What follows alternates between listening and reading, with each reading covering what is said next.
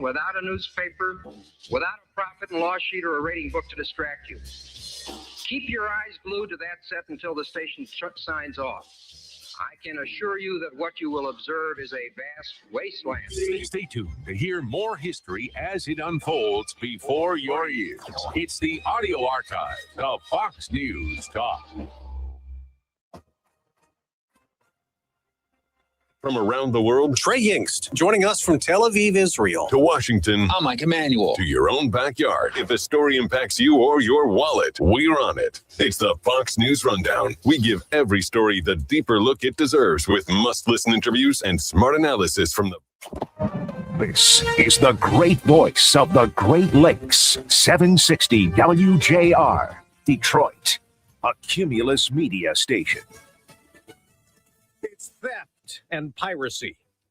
I'm Dave Anthony, Fox News. That is Venezuela's reaction to the U.S. seizing an oil tanker off the coast. President Trump didn't give many details announcing it. You'll discuss that with the appropriate people later on, but no, it was seized for a very good reason. As for the oil, he said, we'll keep it, I guess. According to Attorney General Pam Bondi, it's a crude oil tanker used to transport sanctioned oil from Venezuela to Iran. It marks the Trump administration's latest push to increase pressure on Venezuelan President Nicolas Maduro and follows several deadly strikes in the region against suspected drug smuggling boats. Fox's Chanley Painter, a Venezuelan activist who won the Nobel Peace Prize for her opposition to leader Nicolas Maduro. What's this going to do for you and your family? What it's gonna do? Oh my God, y'all just saved our life. Man, I just can't tell y'all how happy I am.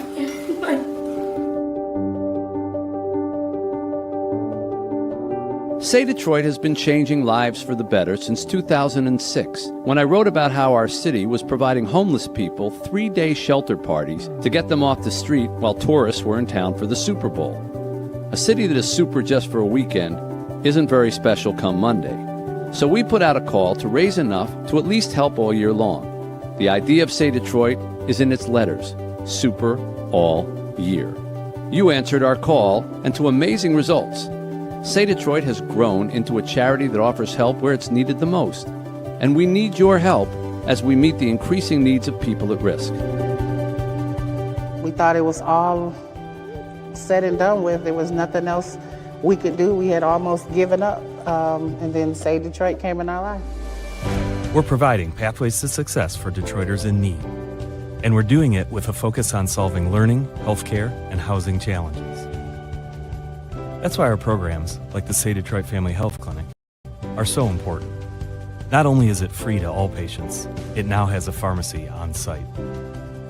The clinic is also now hosting Wellness Wednesdays, monthly support groups for women, and providing one-on-one coaching and resources for mothers during their baby's first year. It's very important for us to think about how can we remove barriers to care so that people have real opportunities to be healthy. Their whole concern in this clinic is to take care of you when you come in that door. The Say Detroit Play Center is about a lot more than play. It's really about learning. We partner with the city's top sports teams to turn an abandoned recreation center at Lipke Park into a first-rate after-school program where students have a safe place to study, play, and socialize. Every time I come here, it just feels like home. It brings me hope. The pandemic created a learning loss for many of our young people. We've helped them catch up, and we're partnering with local schools to keep kids in school. They work together to make kids learn here, so that's why I like coming here. I grew. It means a lot to me because if I didn't have it, I wouldn't be able to do half the stuff that I'm doing now. And we'll be offering more to neighbors on the east side of Detroit with a new annex. The Kelly and Matthew Stafford and Friends Education Center will provide job training and opportunities for young people and adults. A diverse community thrives when its members learn to respect each other. That's why our Better Together program launched in 2020. Human beings connecting with other human beings. We bring law enforcement officials in plain clothes together with the community. Gang members, high school students, people with substance use disorders, and they would grill meals together, sit down and break bread without any labels. Once you connect with each other as human beings, you can begin to identify that we're struggling with some of the same issues. We struggling with some of the same trauma. We desire to be successful. We all desire to raise a family and have a good family life. A good family life, clean, affordable housing, and safe neighborhoods. Our Working Homes, Working Families program puts families without a decent place to live into refurbished homes that are previously donated or abandoned. After getting our home, their grades went up. The behavior became better. It adds a sense of security for them, not just me. I would say my home is home now. This is just some of the work that Say Detroit does to improve the learning, healthcare, and housing challenges of our city's neediest people. Please help the efforts of Say Detroit by donating or volunteering. Follow along as we share the experiences of your neighbors on their journeys to success all year long. Our story and theirs is only just beginning. Say something positive. Say something inspiring. Say Detroit. And say something amazing. A high frequency. Welcome to the Say Detroit Radiothon. Every year we gather for a 15-hour broadcast designed to draw attention to the plight of needy Detroiters and how the multiple operations of Say Detroit address those every day. Say Detroit is committed to rebuilding our city's neighborhoods, providing opportunities where there are none, and lifting our neediest when they stumble. Our goal is to spread the message, bring some local and national big names in for support, and raise operating funds. On 5 Things, First Thing with JR Morning's Chris Renwick, Lloyd Jackson, and Jamie Edmonds. Get the day's top 5 stories in just 5 minutes, delivered right to your device. Subscribe to JR Morning's 5 Things First Thing wherever you get your podcasts. Welcome to the 14th annual Mitch Albom Say Detroit Radiothon on News Talk 760 WJR. This hour is generously brought to you by Illich Holdings. Call 855-955-GIVE to help. Say Detroit was founded by Mitch Albom in 2006 and will be celebrating its 20th anniversary next year. Say Detroit and say something amazing. Now, from the North Side Grand Court of the Somerset Collection in Troy, here's Mitch. And we welcome you to the 14th annual Say Detroit Radiothon.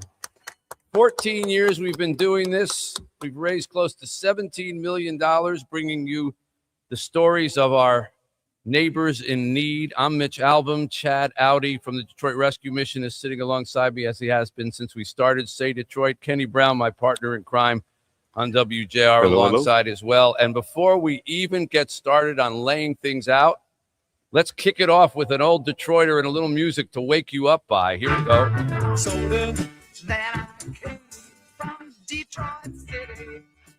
The great Alice Cooper starts the Radiothon from Heathrow Airport. This is a first, Alice. Actually, I'm at Heathrow in London on the way to Germany, and we finished 220 cities this year, and this is just like a Christmas kind of thing in Germany, but. But I said, well, we've got to talk to Mitch. Well, this means a lot to us and everybody here in Detroit. You are definitely the earliest we have ever had any guest on this program at 6:07 a.m. Usually trying to get anybody to wake up this early, other than people who work in the charity field, is pretty damn impossible. But it only shows that people like Alice Cooper, and the day is going to be filled with people like yourself, Tim Allen and so many others who are from here. Matthew Stafford, who doesn't even play football here anymore. They all call in and they encourage. What is it about Detroit, Alice, that no matter where we go? Yeah, I've been living in Arizona for almost all my life. I was born in Detroit, though, right downtown in East Detroit, and it's something about it. I am proud to say I'm a Detroiter. When people say, where are you from? I go, Detroit. And they go, oh, there's something about Detroit. I don't know what it is. It's magical to people. We do have to admit, in the rock and roll world, it's a little cooler to say I'm from Detroit than I'm from Arizona. Yeah, by far. Well, I've always told people that Detroit is the hard rock capital of the world, even though Motown is, probably more celebrated. But I mean, when you think of the bands that came out of Detroit, they're all hard rock bands. Yeah. Well, you are one of our classics, and I can't thank you enough for kicking us off this morning. I know you got to get on a plane to go to Germany. All day long, we're going to have auction items from different things that people have donated, everything from experiences to flying out to meeting people, celebrities across the country, to jerseys and footballs and baseballs and guitars every now and then. Is there anything that Alice Cooper might be able to toss on the auction pile that we could? Oh my gosh, yeah! I've got like stage jackets and top hats and all kinds of things I can send you, and All right. and How about that? whatever you need. I'm looking at a picture of you right now in the stage jacket and the top hat, the famous Alice Cooper look. So those people who are watching us around the world here now, if you would donate and maybe autograph the stage jacket and hat that we're looking at here now, that'd be fantastic. Your fans will go crazy. Well, no problem at all, and I'll always send you my annual $10,000 to start this thing off. Wow. How about that? All right, we're $10,000 to the good. I would say, Alice, you should go way more often, but you're that way whether you're in Arizona or not. Good luck on your tour. God bless you for always remembering Detroit, Alice, and we'll be in touch for the jacket. Thank you, and go Lions. Go Lions. Go Lions. Yeah. The great Alice Cooper. How about that way to start off the day? And $10,000 raised. Yeah, I love that. It's a little energy, a little kick-in energy to start you off. So we are here, as I say, we're at Somerset in the Grand Court North, where we have done this now for 14 years. They've been kind enough to let us use this building, and for very good cause. We come to you, yes, we're going to bring you plenty of celebrities, plenty of athletes, plenty of great interviews and funny moments, music and things like that. But the most important thing we're bringing you, I hope, is the story of people in need in Detroit. I am looking at a story, and I pulled this up just before I came in. More than half of Detroit children now live in poverty. 51% of our kids in the city of Detroit officially live in poverty. 34% of all citizens in Detroit live in poverty. And unfortunately, the number of homeless children has gone up like 40% in the past year. Homeless children, you remember the story in February of this year of 2 children who died after carbon monoxide poisoning because their mother had no place for them to sleep, so they slept in a car in a parking garage, and they died. Chad Audi, the issue is very real, and poverty, although we keep talking about the comeback of Detroit on Woodward Avenue, it doesn't hit everybody in our city, does it? Right, it doesn't. The numbers are growing, and it's unfortunate. Despite all the things that we've been doing, the numbers still come in. And we think the issue is affordability of housing. Yeah. The people are not able anymore to pay the rent. They're not even able to go do their grocery anymore. Right. So even though we're working closer with the city and we're trying to open more beds for the people who are in need, unfortunately, all the beds are full all the time. Wow. We used to see it only in the winter, and now it's all year long. Well, So- affordability is a huge issue for every American, and certainly for those who have the least amount of money. So we are here because Say Detroit addresses those things. We have now 9 or more full-time charitable operations that range in everything from a daycare center for children as young as 5 days old to the nation's first medical clinic for homeless children, which now takes care of families as well and men as well. We've now moved to a brand new, beautiful, big facility, to our Say Play Center at Lipke Park, which takes in 300 kids a day, provides them with not only a hot meal, but also an hour and a half of study before they get to use any of the gyms or the football fields or any of the facilities there. We've got STEM robotics there, e-gaming, recording studio, dance, science, you name it, on top of everything else. We've got a bicycle factory where we actually make or refurbish bicycles that we now give out called My Cycle, and we give them out to poor people in the city who need them to get to work and transportation back and forth. We've got veterans programs, seniors programs, housing, much more, and all of that runs on your donations. So here's how you donate. 855-955-GIVE. 855-955-4483 is the phone number. If you want to do it online, go to mitchalbumradiothon.com. You will also find there tremendous auction items, things you can bid on. You can do all your Christmas shopping here, Kenny Brown, on today's in today's auction items. I plan on doing it right from these gifts items. We've got jerseys, footballs, experiences, tickets to games, and believe me, if you got sports fans in your family, you're going to want to do this. Right. I'll run through them in a minute here, all the different things, and we now have an Alice Cooper signed touring jacket and top hat. So if you're an Alice Cooper fan. But I want to first say hello to a gentleman who was here when we got here at the mall. Okay, he beat me here, and I'm usually have to be here to start the show. His name is Bob Sullivan. I don't know Bob, but I do now because Bob just sat down with us. Hello, Bob. Good morning. And Bob walked in and handed us a check for $10,002. Written here on December 11th, made out to say Detroit. So I said, come on up, be our first guest. Bob, what brings you here? Well, what you do is amazing. And when it comes to charities, being able to give to a charity that is so diverse and covering so many different areas, it's just a no-brainer. I mean, I've been in awe at what you've done over the years since I started to come and see you here at the Radiothon. And it's just a great place to invest with charitable giving that goes so far and covers so many different areas. Well, I do have to ask you about the 2 cents.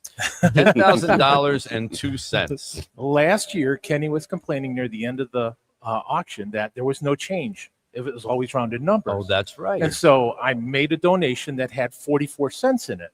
So if you replay the end of last year, the most excitement was him saying 44 It is, cents. because we get excited over the dumbest thing. Exactly. Well, this year I thought I'd kick it off with my 2 cents added again with a few more dollars. You put your 2 cents in. Exactly. I like it. All right. So now for the rest of the day, if you hear us say it's good, whatever the figure is, and 2 cents, it's because Bob Sullivan did it. Nah, it's pressure on me for the night, what I'm going to say, huh? Yeah, right. That's right. You can't use the same lines anymore. No, not anymore.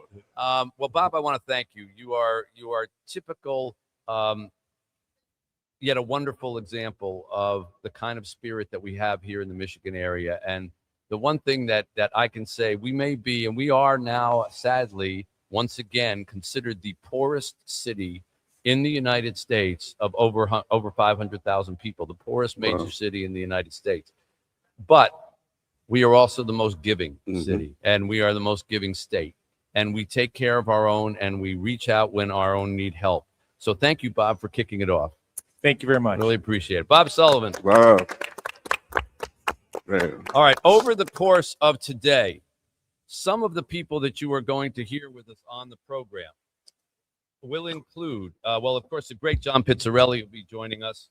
This thing is popping in and out. I don't know if you hear that. Yeah.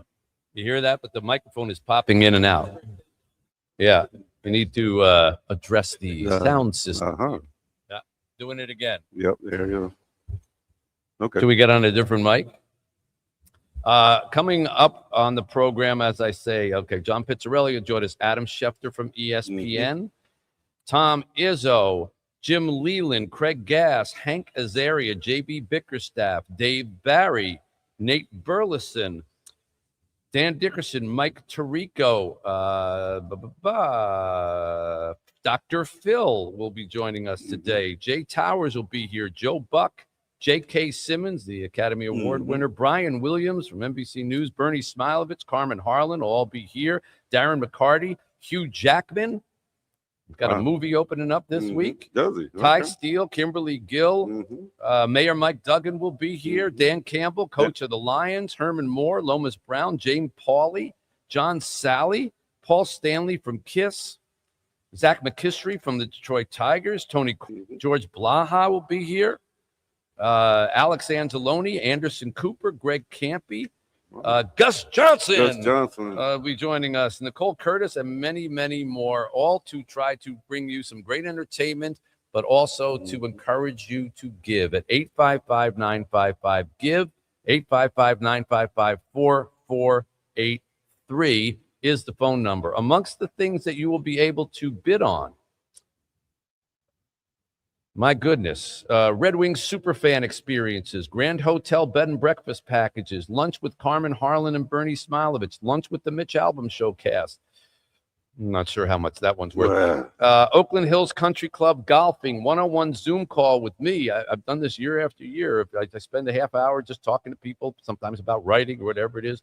A Shields Pizza Party, chance to go to the Rocket Mortgage Classic, the Roost Detroit Hotel stay, Aiden Hutchinson signed Lions football, J.K. Simmons Tigers game, go to the ball game with J.K. Simmons, Jared Goff signed Lions football, Cade Cunningham signed Pistons jerseys, chance to go to a Tigers game at batting practice, a luxury suite for a Pistons game, signed baseballs by Colt Keith and A.J. Hinch and Riley Green and many, many more on the Tigers.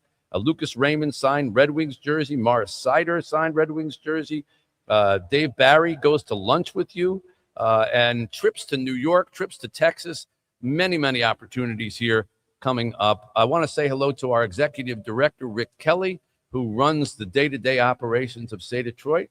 Rick, good morning. Good morning. My pleasure to be here again.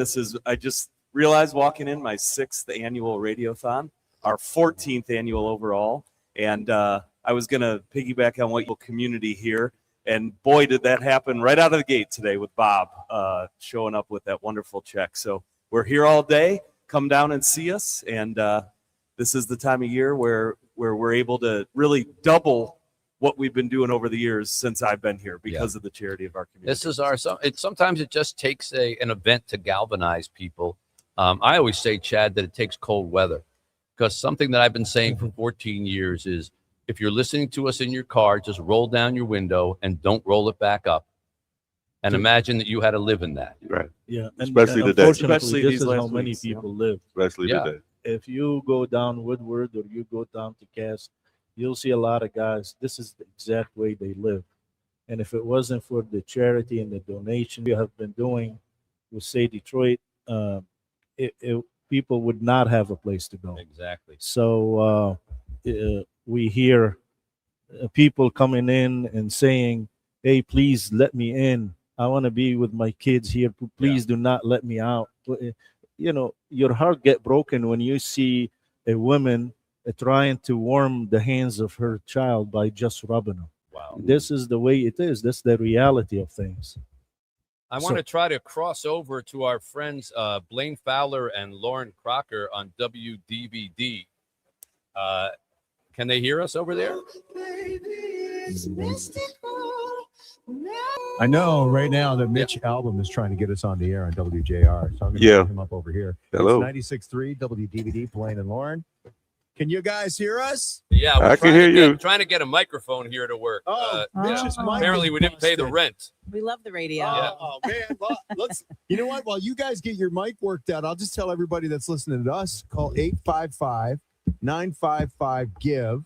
And Mitch and Say Detroit are going to do amazing things for so many families here in Metro Detroit, as they've been doing for now. This is the 14th annual Say Detroit Radiothon. Woo!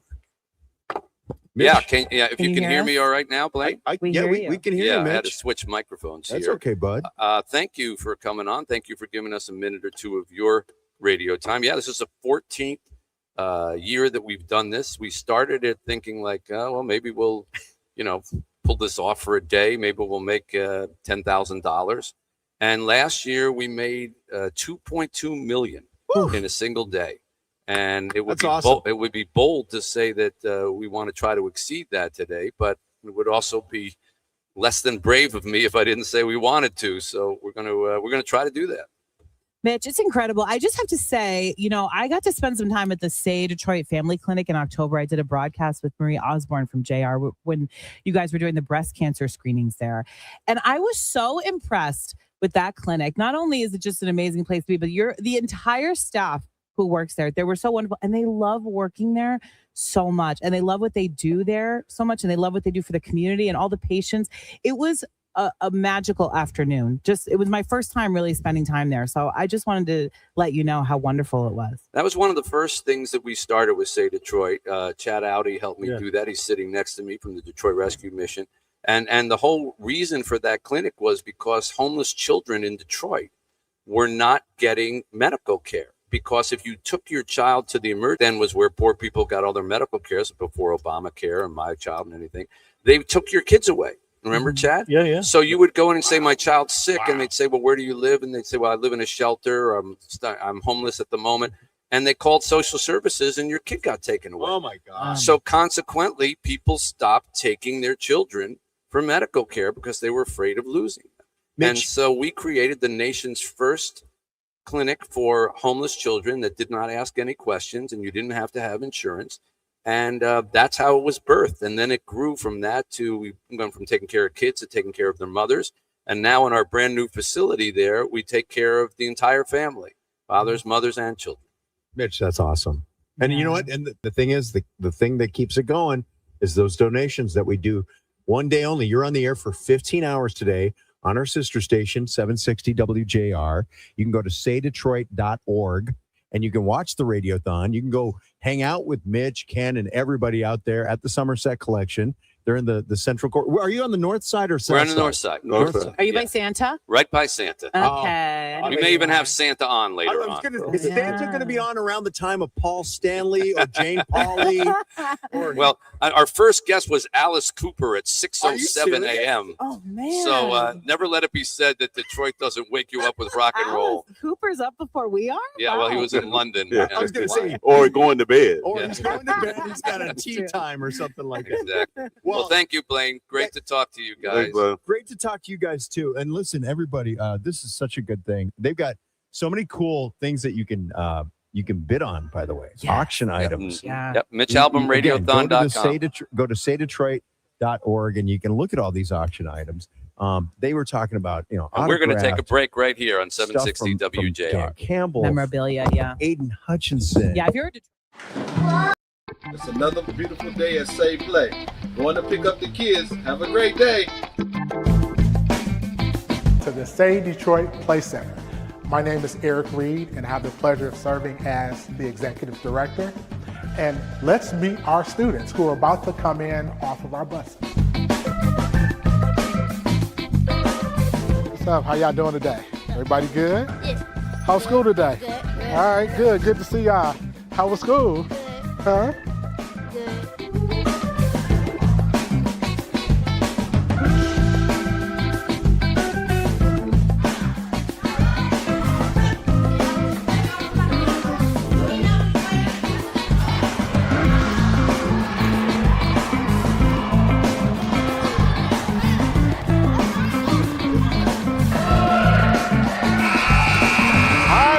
For the D. Our students have eaten, they played, and now it's time to learn. We are entering the Deep.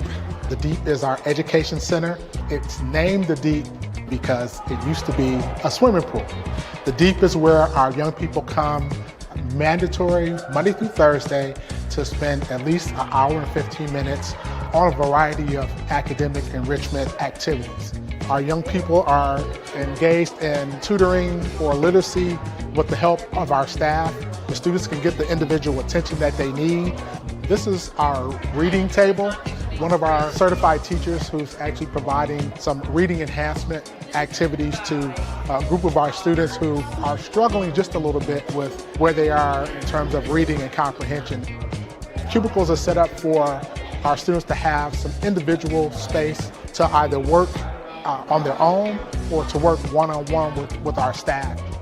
One of the things that we're blessed with is to have a number of volunteers that come in and support the work that we do here. And I have with me now Mr. Malcolm McCants. Malcolm is the Director of Education, and he oversees all the activities in the Deep. We offer breakout sessions in STEAM, creative writing, and reading. We've got some students that are getting some homework assistance from Miss Diane, who is a retired certified teacher. And so whatever our students need, we want to make that available. Now let's go and look at some of the activities and the electives that are available to our students here 5 days a week.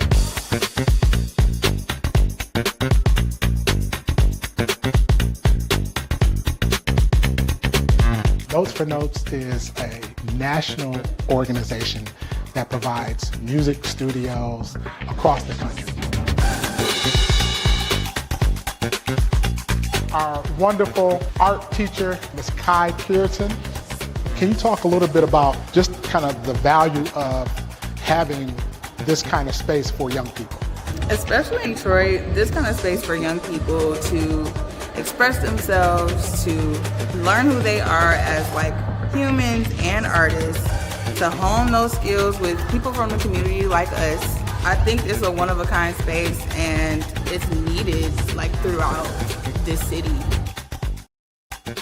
As we leave the creative arts room, you may hear some music in the background, and that's because right next door is our dance studio. And we have a variety of different dance genres, hip-hop dance, tap dance, modern dance, and then we also have an African dance and drum program. And so today, our students on Mondays are engaged in their hip-hop dance activities. We're now in our gym area. We are extremely committed to making sure that our students increase their health. And so we exercise, calisthenics, running, agility, and then we also get into organized sports, including basketball, volleyball, but we also like to get our students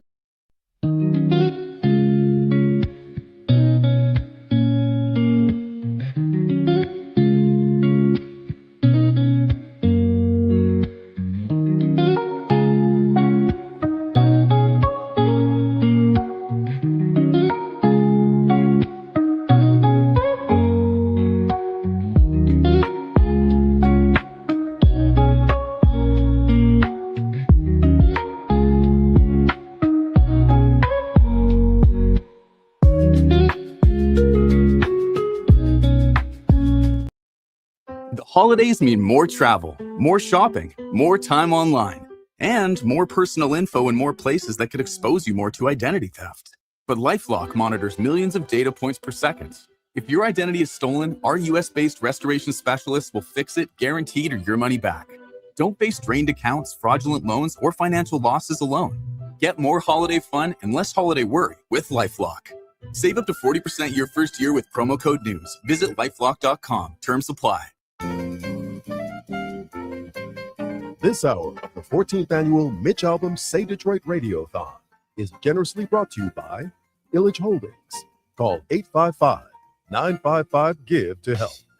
Say Detroit and say something amazing. Now, here's Mitch. All right, we welcome you back here. We are off and running at the 14th annual Say Detroit Radiothon. Lots of guests, lots of auction items, lots of poignant stories, we hope. We're going to bring you a lot of people who benefit from the services of Say Detroit. Mitch Albom, Kenny Brown, Chad Audi from the Detroit Rescue Mission. And joining us now are, I'm introducing them on their own show, which makes no sense.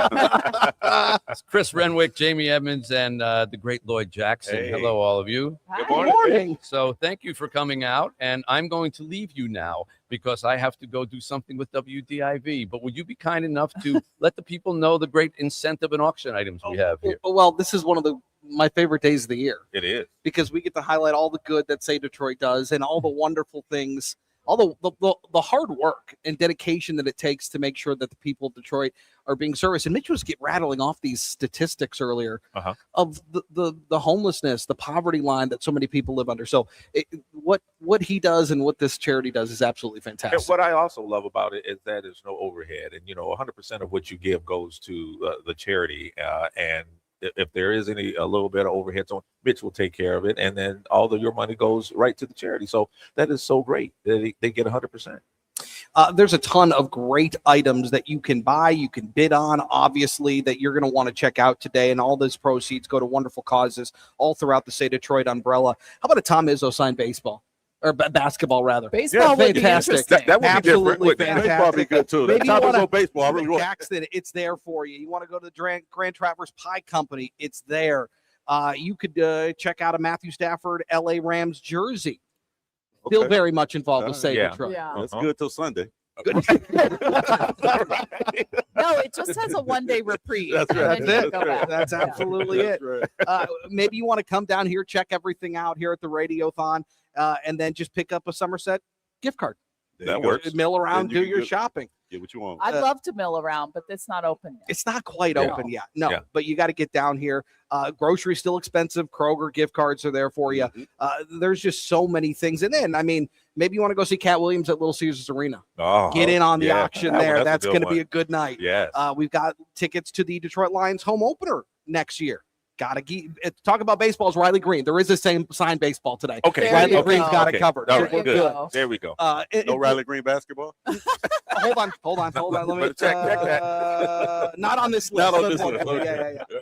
But all the wonderful things that happen here at Say Detroit is absolutely fantastic. And pizza and the Rocket Classic hospitality opportunities are there for you too. So you can get yourself something for next year. You can get a gift for somebody, all while doing really good. It's easy shopping too. I mean, It is. you're gonna fight the crowds the next couple of weeks to try to get your presents, the last minute gifts. When all you gotta do is you can do it by phone or by computer here. It's already done. Is don't that how have to you leave do it. most of your shopping? You When I just do it, contribute to when this? I do Christmas shop every other year, I'm like a leap year. I'll be Christmas shopping. So you on or off this year? So I'm off this year, unless there's a Riley Green basketball, then I will be getting that. So just it's easy. Every year I watch this, and people get these presents for Christmas, and they get them, and you get them from this Radiothon, and that's the greatest thing. People come back and tell you how easy it is, and their items. Some of these are like one, even though it might be 4 of them, they're one of a kind items. Yeah. You can't get these anywhere. So take a look at the list, Chris. You just gave a few examples of a great list. of Lunch with the items. Mitch Album Show. Are you involved in that? Of course. Oh, okay. Of All right. course. And the people that have did this in the past have come back again the next year. So Yeah. it's a great deal. It's a win-win, man. I mean, Yeah. for your holiday shopping, and I'm sure it's something with your show too in there, right? Somewhere down that line, there's a media. We're something going to with your lunch? show. No. Yeah. the food. So look for it. We're here somewhere. You're in there somewhere. We're I here know. I remember I saw it. Yeah. Like a co-hosting opportunity to come in with us. Oh. Well, look, the realities are, you can. There's something for everybody on this list. Yeah.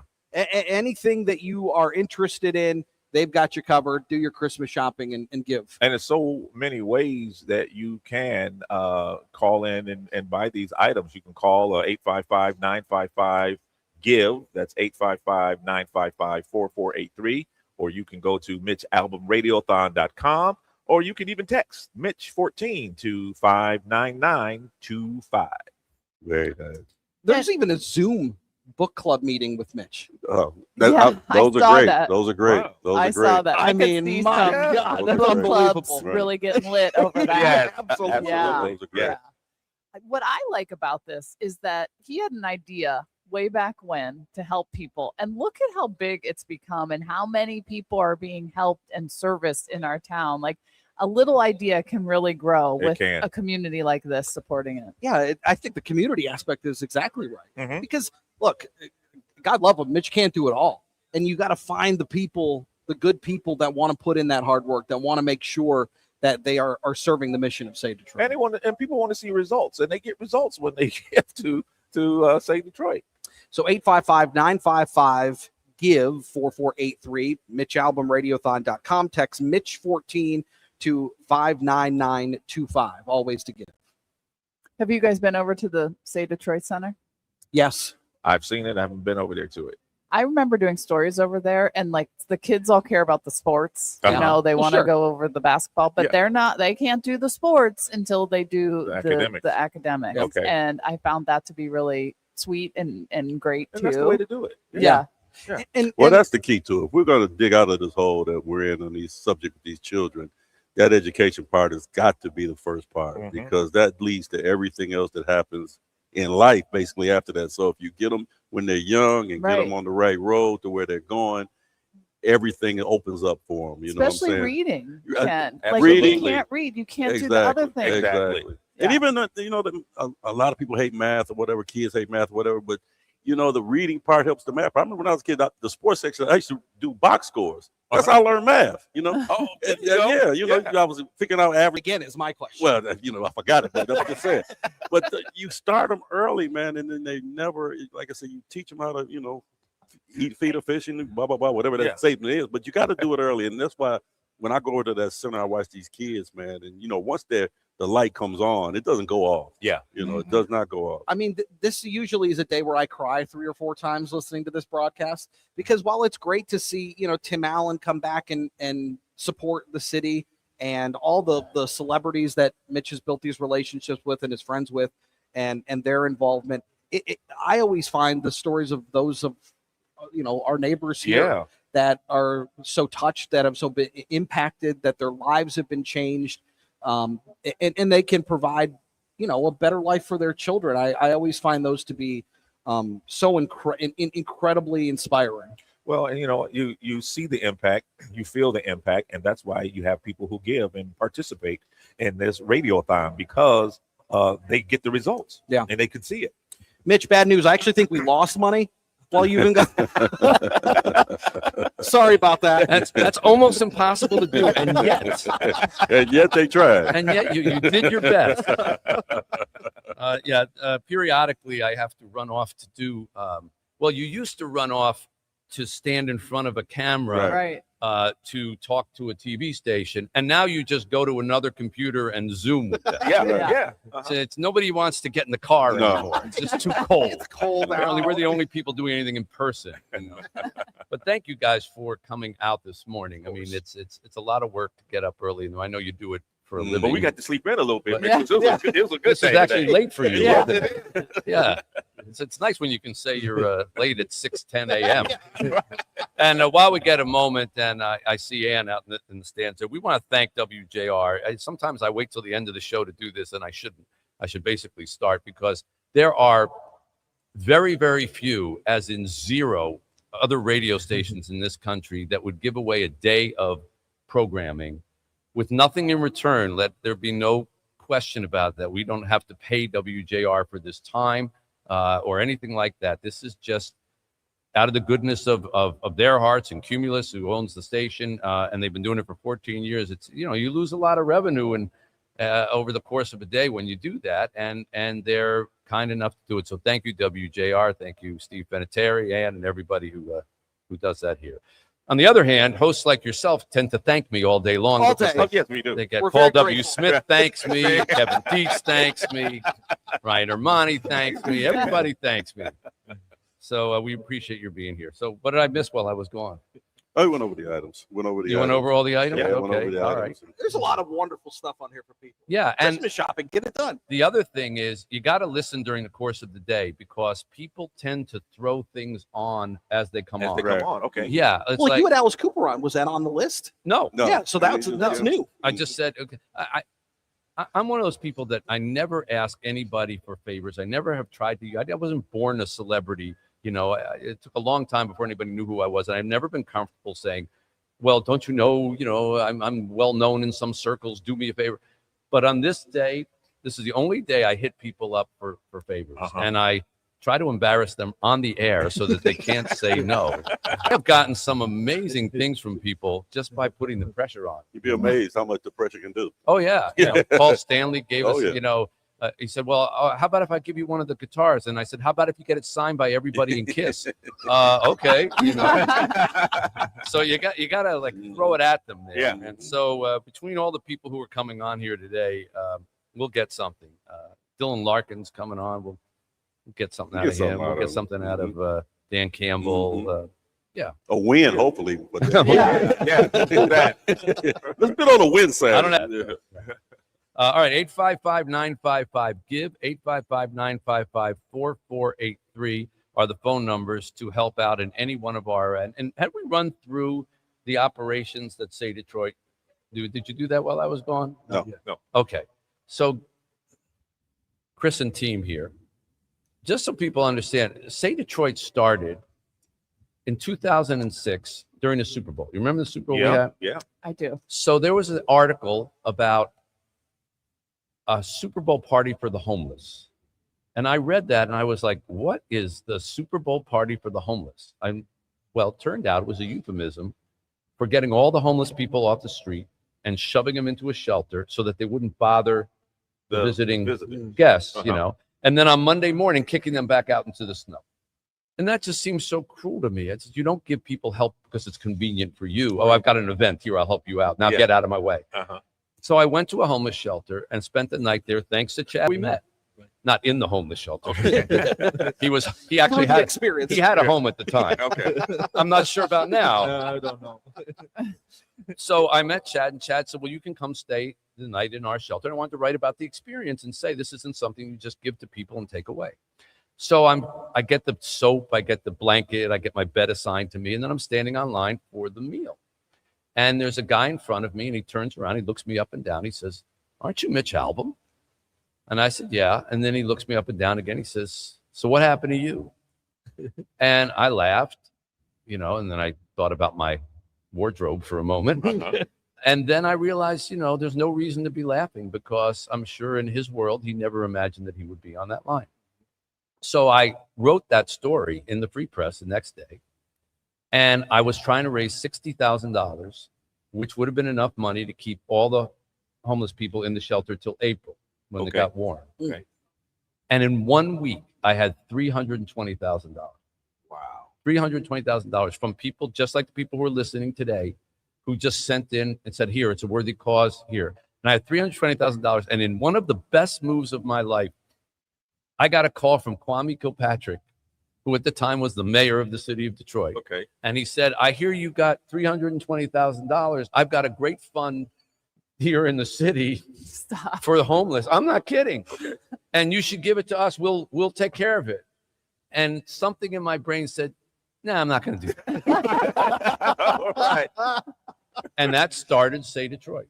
And Wow. that's what began Say Detroit. And now we've blossomed into It has multiple grown. organizations. We have the nation's first homeless clinic for homeless children. We have the Say Play Center, Lipke Park. We have our bicycle factory. We have our Working Homes, Working Families project. We have our seniors programs, our veterans programs, our daycare programs, all from that event. Wow. All from one night at a homeless shelter.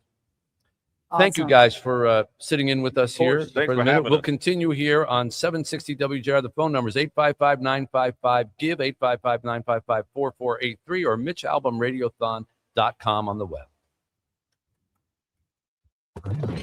WJR Traffic and Weather First. This report is sponsored by Lowe's. My Lowe's Pro Rewards members get 500 points for logging in to the Lowe's app for the first time. Take advantage of all your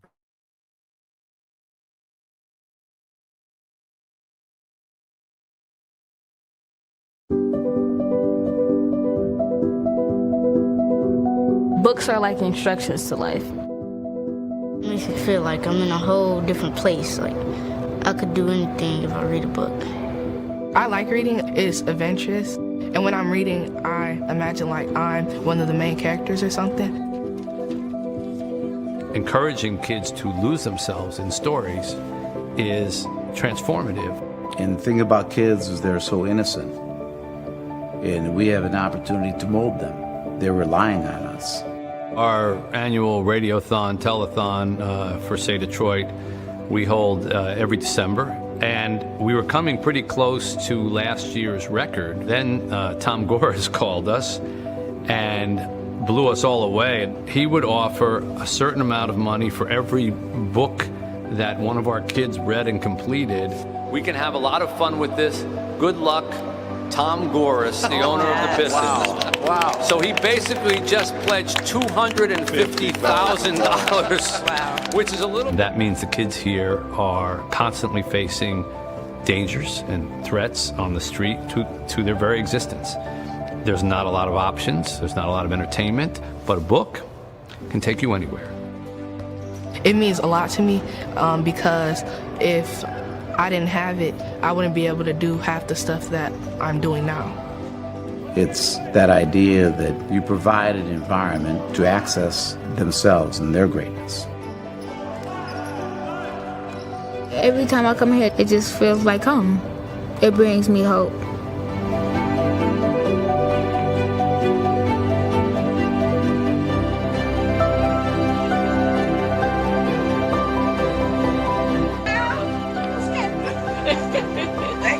Thank you very much. Thank you.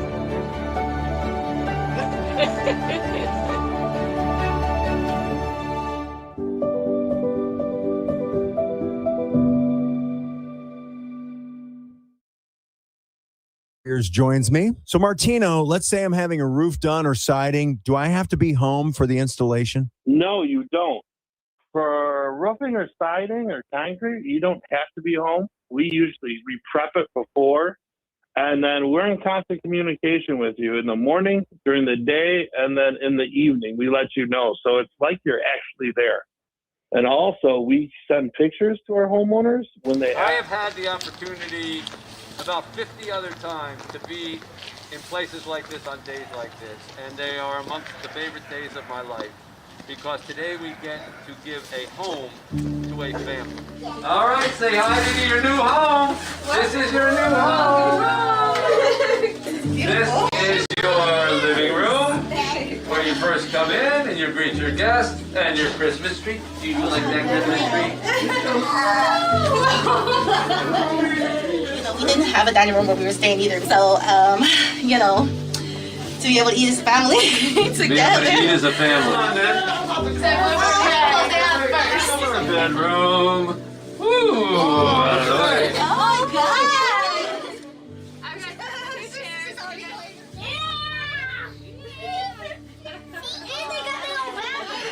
I almost can't breathe right.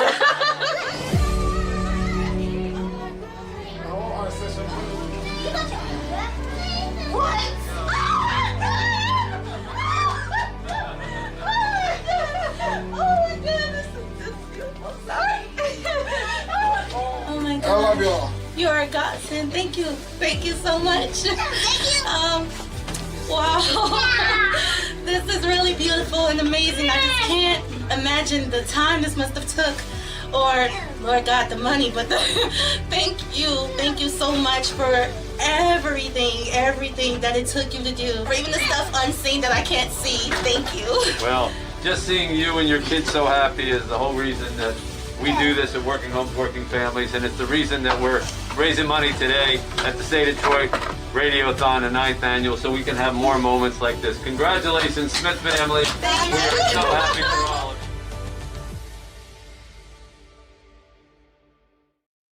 you. We've got you covered. Show your true colors and share the excitement of U.S. soccer this season.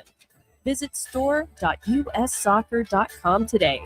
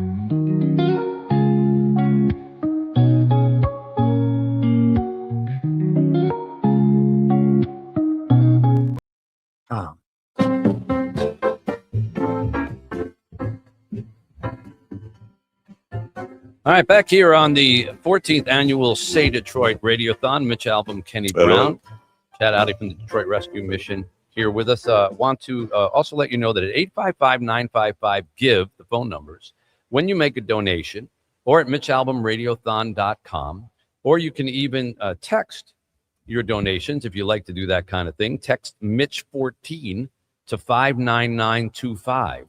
59925. We will read your donation over the air if you choose to.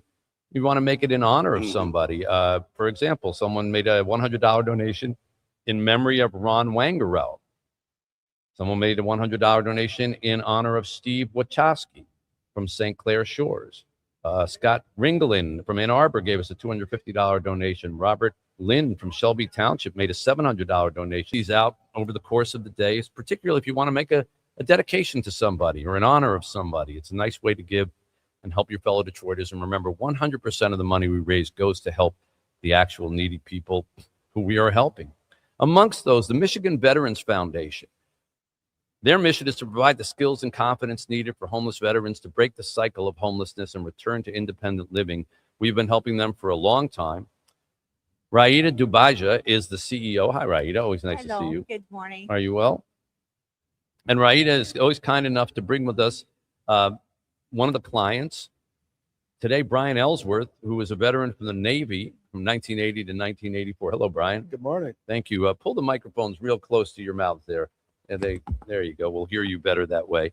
Brian, you served the country for 4 years, and then at some point found yourself in a little more dire situation. Tell us about that. Okay, I was the primary caregiver for both of my parents towards the end of their lives, and so I wasn't working, and I got caught in the perfect storm of bad circumstances as far as personal finances and whatnot, and I wound up being homeless, and the MVF has proved to be the perfect place where I was able to restabilize and collect myself and get connected with the various social service agencies and whatnot. How long were you homeless? Not long at all. Less than a week. But you knew to go to them. Yes. And since you've been with them, what have you been able to do, and how have they, as you say, put you back on your feet? Oh, connect with every single social service agency appropriate to my given situation. I'm 63, so, any age-related issues, any health issues, VA hospital, what have you. I mean, they're a liaison, literally, to all the community and social service agencies. Now, you seem like a intelligent, responsible person, and yet you still found yourself in that situation. Can you just speak for a moment about how people always assume if you're homeless, somehow you deserved it or you screwed up royally? That's not the case. It's not. I was a victim of circumstances beyond my control, and it happens to the best of us. Yeah. Where you can wind up homeless, be it a property closure, foreclosure, property foreclosure, that sort of thing, which was my situation. Yeah. We've also often seen people who have suffered an injury at work, and then they can't get employed because they won't hire them back, and the workman's comp doesn't really cover it or whatever. Right? You see this all the time, and it's got to be very sad to see people who've served the country needing desperate help and out on the street. Yes, we see different ages. We've been seeing a lot of younger veterans coming back with some mental issue, some very difficult situation where we are unique with our services, and we like to give the veteran multiple chances in order to get him on his feet to become independent and get his housing and be successful in life. Well, they help 3 meals a day, 120 veterans at a time transition to permanent housing with 85% success rate, shelter program, many, many more things. This is just one of the organizations that we support with Stay Detroit, and we're going to be happy to do it again when we distribute whatever money we raise here today. So if you want to help us, if you are a veteran yourself or have veterans in your family, this is a very, very good cause and one of the many things that Stay Detroit does here in the city. And you can contribute 855-955-GIVE, 855-955-4483 on the web, MitchAlbumRadiothon.com. On texting Mitch14 to 59925. If you'd like to do some Christmas shopping as a way of doing it, go to MitchAlbumRadiothon.com and you can bid on any of the auction items, or you can buy any of the incentive items. And you can literally buy those. Those are gift certificates and and gift cards and things that you can literally put the money down and have it the next moment. Raida Dubaja and Brian Ellsworth, thank you for coming in and making an example of telling people about what it is that we do and why there's such a need here. Thank you for God having bless you us. Thank you both. very much for having me. All right, we'll continue on 760 WJR. The Hey, it's 14th the Inside the NBA crew, Ernie Johnson. Radiothon. Lots of big guests coming up here in the next hour. Adam Schefter. Boy, there's a lot to talk about with him, with what happened at Michigan. And Tom Izzo is going to be joining us. Dylan Larkin coming up. Jim Leland, Hank Azaria, all coming up. Dave Barry in the next minutes. So stay 760 WJR. Hey, it's the Inside the NBA crew, Ernie Johnson, Shaquille O'Neal, Kenny the Jet Smith, and Charles Barkley with a shout out to the Say Detroit Play Center. Say Play is a premier learning center. It offers academic enrichment, athletics, and arts programs for students 8 to 18. Since day one in 2015, Say Play has been rebuilding and empowering one of Detroit's most challenged neighborhoods. Set on nearly 15 acres in the Osborne community in northeast Detroit, the facility was the site of the rundown Lipke Park Recreation Center, which had been shut down by the city due to budget cuts. It was rebuilt by Say Detroit in partnership with Detroit major sports teams. Say Play offers all its programs and services, including transportation, meals, mental health awareness, and resources free of charge. The students who attend Say Play commit to their after-school studies, and they love to learn. They could take part in a wide array of activities, including sports, creative programming, arts, STEM, social justice, and summer employment experiences. As part of an expansion announced in 2021, the Kelly and Matthew Stafford and Friends Education Center will grow services for members and its neighboring community. And let us not forget the staff and the volunteers, right, fellas? Good job, guys. They are game changers, providing pathways to success for the youth of Detroit. Well done.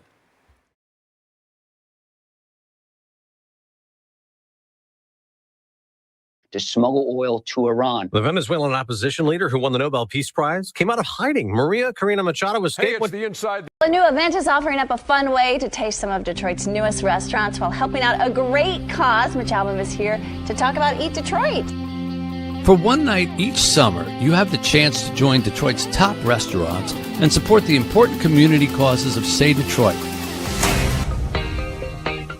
A unique fundraiser and culinary experience, Eat Detroit brings more than 1,000 people to the heart of the city to explore its growing foodie scene. Live music, VIP extras, and private shuttles all make it an event not to miss.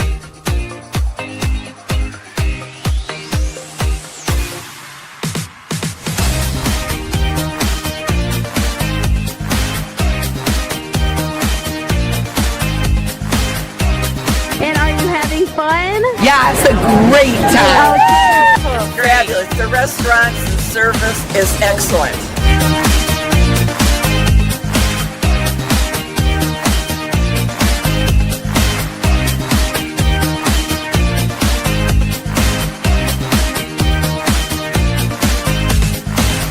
The community comes together for one great night to help provide pathways to success for Detroiters in need.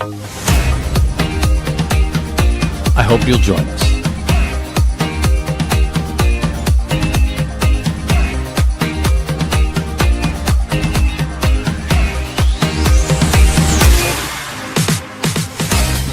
All right, it is a one-of-a-kind, one-night only, citywide foodie experience. One of a kind. One of a kind. We're gonna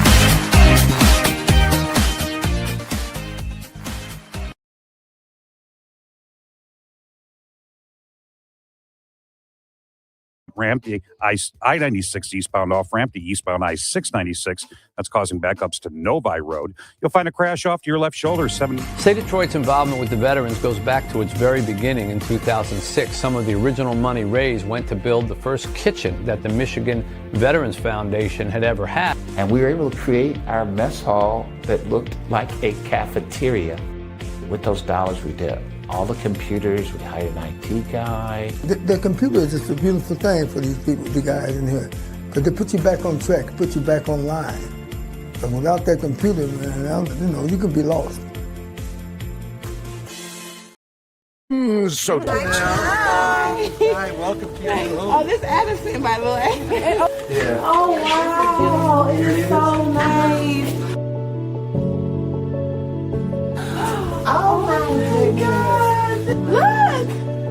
Look. Oh, my God. Look at this. Oh, my God. Oh, my God. Playroom. Yeah. The hangout room. Yeah. Hello. At Treetops and Otsego Resort in Gaylord. Fresh powder, breathtaking views, and trails for every skill level. Grab your gear and make this your best snow season ever. Visit treetops.com or otsegoresort.com. Help solve food insecurity in Michigan.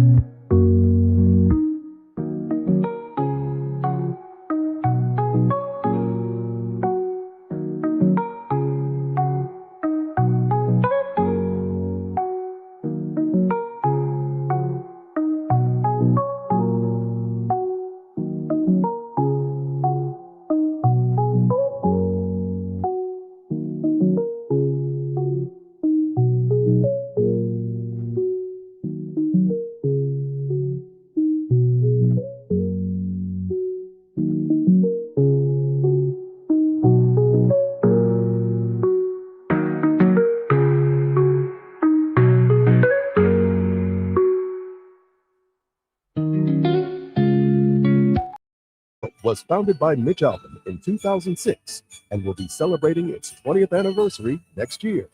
Say Detroit and say something amazing. Now, live from the Northside Grand Court of the Somerset Collection in Troy, here's Mitch.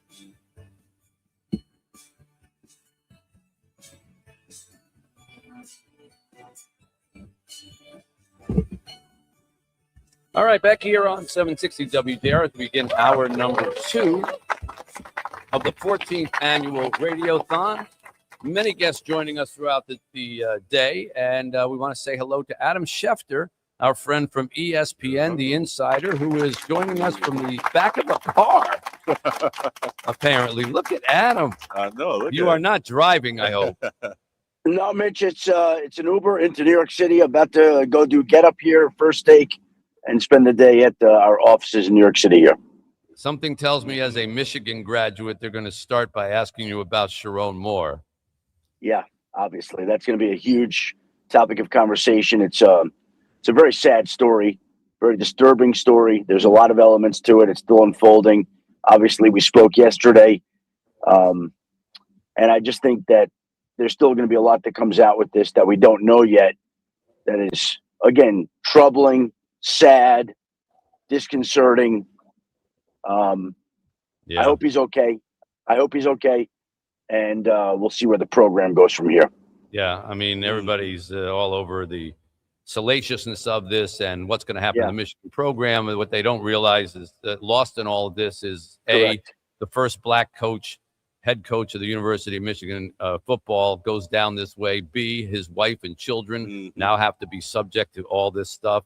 C, there's a football team of players who, looked up to their know what to do. And sadly, this isn't the first time. We had Mel Tucker. You can go all the way back to Gary Moeller. I mean, anyone, I wrote in the Free Press today, anyone who's surprised by anything in college football anymore just isn't paying attention. And there is no school or no individual who was above doing anything. There's maybe that sense that, Michigan is above this. No, not if you look back on the many scandals that have existed at their school, Michigan State, many others.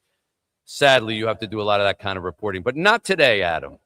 That's not what we're here for today. We're here for today to raise money for good causes here in Detroit. And you're although you're a New Yorker born, you're an adoptee here. And people don't know that Adam and I met one another when he volunteered to help me on the Bo Schembechler book. I talk about Michigan. Adam was my key researcher there for that, and then for the Fab Five book that I wrote as well. And were you the editor of the or sports editor of the Daily there? Yeah.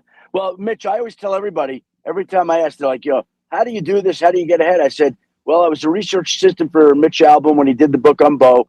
And then I don't know that you remember this. I've reminded you, but when you were doing the Fab Five book, you called me up. You said, I don't need a lot here, but if you could help me get a hold of Jimmy Walker, then that's all I need you to do. And within 24 hours, I called you with a number for Jimmy Walker. And as I said, everybody, use me for the first two books. The first time you didn't use me was for Tuesdays with Morrie. So you see how instrumental I was to the success of your career. Well, then it would have had to be Tuesdays with Morrie and Adam, and that doesn't fit on the cover of the book. So that's an issue. Well, that's the way that's unfortunate. But you've had an unbelievable career, incredible success, and as great as you've been and as prolific as you've been, and you know how much I idolized you growing up. What you've done for the city of Detroit. Detroit is so blessed that you are in its city, that you have looked out for that city the way you have, the way you've dedicated your time, your money, your resources, your connections to that city. Detroit owes you a debt of gratitude that it could never repay. Never. Well, that's kind of you to say, but there's no debt. When you live in a city, you have a responsibility, I think, to make it better as best you can. And I've been blessed with a big microphone, as you can see. Look at the size of this microphone.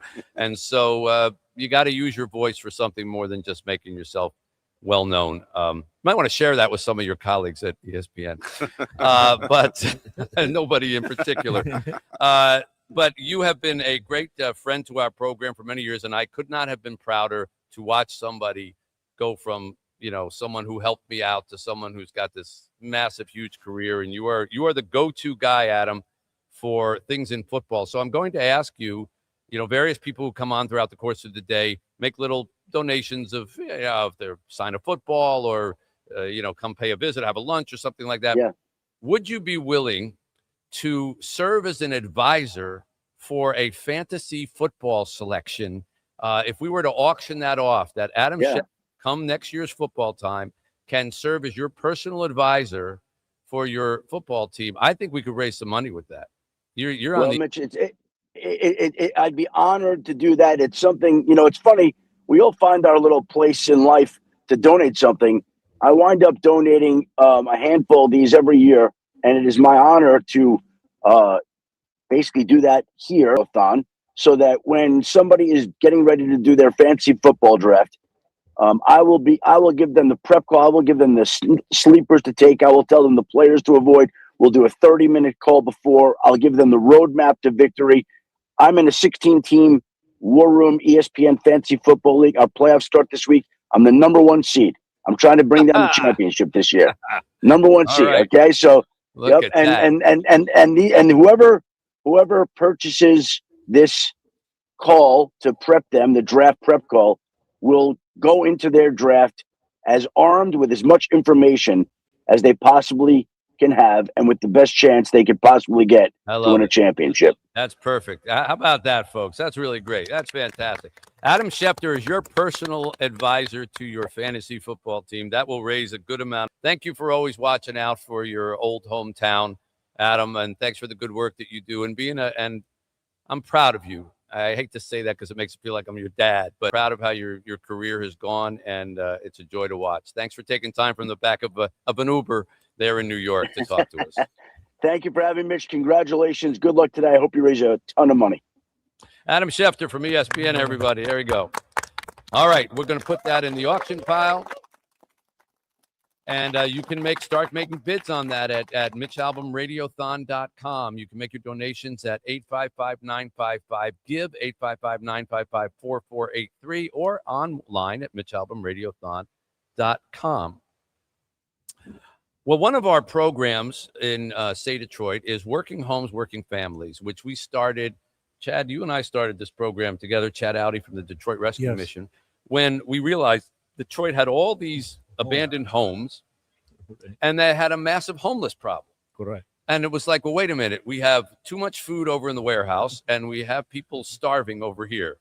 Let's make a connection. Yes. And we started Working Homes, Working Families, which refurbishes The houses with our volunteers and then fixes them up and gives the homes to needy families. At first, we were giving them, and they would pay the taxes and utilities for 2 years. Correct. And then if they did that and kept the home nicely, we gave them the deed. Now we actually do it a little faster than that. Right.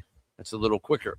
And part of that program, we do parks as well to beautify the neighborhood. Highland Park has been the recipient of our efforts rebuilding parks. We've done multiple parks with Sue Norander, who is the Highland Parks project director. Hi, Sue. Good morning. How are you? I'm wonderful. So share with our audience about one of the projects we've done with you at Highland Park. Your organization has done several projects. What we do is we go into the neighborhoods and we see where we speak to the community. We have several meetings with them, and we get together and we just put together small little projects. And it just brings hope to the community.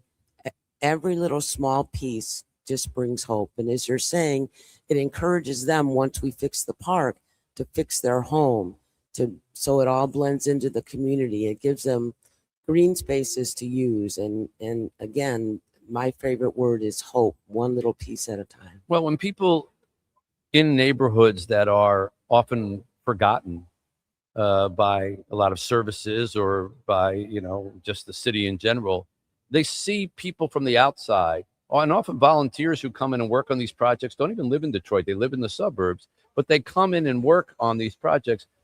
That inspires people in the neighborhood to say, well, wow, somebody actually cares about us from the outside. We want to care about ourselves as well. Right. And several of our projects, the neighbors have actually said what's going on, and then they put on their boots and their gloves and they come out and assist with the project. And then from there, we do an Adopt a Park program. So that energy that they saw from your volunteers, they take that themselves and they continue to keep the parks up. Yeah, that's wonderful. And the most recent one that we worked on is where?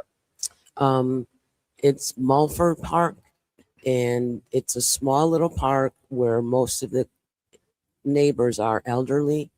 They didn't want anything big, so we put in some benches, we put in a bench swing, we put in a book nook, which they filled with your books. It's good to know my books are making it to the, Yes. to the neighborhood. Yes. And so it's just a nice little quaint little location for the seniors to come out, sit on a bench, read a book, and just enjoy the outdoors.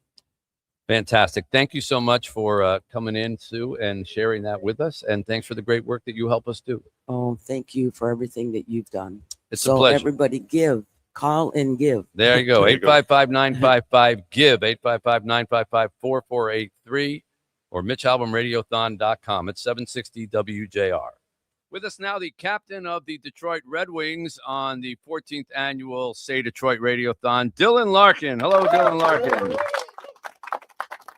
Mitch, how's it going? Oh, we're doing well, Dylan. I always try to see if we can get you to come on the Radiothon because you're the pride of Waterford Township. You grew up watching the Red Wings in Detroit. You went to Michigan. You played in Detroit. I mean, there aren't too many hockey players whose route from a kid to doesn't cover, 6 states and 2 countries and things like that. You've been geographically very benefited, right? Yeah. I'm very lucky, to be honest with you, and take pride in that. And I didn't really, as a kid growing up in Waterford, I didn't really think that was it was gonna play out like that, or I was gonna be even playing at this level. But I just followed the dream, and my path. Hopefully, kids can look up to it and be inspired. Yeah. Well, even minor league, you played with Grand Rapids. When you talk to other guys on your team and they tell you their route, like, well, I was born in Saskatchewan, then I got sent to Texas, and then I was playing in Toronto, and then I was in this tiny town in California. The miles that they cover before they get to the NHL is, and having to live with other families and things like that is pretty common. Yeah, it is, and I think it is difficult. You move away from home at 16 a lot of times, and you just kind of move from city to city, and some guys have some crazy journeys, but they do it because they love the game, and they want to play at the highest level. Yeah. So that hockey movie with Rob Lowe, Youngblood, was realistic then? Is that what we're getting out of this? I don't know. I haven't seen that movie in a long time. And Kenny, let's pull up a movie that came out 20 years before he was born. But that's a classic hockey movie. Yeah. Do hockey players, because there aren't that many, have hockey players pretty much seen every hockey movie? Like, has every hockey player seen Slapshot, Goon, the Alaska, Mystery Alaska, and Miracle? Yeah, I would say so. I guess they actually just did something at Little Caesars Arena during one of the TV timeouts, and I think some of the young Swedish guys we have had never seen Mystery Alaska, so they were asking for famous characters, and they didn't know the characters, the cast from Mystery Alaska, so maybe I have to get them to watch that. That's right. You got to educate them. There's only so many hockey movies out there. Well, we're raising money, obviously, for Detroiters in need here. And as someone who's from this area, plays in Detroit, can you just speak for a second about how the city comes together to help one another in Detroit, maybe even stronger than some other cities? Yeah, I think, people in Detroit take pride from being from Detroit. And, I think we're some of the nicest people you'll ever meet.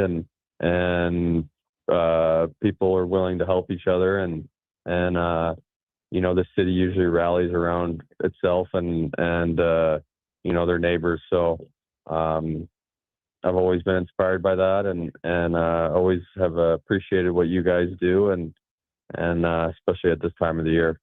Thank you so much for that.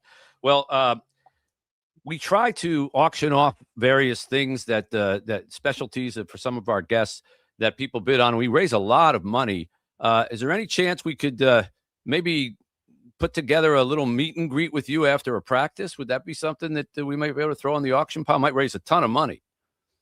Yeah, well, why don't we do a game? We'll find a game, Saturday game, and I'll donate my 4 tickets for you, and we'll do a meet and greet after the game. Oh, fantastic. Oh, that's fantastic. A Saturday game or this Saturday's game? Oh, this Saturday's game won't This work. Saturday's We're in, game. All right. we're in 4 tickets. Chicago. Four We're tickets in to this Chicago. Saturday's game and a meet and greet with Dylan Larkin. Oh my gosh, Dylan, we might be able to add a wing onto our play center with that. That's so kind of you. Yeah. Thank you so much. That's great. Really appreciate it. Thank you. Good luck. Continued success. The Red Wings are having a really nice season, and we want to continue to do it. I'm sure we're going to. This is the playoff season now. We're going back to the postseason this year. Yeah, I appreciate that. Always good to talk to you, Dylan. Thanks for taking time. Okay, thank you guys. Dylan Larkin, ladies and gentlemen. 855-955-GIVE, 855-955-4483. That's fantastic. At 4 tickets to a future Saturday game and a chance to meet Dylan Larkin after the game. That is really, really kind. WJR Traffic and Weather First. This report is sponsored by SuperSure. Do you own a small business? You need to hear this. A seismic shift is coming. It's time to get super sure. Not kind of sure, not pretty sure, not a little sure. I served 28 years in 11 months. Now I'm in Clarenceville High School when they told me I was going to die in prison. Know why I'm here? Because I dinged up.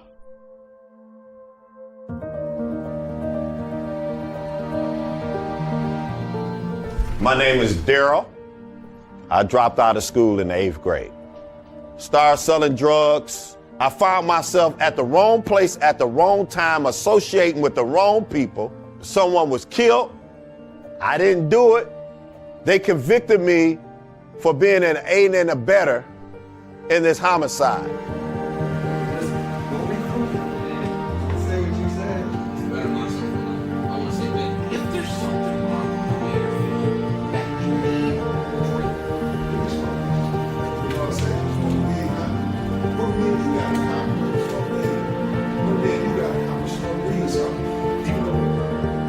Let's stay engaged with them and hear them a lot, and get them to talk, because that's what's going to make a huge difference when we transition.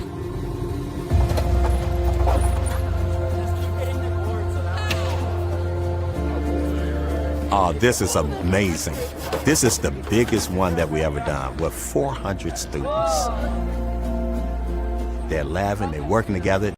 Don't know who they're working with right now, but they just having fun, natural fun. Young people desire a lot. They want to be heard. So it's not just a monologue in here, it's a dialogue that's going on. We're here to lift each other up.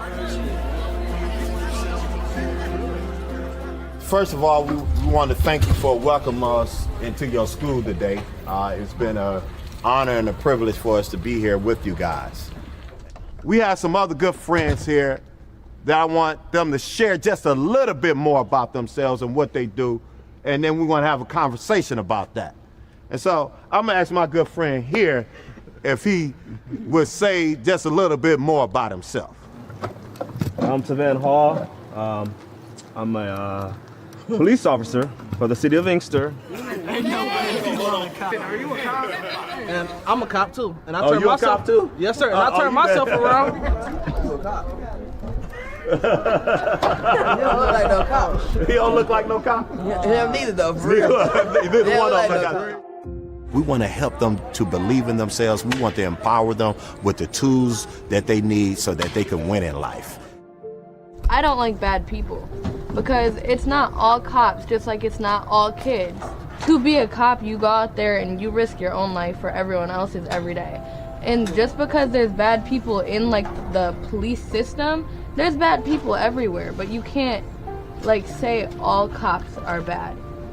But we're saying here that we ain't got no beef with the police. We got a beef with foolishness. She gets it, and you all gotta get it. Because many of these cops that's in this room right now could be your ticket to winning. Better together means us coming together as a community and saying that everyone have a voice, everyone have a seat at the table, everyone's lives matter. And that's what we need to be about as a nation, working together so that we all can be better together.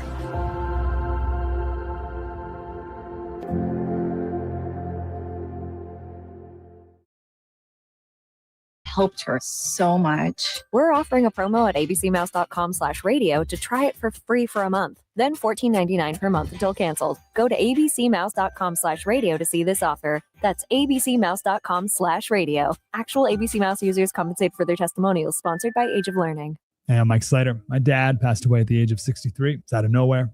Had a stroke. Super hard, obviously, for the whole family, but my dad had life insurance. This is why I have life insurance for my family, for my wife and 4 kids. And the best place to get life insurance is ethos.com, because you can do it in 10 minutes. And there's no medical exam and no blood test, just a few health questions. Get life insurance in 10 minutes so your family is protected. Ethos, ETHOS, ethos.com/play.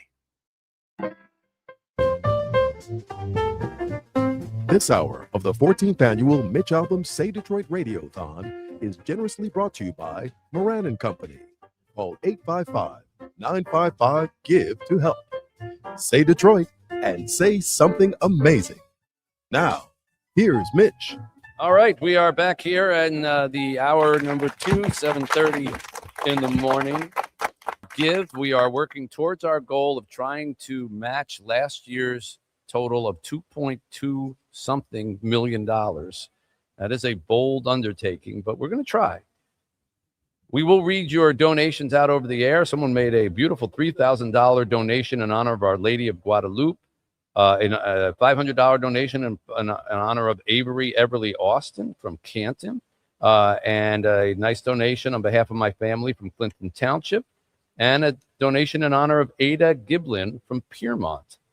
All these things coming in. 855-955-GIVE. Coming up, Tom Izzo will be with us in this hour. Hugh Jackman and Hank Azaria and Dr. Phil, Nate Burleson, Dave Barry, Jane Pauley, Matthew Stafford, all coming up in the next couple of hours. So please stay with us here. And if you want to bid on auction items, like you just heard Dylan Larkin offered up 4 tickets to a Red Wings game and a chance to meet him afterwards, you go to MitchAlbumRadiothon.com, and all of the items are listed there. You can bid on them. There are also many items there that you can just buy outright, incentive items like Alpino Detroit gift cards, Bar Pagal gift cards, Brown Bag Popcorn gift cards, Daxton Hotel one-night stand, and one-night stays, not a one-night stand. We don't endorse that here. That's another gift item. Yeah, that'll probably fetch more, though. Right. Hey, if it's for charity. That's right.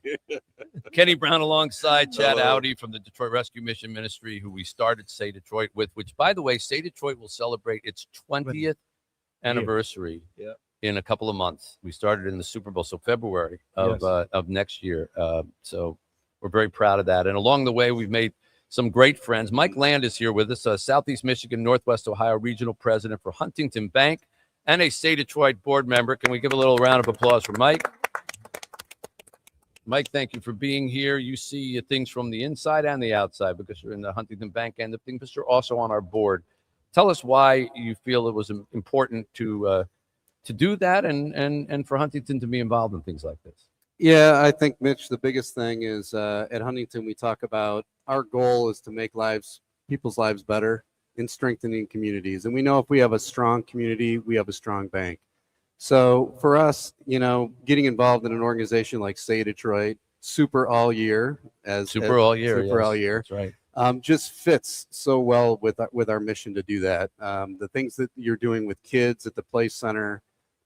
Education is so important right now in the state of Michigan and really in our country. But if you think about what's happening in the state, we're 40th in education right now, 4th grade reading and math, and that needs to change. And it needs a village to make that happen. And the things that we're doing at the Safe Play Center, where kids can come after school, they have to commit to an hour of study. They get a meal prepared for them, and a lot of these kids would go without a meal, and then they get to do great things at the Play Center around activities, basketball, sports, arts, all of those things. That is so important to what we need to do in our state, what we need to do in our city. And when I think about our mission at Huntington of, again, making lives better, nothing fits, better than things like that. 51% of children in Detroit live under the poverty level. You know that? More than half of our kids in our city live under the poverty level. 1 in 19 of our children is considered homeless. So we love celebrating downtown Detroit and Woodward Avenue and all the new great restaurants and all that. We do that a lot of the year. But on days like today and on all the days that say Detroit, we remember the neighborhoods and the rest of the city of Detroit who's not getting, you know, a fancy new restaurant or a fancy new office building built for them. And that's what we try to help here with Say Detroit. I want to stay here, Mike, and I want to introduce you to someone who does that literally every day of her life, Faith Fowler. And she's going to hate me for the next 40 seconds. So just put your hands over your ears, Faith, because she hates praise. But I'm going to tell you that if there are angels in our city, Faith Fowler is one of them. She's the executive director of Cass Community Social Services. She does more good for more people than the next 100 people in line. And I'm in that line. And they have been a partner of ours.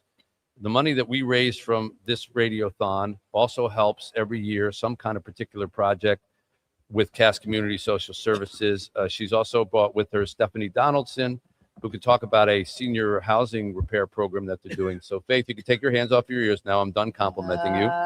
And welcome. Good morning. Good morning to you. And good morning, Stephanie. Thank you for being here. Yeah. You want to have some water and move the microphone up. Faith, just talk for a moment about what your latest issue. You're so on top of the things that are happening in the city that need to be done. You were at the forefront of housing with the tiny houses projects that you did long before that became vogue in other cities. What do you see as the biggest need that's going on right now? Well, the number of homeless people continues to increase. And as you mentioned, that children are especially at risk in the city. We opened last December a drop-in center for people being released from hospitals and people escaping domestic violence, and for those picked up by the police or outreach teams. And we've been amazed. Originally, we were supposed to accommodate 75 people. Now we're seeing between 200 and 300 a night. Wow. Over 2,400 unduplicated people in 10 months' time. And at least a third of them are children. So we didn't anticipate that, and we've taken quite a bit of time and effort to try and satisfy the needs of families who are coming in crisis with nothing. We had Nicole Curtis came on Thanksgiving to help serve, and just a terrific Michigander. And she's going to be with us later on. Oh, good. Well, give her my love. She noticed one of the young people coming up for lunch didn't have any pants. Well, when you're coming from a crisis situation, you come empty-handed. You have nothing, and I think that really shocked her. And I wish maybe she'll build them a house. Well, I'm sure she'll help. She's a good soul, and a good advocate. Well, you have we every year when we raise money from this, and then we come to you, we say, okay, we've got a certain amount of money we can share with you. What's a good project? Most recently, you used the funding from Say Detroit to match for a senior repair program. There are 80 houses that needed renovations, ramps, grab bars. Remember, as our beloved senior citizens get older, houses need to be adjusted. You know, if you're a wheelchair or a cane or need help walking, you need ramps, grab bars. Toilets need to be changed. One homeowner was a 101-year-old veteran who was living in the same house since returning from World War II. Right. So yeah, chances are it needed a little repair there. Stephanie, if you had a little water, I hope, can you speak to that project? I certainly can. Good morning, and morning. thank you for having us here. Pleasure. We've had the opportunity I'm a Detroiter. I live in a house that I was born in. So I'm years old. Mm-hmm. Many of us were born in fine year. So the house, certainly I understand going into the homes of these people. I understand what they're going through. So I have a lady, we talked about the man who's 101. Mm-hmm. He is just fabulous, just wonderful. He has become one of my good friends. So now I also have a lady who's 88. And I talked with her last night, and she said, you just don't know how much you've done for me. She's raising her son, who's 60, who's developmentally disabled. Mm. And we were able to put in a new face bowl in her bathroom, a new toilet. We were able to put in. It's amazing what people don't know, and they fall in the bathroom, and they don't know that there's a rug that you can put down Mm-hmm. that will keep you from falling. Little things like that. Yes. Also, there's something, a grab bar. Right. You know, she hadn't had a bath, she said, and she didn't know when because she was afraid to get into the tub. So we installed grab bars in her tub. Wow. We also installed a seat so that when the nurse comes out, she could put her in the Right. seat and she could bathe her. And these are things that for those people who have means and have elderly parents, they go out and do, you know, quickly and get the best people to come in and get it done. And it's, of course, we're going to do that. Well, you know, your elderly parent is no more or less important than someone else's elderly parent, but they don't have the means to just go change the shower or rebuild the bathroom, all the rest. And so consequently, like you say, falling, slipping, accidents happen. These are just some of the things that Faith Fowler and Cass Community Social Services do. Also, more tiny homes that have been built, and the 2,400 people have used that drop-in center already that you just talked about, Faith. That's incredible. So we will be sharing the benefits of today with you again when the distribution thing comes, and we want to thank you for everything you do on behalf of everybody here in Detroit. It's phenomenal. Okay, just phenomenal. Put your hands over your ears again. Faith Fowler, one of the angels of our city, Stephanie Donaldson. Thank you both so much for coming here. Hey, Mitch, can I ask you a question? Yes, Mike. So am I reading this right? There's 85,000 so far today that's been donated? Well, we hadn't done the tote board yet, but you just did it for us. Okay. Up till now, yeah. So far, we're off to a running start. We had a gentleman walk in here with a $10,000 check, was waiting for us when we got here. So we're at $84,595. Can I help to take us over 100? Yes, you can do that, Mike. I'll let you do that. So I would like to, on behalf of myself, Gary Torger, our chairman, and Huntington Bank, add another 20,000 to that number. Wow. And take us to 100. How about that? We're over 100,000 at 7:40 in the morning. I'm going to be out of here by noon. No. Thank you so much. That's fantastic. And thank you, everybody at Huntington Bank and Gary Torger, if you're listening. He was a great guy. I had a chance to get to know him a little bit this year. Mike, really appreciate it. Thank you for being here. Absolutely. It's our Why don't you pleasure. say hello? All of you say hello to the great John Pizzarelli, who has joined us as he joins us every year. John, if you don't know, is a legendary musician, singer, jazz artist extraordinaire, plays around the world, son of the wonderful Bucky Pizzarelli. Yeah. And John and I have been friends forever. That's right. And John, somehow we started hoodwinking him into coming in to play at the Radiothon, and he just keeps coming back. It's the dinner the night before. Is that what it is? Yeah. So you Yes. just got to feed me. We met at the we had a little dinner at the Townsend Hotel last night, and now he's here. Got a little, just show him a little bit of your dazzling guitar work.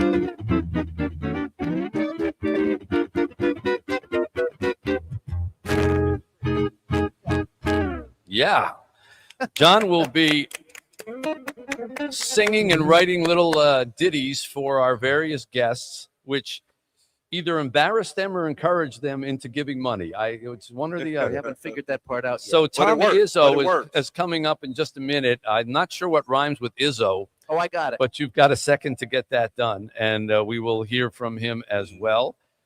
So stick around, as I say, 855-955-GIVE, our phone numbers, MitchAlbumRadiothon.com on the web.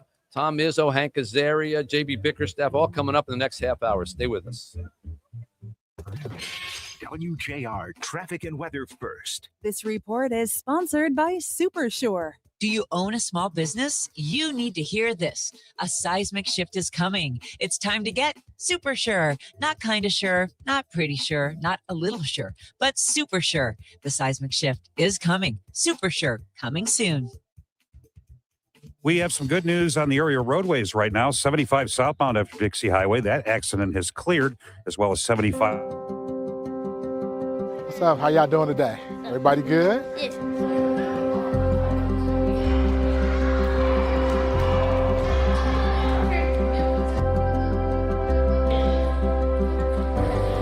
The Say Detroit Play Center opened its doors in 2015.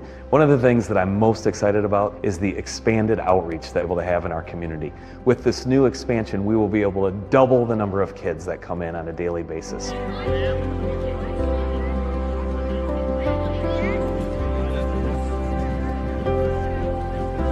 The heart of this place is its education. And with that in mind, we grew and reached the point where we couldn't continue to educate as many without more space. We're really proud to be part of this here. We're really proud that people like Kelly and Matthew Stafford go someplace else but never lose the Detroit that's within them. We jumped at the opportunity to be a part of that first, center that is this beautiful place right now, and I'm just so proud to see how many kids it has affected in such a positive way. I'm so excited to be a part of this next venture as well. I mean, it's just such a special place, such a special team to be involved with. We're so proud of what it's become, what it's going to be in the future, all the people that it's going to affect. Get over here and put some shovels in the ground and get this thing going. Eric, can you believe it?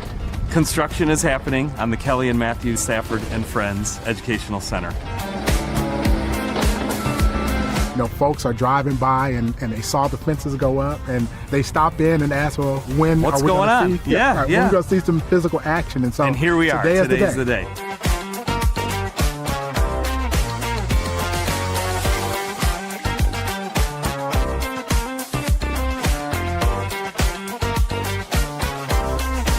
We're incredibly excited for what we'll be able to do. 6 dedicated classrooms that all have flexible spacing and the ability to change their configurations. We have 2 dedicated flexible spaces for vocational training. We have a 125-seat black box theater in the center that's completely flexible. Are passionate about being a part of this community and expanding the physical space and the opportunities allow us to do even more for this community. We're definitely looking forward to the day that we can cut the ribbon and open the doors.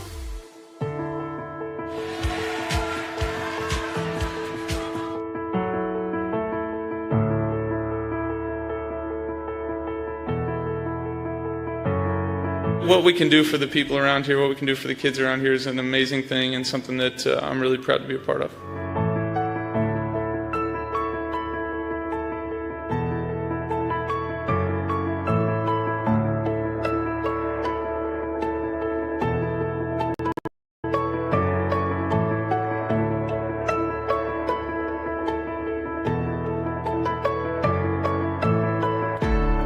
We are so honestly proud to give back to the community that gave us so much and to watch these kids and all the staff here that love them like they're their own. As we said, it takes a village, and you guys are that village. This whole place is about growth, just growth. Growth of an organization that we started called Say Detroit in 2006, which started with me staying at a homeless shelter and has grown into something well beyond I ever could have imagined. Growth of a hole in the ground that we all dug some shovels in not all that long ago into this beautiful building, and most importantly, the growth of every child that comes through the door here. That's the point of this place.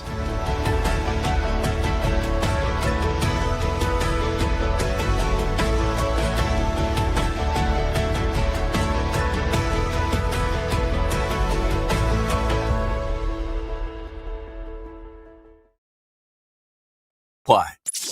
Call us or text us. The number's the same. 1-800-859-0957. 1-800-859-WJR. Powered by Michigan Auto Law, Auto Accident Attorneys. Visit autolaw.com. That's autolaw.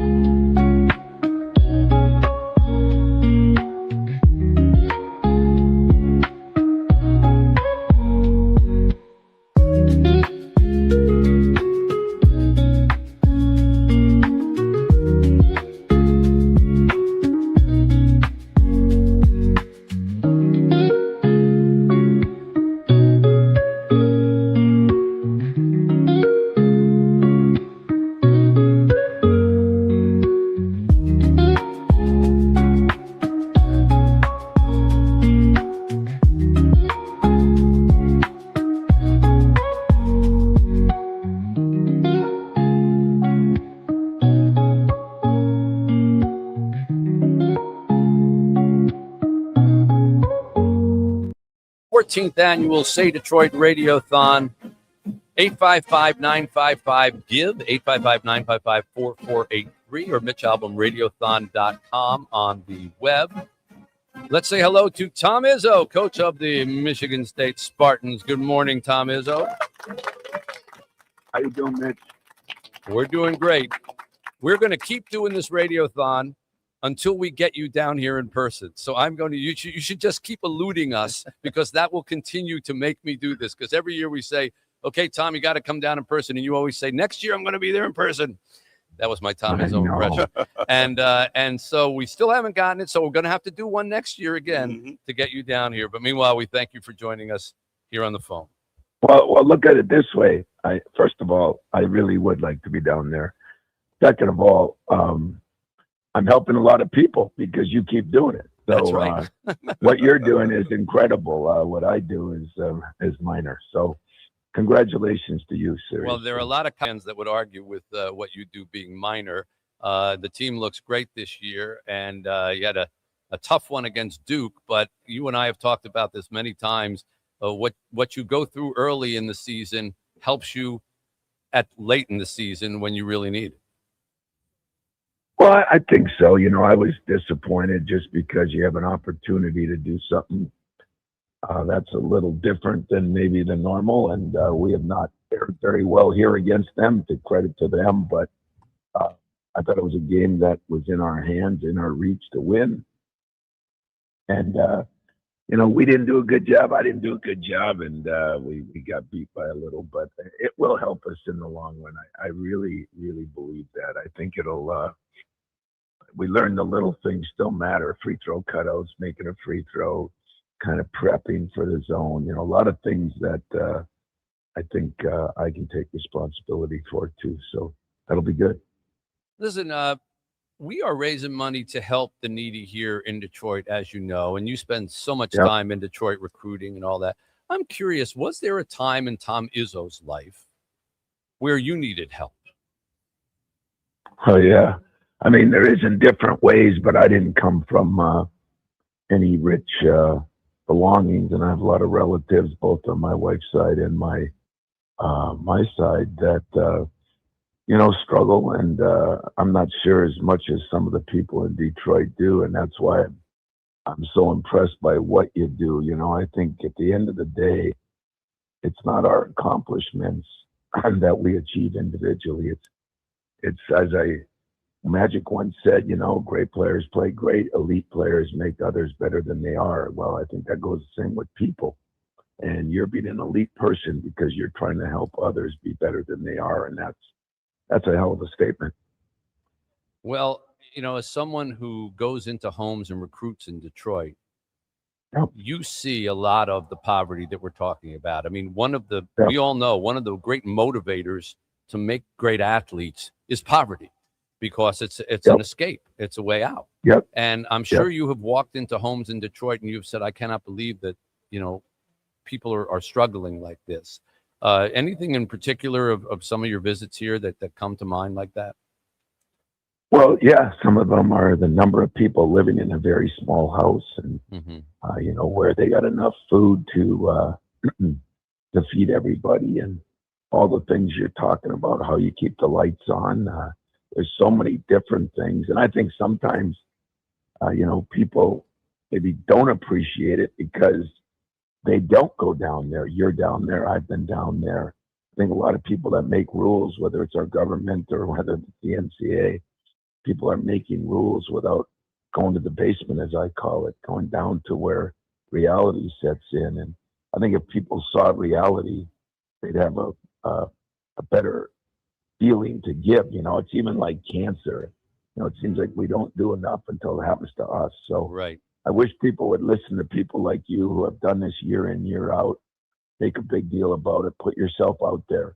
I think that's the key. Can we figure that out without having to see it ourselves? Well, 51% of children in Detroit live under the poverty line. That's more than half. Literally. Wow. 51%. So anyone who thinks that, well, hey, Detroit's all set. There's all a bunch of new buildings on Woodward Avenue. We're all good. Yeah.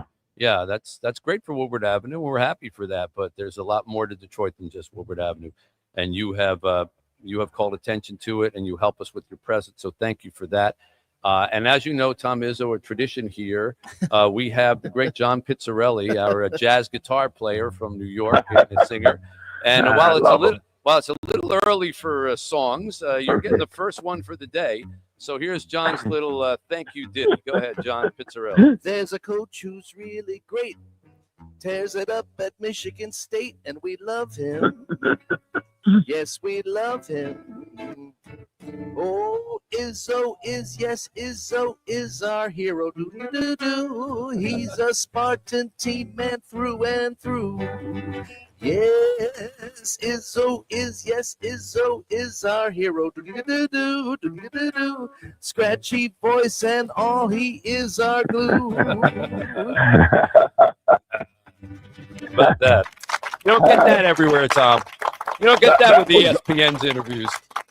No, you don't get that anywhere else, Mitch, and I appreciate it, but I appreciate even more what you're doing down there, and you keep up the great work. Next year in Detroit, as we say. We're going to keep doing this until we get you in person.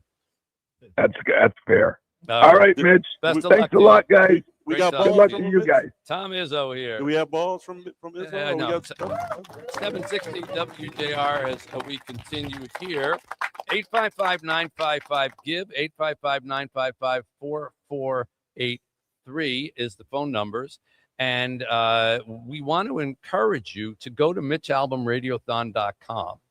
Not only can you watch the whole broadcast on that, that's one nice reason, but we've got auction items and incentive items there that literally you can do all your Christmas shopping right here. And it sounds like hyperbole. It's not. Amongst the things, tickets to Lions games, tickets to next year's Lions home opener, a chance to have Adam Schefter from ESPN pick your fantasy football team. You're going to make more. You're going to make the money back.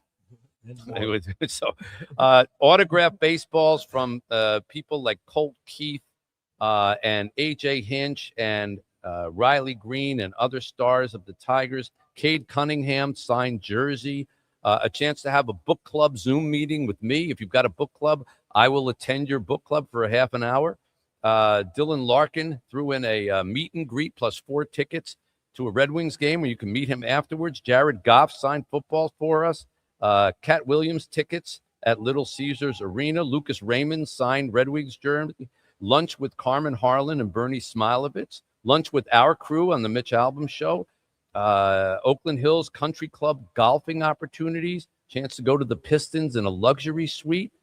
Rocket Mortgage Classic Club Ace Hospitality Package. Shinola Hotel getaway.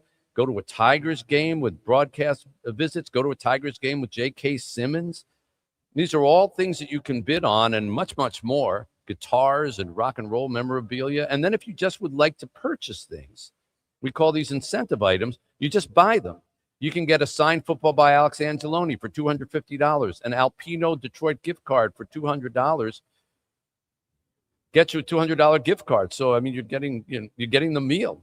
Bar Pagal gift cards are there as well. It's one of the great restaurants here. Coach Tom Izzo signed a bunch of basketballs. You can get them for $350. Daxton Hotel one-night stay for a $500 donation. Hungry Howie's Pizza Party at the Save Play Center for your kids. You can have that if you want to have a birthday party. You can co-host the Mitch Albom Show for $1,000. Just pay that and boom, you're in. You can get copies of my new book twice, autographed by me, $35 donation. It's yours. You don't have to bid anybody on it or anything like that. There are all kinds of things like this at MitchAlbumRadiothon.com. So check it out. Coming back with more, 855-955-GIVE, 855-955-4483. Hank Azaria will join us in the next hour. Jim Leland going to join us to warm something up there, John, for Jim Leland. J.B. Bickerstaff will be with us. Nate Burleson, Matthew Stafford, Dan Dickerson, Mike Tirico. I notice a sports theme here. Dr. Phil McGraw, Tim Allen, Pat Fitzgerald, the new Michigan State coach, Jay Towers, Joe Buck, J.K. Simmons, Hugh Jackman, Darren McCarty, Brian Williams, Bernie Smilovitz, Carmen Harlan, and many, many more people join us here. Come on out and see us at Somerset. We're going to be here all day. We've got nice chairs and speakers all set up for everybody here. You can visit Santa Claus as well and get a chance to meet us and shake hands. 855-955-GIVE, 855-955-4483, or MitchAlbumRadiothon.com on the web. We continue. What is this going to do for you and your family? What it's going to do? Oh Yes. my God, y'all just saved our life. Aww. Man, I just can't tell y'all how happy I am. Say Detroit has been changing lives for the better since 2006, when I wrote about how our city was providing homeless people 3-day shelter parties to get them off the street while tourists were in town for the Super Bowl. A city that is super just for a weekend isn't very special come Monday. So we put out a call to raise enough to at least help all year long. The idea of Say Detroit is in its letters, super all year. You answered our call, and to amazing results. Say Detroit has grown into a charity that offers help where it's needed the most. And we need your help as we meet the increasing needs of people at risk. We thought it was all said and done with. There was nothing else we could do. We had almost given up. And then Say Detroit came in our life. We're providing pathways to success for Detroiters in need. And we're doing it with a focus on solving learning, healthcare, and housing challenges. Without good health, learning is going to take a back seat. If you don't have housing, staying healthy is harder. And if you're not learning, your opportunities are limited. That's why our programs, like the Say Detroit Family Health Clinic, are so important. Not only is it free to all patients, it now has a pharmacy on site.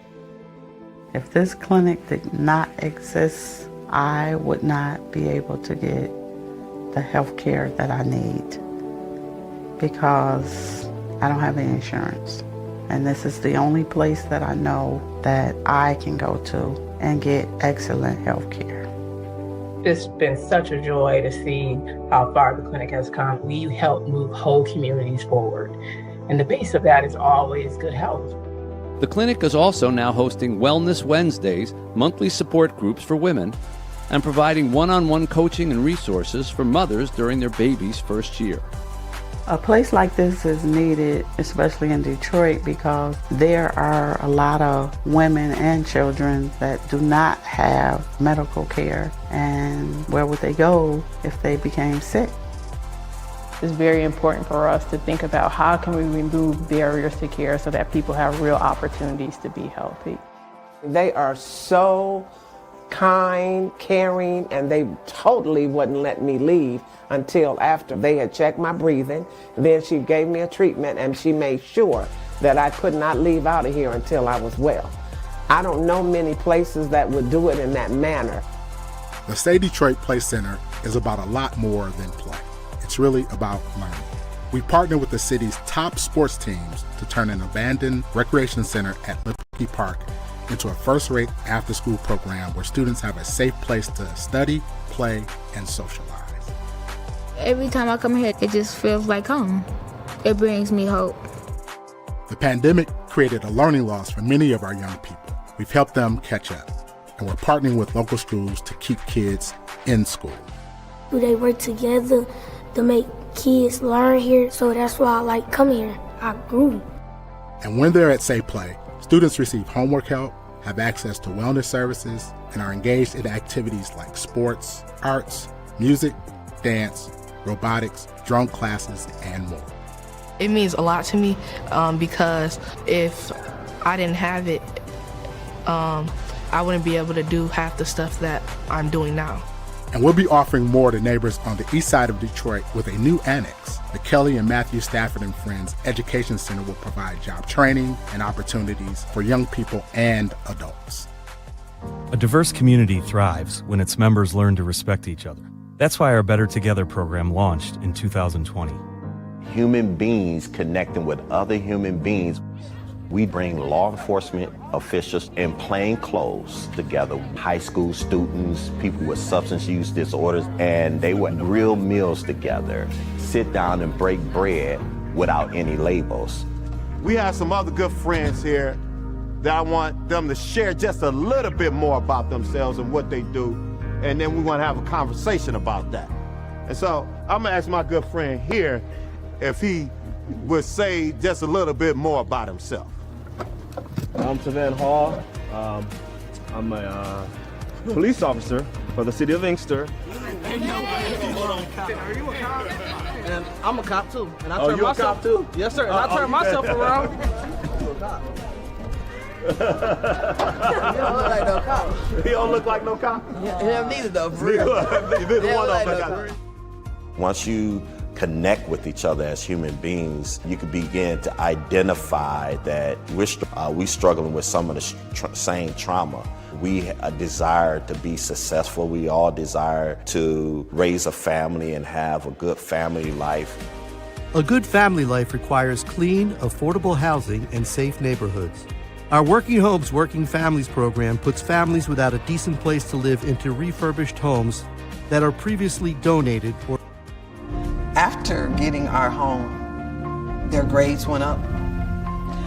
The behavior became better. It adds a sense of security for them, not just me. I would say my home is home now. A stable home can mean a whole new life, healthier lifestyles, better job opportunities, and overall well-being. And it makes communities stronger. It's a sanctuary. Home, Home. comfort, security, Right. peace. Right. This is just some of the work that Say Detroit does to improve the learning, healthcare, and housing challenges of our city's neediest people. Please help the efforts of Say Detroit by donating or volunteering. Follow along as we share the experiences of your neighbors on their journeys to success all year long. Our story and theirs is only just beginning. Say something positive. Say something inspiring. Say Detroit. And say something amazing. Come from which accounts at what age to minimize tax.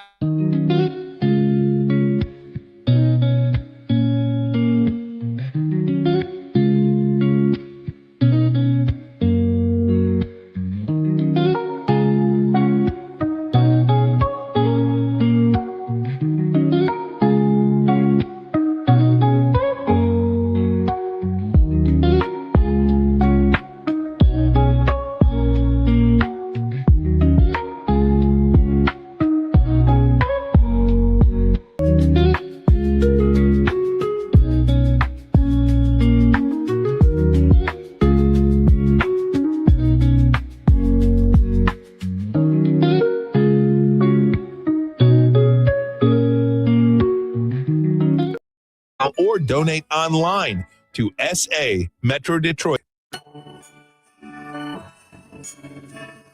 Welcome to the 14th annual Mitch Albom Say Detroit Radiothon on News Talk 760 WJR. This hour is generously brought to you by Priority Health. Call 855-955-GIVE to help. Say Detroit was founded by Mitch Albom in 2006 and will be celebrating its 20th anniversary next year. Say Detroit and say something amazing. Now, live from the Northside Grand Court of the Somerset Collection in Troy, here's Mitch. All right, you will Say Detroit Radiothon. We begin hour number 3. John Pizzarelli is alongside. Kenny Brown is here as always. Chad Howdy from the Detroit Rescue Mission.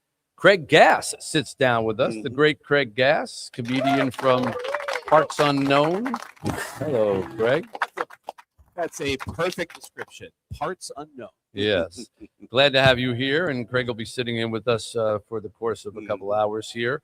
I want to thank the people who are sitting at the call center, Northern Trust, Corewell Health, ATTH volunteers, GM retirees. These are all people who volunteer every year to go and sit at the call center and take your calls.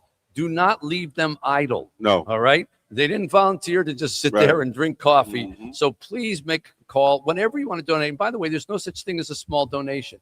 You want to donate $1, we'll take it. You want to donate $5, $100, $1,000. We've had donations of all different sizes. We'll read out your donations over the air if that is your so choosing. We're happy to do that. If you want to do something like the person who made a $100 donation in honor of Axemen MC Detroit in Gibraltar. $50 donation in honor of Doug Smith of Pinckney. Happy to do these things. So we'll read them out for you. 855-955-GIVE. Every dollar that we raise goes to help the needy directly. 855-955-4483. There are no administrative costs that we use the money for. 855-955-GIVE or 855-955-4483. On the web, MitchAlbumRadiothon.com. Let's say hello to our next guest. Bring in a little Tigers music here to put us in the mood.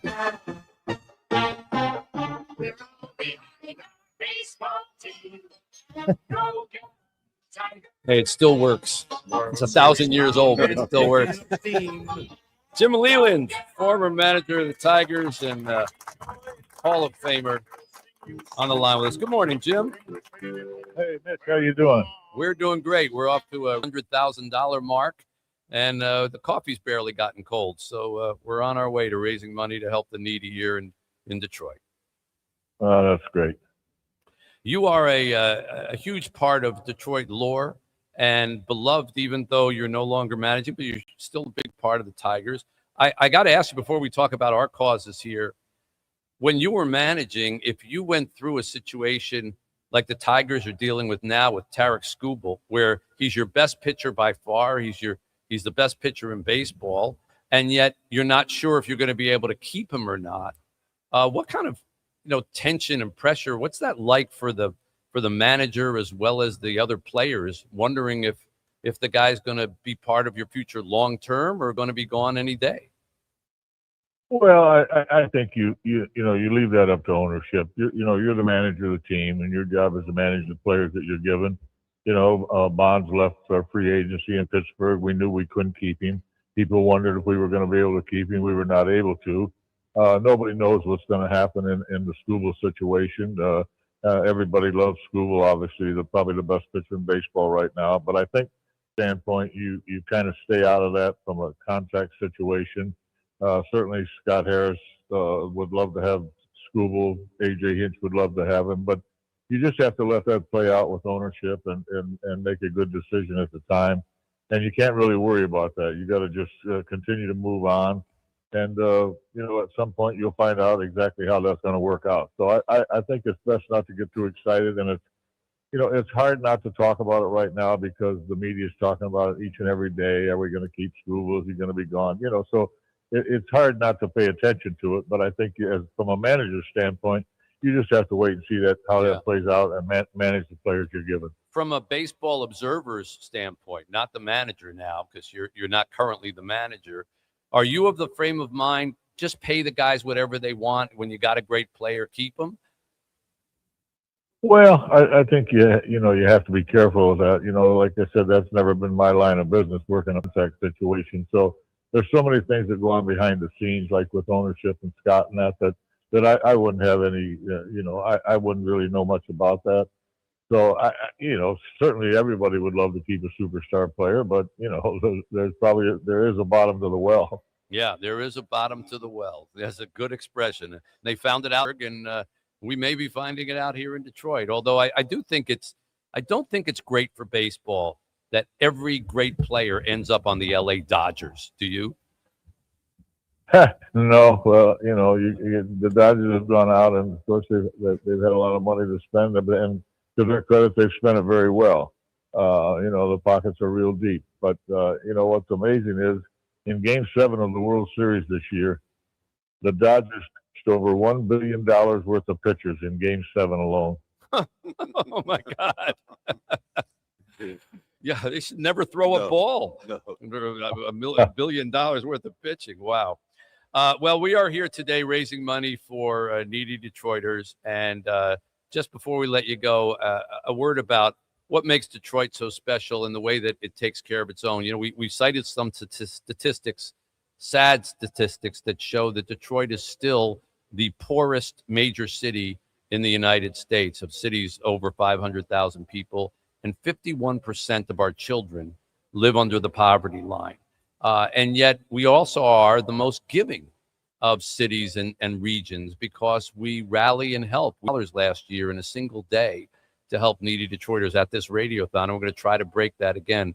You were here. You drove into downtown Detroit every day for the game.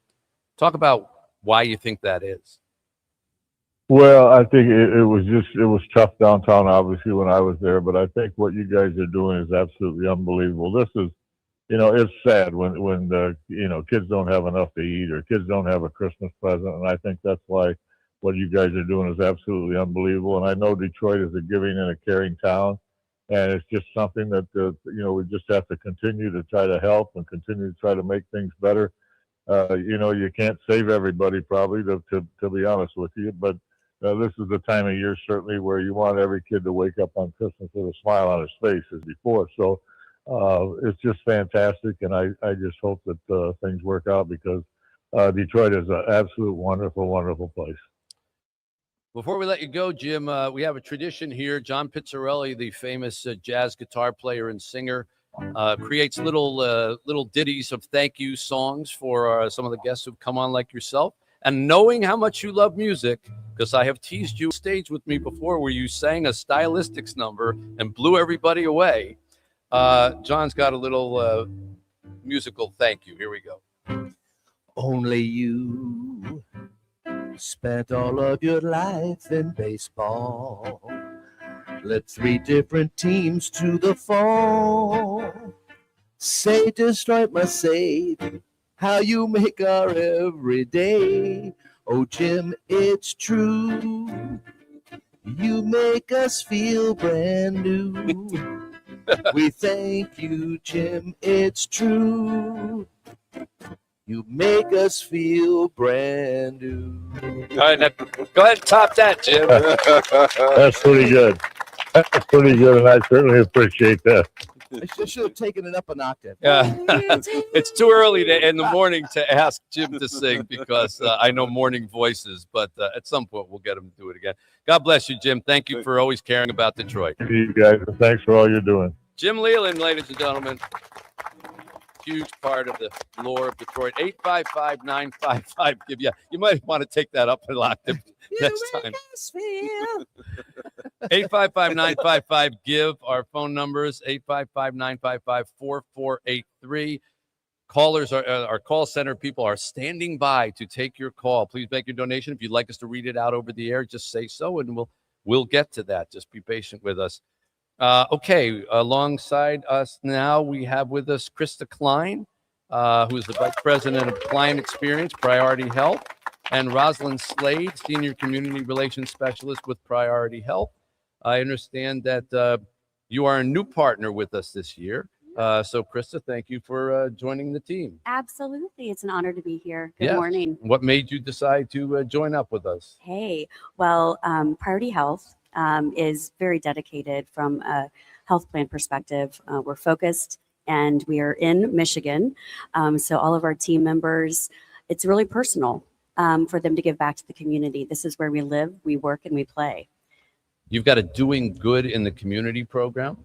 We do. We do a lot in the community. So I'll just share a couple examples.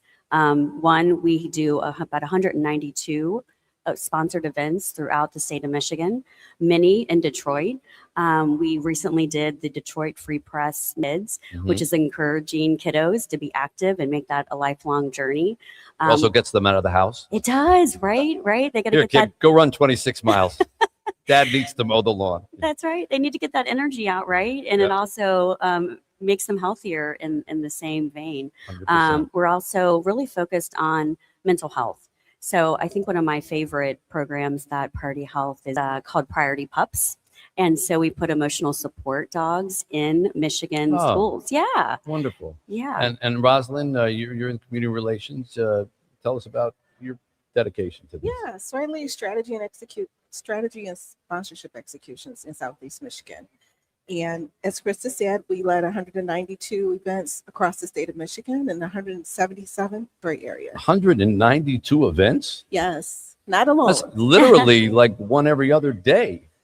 We have a team. Well, that's fantastic. Good right here for us because Rosie's holding a check, Yes, a very we large are. check. So go ahead and bring that out. What do we got here? Okay. Here we go. Here, you can narrate, Krista. All right. You have a check there. We do. So we are extremely proud from a priority health perspective to present this to the SAY organization, which has, from our perspective, a lot of connectivity to what we do every day, removing the social determinants of health, barriers, right? So we are presenting today you with $15,000. Wow, how about that? Wow. Yeah. Thank you so much. Absolutely. Thank you, John. Yes. Well, that's very kind. Please thank everybody at Priority Health.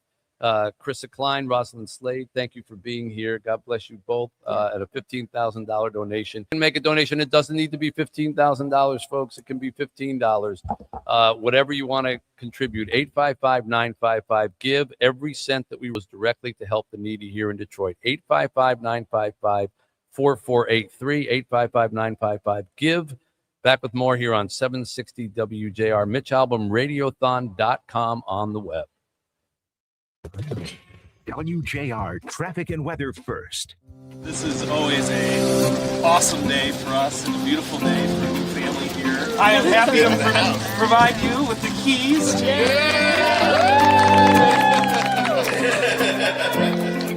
Welcome home. All right. So we know you have a big TV and that's the place. She organized to have like some canned goods up here, like snacks there. There's some brand new pots and pans. We have some dishes and glasses. And Oh, I love it. Look, that sure look big. that is a big boy bag, man. Oh, yes, these are my favorite colors. I love it.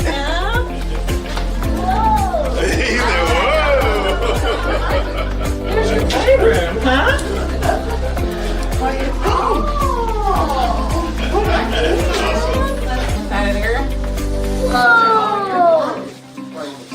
I feel like it could help us moving forward because it can relieve a lot of stress that I've been going through for the last year with trying to find a place, and I feel like the company, all to come out alive.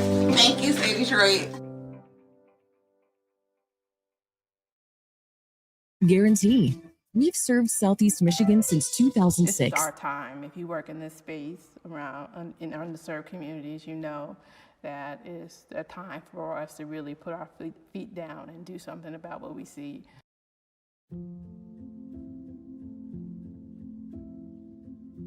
A new coronavirus testing site opened today with an important goal: eliminate barriers to get Detroit's most vulnerable screenings. It's at the Say Detroit Family Health Clinic in Highland Park on Glendale near Woodward and the Davidson. You don't need a car or health insurance to get screened. So we're very fortunate that we were able to erect a mobile site to do some COVID testing. We had several days of testing at the clinic and were able to be mobile with that. So we did some testing here at Say Play, and we did some additional testing at the Detroit Rescue Mission's main offices. As you know, when COVID hit, there was a great need for testing, and it wasn't available at the state fairgrounds to people that didn't have cars and didn't have doctor's prescriptions. So the Say Clinic with the surrounding community really rose up to the occasion and had a great service. Say Detroit has launched a new testing site in Highland Park and says it will help serve underserved communities. And doctors say they want to administer as many tests as possible to meet the growing needs. We thought that we would not see so many this week, and it turns out we've seen much more than we thought. We were often the only test site available to people because it was a free service.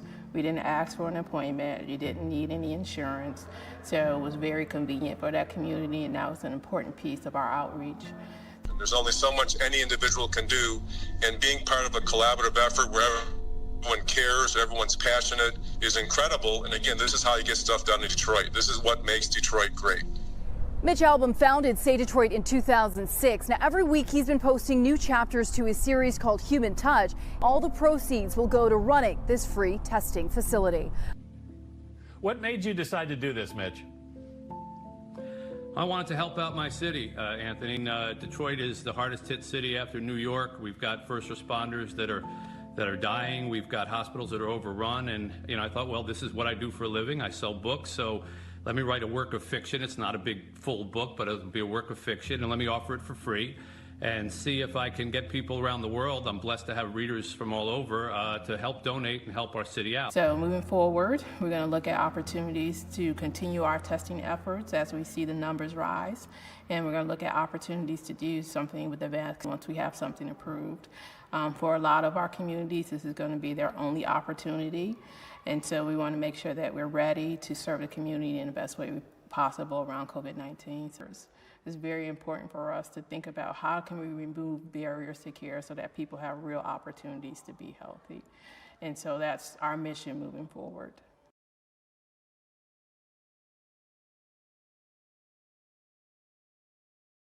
You're going to find always delivering a second to none experience. And we enjoy the Christmas season. We all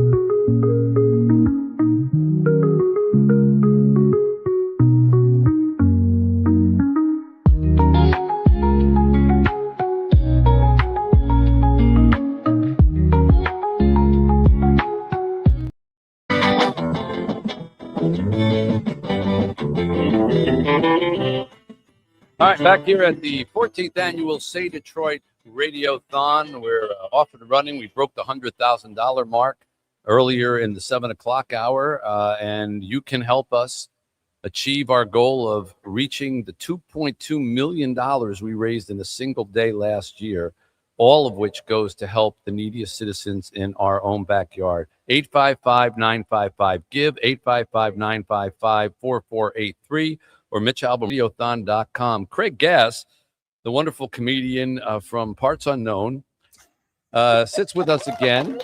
The distant cousin. How many years is this now with you? I believe this is the fourth year. Fourth year you're joining us? Yeah. And you just got off a KISS cruise. It was the KISS cruise on land. We did a KISS cruise on land in Las Vegas. That was with the rock band KISS. With the rock band KISS. Not a kissing event. Yeah, and it was Paul Stanley who's joining us later, and Gene Simmons and KISS performed, and then they asked me to come out and do stand-up comedy.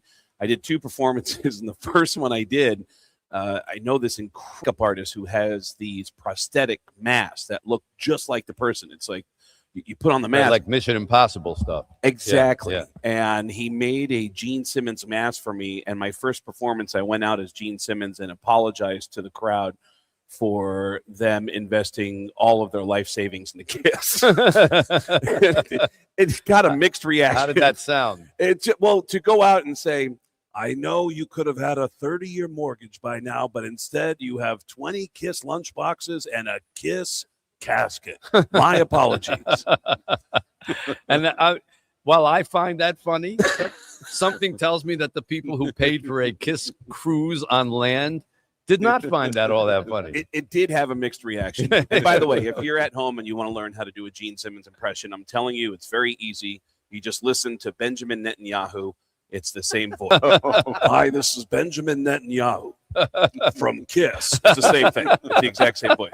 But I'm here to do voices, have some fun, and I'm also donating, again, to the opportunity that I can do your voicemail as any celebrity, Al Pacino, Christopher Walken. Great. I'm also donating in Las Vegas at the Jimmy Kimmel's Comedy Club, and I'm offering up VIP tickets to one of my shows. Fantastic. At Jimmy Kimmel's in Las All right. Vegas. Well, we will talk with you and the multiple your head as we continue here. 855-955-GIVE, 855-955-4483. JB Bickerstaff, Hank Azaria, Dave Barry, Nate Burleson, Phil McGraw, Tim Allen, Hugh Jackman, all coming up in the next minutes or hours to go as we continue here at the 14th annual Say Detroit Radiothon.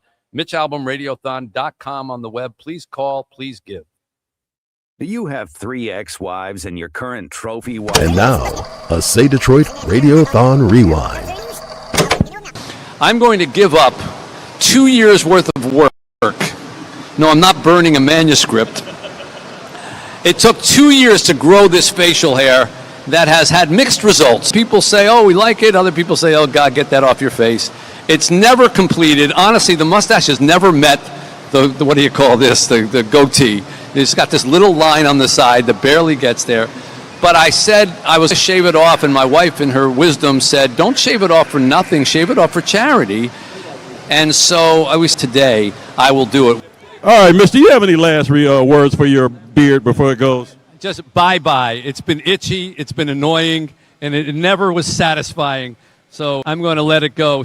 What was the thing that they said to Kennedy? Farewell, Johnny, we barely knew you. Yep. Yes, farewell, beard. And if you ever want me to grow it back, it's going to take 2 more years, and I don't have that much Now, wait time. a minute, Mitchell. In all seriousness, is there a side to you before the goatee gone that's sad? Is there a side to you that's sad that this thing's going on your face? It took a lot of work. I don't like to throw work out, but it's for a good cause, and that's what's most important. For the radio audience, let's hear the tools of the trade. Yes. Godspeed, Mitch Album. All right, there you go. All right, here we go. Everybody snap. 2, 1. Buzz. It's already gone. What does it look like, Cody? One stroke? It's all gone. One stroke and it's all gone. Here, kitty cat. All right, it's going. Play spinning plate. Here it is. Janine, is this the man you knew? How's it looking? Janine gives the thumbs up. Noddy's crying. A little more familiar, Janine. Yes, there's the Mitchell. Oh, yeah. How's it feel so far, Mitch? Naked. He's doing it pretty good. It's like a 14-year-old. Is there a draft in here? Or Yeah, there is. No more All right. you. What's it look like, Courtney? You can see from there. It's looking very. Rocco knows what he's doing here. Yes, It's, he it's does. a thing of beauty, right That's there. right. You know, when you work on tips, you gotta do that. Theoretically, we could have just put some milk on it and had a cat lick it off. My wife Doesn't it feel gets the better chin. already, Mitch? Honey, keep him away from my neck. Yes. He's going to take a couple inches off the top there, Mitch. Don't worry about it. Careful. Is that red liquid supposed to be there? That is blood. You got to get Boy, new that's headshots nice. now. That's nice. There's a weird rumor that you actually started growing this as a freshman at Columbia. All right, Miss, how's it feeling so far? You know, it would be good to have a mirror because I don't know what's going on here.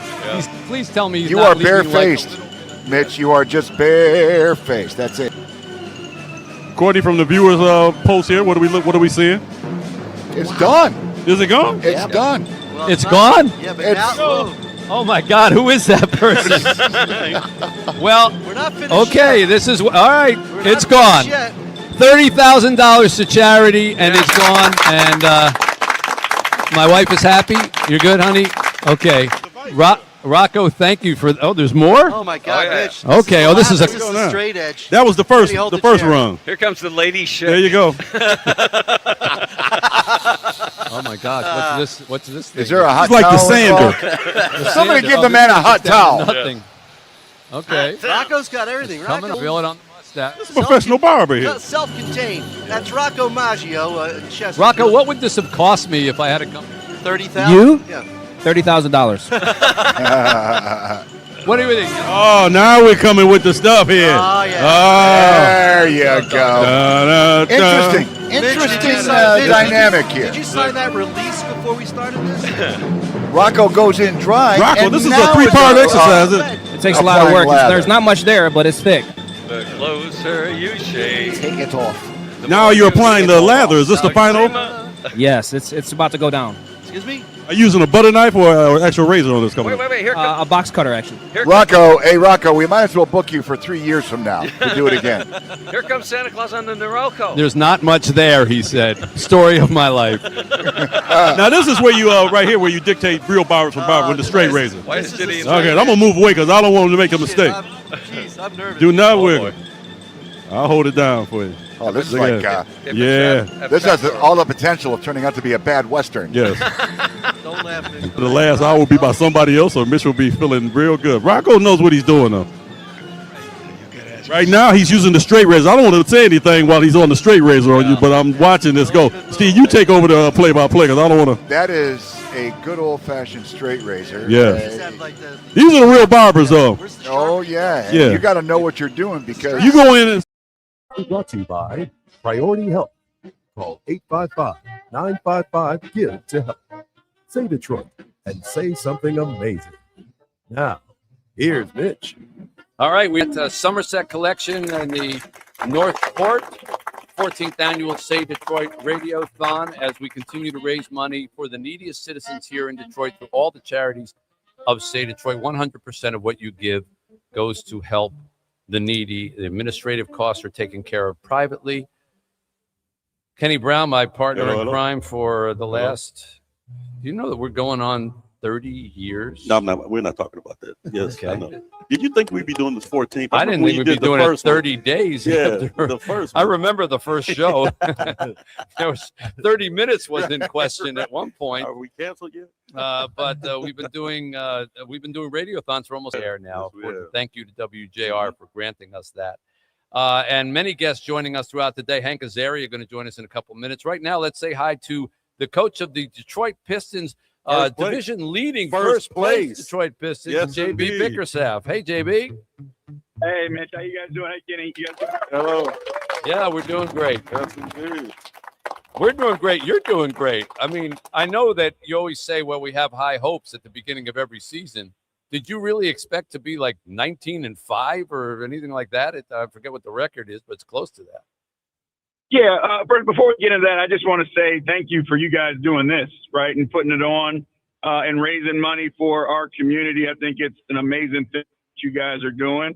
So I just wanted to tip my hat to you guys. Thank you. First and foremost, because, you know, it's so important what you guys do and use your platform to help others. So thank you guys for that. And again, much respect for that. Appreciate that, JB. Thank you. That's kind of you. Yes, sir.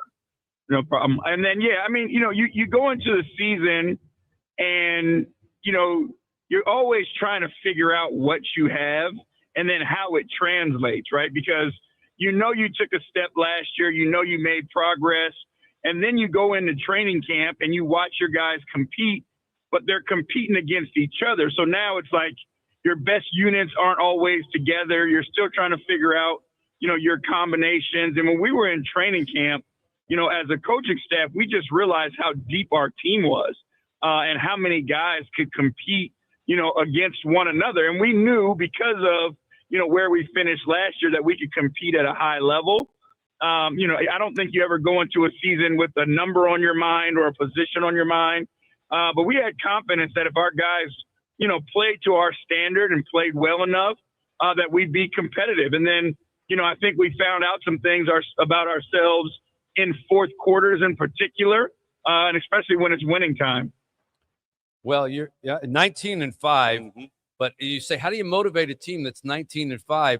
And then you could say, well, yeah, but Oklahoma City's 24-1, so we're not doing well enough. I'm like, I don't know how you win 24 out of 25 games in the NBA, but I thought winning 19 out of 24 is impressive. But I guess there's always somebody who's trying to outdo you. Yeah, but for sure. But like what Oklahoma City does, they play for 48 minutes. You know what I mean? Like what their standards are, their expectations of themselves are for 48 minutes. And that's where we have room to improve. And that's why I'm even more excited about where we are, is because, you know, we don't feel like we've played our best basketball yet. Well, you have room to improve. Yeah. Well, you're constantly, I mean, you know, everyone talks about Cade Cunningham, and he obviously is a superstar and is only getting better. But there's a lot of other players on this team that are contributing. And I think that that's what probably has stunned, you know, observers and casual observers even more, because they just assume there's one guy carrying the team. But that's not the case with the Pistons. Well, yeah, I mean, you think about what Aaron is doing this year. You know, he's taken a huge leap, putting himself in position to be considered, you know, an all-star, which we believe he should be.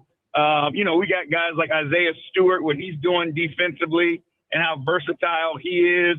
You know, you talk about the stories of guys like Danis Jenkins, you know, coming in, Asar Thompson. Like, there's so many different things, from our young guys to our veteran players, Tobias, Duncan, Karras, Javonte Green. Like, I could go on and on about all the guys who have done something to help contribute to winning.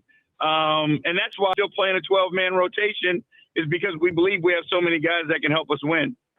Well, congratulations to you. It's great to see the Pistons hot. It's going to be fun to see big crowds down there at Little Caesars. And they're a community team, Mitch. And JB, I was just looking over JB. You've been everywhere: Charlotte, Minnesota, Houston, Memphis, Cleveland, and now Detroit. Is our community like unique in the way we stick together and the way they back you guys and everything that we do here? Yeah, no, it's been phenomenal. And that's the thing that I'm most impressed about, is like, you travel here as a visitor and as an opponent, and you get that feeling of, you know, how serious sports are taken here. But once you live here and you're surrounded by it every day, and then you go other places, even as, you know, a Michigan, you know, guy or a Detroit person, like, it's funny. Like, I travel with my kids for soccer, and, you know, when we go other places, like, people look at us differently. Like, it is, you know, there's an aura that goes with Detroit and Detroit sports, and the toughness and physicality and grit. Like, every time you know you play a team from Detroit, you better bring your hard hat. Yeah. Well, when we travel places, they look at us differently too, but it has nothing to do with it. Want to thank you, JB, and we're trying to get Cade Cunningham to join us later on today. So if you exert any influence on him, ask him to make a phone call, because we've been chasing after him to get him to try to join us. And appreciate everything that you've done for the city and for the team, and looking forward to continued conversations with you. No problem. Thank you, guys, and I'll nudge Cade for you. Good. Nudge him hard. The great coach of JB Bickerstaff. How about it, folks? Coach of the Pistons. 855-955-GIVE. Our phone numbers, 855-955-4483, or go to MitchAlbumRadiothon.com. Hank Azaria when we come back, as we are live at Somerset North.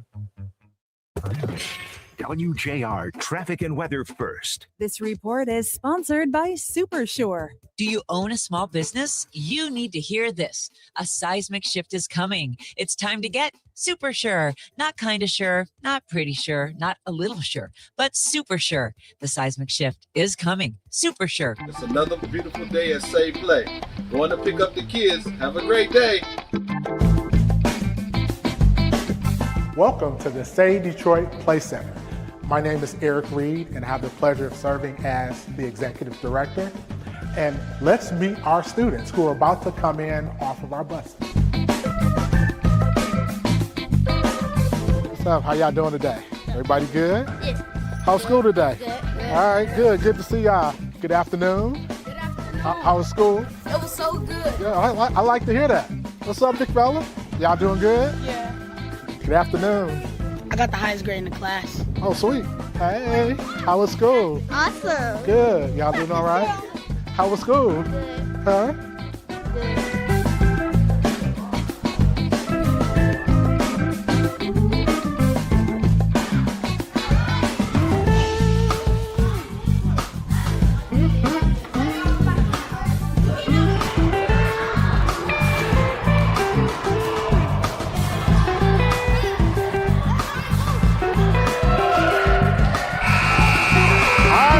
For the D.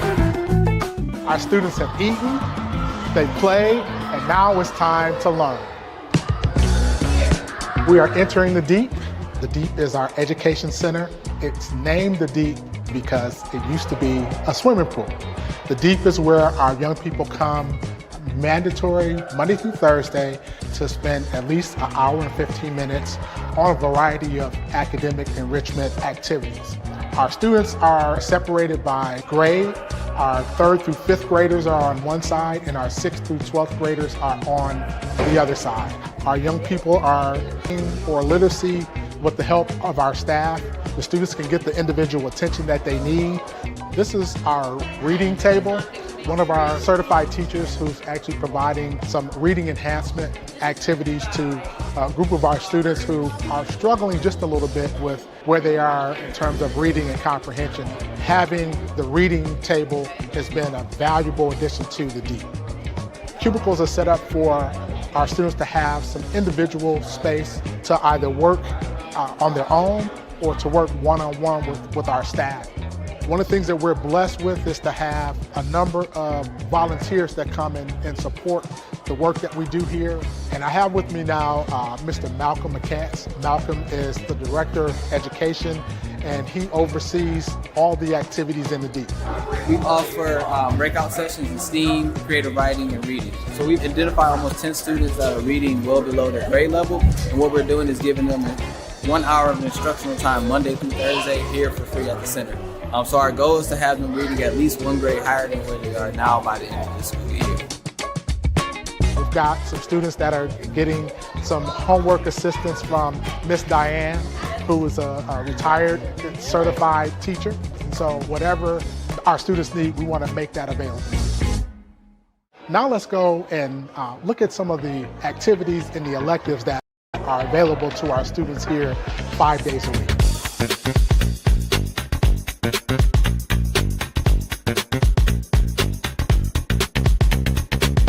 Notes for Notes is a national organization that provides music studios across the country. We also offer students an opportunity to learn how to podcast and expands the overall development of our young people. We have our wonderful coordinator here, Ms. Lolly. Notes for Notes is a nonprofit that started in Nashville, and it has expanded. So there's over 20, I believe 26 actually, locations throughout the nation, and youth are able to really grow in the program, become tomorrow's musicians. So we really help them to record and get used to what it is to mean to be in the music industry.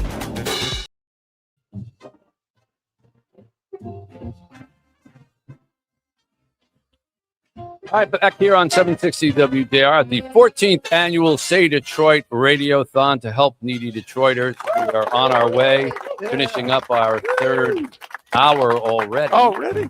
Yeah, we'll do a coat board tabulation at the end of this.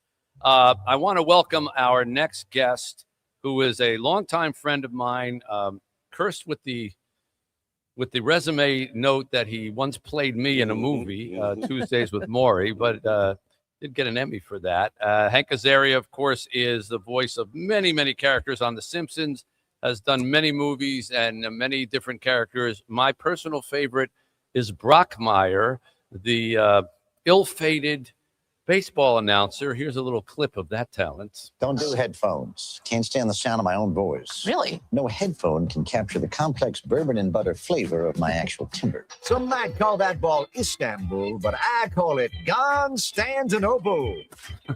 You can stick me in a long Italian boat because that ball is gondola. And somebody better inject me with penicillin because that ball is gonorrhea.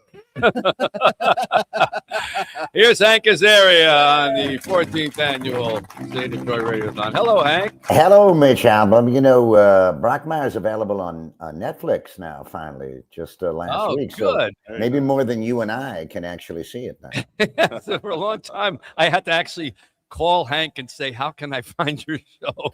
Well, that one time I had to come over and act it out for you at home. Yeah, that's right. Which I appreciated greatly. Hank, you are a man of extraordinary talents, but I got invited to your birthday party maybe 2 years ago now. And all we knew was they said there's a special surprise. And there were tons of people there in New York in a club. And there was a big stage. And all of a sudden, like, out comes this band, and they start playing a Bruce Springsteen riff. And then out comes Hank, and Hank does dead on Bruce Springsteen and puts on a concert, which now I understand is like a huge part of your life. I mean, you tour with the Easy Street Band experience. Is that what you're calling it? That is correct, Mitch. That is right. We do a Bruce thing. I really just did that to cheer myself up turning 60. I called it a reverse surprise party. It really warmed my heart. I saw you from the stage. There were 550 people there. I'm not really a party guy, but it felt too depressing to ignore my 60th birthday. So I cooked up this crazy scheme to tell everybody that I had this Springsteen tribute band coming, but not tell them that I have been working for months to front it. And I saw you from the stage, which is the only time I didn't even get to say hi to you that night. You were too busy doing Born in the USA. Yeah. Exactly. And then that went so well. And we raised, I said no gifts, but we raised about $30K for the foundation that night. Travel around and play and raise money for the kids. And I love it. But the best part of that night was after, so he does one song as Bruce, and then he does a second. And then he comes out and he explains his infatuation, love of Bruce Springsteen. But my favorite part was you said that I've only met him twice, and I made a complete ass of myself both times. Yeah. You don't need to share both of them with us, but just quickly tell the most embarrassing one. Well, he came backstage to say hi after I was in this musical Spamalot on Broadway, Monty Python musical. And I opened my dressing room door one night, and there he was standing there. I couldn't believe it. And we chatted long enough for me to get up the nerve to tell him what he really meant to me. And I said, Bruce, I have to tell you, your music means so much, but not just that. The monologues you'd give in concert, they got me through some very rough, lonely times as a teenager and encouraged me to try to be a creative person. And I honestly wouldn't be standing backstage at the Schubert Theater in New York talking to you if not for you.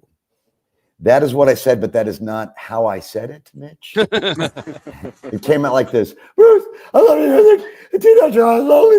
And it got me through so much. I want to be here now. I sounded like a goose on acid.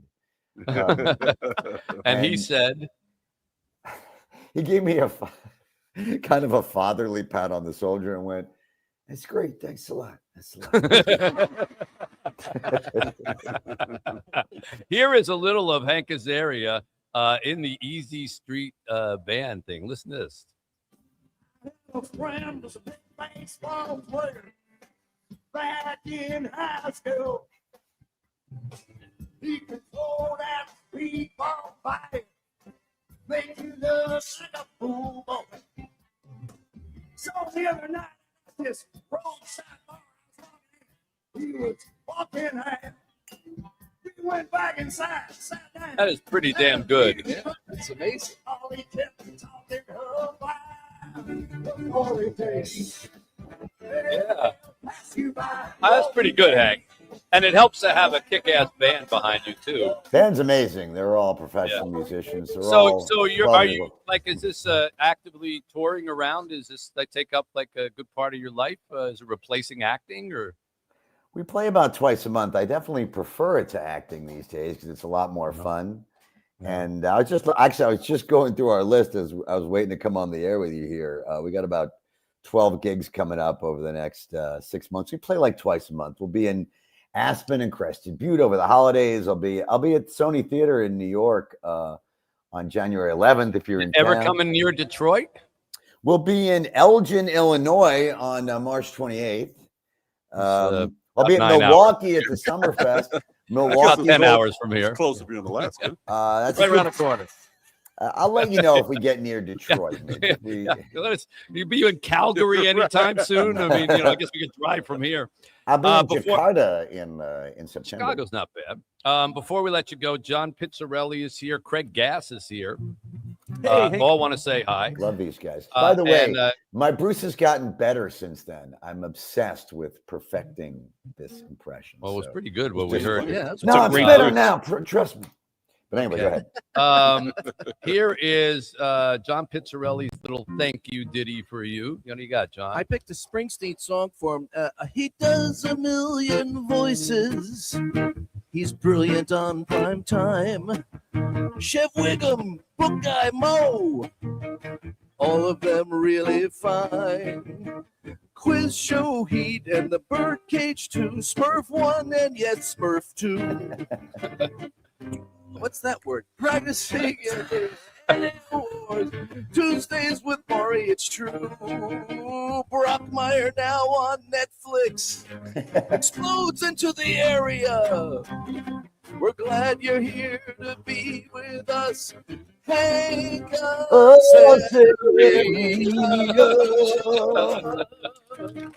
Wow. Yeah. Jungle Land, nice.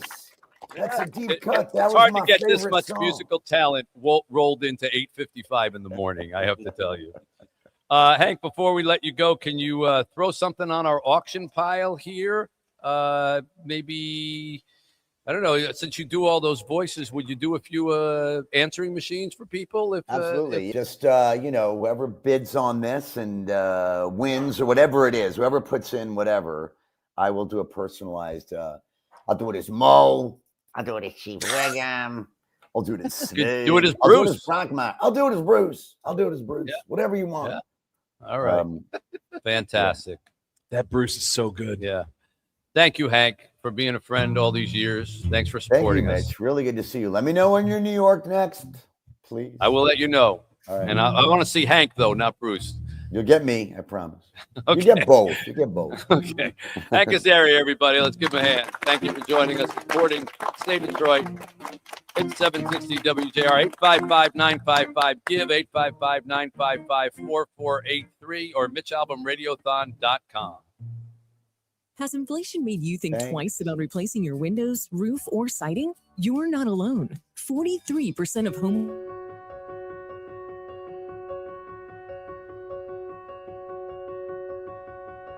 I'm Mitch Album. I'm an author and storyteller in a number of different mediums.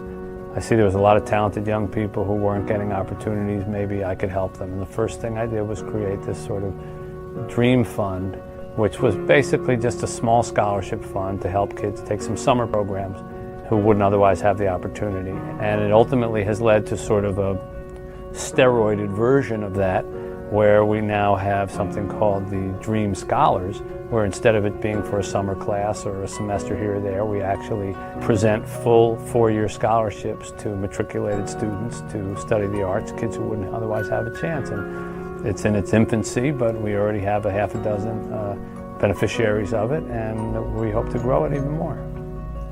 What didn't the scholarship do for me? Now I do not have to take out so much money in loans. I'm really, really thankful, and for other kids coming after me, it was for them. It's such a nice thing that he decided to, hey, I'm just give these kids some scholarships. Nobody really has to do that. The fact that he did that is really sweet. Sabrina Nelson called and she said, you got the scholarship, and I was like, whoa. And so I told my mom, and she was jumping up and down in the aisle, and she was like hugging and kissing me and stuff, and we were like, whoa. It was really funny, and it was amazing. I can remember when she first went to elementary school, and it just makes me bubble up to see her now entering art school, especially CCS, one of the greatest art schools in the world. Words cannot express how happy I am. Hopefully I'll make people proud. I've been given a great gift to be able to have a voice in the community through a newspaper, through a radio show, or things like this, to try to reach out to people. You can come join us every September and come down and see the new students that we're admitting, see the artwork that they've done, put your arm around the student that you helped and say, hey, how you doing? You're on your way? What did you make? What are your plans? And anyone who's ever had a child and watched that child grow up and blossom knows the feeling of being a part of that blossoming process. And you, if you would contribute, or who's ever watching this, to become a Dream Scholar sponsor, you'll have that feeling too, and it's quite remarkable. in your favor. Call it. Good morning, everyone. At Say Detroit, and particularly at the Say Detroit Play Center, we consider anyone who participates in our programming services as a part of our family. And real families help out those when they're in dire situations. The Jacksons have been a part of the Say Detroit Play Center since 2015. In February of this year, the second story of their home burned out. I immediately called Rick and Rosie, and we decided that we needed to put a plan together to help. All right, Miss Jackson kids, may you always have a home that's filled with love, safety, warmth, and family. These kids are yours. God bless you.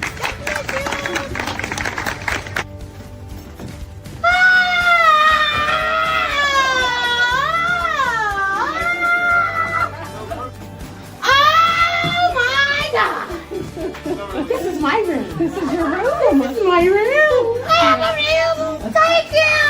Oh, you did a beautiful job. Come on in, here's your room. What do you think? Top or bottom? Bottom. Okay. Who is it? Iron Man. What do you think? This is nice. Yeah. Comes with a ball and a hoop. Oh. Come on into your kitchen. What do you think? Oh, beautiful!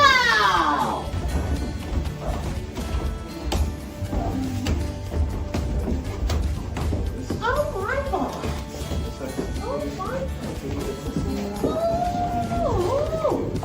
Thank you to everybody who pitched in and helped. It's really a blessing, and we really do appreciate it. The whole family from the bottom of our hearts. It's a beautiful thing to see what the community can come together to do, and it's really just a blessing, and I'm glad that God allowed it to be this way.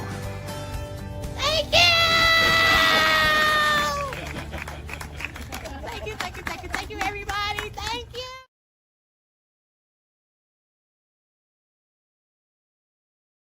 The head of the Federal Reserve is a stiff. America's listening to Fox News.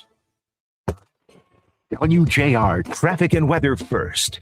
This report is sponsored by SuperSure. Do you own a small business? You need to hear this. A seismic shift is coming. It's time to get super sure. Not kind of sure, not pretty sure, not a little sure, but super sure. The seismic shift.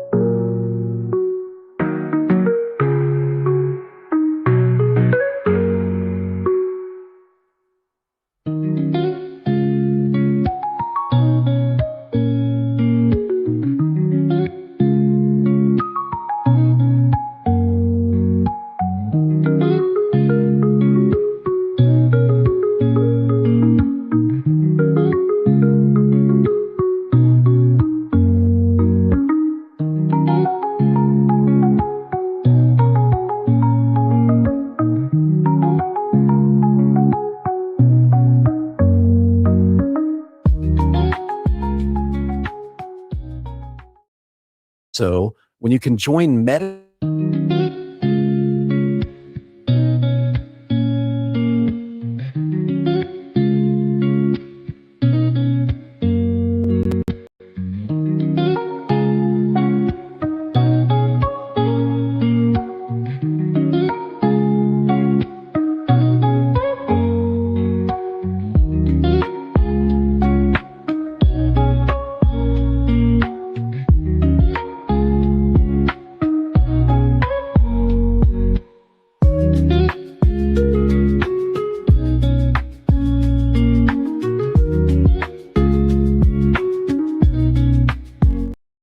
Bible. That's 855-51-BIBLE, 855-51-BIBLE. Welcome to the 14th annual Mitch Albom Say Detroit Radiothon on News Talk 760 WJR. This hour is generously brought to you by the A.A. Van Elslander Foundation.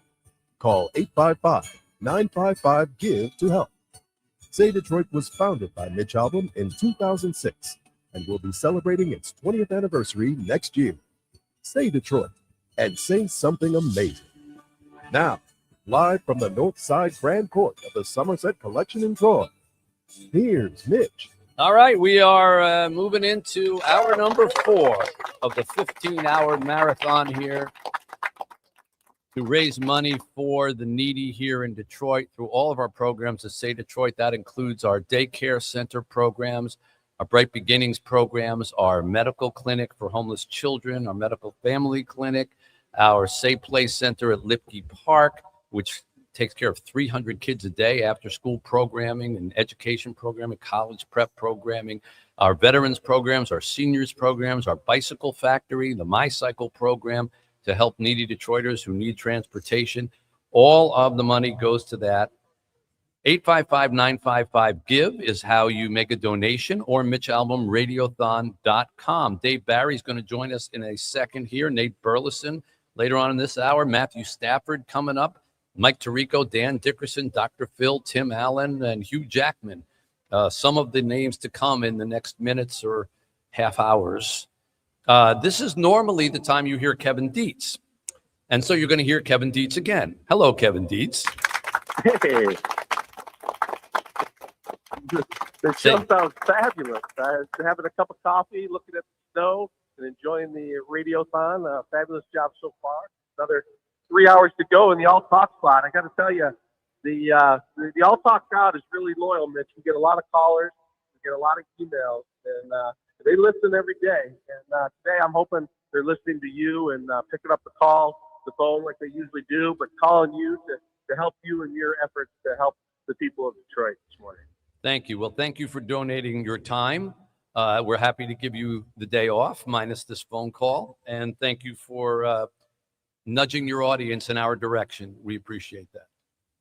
Oh, absolutely. It's a fabulous cause. You and I got to chat yesterday about it, and I got so many calls from people that said, thanks for chatting with Mitch to give them some time to talk about this, because it's just really important, and it's a fabulous story. It's a Detroit story, and you guys just keep making it bigger and better every single year.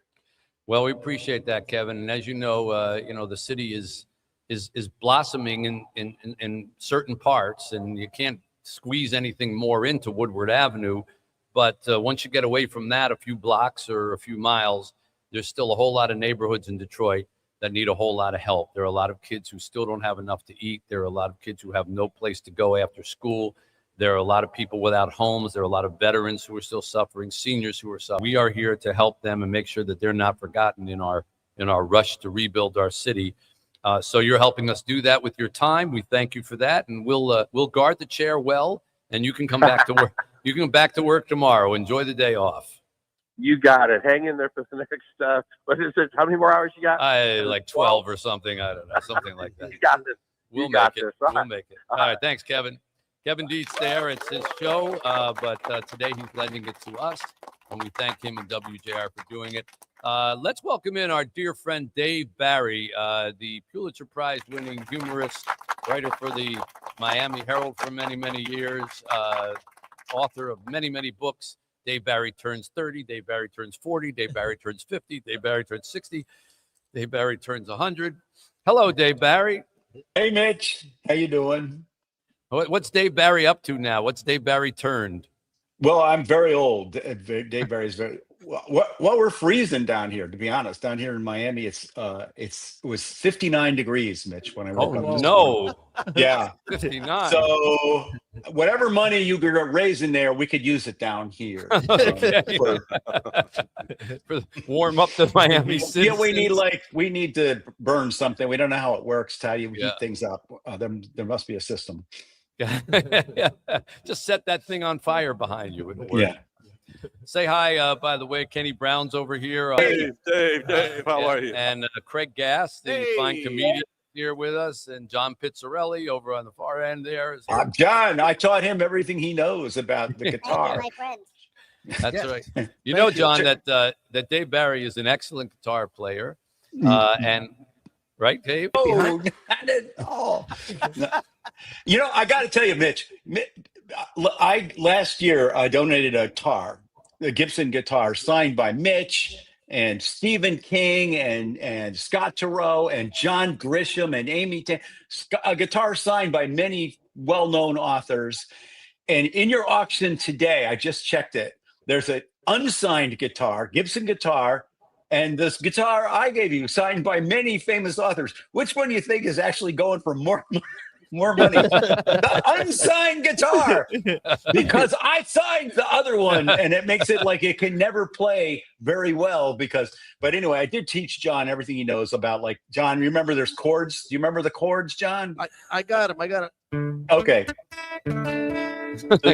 See, without me, that man would be nothing. He'd have no career. There you go. Here is a little bit of Dave Barry singing with the Rock Bottom Remainders, in case you doubt what I was saying. Listen. She fixes up, playing. She fixes up, goes full of poetry. She fixes everything.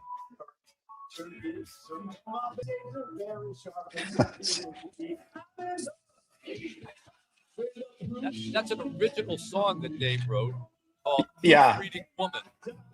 Yeah. I'm in love with a proofreading woman. You can bring it down now, Dan.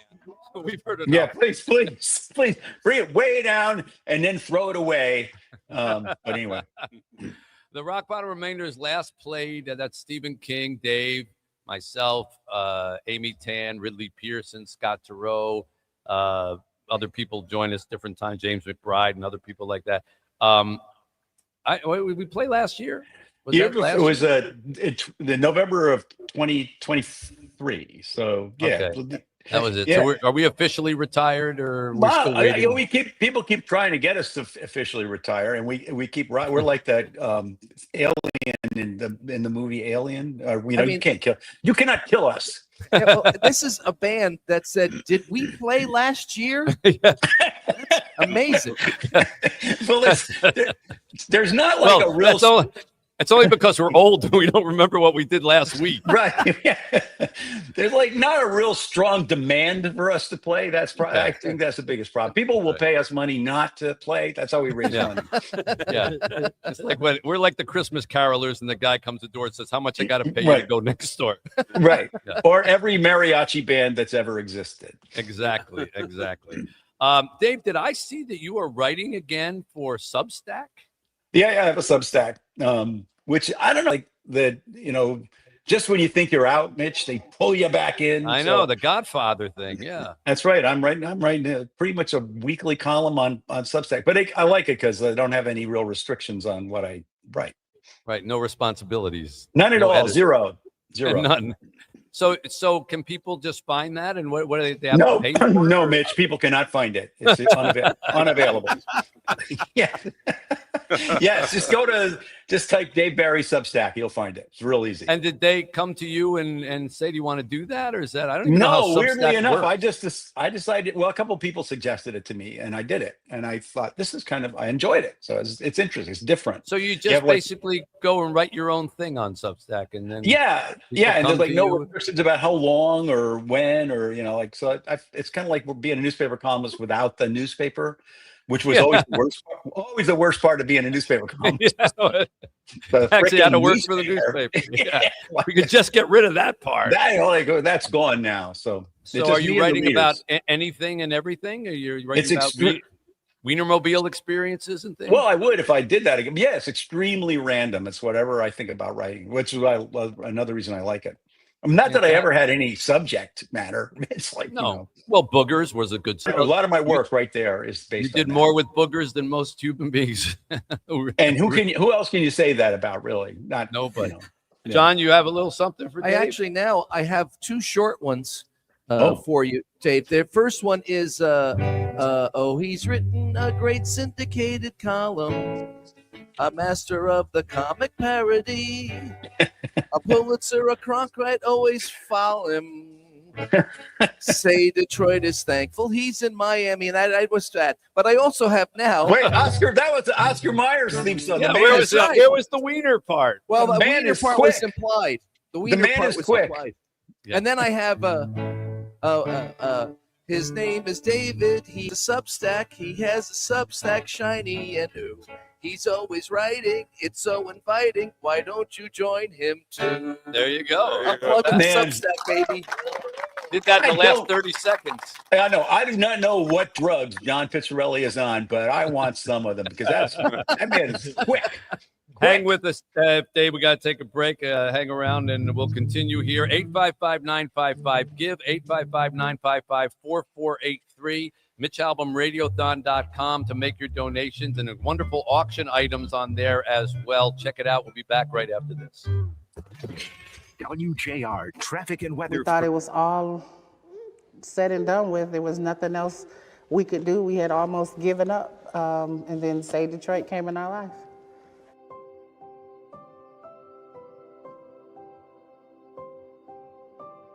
Started, thought we were doing fine. My husband had a TIA, which meant he had to stop working for a moment. But in the middle of that, the bad news just kept coming. Tried to go back to work. Work let him go, continued to let him go each job he found after that because he would have a seizure at least once a week, something that was new to him. They sold the home from up under us. So that meant the leasing went up and we still couldn't afford it. Before we knew it, we were living out of our car and a motel sometimes 2 times a week with 3 children. Drastic difference from a 2-bedroom home to a vehicle. My chest felt heavy every night we were finding somewhere to park. My chest felt heavy every time my crying baby was laying on my chest and we're in this vehicle parked.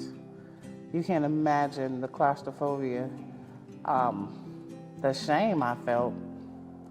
You have these children in there, it's just this car. No space to play, breathe, be human, you know. It was a lot. It just seemed like one thing was happening after another. We still were working, but not full time. And every dime we made, it just seems like it wasn't enough. We just thought, what more could happen? Like, we're just gonna continue to go down. Then They Say Detroit came into our lives and things drastically changed. It's almost like it was a dream, a fairy tale that someone could never imagine.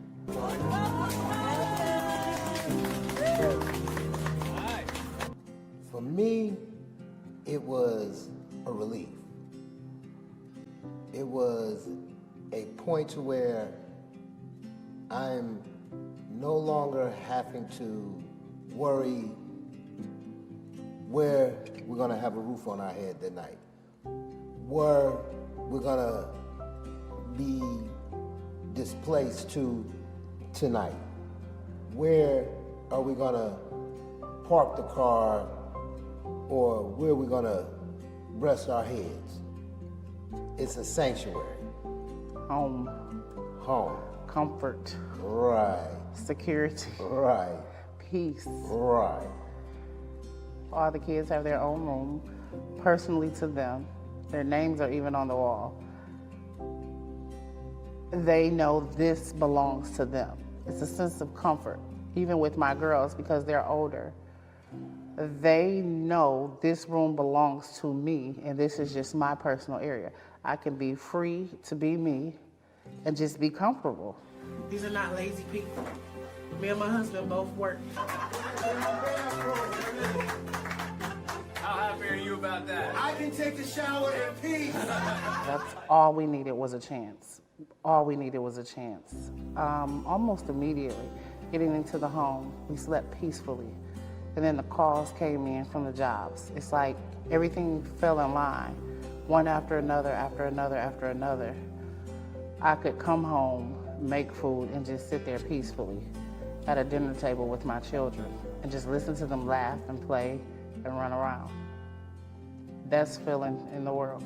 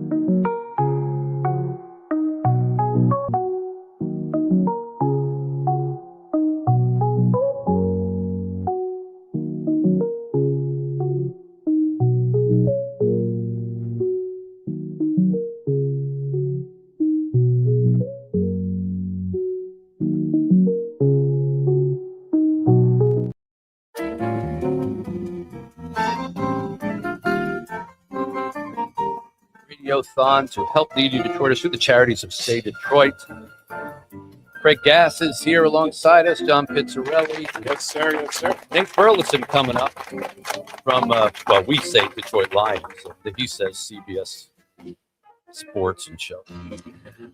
Kenny Brown, of course, my partner in crime, always alongside Chad Audi from the Detroit Rescue Mission Ministry, sitting here as well. 855-955-GIVE, 855-955-4483. More with Dave Barry in a moment. I want to acknowledge on the line with us right now Gary Van Elslander and David Van Elslander, both from the Van Elslander Foundation. Of course, Art Van Elslander was a huge supporter of Say Detroit over the years, and the Van Elslander family continues to do that. I want to say hi to Gary and David. Hi, Gary and David. Good morning.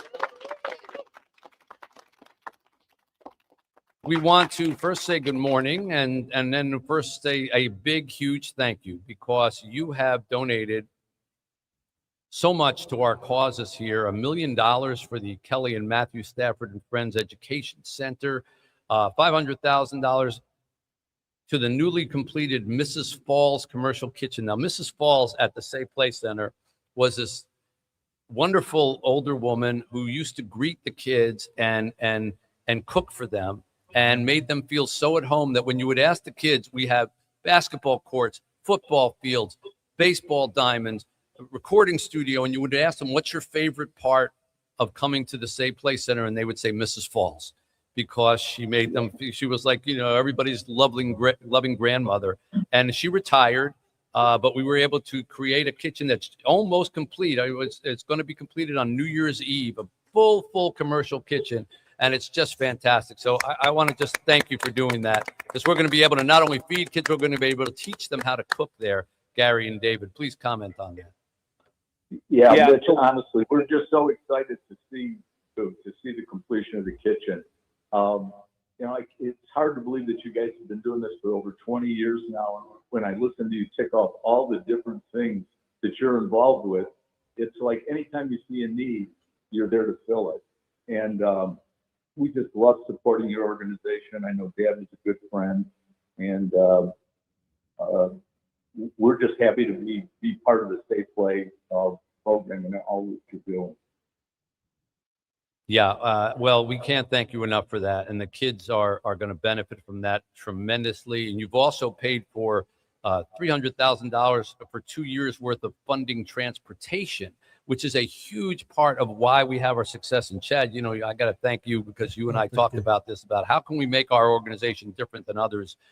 One of the biggest problems with charitable organizations in Detroit is that people can't get to them. That's correct. And we run buses all over the city. Our vans go all over the city and pick up the kids and bring them to the Play Center. And then when the day is over, we take them home. We don't take them back to a school. We take them to their house. And that literally is the difference between so many of those 300 kids a day being able to come or not. But of course, that costs money to fund vans and pay for the maintenance and all that. And you guys gave us money for that too. So thank you again, Gary and David, so very much. Yeah, Mr. Moore's welcome. Great place to support. You guys are lifting with thoughtful programming. So many different. It's just a congratulations to you all. Thank you. Well, I'm taking that as kind of a you're welcome. We're going to start a charitable fund for new cell phones for you guys. But great to talk to you both. A big round of applause, everybody, for the Van Elslanders, continuing the tradition of Art Van and their dad as we continue here on 760 WJR. 855-955-GIVE, 855-955-4483, or MitchAlbumRadiothon.com on the web. WJR traffic and weather first. In Monroe, 75. What's this going to do for you and your family? What it's going to do? Oh my God, y'all just saved our life. Man, I just can't tell y'all how happy I am.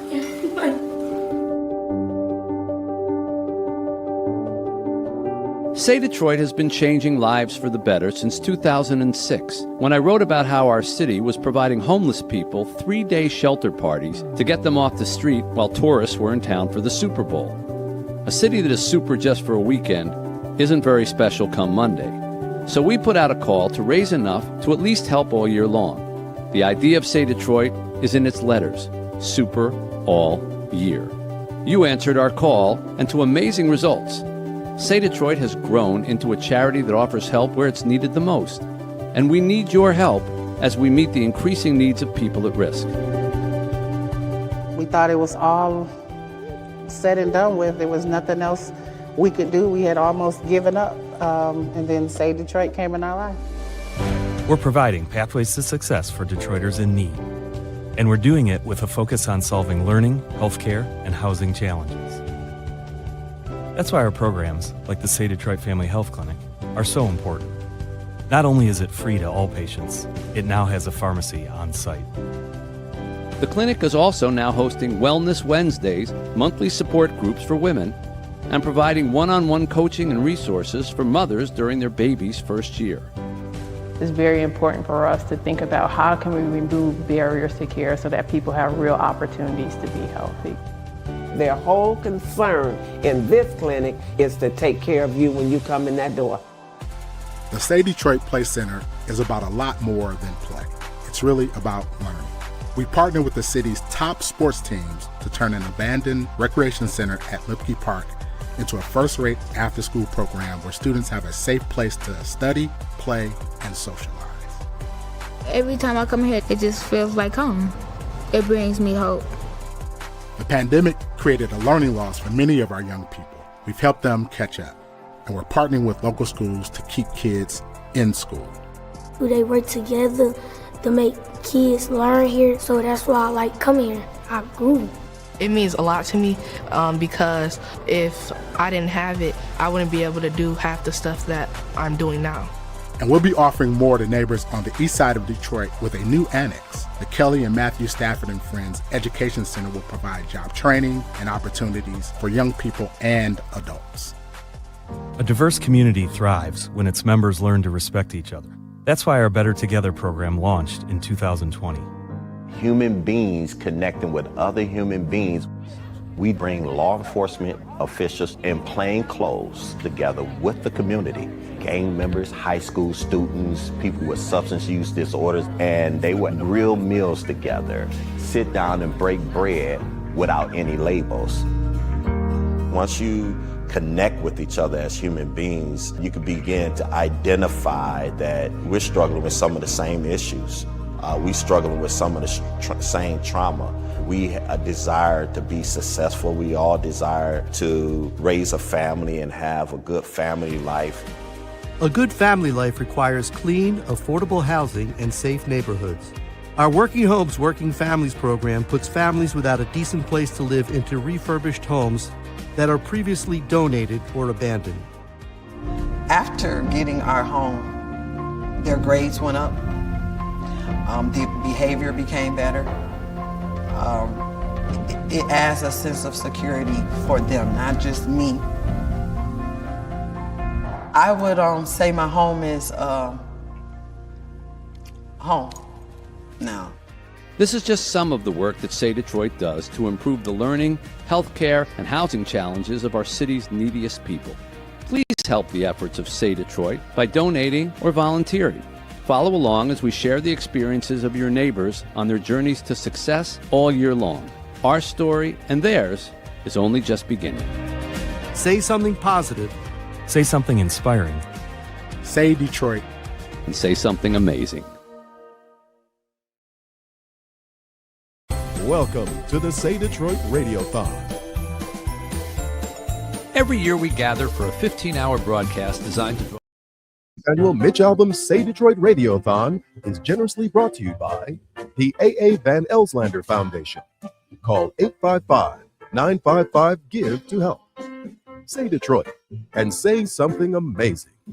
Now, here's Mitch. Say something amazing and help out your fellow citizens here in Detroit. I always say, if you're driving around and listening to the Radiothon, roll down your window, roll down the other window, roll down the back window and the other back window, and then don't roll them back up. And see how long before you're freezing, and then recognize that there are people for whom that is home, sleeping in their cars. We don't need to remind you of the terrible incident that happened in February here in our city where 2 young died from carbon monoxide poisoning because their mother was looking for a place for them to be sheltered. They parked in a casino parking lot in the car, and they slept in the car, and they left the engine running to have heat. So it's not so far-fetched.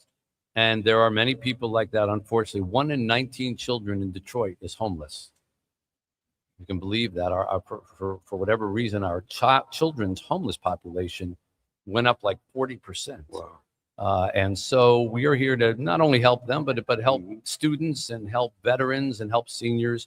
And if you would like your donation read, not only read by the great comedian and voice impressionist Craig Gass, here you go. And we're also being joined by the great Al Pacino this morning. Al Pacino. I'm here to tell you about some of these great donors, like Frank Condino from Macomb donated $300. We got $1,000 on behalf of the employees of Schrader Tire and Oil in Toledo. Hello, Toledo. Also, we got $500 from Martin Reno, Royal Oak. $25 in honor of Yvonne Denise Jake from Detroit. Cynthia Brash, $250. We got $450 from Karen Borland. Hi, Karen. And $70 in honor of Michael Arvidsson of Ann Arbor. $70. $50 in honor of Nancy Fredrickson in Redford. Another $40 for Nancy. And $200 in honor of the great Doug Smith, Picnic. Okay, Al. Dave Barry here with us still on our Zoom. By the way, if you're watching at home, you can watch this whole thing. If you're listening on the radio, you can watch everything on MitchAlbumRadiothon.com. Click on Detroit.com, WJR.com. There's about 1,000 places that you can see this. Right. And so you can see the great Dave Barry in his office. It is brilliant. Hi, Dave. Hey, Al. Is that where you do your best work, Dave? I don't actually ever do my best work, Mitch. But I do your mediocre work. I do right here, yes. Dave had a wonderful autobiography called Class Clown, which came out. Was it last year that it came out? Came out in May. Yeah. May of this year. And it's a fantastic book and very moving and very touching. What did you find that experience like? I've had people say to me, "Oh, you got to write your life story," and I go, "Never, never. I will never, ever, ever write my life story." Were you like that earlier, and then did you decide at some point? Well, I was kind of talked into it by my agent and editor, but because they said everybody's doing memoirs, but it was intimidating because like memoirs do really well, but usually they're people that people really want to know what their lives were like. And I wasn't sure that people were going to care that much about anything I had to say besides jokes. And like when I was writing it, the big bio that was out, the big memoir was Barbara Streisand's, and like in that, it's like 900 pages and she drops 50 trillion names. Right. At one point and who she she says, slept with. at one point she's like, I was on the phone with Warren Beatty. When I hung up, I thought, did I sleep with Warren? I don't remember.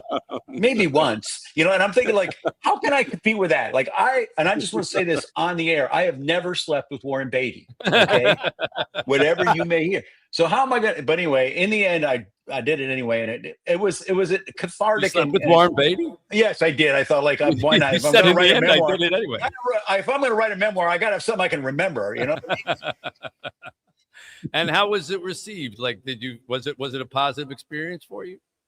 You mean sleeping with Warren Beatty or the both? Well, we're going to stop making that joke right now. Okay, all right. Before we get sued by Warren Beatty. And Warren, if you're out there, you never call, you never write. Anyway, no, it was received well. It got good reviews, and it was nice. And do you find now, like, you run into people who know way more about you than you were comfortable with or ever thought they would? Yeah, and that was a little because like I wrote about my parents, and both my mom and dad had issues, and I wrote about them. They were wonderful people. They both had issues.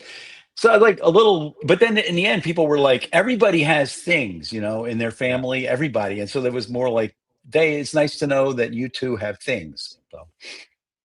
Things. Things. We have things. I got things. Yeah. We all got things. All got things. So do I understand that you were going to be kind enough to donate a lunch with Dave Barry? That's on the auction item list here? Yeah, I did it once before. I came out there and I had to Detroit, which is a lovely city, and I had a great lunch, and we ended up naked in a dumpster in Windsor or something. I mean, it was a lot of stuff. No, it wasn't. That lunch. It wasn't that exciting, but it was a lot of fun, and I'm gonna do it again. I really enjoyed it. You're gonna get naked in a dumpster in Windsor. In Windsor, we're actually gonna start there. That's where they have really. Sounds like a country song. Yeah. I'm naked in a dumpster. I want half of the royalties of that there, Pizzarelli. That's $7 for you then. All right. Well, people will be able to bid on that at mitchalbumradiothon.com. And what a great experience to sit with the great Dave Barry. The pride of Pleasantville High, right there. That's right, Kenny. Thank you. and maybe end up in a dumpster in Windsor. You never sure. know. Dave, you're a true pal. Please give a kiss to your lovely wife, Michelle. Dave and I used to visit all the time when I would go down to Haiti because we could stop in Miami, and we had this lunch, and it was like, this is great because I go to Miami every month. Right. I go to Haiti every month, and now Dave and Michelle are, and we can just have lunch. And we did it once, and then COVID came. Exactly. We never did it again. It was all over. Yeah. No, it was all over. So I hope to see you guys again in person. But thank you for spending time with us here today, Dave. It means my pleasure, Mitch. I'm just going to say what everybody else is saying, but you are amazing. What you do is amazing. You make the rest of us feel like pond scum, but keep it up, man. You're a wonderful Kenny. You're a good man too, Kenny. Class clowns unite, Dave. Class clowns unite, baby. All right. Good on that. Thank you, Dave. Dave Barry here. Again, mitchalbumradiothon.com. A couple more things you want to read off there? Yes, Al or anybody else? Hey, everybody. I'm still working my shift to tell you. Catherine Dragich from Ferndale donated $400. My, oh, my. Also, Sandra Borner, Rochester Hills, $500. Are you kidding me? We got $500 from Mary Howley Bissell from Saline. Also, $350 from James Kemp of Royal Oak. We got to find a voice impression that goes really fast. Can you do the guy from FedEx? That would be good. All right. In a second, Nate Burleson coming up. Hugh Jackman, Mike Tirico, Dan Dickerson, Matthew Stafford going to join us at the top of the 10 o'clock hour. Dr. Phil and many, many more on 760 WJR.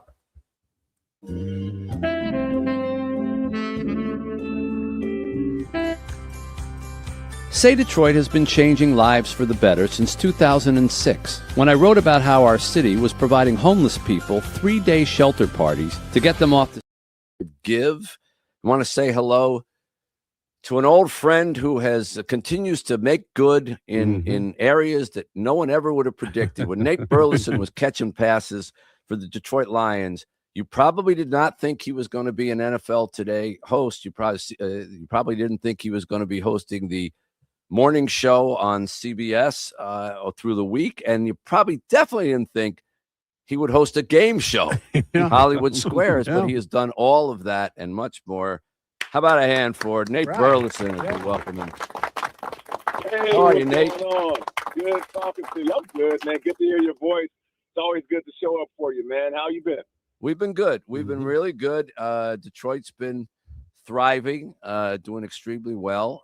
Maybe not our football team as much as we would like, but a little bit. And the city, of course, every year we try to raise money here at the Radiothon to help the neediest in our community who can't be forgotten at this time of year, even though we're celebrating everything else. But we're always glad to hear from you. And have you been back to Detroit anytime recently?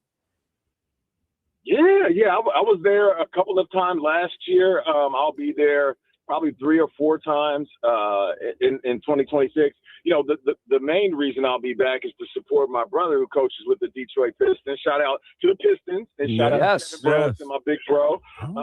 You know, like you said, the city is buzzing and the Pistons are playing well. I just hope they can hold on to that top spot. So, you know, we can get another championship hung in that arena. And then also I have my Lion Blood made, you know, in Michigan at the Valentine Distillery. So yeah, I'll be there, man. I'm always in Detroit. Even if I don't have business there, I'm always going to pop up in Detroit. You got an athletic family, right? Because then don't you have another brother played football too? Yeah, my oldest brother played football at the University of Washington. He was a defensive player. Then Kevin, the one that coached for the Pistons, played at the University of Minnesota. He played for the Charlotte Bobcats and then a bunch of years overseas. Then came me, and then my little brother played point guard at the University of Nevada and then played over Germany. So mom and dad blessed us with some pretty good genetics. Your house was like an athletic center, man. Yeah. Wow. Oh, man, it was like an athletic center and also WWE. You know how it is when all boys are in the house driving my mama plumb crazy. You know, a lot of people don't realize that Nate was born in Canada.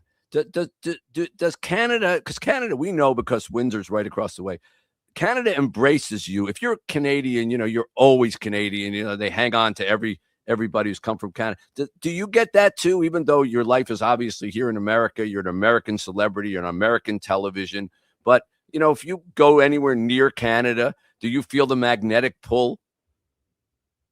Oh, 100%. Listen, my dad, but living in Seattle, and my mom and dad are originally from San Francisco. So all 3 of my brothers were born in the States. My mom went to visit my pops when he was playing in Canada, of course. And like, this was back in the day when you can travel like very, very, very pregnant. So she thought she could pop in and pop back and I'd be born in Seattle. But I was born in Canada and I was only out there during my infancy. But the reason I embrace it so much and I love Canada because it's the origin of my whole story. I started rummaging through my dad's boxes when I was younger, and I found Calgary Stampeders gear. And I was like, oh, I want to be like my dad. I want to play football like my dad. I want to play in the CFL. And that was my dream up until I got to high school. Somebody explained to me, they're like, hey, you might want to change your goals just a little bit. You make a little bit more money in the NFL than the CFL. But to answer your question, yeah, when I go to Canada and I go to Toronto a few times a year, I've been to Vancouver a bunch. They show me major love because I don't shy away from like that part of my story. But yeah, I love going to Canada. Yeah, I mean, you could be born in the back seat of a car that's headed for the American border in Canada, and they will claim you as Canadian. You ain't lying. You ain't lying. Listen, I go over there, and they're like, Nate, you want to just stay? Things get a little crazy across the border. Go ahead and hang out with us. So, I really love the people in Canada, man. They reciprocate the energy. Do you have a Canadian passport as a result of being born in Canada? No, I got a U.S. passport, just a Canadian birth certificate. And for a long time, I traveled with that U.S. birth certificate. And I remember, you know, after 9/11 happened, I wasn't really paying attention to how that was affecting travel. But I remember my rookie year, I was traveling back from a family trip. I think we went to the Caribbean for the first time. My wife and I and our firstborn, he's now 21 years old, but we were coming in from Miami. And they were like, hey, give me your passport or U.S. ID. And I showed them my birth certificate from Canada. And he was like, yeah, I need a passport. I was like, oh, I've just been traveling with this my whole life. He's like, yeah, this ain't going to do it, man. Follow me. And he took me back to customs. And he interrogated me for 4 hours. And he was like, yo, you need to get proper paperwork. You need a U.S. passport or else we're going to deport you. And I'm like, deport me? He's like, yeah, we're going to deport you back to Canada. I'm like, I don't live in Canada. I'm from Seattle, Washington. He's like, yeah, we'll just deport you. I'm like, you're just going to drop me off at the border? He's like, well, if you don't get the proper paperwork, we will. So that's when I realized, I need to get some type of identification. And then I applied for my U.S. passport. Yeah. Well, given the state of the country right now, it's probably a good thing you have your papers. Yes, at all times. No doubt. Yeah. No doubt.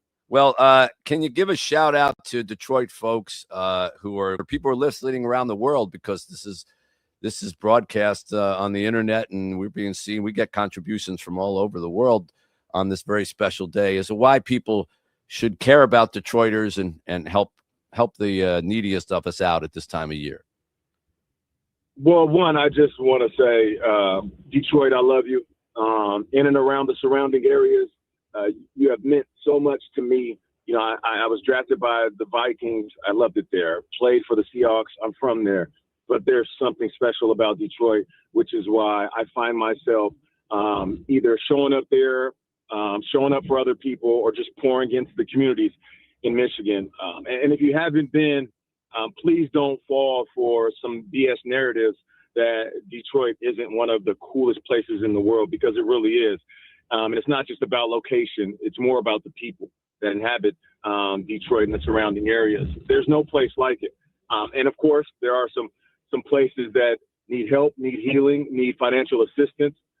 So really try to do whatever you can to give back to what I like to call the heartbeat of America. And for so many years, if you look at pinpoints throughout history, Detroit was the heartbeat, literally the pulse of this country for different reasons, whether it was the Ford factories when they were booming, whether it was Motown, or just different sports. It's just, you know, some influential figures that were born and bred in Detroit and then went on to not just impact the U.S., but impact the world. So if your heart compels you, just give and continue to give, because I'm not just the guy that will say it with my words. I'll show up with my action. So, you know, just like I tell Mitch every year, let me know what you need. I think we gave away a visit to New York, and I got some special stuff planned, by the way, Mitch, that I'm gonna do with them that wasn't part of the package that they bid for. And then also, you know, talk to me offline. Let me know what else I can do, whether it's providing tickets to a game, making someone smile, a donation to a charitable cause. You know, I got your back, man. And if it helps Detroit, you know, I'm there for you 100%. Well, that's really kind of you. And I'll tell you what, is that what we did last year? We had someone come into New York and visit the set. We have somebody coming in this week. So they're cashing it in from last year.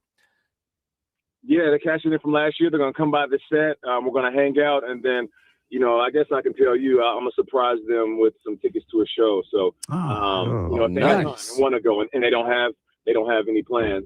But yeah, man, the more I can do, man. Well, can we do that again?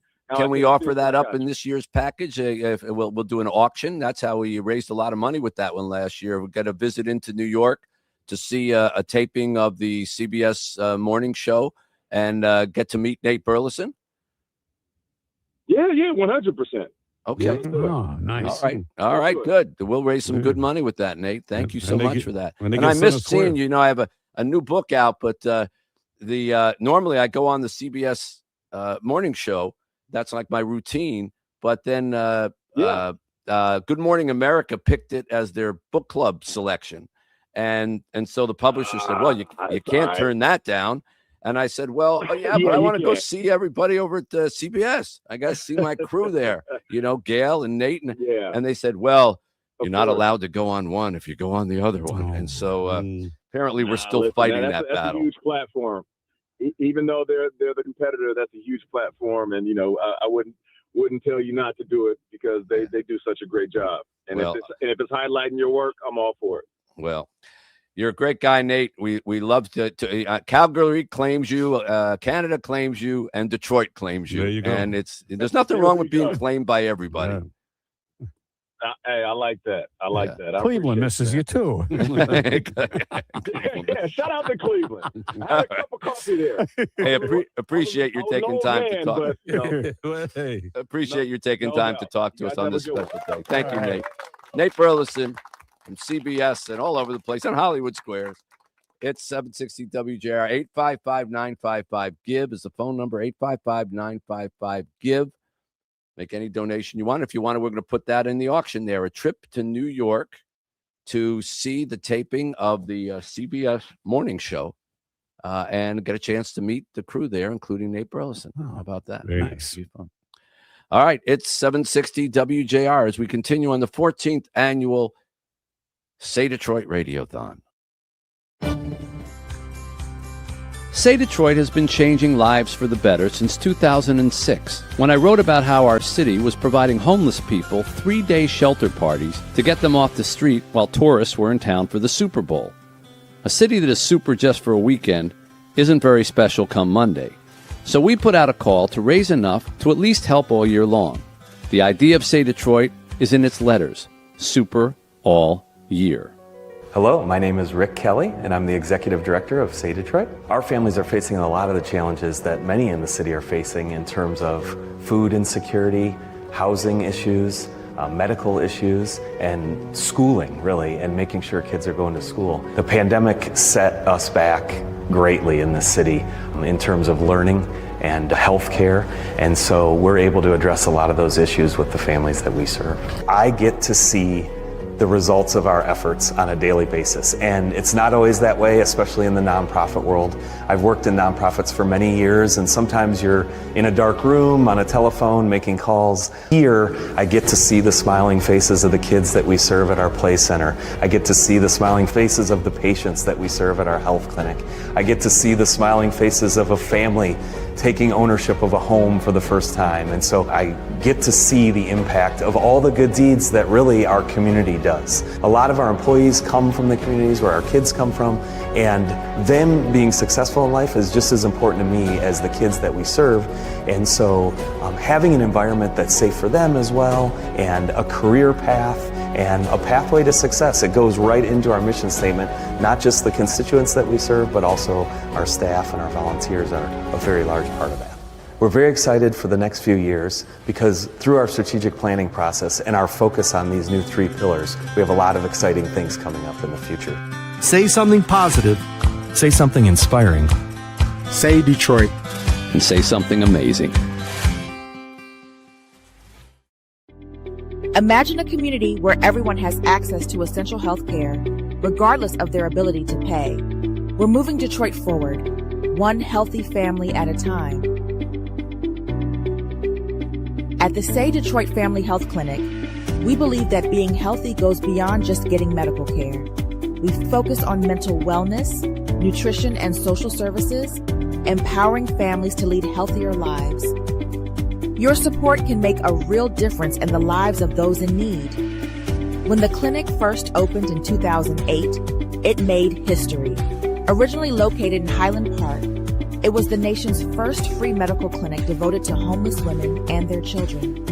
It made history, again becoming the first facility in Detroit to host walk-up mobile screenings where 1,500 patients received free COVID tests during the height of the pandemic. Now in a new and upgraded facility in Detroit and managed by Trinity Health Michigan, our whole health approach to care features programs like supplemental fresh produce from an urban garden and a monthly support group that brings women together to discuss vital health topics, while the first-year program supports new moms and their babies with counseling and resources. I develop a relationship with my patients by being transparent, by listening to them, and by trying to teach and show them that you're to help and to help manage them, and they are just as important as the next person. Whether it's preventive care, cancer screenings, behavioral health, or nutrition coaching, our dedicated team, many of whom volunteer their time, works tirelessly to earn the trust of our patients and fulfill Say Detroit's mission to provide pathways to success for thousands of patients each year. Our doctor loved me from the beginning. She saved my life. Thank you, God, for answering that phone. Together, we're empowering individuals to lead healthier lives and in turn, uplifting our entire community. Say Detroit and say something amazing.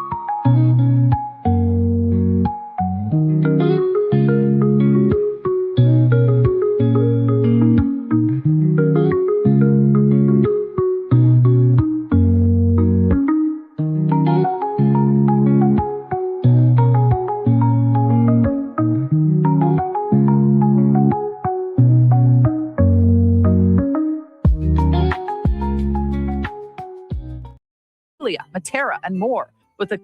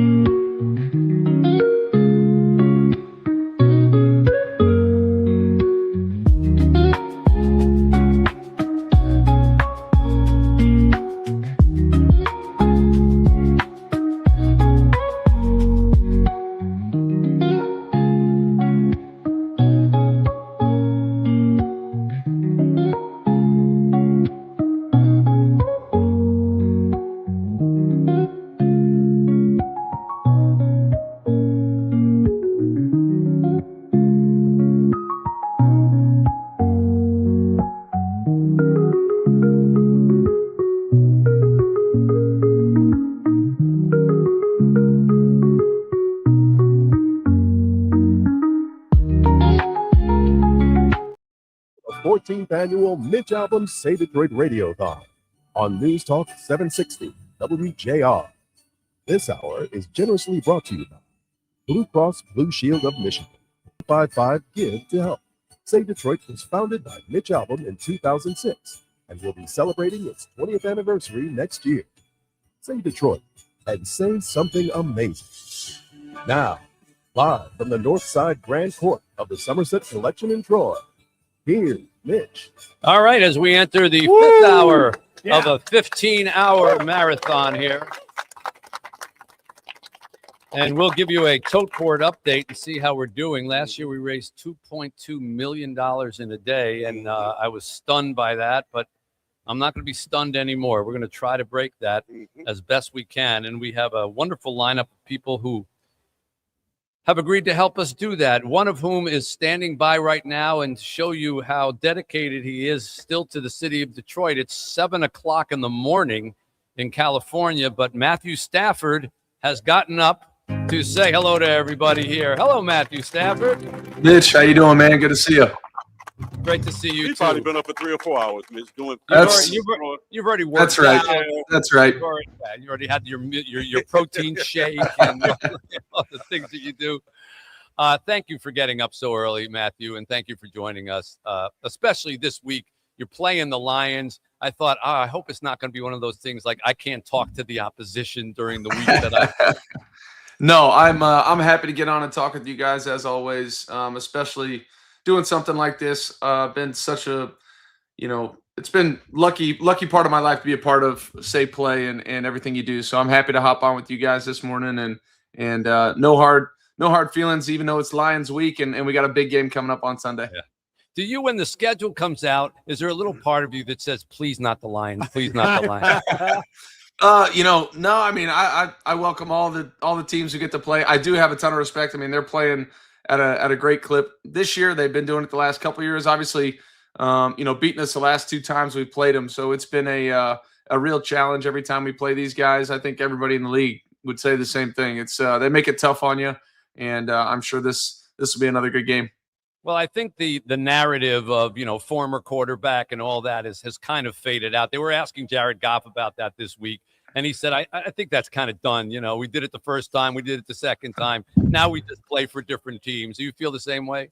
Yeah, I agree with him. I obviously still have friends in the city of Detroit and people that I care about. I'm sure he does here in the city of Los Angeles, but you kind of get ingrained in where you are and you learn to love where you are. And I certainly love being here. I know he loves being there.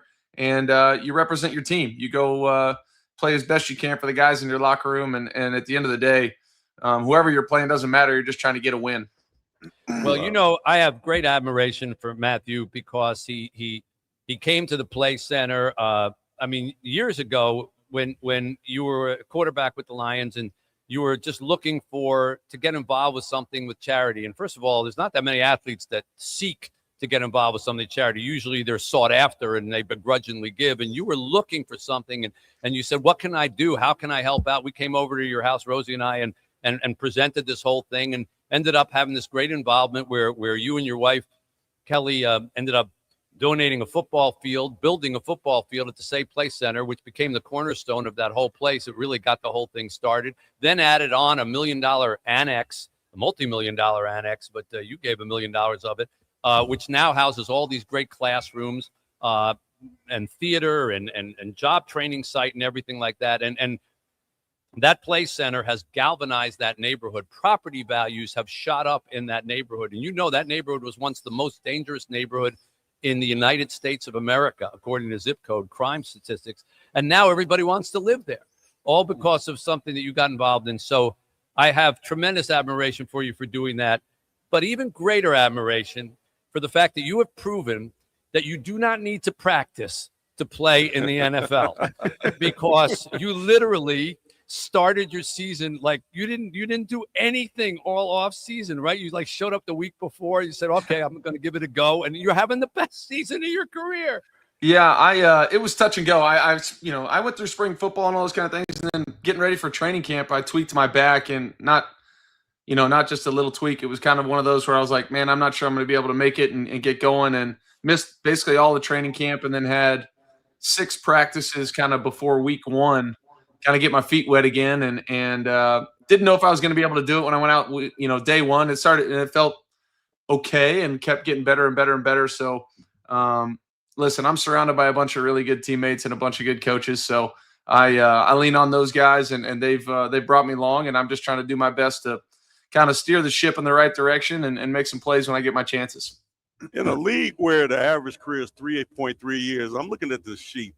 Year 17, Matthew, 17. I mean, I know you couldn't even imagine that when you were in Georgia. No, when I was a kid, I loved watching the NFL. I was such a big fan of it. I always wanted to be doing what I'm doing right now, but to be able to play it for 17 years and be lucky enough to, continue to do what I love to do, I feel blessed and obviously very lucky. So it's an honor, a privilege to play in this league, and I'm gonna, cherish every moment of it that I get. If you win a Super Bowl this year, again, you've already won one. Would you say, are you the kind of guy who says, if I get an opportunity to go out at the top, I'm going to grab it? Because you see so many guys who like, I'll just do it one more year, and then that's the season their team goes 7-10 and they don't make the playoffs, and they kind of disappear. I thought this was going to be a fun, easy interview. You're hitting me with the hard questions early in the morning, Mitch. Come on. I mean, well, it's not early here. I've had tons of coffee. No, I'm messing with you. Kelly actually asked me that the other day, and I didn't have a great answer for her. So listen, I'm enjoying where I am every step of the way. That's, that goal is the goal for every team. That's a long way off. We still got a lot of time and a lot of football to be played between now and anything like that. I'll figure out that when I get there, but I'm enjoying playing. I feel like as long as I'm healthy, I'm playing at a pretty good clip. So I don't see why we wouldn't keep playing, but things change and you never know. You got 4 girls. You got to keep playing. That's man. right. 4 girls. Hey, got to go to college. No doubt. I hear you. Listen, every Christmas comes around, I'm like, whoo. All right. So in fact, we're actually going to dedicate the next hour to raising money for you. That's right. But I'll tell you what, too, it's fun at this moment. When I was in Detroit, all 4 of my girls were born there, and they understood a little bit of what was going on, and now we're getting to the point where my oldest the twins are 8.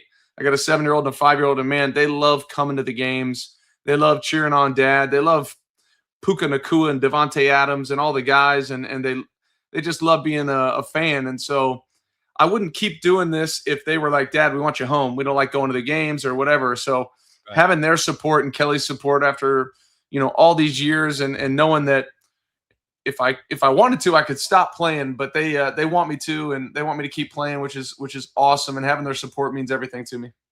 Well, I want to thank you. I saw an interview with you. It wasn't a Detroit interview or anything like that, but somebody asked you about Detroit.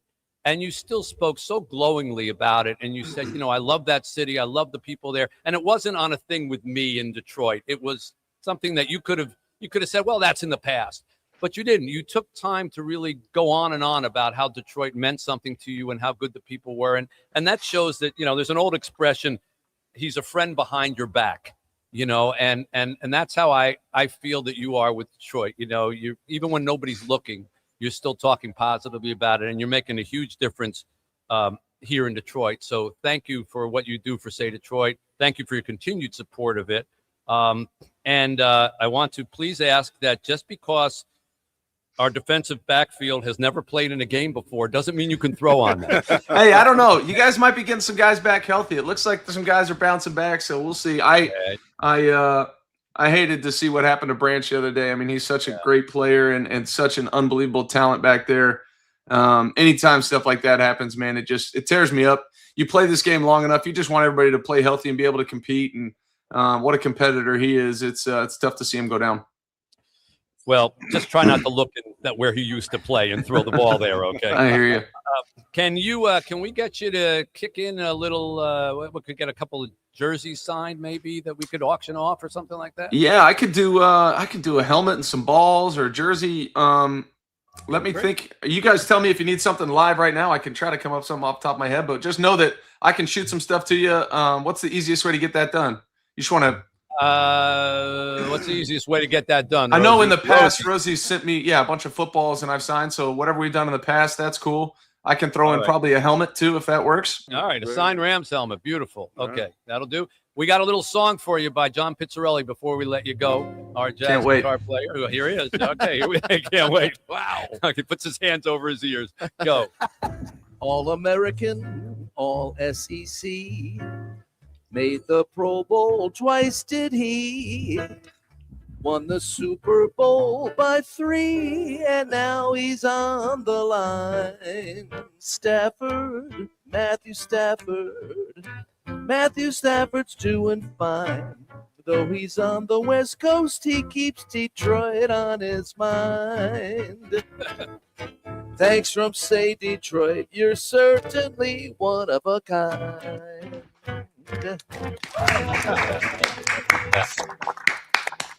You don't get that on Sunset Boulevard. No, sir. Only on Woodward.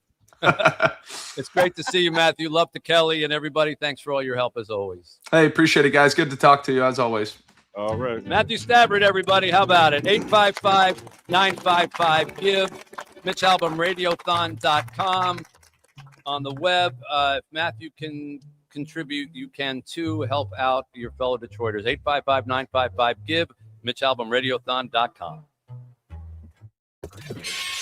Hey, it's the Inside the NBA crew. Ernie Johnson, Shaquille O'Neal, Kenny the Jet Smith, and Charles Barkley with a shout out to the Say Detroit Play Center. Say Play is a premier learning center. It offers academic enrichment, athletics, and arts programs for students 8 to 18. Since day one in 2015, Say Play has been rebuilding and empowering one of Detroit's most challenged neighborhoods. Set on nearly 15 acres in the Osborne community in northeast Detroit, the facility was the site of the rundown Lipke Park Recreation Center, which had been shut down by the city due to budget cuts. It was rebuilt by Say Detroit in partnership with Detroit major sports teams. Say Play offers all its programs and services, including transportation, meals, mental health awareness, and resources free of charge. The students who attend Say Play commit to their after-school studies, and they love to learn. They could take part in a wide array of activities, including sports, creative programming, arts, STEM, social justice, and summer employment experiences.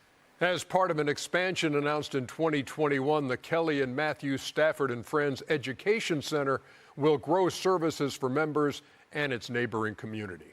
And let us not forget the staff and the volunteers, right, fellas? Good job, guys. They are game changers, providing pathways to success for the youth of Detroit.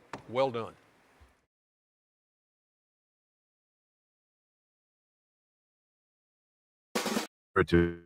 Can celebrate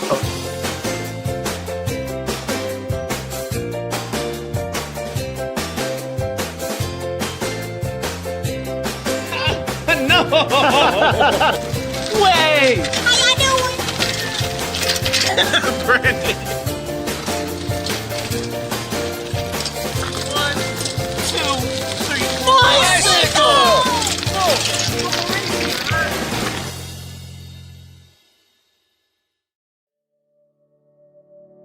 Good morning, everyone. At Say Detroit, and particularly at the Say Detroit Play Center, we consider anyone who participates in our programming services as a part of our family. And real families help out those when they're in dire situations. The Jacksons have been a part of the Say Detroit Play Center since 2015. In February this year, the second story of their home burned out. I immediately called Rick and Rosie, and we decided that we needed to put a plan together to help a member of our family. All right, Miss Jackson kids, may you always have a home that's filled with love, safety, warmth, and family. These keys are yours. God bless you.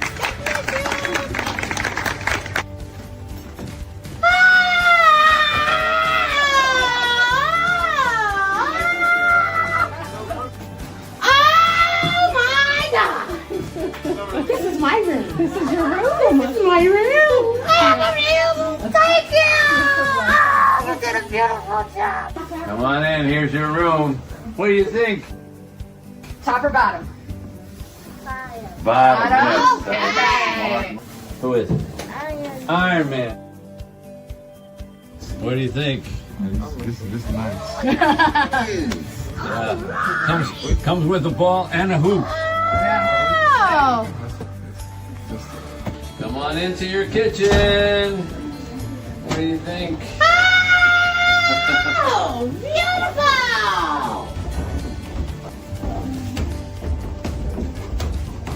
Oh, my God. Oh, my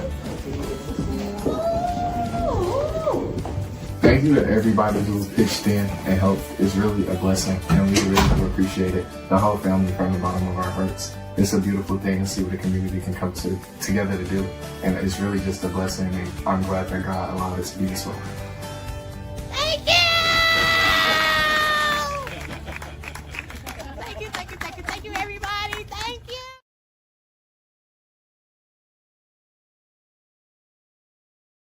Some money.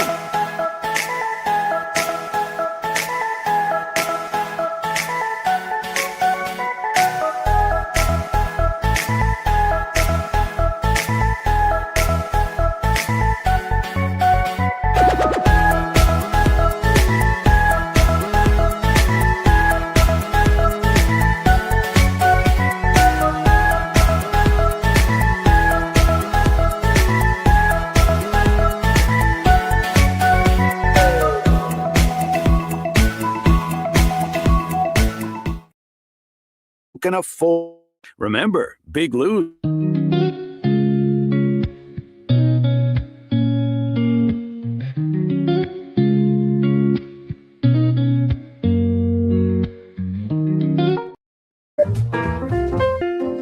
All right, back here on 760 WJR on the 14th annual Say Detroit Radiothon. A nice conversation with Matthew Stafford there.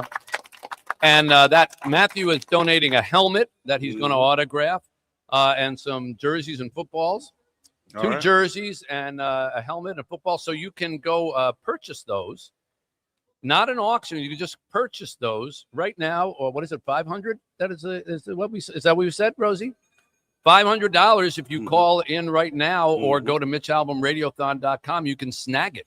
There you go. Talk about a great Christmas present for somebody. And that's a Rams helmet for those who are asking. That's a Rams helmet, for those who are asking. Yes, that's yes, a Rams helmet. And you can put it on your head and then go to the Rams game in LA and root for the Lions. That's right. Exactly. And that way you won't get hurt. It's like a safety valve. Bruce Kornblatt joins us via the live stream here, our good buddy from New York. Hello, Bruce. I wanted to thank you for Matthew Stafford and his $1 million contribution. Bruce Springsteen wasn't available for me to follow, so that we'll do Matthew. It's good. You got to follow somebody. That's I can put you. I got to follow somebody. Now, don't grill me like you demanded to know when Matthew was retiring. That's nice on a radiothon to cross-examine him. I intend to keep working for a while, so let's skip the tough part. Anything you want. Okay, I won't ask you any difficult questions. Kenny Brown is here. Kevin Yeah. O'Neill has dropped in now and Yes. joined us from our Yes, program. yeah. Hello, Kevin. Good Hello, morning. Mitch. Good morning. And Thank you for being here with us. Thank you. Thank you so much. Hey, And I Mitch. just add very quickly, a person that's noticeably absent today, Chris Rusin, our friend, passed away several weeks ago. Chris never let his physical challenges hold him back. He was with the Tigers, the Red Wings. He gave so much to the community, and he was always available for our He was radio. always here. Yes, Yeah. so I'd like to donate $200 in memory of Chris Rusin. Thank you. So- Well, that's very kind Yes. of you. And we miss Chris. And yeah, I was always here. Even though he was wheelchair bound, he was Right. always Yep. here and talking about when I was going to do another movie Yes, that he great could guy. be in. Great guy. Yeah. So Bruce, hang with us Ben. here. Craig Gass is here. John Pizzarelli is here. Chad Audi is here. This is literally the most people that can get on a radio show at a single time.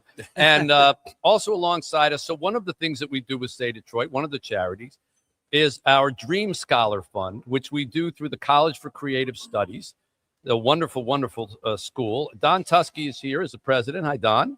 Hey, Mitch, how are you? Good to see you. Thanks for again. having us here. And we award students the Stay Detroit Scholarship, which has been going on for many years. 23 students so far have been awarded this scholarship. We put $60,000 into the scholarship fund this past year.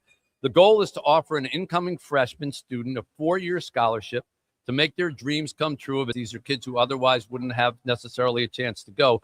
One of the recipients is here with us right now, JC, who is a Detroit-based digital artist studying now at CCS with a vision to bring beauty to Detroit through muralism, which means making murals. It sounds like a disease.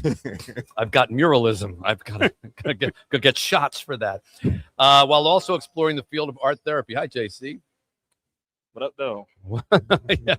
Welcome. Nice to have you here. So first of all, tell us, how this scholarship what enabled you to go to school. Did it make a difference in your ability to attend? Yes, it did. It gave me a lot of money to attend the classes that are extremely helpful towards my progression in creating successful murals that communicate great ideas and beautify Detroit. Not only this, but it also introduced me to amazing friends that I'm currently rooming with. I love them. Oh, really? You got Yes. some roommates at CCS. Okay. And what type of murals do you like to do?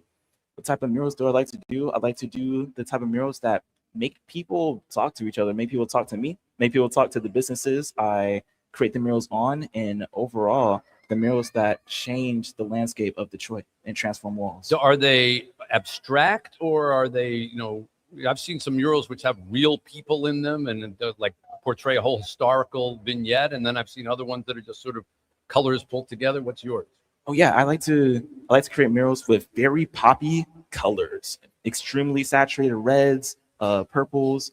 I do love the color purple. I will use purple instead of black anytime, any day of the week. I'm wearing purple. I'm with you. Oh yeah.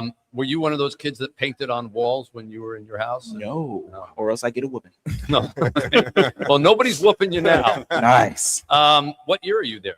I'm a sophomore. Okay, so only your second year. So you're pretty young, I would imagine. Yes, I'm 19. 19 years old? Oh yeah. You present much older. I don't mean looks. I mean in the way that you're telling us what you're doing. Don, JC is indicative of the kind of students that we have been supporting for years there. Absolutely. And we're so thankful for you, Mitch, and all the donors out there and give year round to Say Detroit. It's so wonderful to have great support for Detroit and all of Michigan. And it really does allow a wide range of students from Detroit and beyond to attend CCS. And so it's been really fantastic to have that kind of support. Well, I know Rick Kelly, our executive director, said we got a lot of blank walls at Say Detroit. So if you would like to ply your craft, JC, and deliver some messages, we've got plenty of walls around the area here that could use your art. Would you like to do it? Absolutely. Okay. Oh, yeah. Don't use hand signals on radio. They can never figure it out.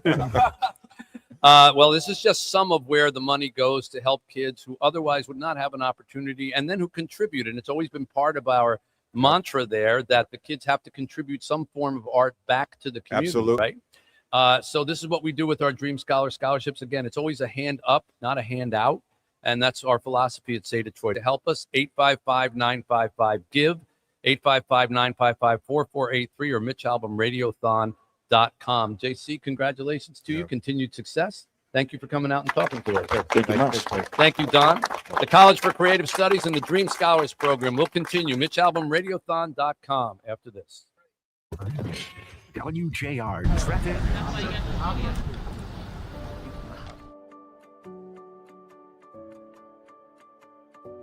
I think it begins with a conversation. I believe it begins with seeing each other as human beings. They come to find out that they are the same people, in which they are. It's not like a police officer is the boogeyman. It's not like some of those young men who have been struggling in the gang life are the boogeyman. They are human beings.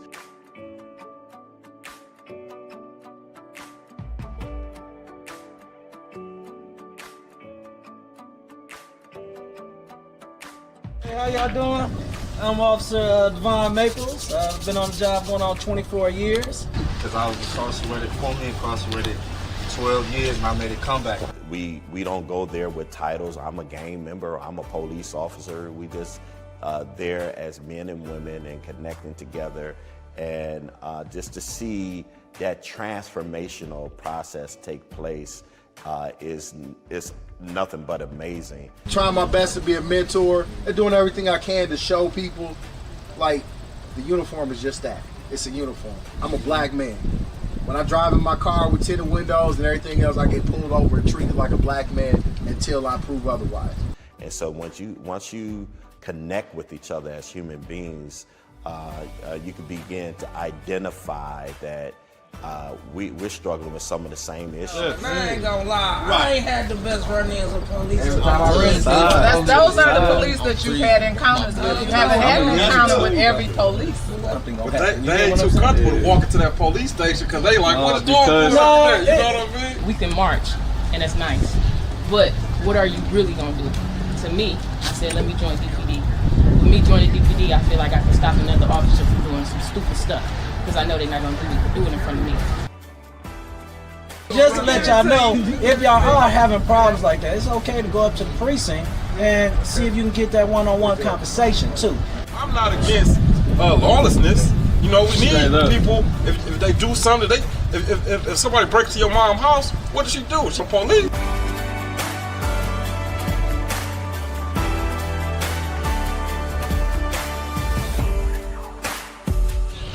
My hope that we come to understand each other a little bit better as a result of coming together and eating together. I do it another way. Stay out the streets, When I'm policing the city, I personally feel like I'm policing my family. I ain't never heard nothing like this. This is the first day, I ain't even gonna lie, this is the first day I've ever heard a police talk like this.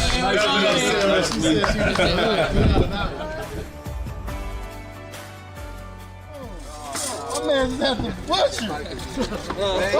Hey, you done ripped off all the skin. Hey, come on.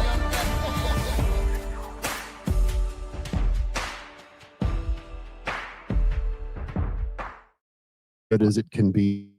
My name is Rick Kelly, and I'm the Executive Director of Say Detroit. Our families are facing a lot of the challenges that many in the city are facing in terms of food insecurity, housing issues, medical issues, and schooling, really, and making sure kids are going to school. The pandemic set us back greatly in this city in terms of learning and healthcare, and so we're able to address a lot of those issues with the families that we serve. I get to see the results of our efforts on a daily basis. And it's not always that way, especially in the nonprofit world. I've worked in nonprofits for many years, and sometimes you're in a dark room on a telephone making calls. Here, I get to see the smiling faces of the kids that we serve at our play center. I get to see the smiling faces of the patients that we serve at our health clinic. I get to see the smiling faces of a family taking ownership of a home for the first time. And so I get to see the impact of all the good deeds that really our community does. A lot of our employees come from the communities where our kids come from, and them being successful in life is just as important to me as the kids that we serve. And so having an environment that's safe for them as well, and a career path, and a pathway to success, it goes right into our mission statement. Not just the constituents that we serve, but also our staff and our volunteers are a very large part of that. We're very excited for the next few years because through our strategic planning process and our focus on these new 3 pillars, we have a lot of exciting things coming up in the future. Pressure is coming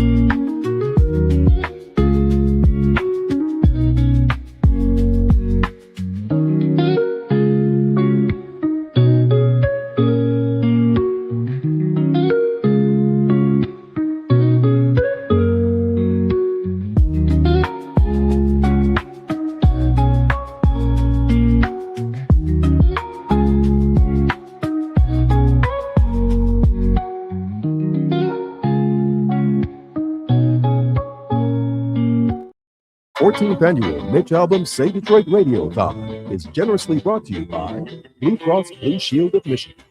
Call 855-955-GIVE to help. Say Detroit and say something amazing. Now, here's Mitch. Okay, back here at Somerset North, where we are broadcasting all day till 9 o'clock tonight here on 760 WJR, or you can follow on the video stream at MitchAlbumRadiothon.com. Almost every seat is filled up here. Kevin O'Neill's here. Kenny Brown is here. Chad Audi from the Detroit Rescue Mission is here. Craig Gass is here. John Pizzarelli, our musical guest. Our phone numbers are 855-955-GIVE, 855-955-4483, or MitchAlbumRadiothon.com, or you can text a donation to Mitch14 at 59925. All of the money that we raise here goes to help needy Detroiters through the charities of Say Detroit. We try to make this as entertaining a program as we can for you, so to encourage people to give. And I want to say hi right now to Detroit Tigers, I can now say legendary broadcaster, Dan Dickerson. Yes. Hello, Dan. How are you, Mitch? Good to see you.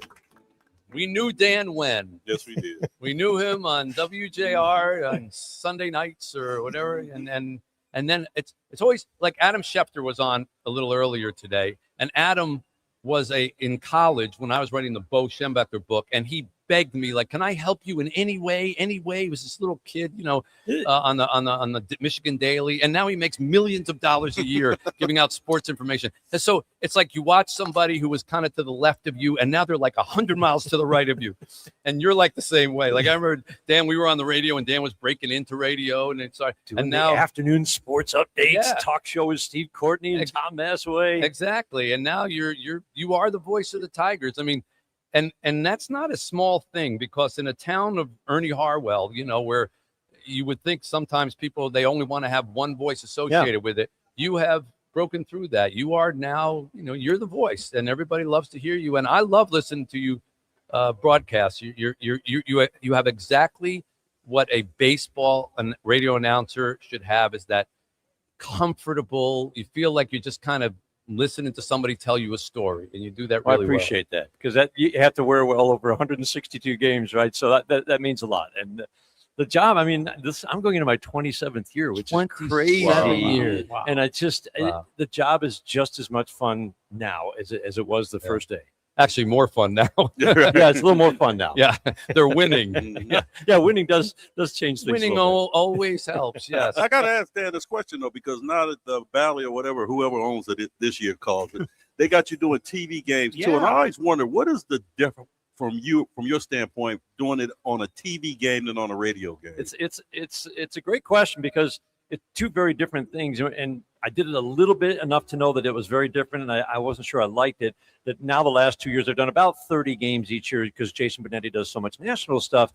And I think what I really enjoy about it is it makes you think in a different way, right? You have to think very visually to help your analyst analyze the game and for you to analyze the game. So I had a friend, Joe Block with Pittsburgh, does radio and TV, said, just you bring ideas to every game, because they have to build things visually, right?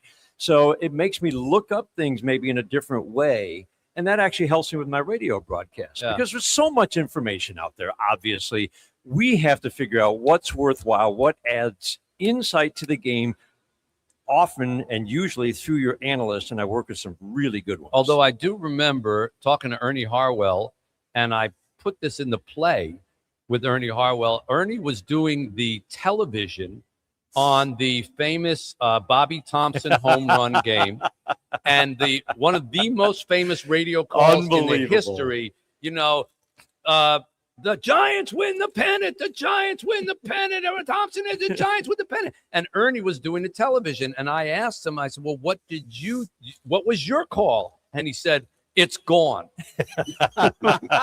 And I said, "It's gone. That was nothing." He said, "Well, the picture does the whole thing for you." He said, "I just got out of the way because the picture was telling the story." Whereas, who was it? Russ Hodges. Russ Hodges did the radio thing, and he became famous for that call. And nobody remembers Ernie Harwell's call. Right, because it doesn't exist. There literally isn't a copy of it that exists.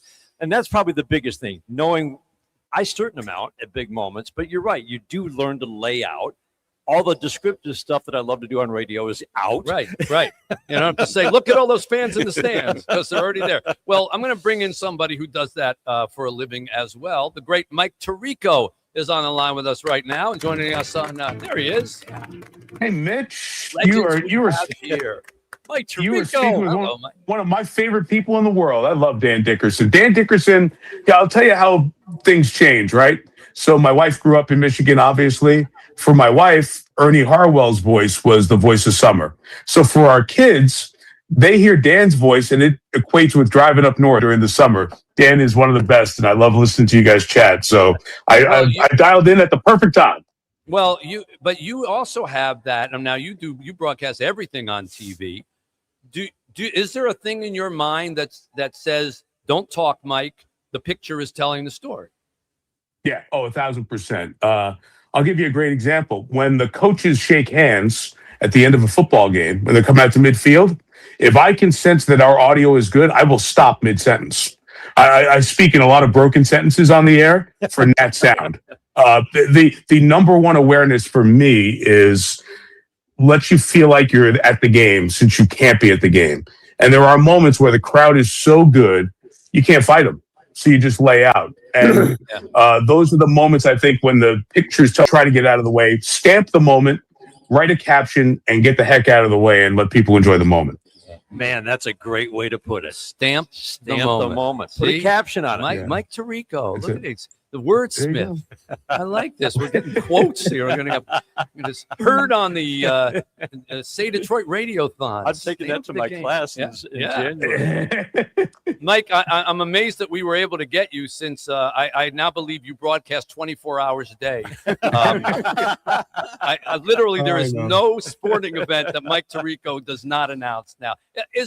You've done the Olympics, you've done football, is there literally any sport that you have never touched once? And I don't mean log rolling. I mean one that we've actually heard of.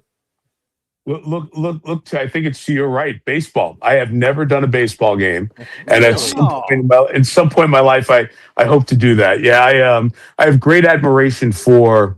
And I'm not saying it because he's there, but Dan and Jason Benetti and all the folks who do baseball, because baseball has a rhythm that is so different from every other game that you really have to carry the broadcast, especially as a radio broadcaster, and you truly make it a conversation. And that's what I love the most about what we do on your show, Mitch.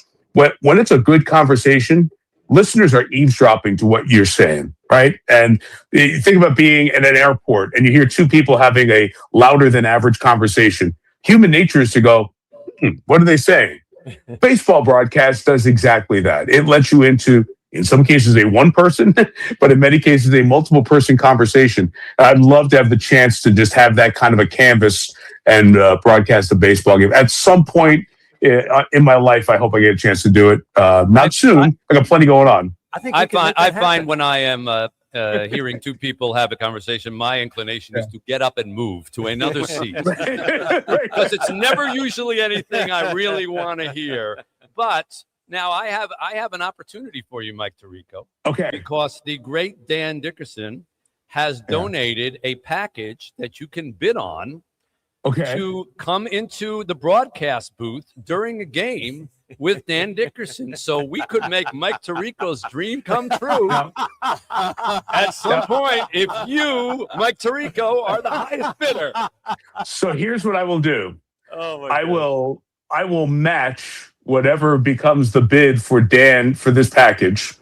And I don't want to take that opportunity away from somebody who doesn't have the access to things like that. So whatever that winning bid is, make sure the team lets me know, and I will match that in the name of the Mitch Albom Radiothon, all the great work you've done for our city and our community for years. Right. And I'll just sit there and throw popcorn at Dan while he's broadcasting.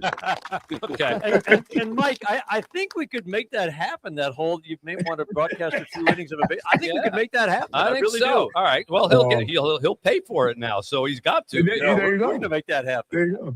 Okay, I like that's that. awesome. Mike, that's awesome. can we before we let you got a little something? All right. We're gonna cajole a little donation of some kind of, maybe you and Chris Collingsworth can come up. So think about what you might be able to put on our auction pile while John Pizzarelli serenades you with a small little musical ditty. Here we go. It wouldn't be a radiothon without a Flintstones number. That's right.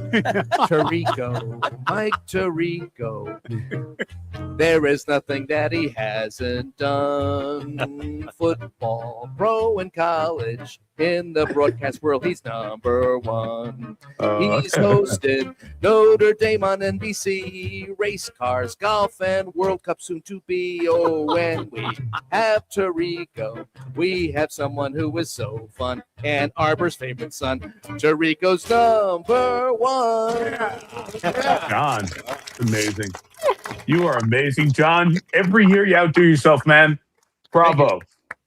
Wait, he said something that I got to ask you about. Are you doing the World Cup? No, but it's fine. Oh. It worked for the song. So it's good. I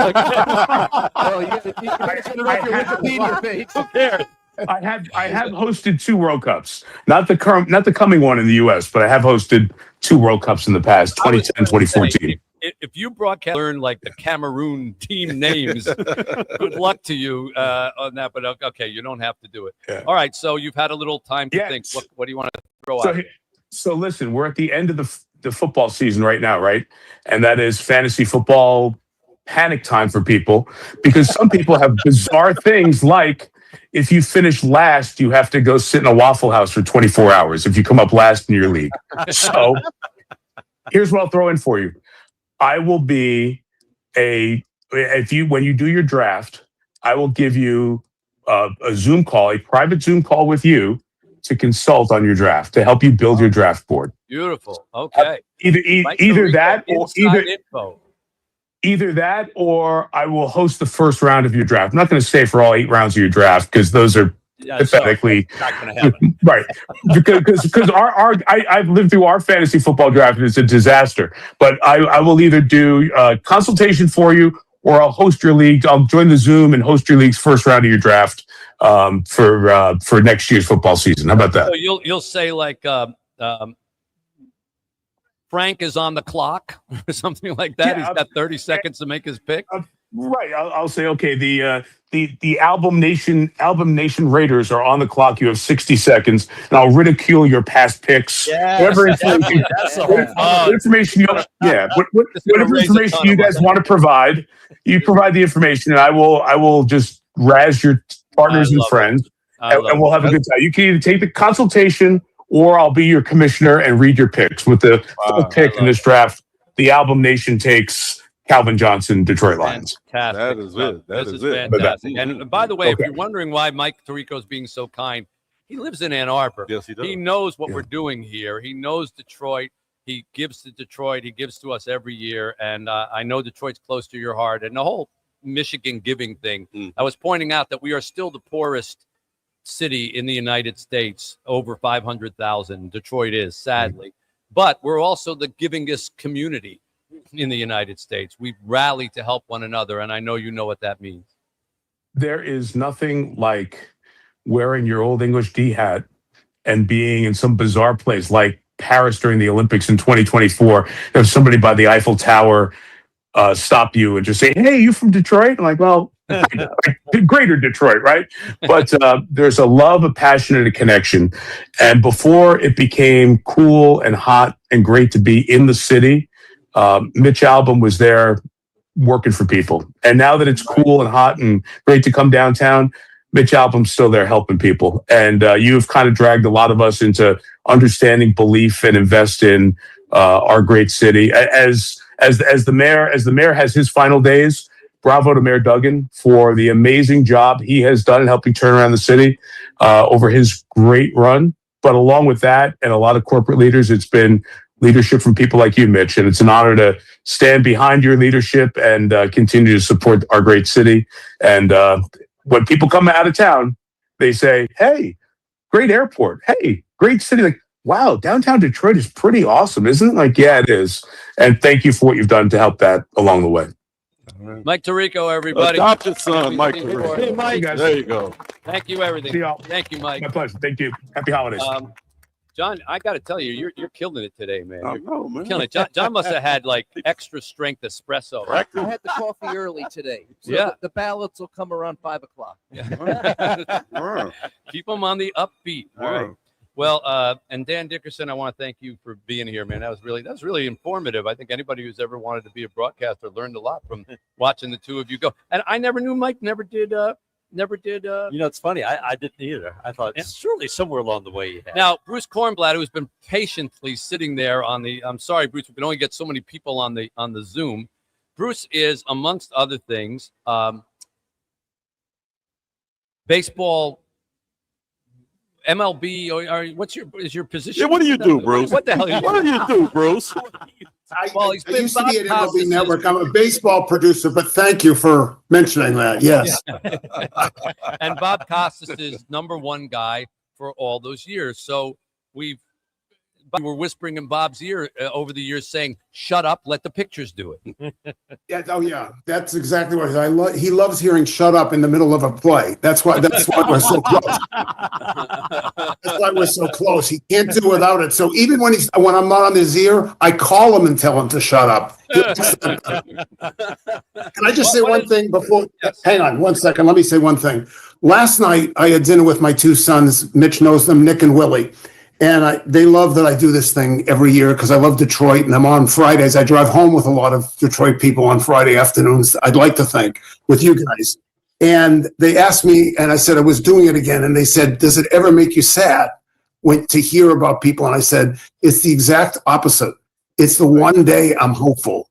And I want everybody to understand that in a world where everybody's rooting against something and everybody's rooting against somebody, this is the one time where everybody's rooting the same way. And so there's something almost noble about all of this. And I'm thrilled to be a little part of it. And I want to say one other thing, because I know you got 100 other people. 3 years ago, I came on here and donated because I found out I was going to be a grandfather for the first time. I remember. Yesterday, I found out I'm going to be a grandfather for the second time. We actually arranged that. Yeah. Yeah, it wasn't easy because getting a hotel room and everything was we had to pay for a next dinner.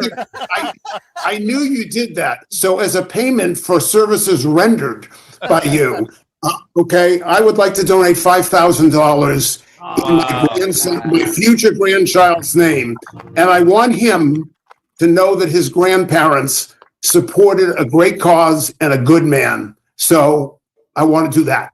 That's fantastic, Very Bruce. nice. First of all, congratulations, my friend. There's nothing better than that. A two-time. The only thing better than being a one-time grandfather is being a two-time grandfather. You betcha. And You the only betcha. thing better than that So, is. This is my favorite day, one of my favorite days. I feel good about doing anything for you anyway. But you were talking earlier about a friend behind the back. I was always taught that the definition of character is to do the right thing when no one's watching. Right. And everybody is watching today. But understand, for everybody who's watching, Mitch is doing the right thing the other 364 days without you watching. So good on you, and I'm proud to be your friend. Thank you, Bruce. That means There a you lot go. to me, man. Yeah, And thank Bruce, you so much for that donation. Congratulations again. So Bruce. happy for you and your family. Bruce. And I'll tell you what, if you name the child Mitch, I'll pay $5,000. If I name if I name the child Mitch, you can pay the attorney's fees for my divorce. So either way, it's worth. How about it for Bruce Kornblatt, ladies and gentlemen? Thank you, Bruce. God bless. Thank We'll you. talk to Bruce Always a pleasure. tomorrow. It's Friday. That's his It's day, Friday. right? Okay, we'll Talk to him tomorrow. We're keeping him on. Okay. Oh, is he staying on? Okay, even better. Dan Dickerson, thank you for being here. Danny. It's been a pleasure. I love coming down and I here. love the fact that we got it now. Now, listen, folks, you got to bid up that item because the higher you bid it, the more we're Tirico. going to get from Mike Tirico. That's right. Yeah. Right. So you can go into the booth, hang out there, be introduced on the air with Dan Dickerson. Lori takes the group down to the field so they can watch batting practice if it's a day where they're having batting practice. wow. And yeah, it's a complete experience. I call it the Lori Ann Dickerson experience. There you go. How's Lori? She's awesome. Still teaching kids and You doing know the that good I work knew at- before Lori became Right. Dan's wife. Lori and I worked at the Free Press when Right. we were both single. Right. There was a Aw. moment. There was a move. No, no. it We wasn't. got to go to Dan's class. You know, Dan's teaching class at State too now. We got to get in Dan's class. Oh, really? Yeah, Dan. Come up and do your class? Sure. That'd be happy to. fantastic. Do a Can deal you? with that. We'll come We'll up do there. like what All to right. be, what Yeah, not to be. right, right. Before and after. Let you decide which one is which. How about it for Dan Dickerson, ladies and gentlemen? Our phone numbers are 855-955-GIVE, 855-955-4483. Every dollar that you donate goes to help the needy here in the city of Detroit through our charities of Say Detroit. 855-955-GIVE, 855-955-4483. MitchAlbumRadiothon.com. That's where you can make donations. You can also see all the auction items, including the Dan Dickerson package there to go in and broadcast at the Tigers game. Back with much, much more right after this. Hello, I'm Dr. John Bernia, Superintendent of Warren Consolidated Schools. No matter Hey where everybody, come with me to take a tour of our new community resource hub.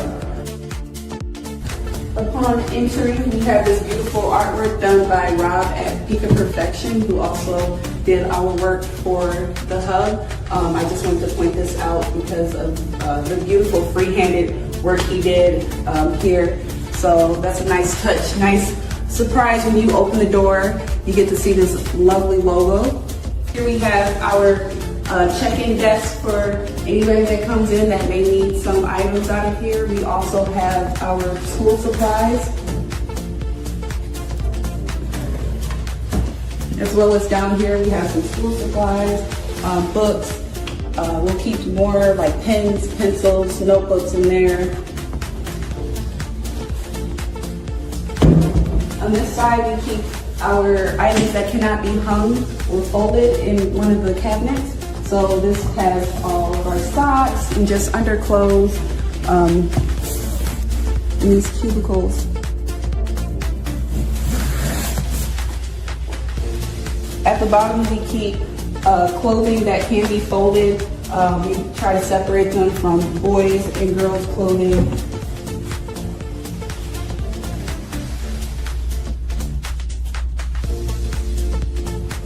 Over here we have our hung items, which right now is winter coats because it's winter time, it's cold outside. So if you know any kids that need a coat, we have plenty in stock ranging from extra small to extra large. Down here we have our shoe stock, our shoe rack here. Most of the shoes come from Sun Bundle. They frequently give us generous donations of shoes for our students here. So it's always nice if you see a kid that may need some new school shoes, we can always come in here and grab a pair for them. And at the top here, we're looking to fill this with lots of dry goods. Along this wall, we have some book bags on the books, and then our personal hygiene products. And all of these items are currently available for our students that may need them now, or any families that are looking for just extra resources for the holidays.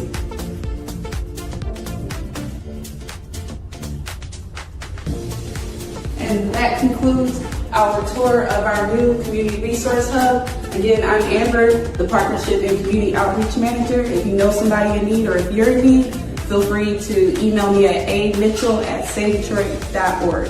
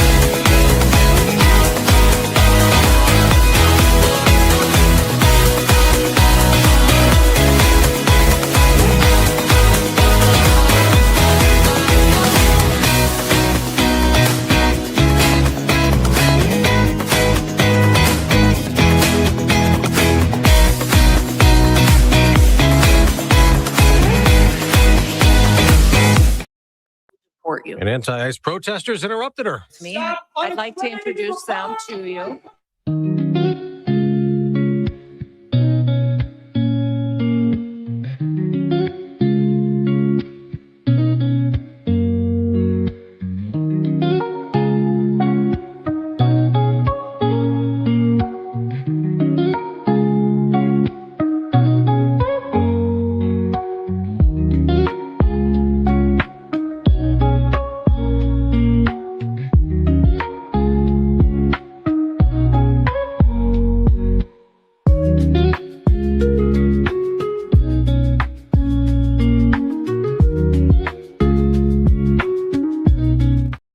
Get that at year's end. The Republican plan would let people put that money into health savings accounts. GOP Senate Leader John Thune tells Fox, if it's really about affordability, let's focus on affordability and driving down insurance premiums. What the Democrats are doing is continuing to drive them up and giving the money to the insurance companies.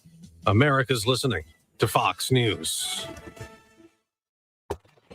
WJR Traffic and Weather First. This report is sponsored by Blindster.com. What if I can guarantee the price of Bitcoin will be $1 million in 2030? Well, I can't, but I can guarantee you'll save a lot of money on blinds at my company, Blindster.com. Free samples, free shipping, and guaranteed to fit. Shop at Blindster.com today. WJR Traffic First is also sponsored by PM Technologies. Is your generator ready for winter?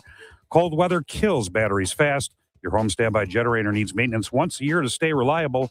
Let PM Technologies handle your routine service and emergency repairs. Visit pmtech.org.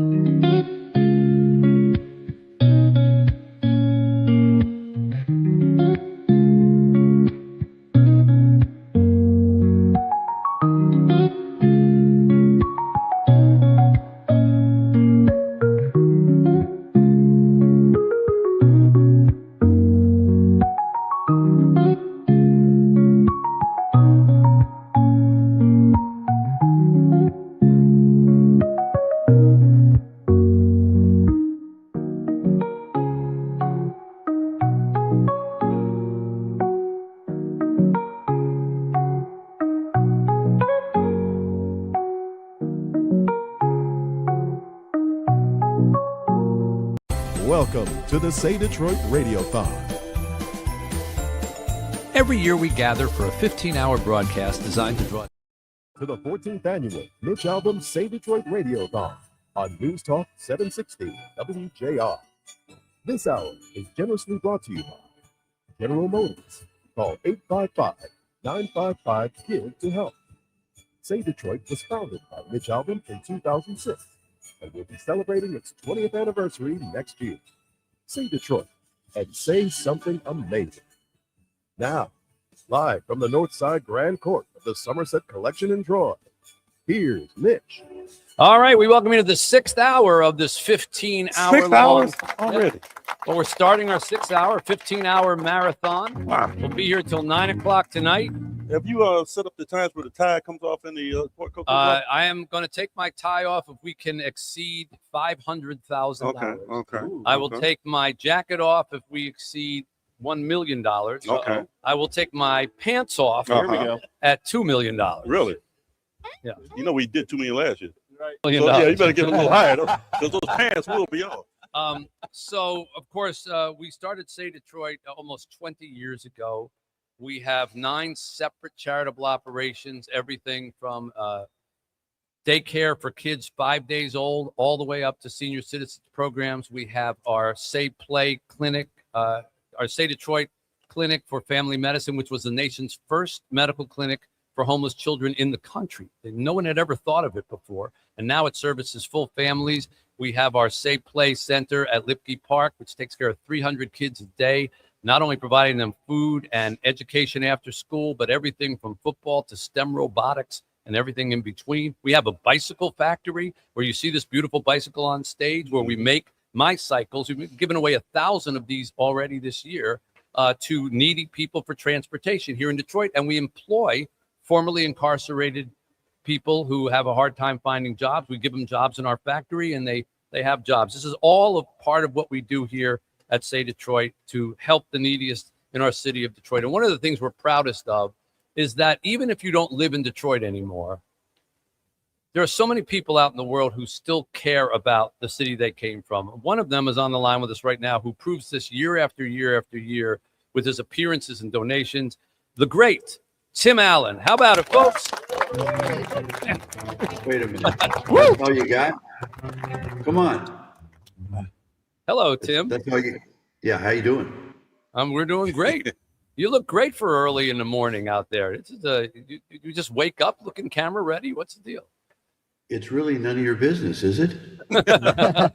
No, we have an early rehearsal today for Shifting Gears, which I'm heading over to the Disney lot, which is about 6 miles that way. And I'm just getting in my garage in front of my Mustang GTD, which is sitting right behind me, and looking forward to talking to you, except everything was okay until I heard about you're going to get enough money, you're going to take your pants off, and then everything went really dark. It all went south after that, didn't it? Everything went really south. Everything was really good for a moment. I was going, this is such a great thing that he does. And then he wants to remove his pants. And it didn't sit well. The yogurt is sitting right here. I can't quite get it followed. I'm so sorry to do that to you this early in the morning too. That's my bad. My apologies. I'm reading that there is a cast member in Shifting Gears. Like I was just looking, well, what's the latest news with Tim Allen? I popped it up just to see if there's anything to talk about. And there's all these stories about Shifting Gears, long lost son after continued absence, finally cast. Can you explain what that is? We had a son in the original script, and it never was tied into the story. And this is a good Michigan connection. They said, and I'm a factual as much as I can, especially with the cars and shifting gears. And I said, well, how did we not know about this kid for 3 years? I mean, we mentioned him. And one of my best friends who, the wife, Betty, just passed away, sadly, near my house in near Seaholm High School. I still have a home there, and that's where we had Thanksgiving. Anyway, their kid ended up working for the CIA, and every time we talked about their kids, we'd go home for Thanksgiving, and they'd get really quiet. And then I did a banquet and got an award, believe it or not, with Larry Ellison by the CIA out here in Los Angeles. For I'm grateful and humbled to be any work I do for the veterans. And the CIA gave me an award for that, and I got to go to the award banquet. And I got the CIA, if you're in the CIA, what I got, you can't tell your kids what you do, and sometimes you're gone for extended period of time. And sadly, in this CIA banquet, if they lose one of those people, they just show up at your house. And there were 6 kids at this banquet, big affair, that you never get to know where your parents were. You never know what happened to them, and you'll never see them again. It was the saddest thing to me ever. So I use that as that's where my son has been in the intelligence. And of course, me, I make a joke about it because I'm constantly, the joke is, right. Comes home, Sam, that's what his name is. And he said, he comes home, and I said, so that North Korea must have been tough. He goes, Dad, I'm not at liberty to say. So the entire tape was every 4 minutes I go, well, Cyprus has got to be tough for you, Dad, again. You just keep going until you hit a country that he stumbles on. And then I kind of got, not censored, it was the word.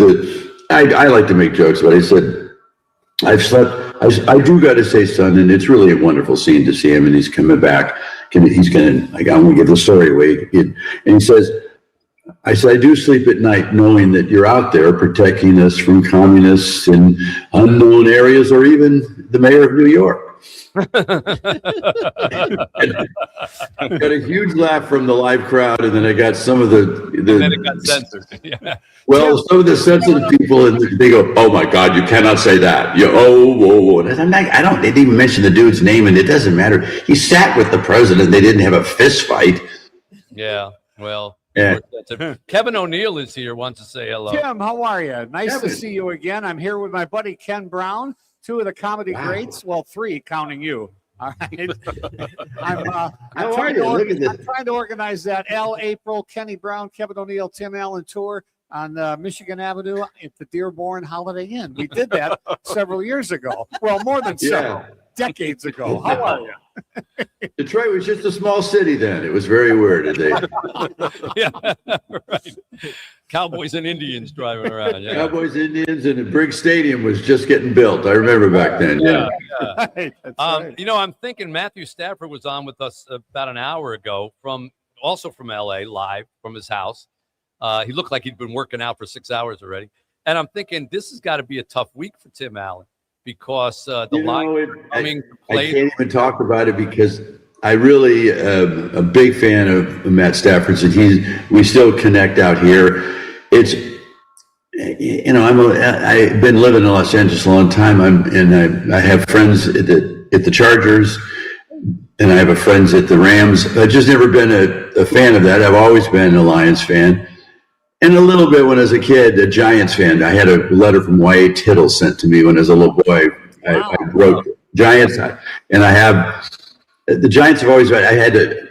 Forgive me, the Eagles and the Giants when I was a kid. I kind of liked those teams, and the Lions, and can't even say the Chicago team out loud. And when I was a kid, very difficult this Sunday. It's been a very weird year for me. The losses have been so dramatic that I said I don't like. For so many years, the Lions, it was just every game was. I've said this before. You're a Lions fan when you cheer. Wow, that was a good punt. Over the years, the group of us, all my buddies, we'd sit and watch. Wow, man, that's got to be 40 yards in the air. You're cheering. Oh, look at that. We got offsides. You're cheering penalties and punts. When they got this good, it's just been very hard on me because I was able to sit down and watch was that Minnesota game where they beat us at home.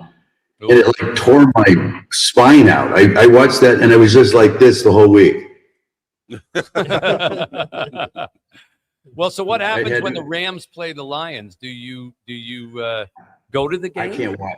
I literally can't watch it because every time I see Stafford play, I'm cheering for the old Lions teams. I'm such a fan of where Campbell's taken the Lions and what it's done for the city and done for the Lions. As we have this up and down where I'm not comfortable with them. Was it one of the Edelman or one of those, the old receiver for the Patriots? He said something. They just don't see that eye of the tiger. It doesn't seem to be sometimes it's in and out of the games where they just don't. I don't know what I have to say about it. What I said this week, one of my Detroit buddies I just saw last night, big hat, he's wearing it all around, and he goes, "Are you in the game?" I go, "I don't think that would be possible," because I said it. I would be cheering for Stafford because Lions are my team, and I said, "Man, that's a hard one." How about you guys? What does that mean there? We have no choice. We always watch. That's so and then I wrote about all those games for all those years where we cheered the punts. So yeah, there were years where the groundskeepers were some of the finest athletes on the Lions. So yeah, I remember all that, and now we're where we are here. Well, I want to thank you as always, Tim, as we're talking to Tim Allen, for always remembering Detroit, and you've just been a stalwart guy, and you've joined us every year. And, I think when people see people doing well, as you have done, and still remembering where they came from and still remembering to help other people, it also inspires them because they say, well, if they didn't forget about it, because sometimes people think like, if I ever make it, I'm going to turn my back on the ugliness and I'm never going to have anything to do with it, whatever. But actually, when you make it, that's when you have to turn your front to the ugliness in some ways, and and do something about it. And you have every year. Turn that praise back on you. I mean, you're the one that does this. The whole group of you that does this, keeps this going. I will mirror that. I have a very great group of people here in Los Angeles that's in similar situations called the Midnight Mission, and we work very hard on this extremely complex situation in Los Angeles where you have over 60,000 people living literally on the streets, under bridges. You'd have to be here to see it. And it's, as the Midnight Mission says here in LA, we do one person at a time. You can't take the whole group on. You have to do one person at a time. And how you guys do this, and you focus on results. And I said, so I appreciate doing it. And I said, that said, I just found a big bag of gold here. I don't know whose gold is this? And if you guys will match it, I think I've got, well, it literally looks like 19, well, if I count some of these old Roman coins, it would be, I could really commit. I'd like you to match, if you match 20, I'll give you 20. $20 or $20,000? Pesos. All right. No, it'd be 20K, $20,000. I will, if I can get somebody to match me, then you got 20 grand coming from me. We can do that, right? We can do that. We can find 20,000. We'll get a match. Yeah. Thank you, Tim Allen, for all of that. God bless you for all that. And before you go, the great John Pizzarelli. I would here hate again. to disappoint him. Every year he does this, and every year you make that smirking face. And so here we go again. Here's John's little musical thank you to you, Tim Allen. Was Tim the Tool Man, Buzz Lightyear 2? Tore up at stand-up, now shifting gears season 2. Hates every song I've ever sung, we know it's true. That's why Tim Allen is a champ. Yeah. Please don't take back the 20,000. Yeah, let me rethink this bag. What's in this little bag here? I so appreciate what you all do. It's heartwarming to hear the way you focus back on the city. That's great. It was my pleasure being here. It really is, guys. How about it for Tim Allen? Thank you, Tim. Detroit Zone. We'll continue here at 855-955-GIVE, 855-955-4483, or mitchalbumradiothon.com on the web. You can go there, and you can also make donations and check out all the auction items and the incentive items that you can purchase. Do all your Christmas shopping, mitchalbumradiothon.com, or call in and make a donation just like Tim Allen just did, 855-955-GIVE. Let's try to match that $20,000 with $20,000 raised in the next hour. 855-955-4483, 855-955-GIVE, or mitchalbumradiothon.com. WJR. The new event is offering up a fun way to taste some of Detroit's newest restaurants while helping out a great cause. Mitch Albom is here to talk about Eat Detroit. For one night each summer, you have the chance to join Detroit's top restaurants and support the important community causes of Say Detroit. A unique fundraiser and culinary experience, Eat Detroit brings more than 1,000 people to the heart of the city to explore its growing foodie scene. Live music, VIP extras, and private shuttles all make it an event not to miss.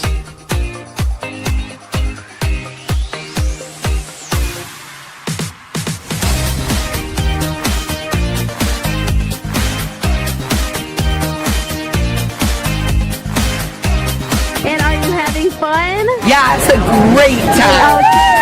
Fabulous. The restaurants and service is excellent.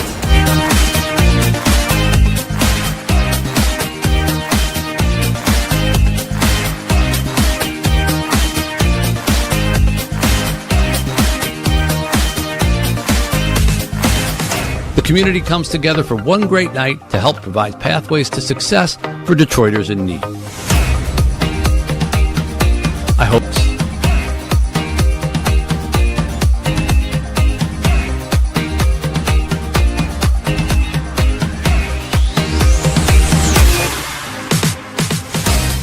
All right, it is a one-of-a-kind, one-night only, citywide foodie experience. One of a kind. One of a kind. We're gonna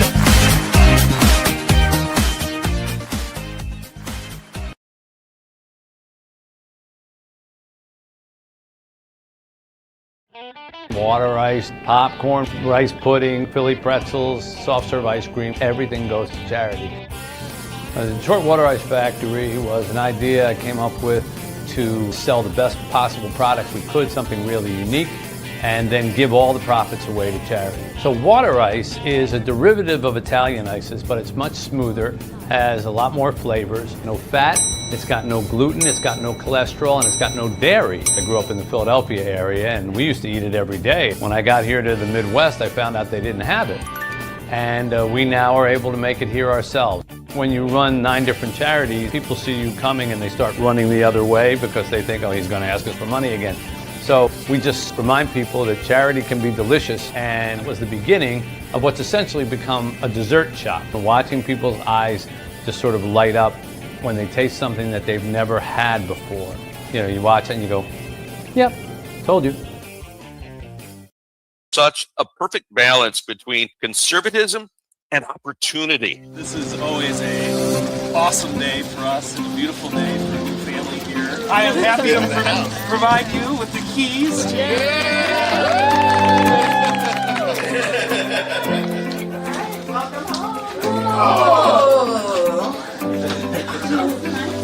All right. So we know you have a big TV and that's the place to She organized to have like some canned goods up here, like snacks there. There's brand new pots and pans, and we have some dishes and glasses and stuff.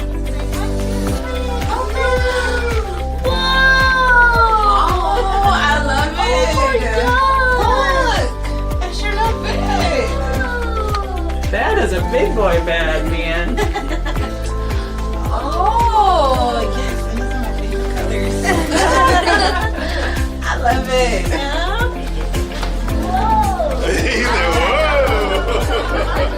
Here's your playroom, huh?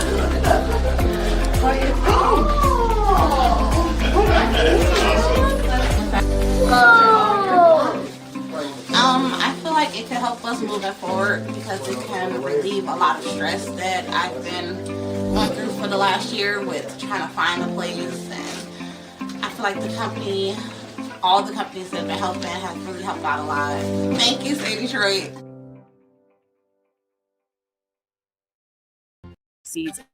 The Detroit Dream Scholars Fund is a fund here at CCS that funds Detroit students who are coming to CCS, the College for Creative Studies, to study art and design. Part of the scholarship commitment when the student accepts the scholarship is that they are able to give back to the city by doing a summer project. I would be an art director. Without the Dream Scholar Fund, I wouldn't be here today. Well, that one's good for that day.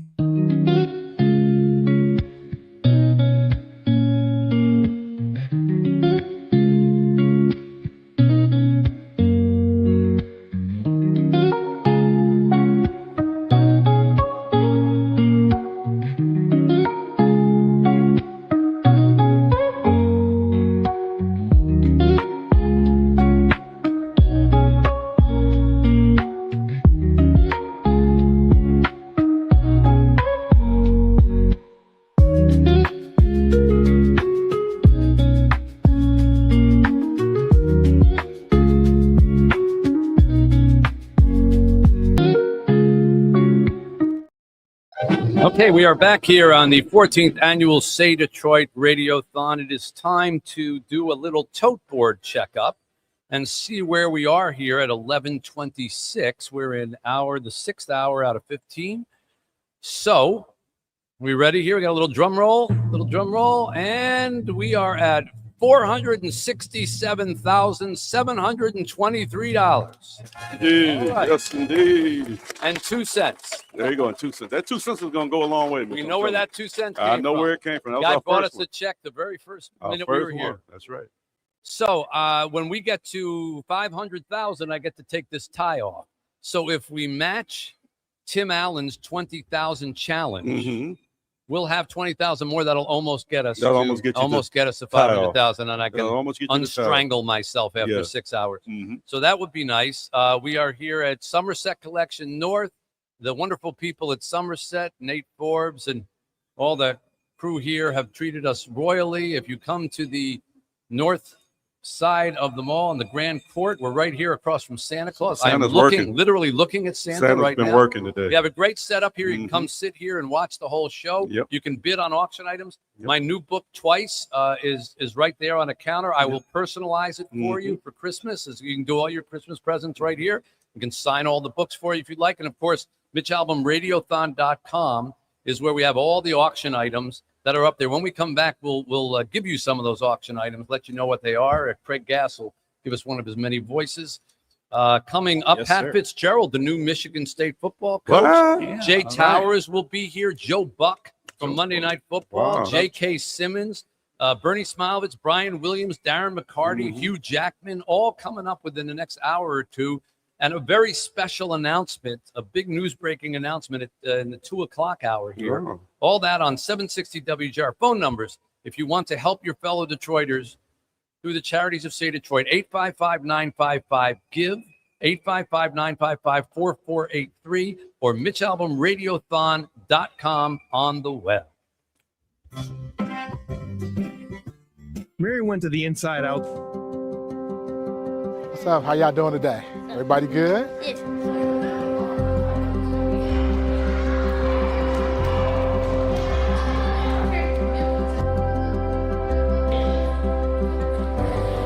The Say Detroit Play Center opened its doors in 2015. One of the things that I'm most excited about is the expanded outreach that we'll have in our community. With this new expansion, we will be able to double the number of kids that come in on a daily basis.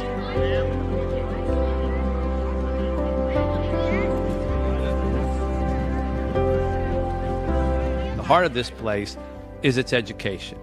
And with that in mind, we grew and reached the point where we couldn't continue to educate as many kids as we wanted to without more space.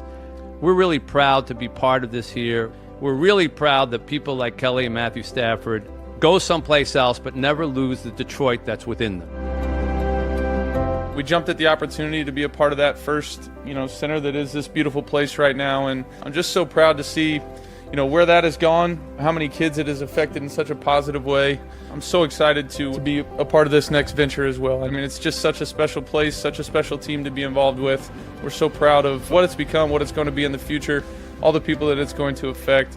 We're just excited to get over here and put some shovels in the ground and get this thing going. Eric, can you believe it? Construction is happening on the Kelly and Matthew Stafford and Friends Educational Center. Folks are driving by and they saw the fences go up and they stop in and ask, well, when what's are we going on? See, when are we going to see some physical action? And so and here we are. Today is the day.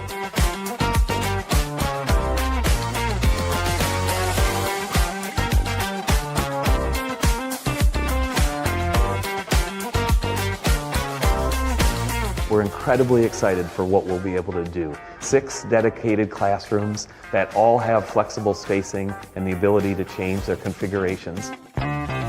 We have 2 dedicated flexible spaces for vocational training. We have a 125-seat black box theater in the center that's completely flexible. Are passionate about being a part of this community and expanding the physical space and the opportunities allow us to do even more for this community. We're definitely looking forward to the day that we can cut the ribbon and open the doors.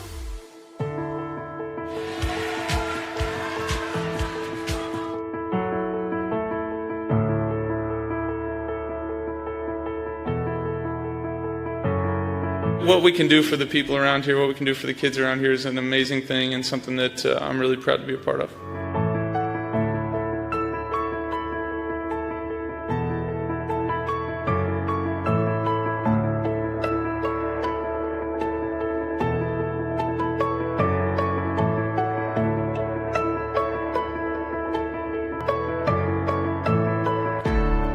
We are so honestly proud to give back to the community that gave us so much and to watch these kids and all the staff here that love them like they're their own. As we said, it takes a village, and you guys are that village.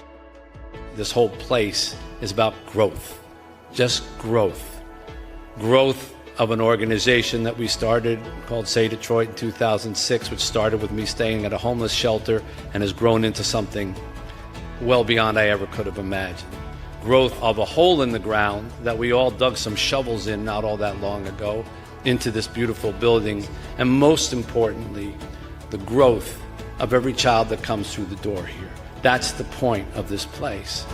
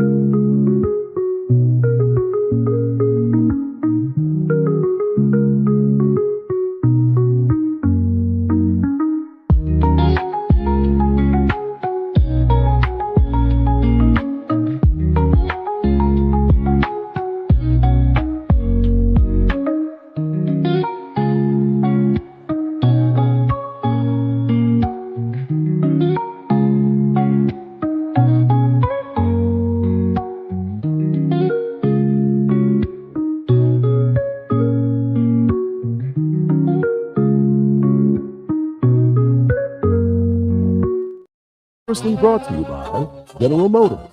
Call 855-955-GIVE to help. Say Detroit and say something amazing. Now, here's Mitch. All right, we are back here at the 14th annual Say Detroit Radiothon, raising money to help our neighbors, our neediest neighbors here in the city of Detroit, children, veterans, seniors, the homeless, those who do not have medical insurance, all through the different programs of Say Detroit. Mitch Albom, Kenny Brown, Chad Outy from the Detroit Rescue Mission Ministries, with whom we formed Say Detroit almost 20 years ago. Hard to believe. Wow. Yeah. Turn on your, almost 20 years ago. I was in a homeless shelter, your homeless shelter, Yes. Writing a column, and a guy in front of me, while I was waiting for the meal, I still don't know this man's name, turned around and looked at me and said, "Aren't you Mitch Albom?" And I said, "Yeah." And then he said, "So what happened to you?" Yep. And, after I got done laughing, I saw he wasn't laughing. I thought, well, you know what? I'm sure he never thought he was going to be online at a homeless shelter. And you remember in 2006, which that was the year, 2007, 2008, 2009, that was a mortgage crisis. There were a lot of people who used to serve at soup kitchens. And they come to be served. They became customers at soup kitchens. And so I started Say Detroit I wrote a column. I tried to raise $60,000. I got $320,000. And I said, I came to you. I said, what do I do with it? You said, you should start a charity. Right. I said, I don't know anything about starting a charity. Well, how do I do that? And you said, well, you just start. And we went around to different places and determined who could use our help. We have the Capuchin Soup Kitchen was one. The Michigan Veterans was another. We started with 5. It was Detroit Rescue Mission. Yeah. Cass Community. Capuchin. NSO. NSO, yeah. And warming shelter. And it was a small church in Southwest Detroit. The guy was doing bringing people to his church. And that's where Say Detroit began. And now it is its own entity, and it's a multi-million-dollar entity that operates all over the city and so many things. And it just came from an idea, and just one guy, and then you, and 2 guys, and that's how it works. One person touches another, and that's what we're trying to do here, without the actual physical touch part, because it gets a little creepy, especially you, Craig. Stop. Because I'm looking over here at Chad and I'm feeling a hand on it. So he said something about touching. So Craig Gass is here with us, going to read off. You can make your donations. By the way, we will read off your donation here over the air if you want to dedicate it to someone. And it's a great way to honor your parents, your grandparents, your kids, or make a marriage proposal at the holidays. Might be nice, for a donation of $500 me, and then she calls in and says that was too cheap, and then it's $1,000 donation. My name's not Jenny. Yeah, my name's not Jenny. Yeah. Who do you got here, Craig? We're actually bringing in Tom Arnold. Hey, everybody. This is Tom Arnold. I used to be famous in the 90s, and I've had a strong relationship with methamphetamines. So this is going to go much faster. We got $400 from Catherine Dragich in Ferndale. We have $350 from James Kemp in Royal Oak. We have $300 in honor of Jim Kremering from Walled Lake. We also have a $250 donation in honor of Doug Smith from Pinckney. We have $500 from Mary Holly Vizzle in Saline. $500 also from Sandra Border in Rochester Hills. We love that. $100 donated in honor of Ashley Land from Rochester Hills. $250 donated in honor of David Lopez from Dearborn. We also have $500 donated by Richard McVie from Carlton. Thank you for that. $200 in honor of Marilyn Agnes of Whale. Is that Whale Chili?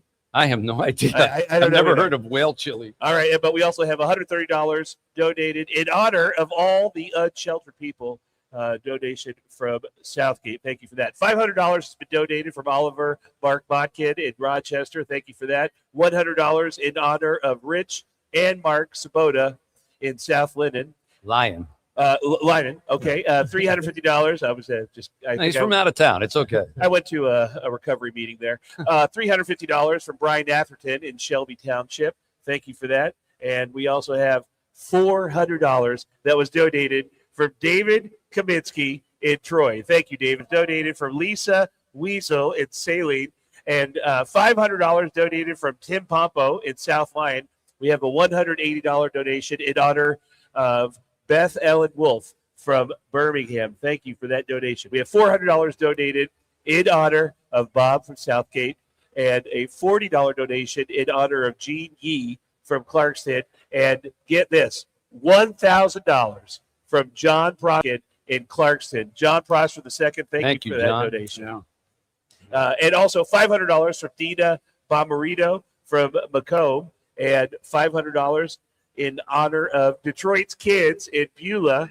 $100 donated in honor of Scott Frush in Northville, and $100 donated in honor of Mark Thomas from Milford. Thank you for that donation.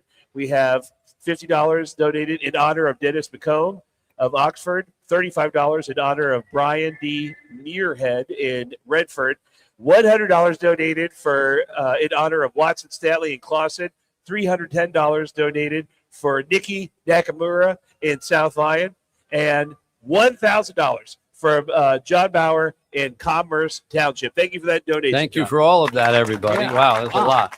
855-955-GIVE, 855-955-4483 to make a donation here to help out.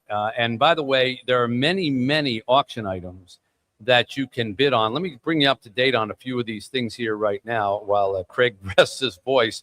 Adam Schefter will be your fantasy football advisor for your league. Now, he is ESPN's insider on football. He will spend a half an hour with you choosing your draft team in your fantasy football league.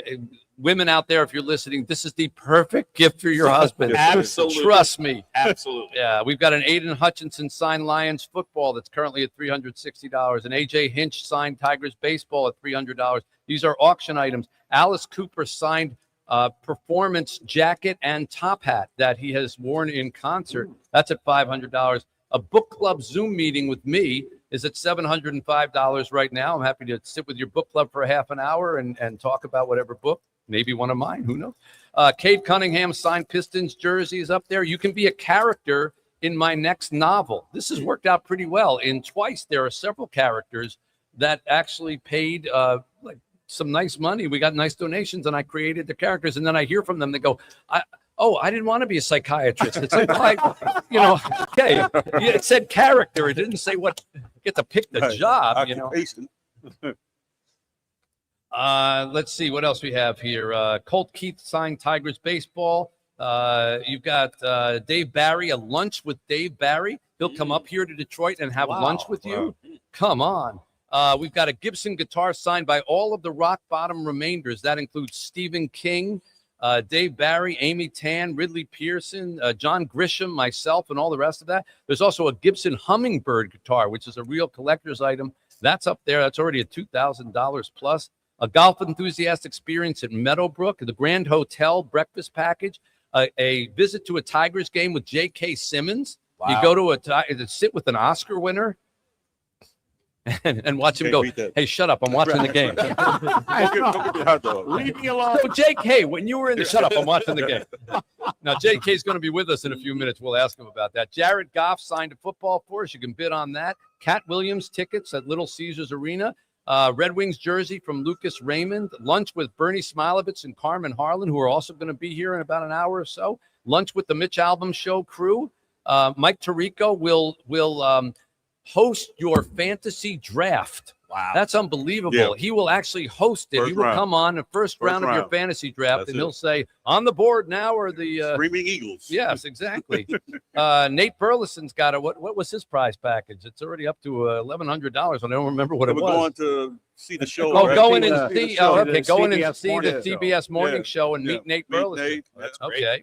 The NFL Jacksonville Jaguars owner's suite experience. Wow. We've got hosting the Paul W. Smith show. Really? You can host that. Right. Pistons luxury suite experience at Little Caesars. There you go. Red Wings superfan experience with a morning skate as well, and meet a lot of those guys. Dylan Larkin offered four of his tickets, right? Yeah. his tickets, and then you meet Dylan Larkin after the game. Right. There's many, many more things. A Shinola Hotel getaway, a Tigers experience.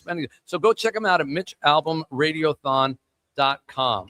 All right, continuing with a long list of guests. We've got Hugh Jackman coming up here. Jay Towers is going to be here with us. J.K. Simmons, Darren McCarty, Pernie Smilovitz, and more.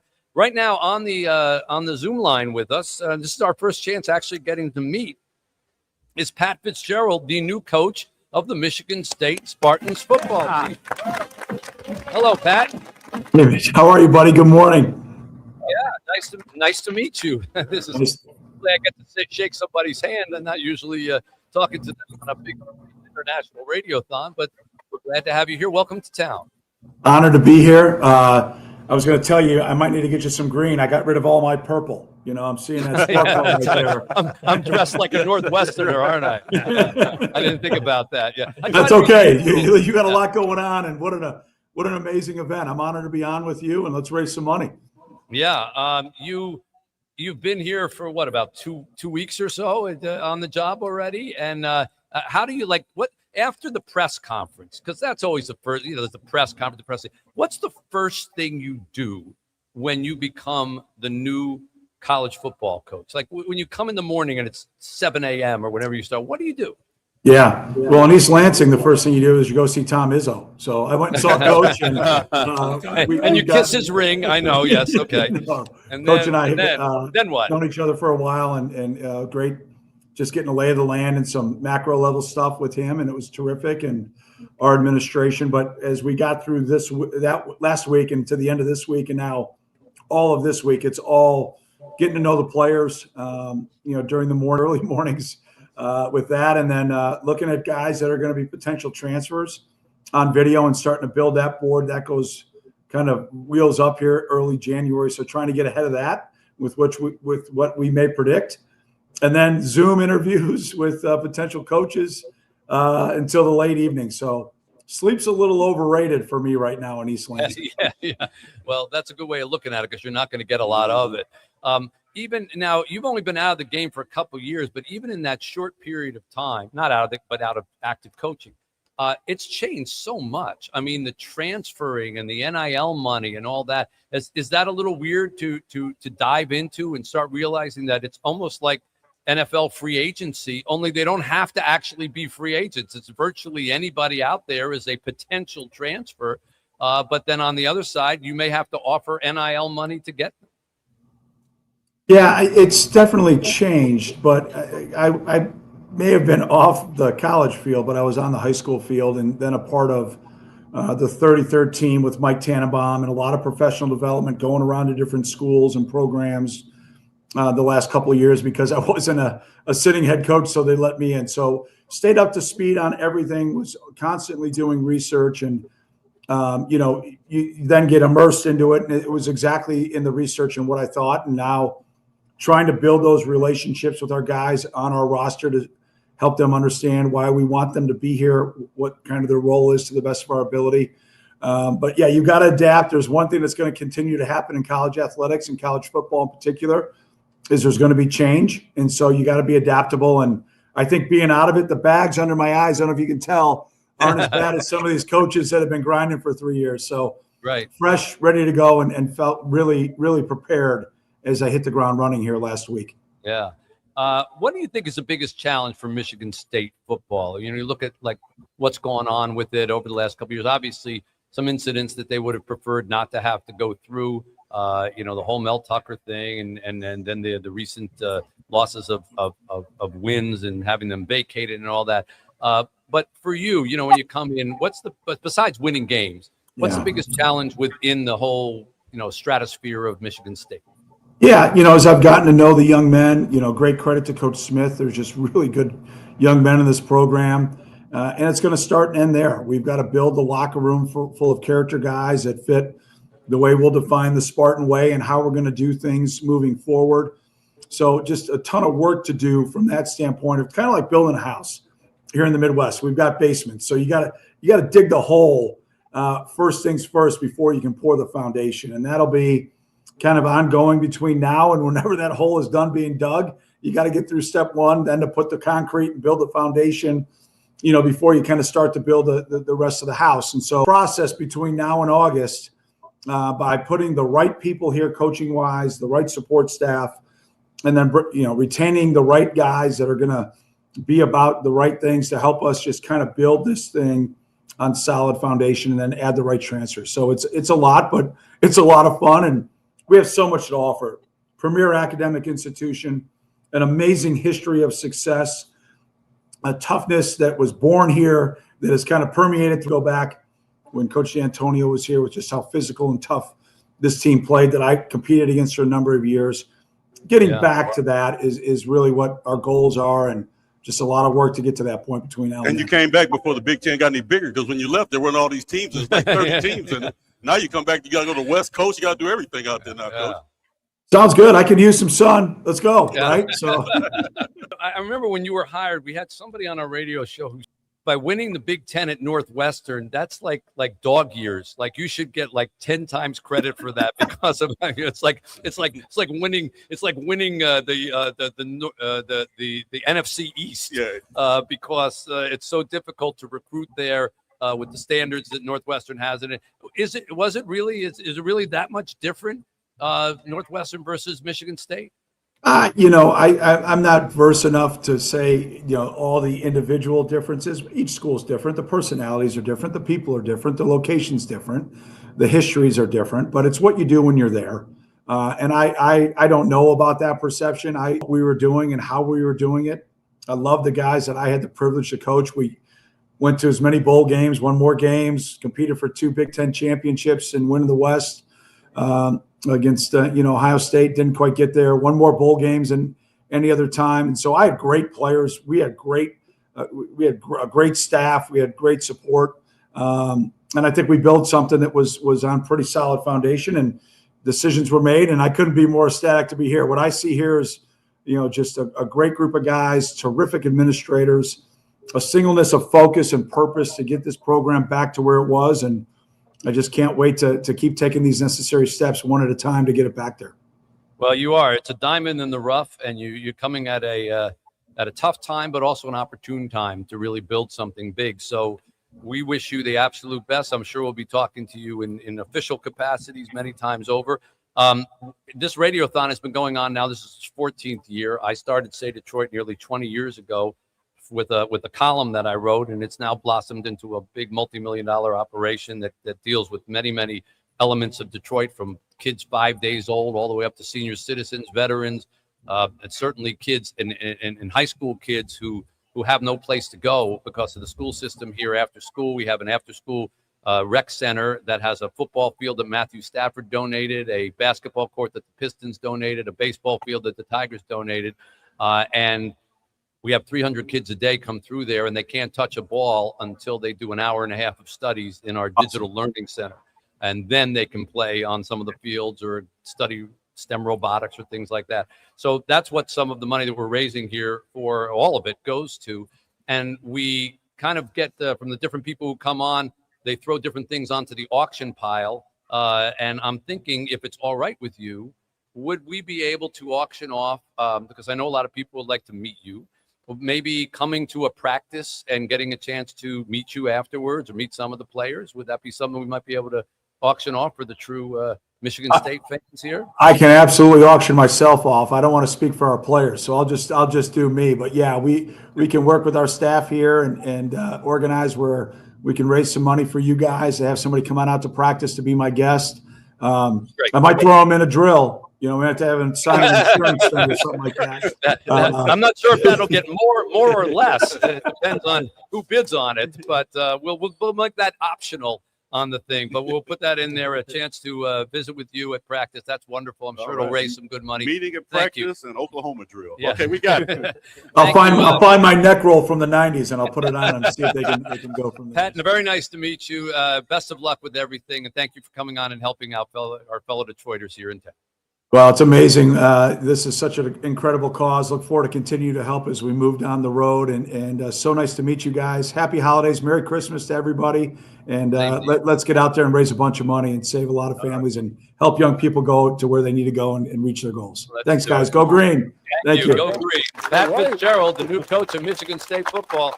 Good opportunity for everybody to meet him. Everybody got a chance to see him as well. We'll take a break here and come back. The Lingo Call Center at Startup Nation, we want to just give a shout out to them. We're gonna. Can we talk to them? Can we go to them real quick? What? No. Oh, just take a look at it on the screen here, okay? Rosie says, there they are. There they are. Our good people at the Lingo Call Center at Startup Nation. Thank you very much for everything you're doing. Hello, everybody out there. Wave back. And let's keep them busy. 855-955-GIVE. 855-955-4483 is the phone number to give. We're going to try to get over $500,000. When we come back afternoon, we'll check that out. Radiothon.com on the web is how you make a donation or bid on any of these great auction items, including that Michigan State visit, which we'll put up there in a minute. Oklahoma drill. Back with more. J.K. Simmons will be with us. Jay Towers, Joe Buck, Hugh Jackman, Brian Williams, Bernie Smilovitz, Carmen Holland, all going to be here in the next hour or two. Stay with us. Jones, it's the holidays.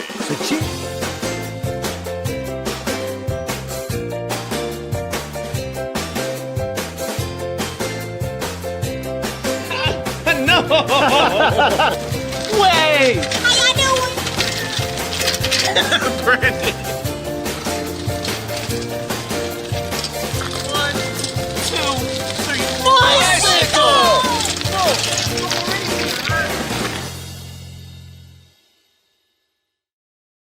Sunday with Mark Hollis. Great interviews and conversations all in one place on JR Sunday with Mark Hollis, sponsored by Tryon, your payroll and aid. Say Detroit's involvement with the veterans goes back to its very beginning in 2006. Some of the original money raised went to build the first kitchen that the Michigan Veterans Foundation had ever had. And we were able to create our mess hall that looked like a cafeteria. With those dollars we did all the computers, we hired an IT guy. The computer is just a beautiful thing for these people, the guys in here. Because they put you back on. And without that computer, man, you can be lost. I have had the opportunity about 50 other times to be in places like this on days like this, and they are amongst the favorite days of my life, because today we get to give a home to a family. All right, say hi to your new home. This is your new home. This is your living room, where you first come in and you greet your guests, and your Christmas tree. Do you like that Christmas tree? We didn't have a dining room where we were staying either, so to be able to eat as a family together. Be able to eat as a family.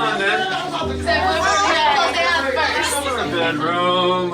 Ooh. Oh my God.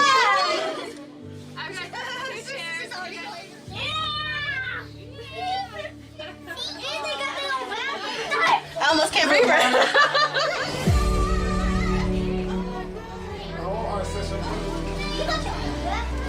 What?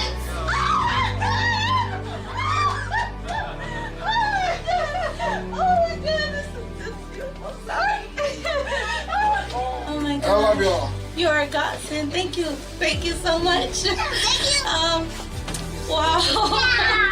This is really beautiful and amazing. I just can't imagine the time this must have took, or Lord God, the money, but thank you so much for everything that it took you to do, for even the stuff unseen that I can't see. Thank you. Well, just seeing you and your kids so happy is the whole reason that we do this at Working Homes, Working Families, and it's the reason that we're raising money today at the State of Detroit Radiothon, the 9th annual, so we can have more moments like this. Congratulations, Smith family. We are so happy for all of you. My name is Rick Kelly, and I'm the Executive Director of Say Detroit. Our families are facing a lot of the challenges that many in the city are facing in terms of food insecurity, housing issues, medical issues, and schooling, really, and making sure kids are going to school. The pandemic set us back greatly in this city in terms of learning and healthcare, and so we're able to address a lot of those issues with the families that we serve. I get to see the results of our efforts on a daily basis. And it's not always that way, especially in the nonprofit world. I've worked in nonprofits for many years, and sometimes you're in a dark room on a telephone making calls. Here, I get to see the smiling faces of the kids that we serve at our play center. I get to see the smiling faces of the patients that we serve at our health clinic. I get to see the smiling faces of a family taking ownership of a home for the first time. And so I get to see the impact of all the good deeds that really our community does. A lot of our employees come from the communities where our kids come from, and them being successful in life is just as important to me as the kids that we serve. And so having an environment that's safe for them as well, and a career path, and a pathway to success, it goes right into our mission statement. Not just the constituents that we serve, but also our staff and our volunteers are a very large part of that. We're very excited for the next few years because through our strategic planning process and our focus on these new 3 pillars, we have a lot of exciting things coming up in the future. Rick has to temporarily extend the Obamacare tax.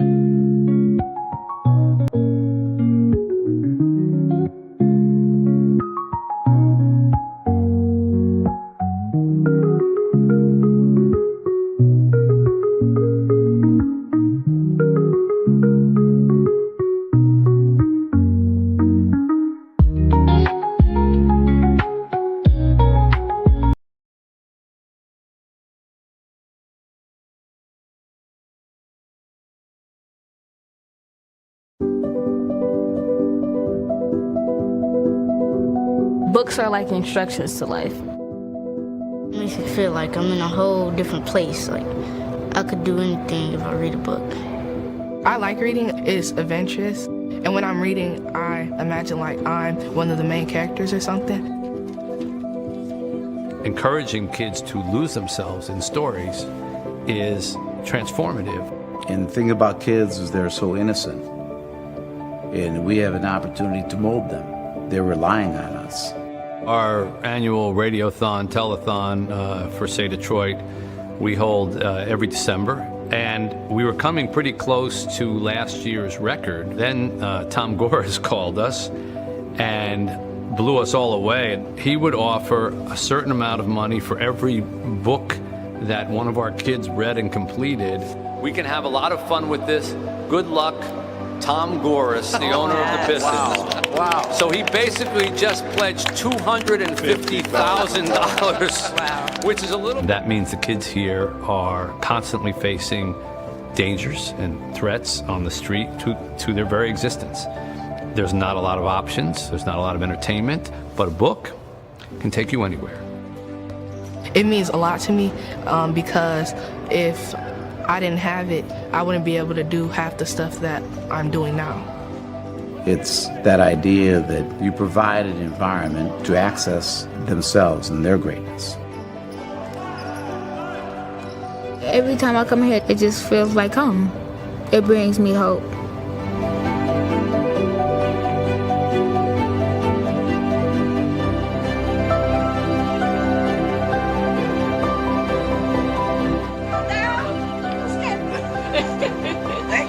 Thank you very much. Thank you.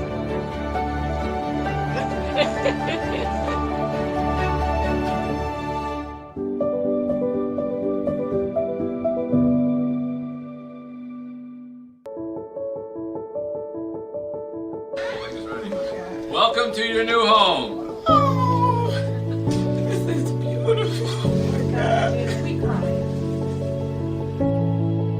By the couch, see how it feels. Look at it.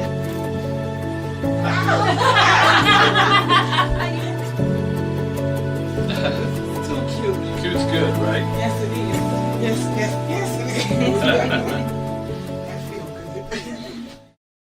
is. So there's no mess. I use it to comfort myself and my family.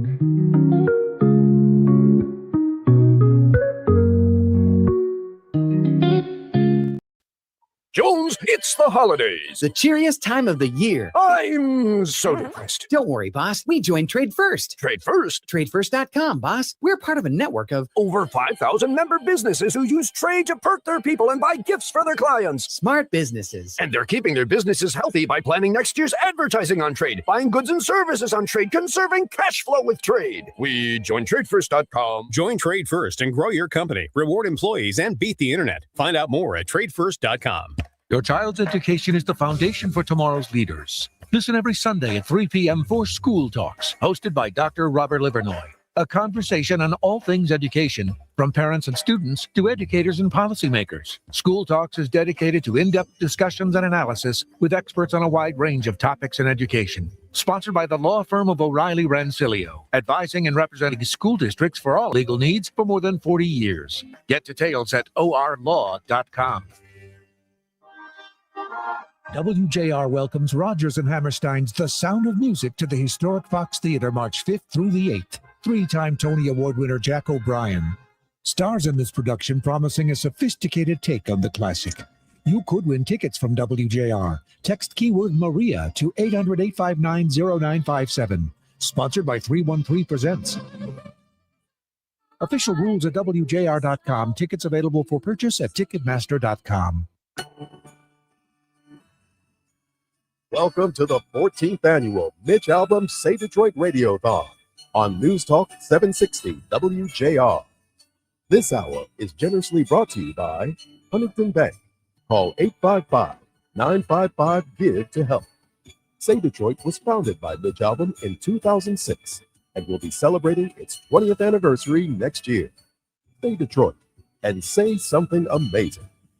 Now, live from the Northside Grand Court of the Somerset Collection in Troy, here's Mitch. All right, back here in the noon hour now. We've been at it since 6 a.m., so we have officially made it to the afternoon. And let us say hello to one of Detroit's favorite sons. He hasn't been here in a while living here, but we are always in his heart, as he always makes clear to me when he comes to see the Tigers play. the Academy Award-winning J.K. Simmons. How about it? Yeah. Hello. Hello, J.K. How are you, Professor Album? What foreign country film land are you joining us from today? Well, interesting you should ask. I am in St. John's, Newfoundland. Ah, love that place. Where, see, I'd never been. I had no idea there was any place on the planet where the time zone is off by half an hour. Half an hour. That's right. Yeah. Yes, that's right. Half an hour ahead. Yeah. I'm 90 minutes ahead of you currently. That'll in mess this, you up. in this little pocket. And are you're filming a movie there or a TV show?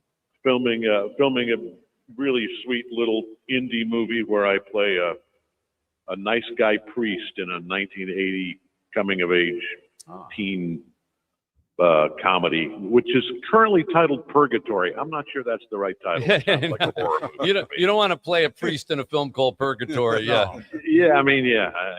We'll see. We'll see what it's called when it comes out. That's like the Exorcist thing at that point. St. John's, Newfoundland, I know because a movie that I wrote, which is in the process of being made, is about John Scott, the hockey player here from Michigan, who was elected to the All-Star game as a joke, as the worst player in hockey, and the fans voted him into the All-Star game, and he got so many votes that he was the #1 vote getter, and the NHL was so embarrassed by this that they basically engineered a trade to get him out of the NHL, and they sent him to St. John's, Newfoundland. And there's a little hockey arena there, if you'll find it, and he got stuck on that team playing with a bunch of 17-year-olds until people got so upset by it that they let him back into the game. He ended up All-Star game and winning the MVP award. He scored 2 goals and had an assist, and it was a great story. Well, and that was where he played, St. John's, Newfoundland. And that was a total spoiler for your movie now. So It's all been written. And that's actually it's a true story. It's a true story. That's You may be fantastic. coming to J.K. Simmons to play a part in the role. You never know. As long as I don't have to skate. No skating involved. You are such a listen. I got to tell you something. I'm a little embarrassed. You are such a Detroit icon here, and you have been so good to our kids here at our play center. I don't know, some of you may not know this, but JK for several years now has been sponsoring Tigers games and paying for groups of kids to go to Tigers games night after night after night during the summer season. And periodically when JK is here, he goes and joins them and sits at the game. And, you know, we have this whole stack of auction items every year that we put up on our board here, JK, and that people bid on, right? Well, there's an item on here that says, go see the Tigers game with J.K. Simmons.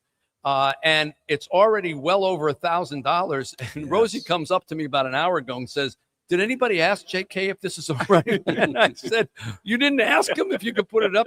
So I need to ask you now, at the risk of losing $1,000, would it be all right if we have this item up on the auction board that people go see a Tigers game with you? Yeah, I mean, this is easy bait, but I'm not going to make a bad joke. Yes, please, I would love to do that.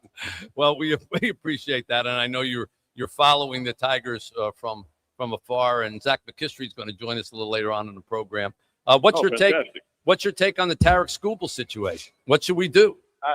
I mean, I'm just glad he's, as of now, still a Tiger.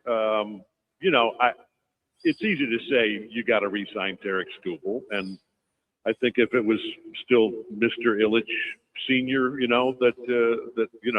yeah, he'd be signed. The purse strings would probably be loosened, and he'd sign him. But I also get that it's whatever. You have to be fiscally responsible. Yada yada yada. I just cringe at the thought of him, in L.A. or New York or somewhere. So yeah.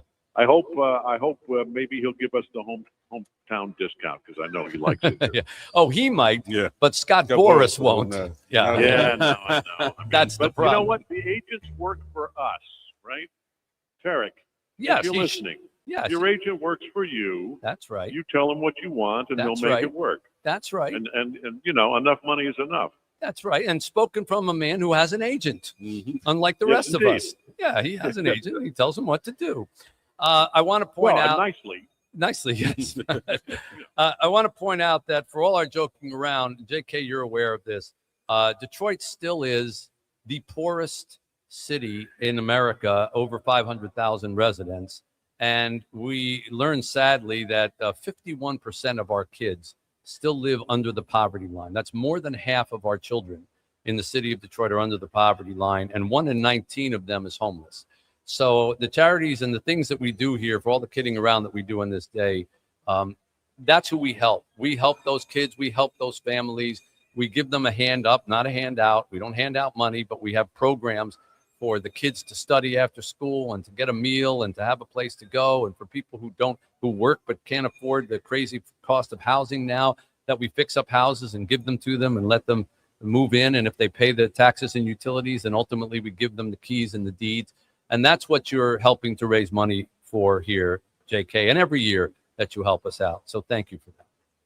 Well, and bless you, Mitch, for almost 20 years now. Next year is the 20th anniversary, right? Yeah, that's right. That's right. Making this happen for people in need in Detroit. And yeah, God bless you, man. Before we let you go, the great John Pizzarelli is here to cajole your soul, so to speak. I just made that up, and that's actually not bad. I like that. Cajole your soul. Okay, here's John with a little ditty. Here we go. Hey Simmons, throw a snare drum at me if I am dragging or rushing. J.K. Simmons, say Detroit knows to be so happy you're here that we're blushing. Taking kids to the Tigers game. Tickets, concession, transportation. J.K. Simmons, say Detroit says to you, you're the one of our favorite voices. J.K. Simmons, we all thank you. Yeah. Another banger. That was a banger. One of my favorite voices. Thank you. Grazie. Thank you, JK. We really appreciate it. You bet. Thanks, guys. And everybody pitch in. Say Detroit. Support. J.K. Simmons, Oscar winner in Detroit Zone. Yeah, I like that too. Nicely done. Nicely done. Yeah. Our phone numbers are 855-955-GIVE, 855-955-4483. Back with much more here on the 14th annual Say Detroit Radiothon, MitchAlbumRadiothon.com on the web. Stay with us. Jay Towers coming up here on stage with us. Joe Buck and Darren McCarty, Hugh Jackman, all coming up here in short moments. We'll be right back. Hey, it's the Inside the NBA crew. Ernie Johnson, Shaquille O'Neal, Kenny the Jet Smith, and Charles Barkley with a shout out to the Say Detroit Play Center. Say Play is a premier learning center. Athletics and arts programs for students 8 to 18. Since day one in 2015, Say Play has been rebuilding and empowering one of Detroit's most challenged neighborhoods. Set on nearly 15 acres in the Osborne community in northeast Detroit, the facility was the site of the rundown Lipke Park Recreation Center, which had been shut down by the city due to budget cuts. It was rebuilt by Say Detroit in partnership with Detroit major sports teams. Say Play offers all its programs and services, including transportation, meals, mental health awareness, and resources free of charge. The students who attend Say Play commit to their after-school studies, and they love to learn. They could take part in a wide array of activities, including sports, creative programming, arts, STEM, social justice, and summer employment experiences. As part of an expansion announced in 2021, the Kelly and Matthew Stafford and Friends Education Center will grow services for members and its neighboring community. And let us not forget the staff and the volunteers, right, fellas? Good job, guys. They are game changers, providing pathways to success for the youth of Detroit. Well done.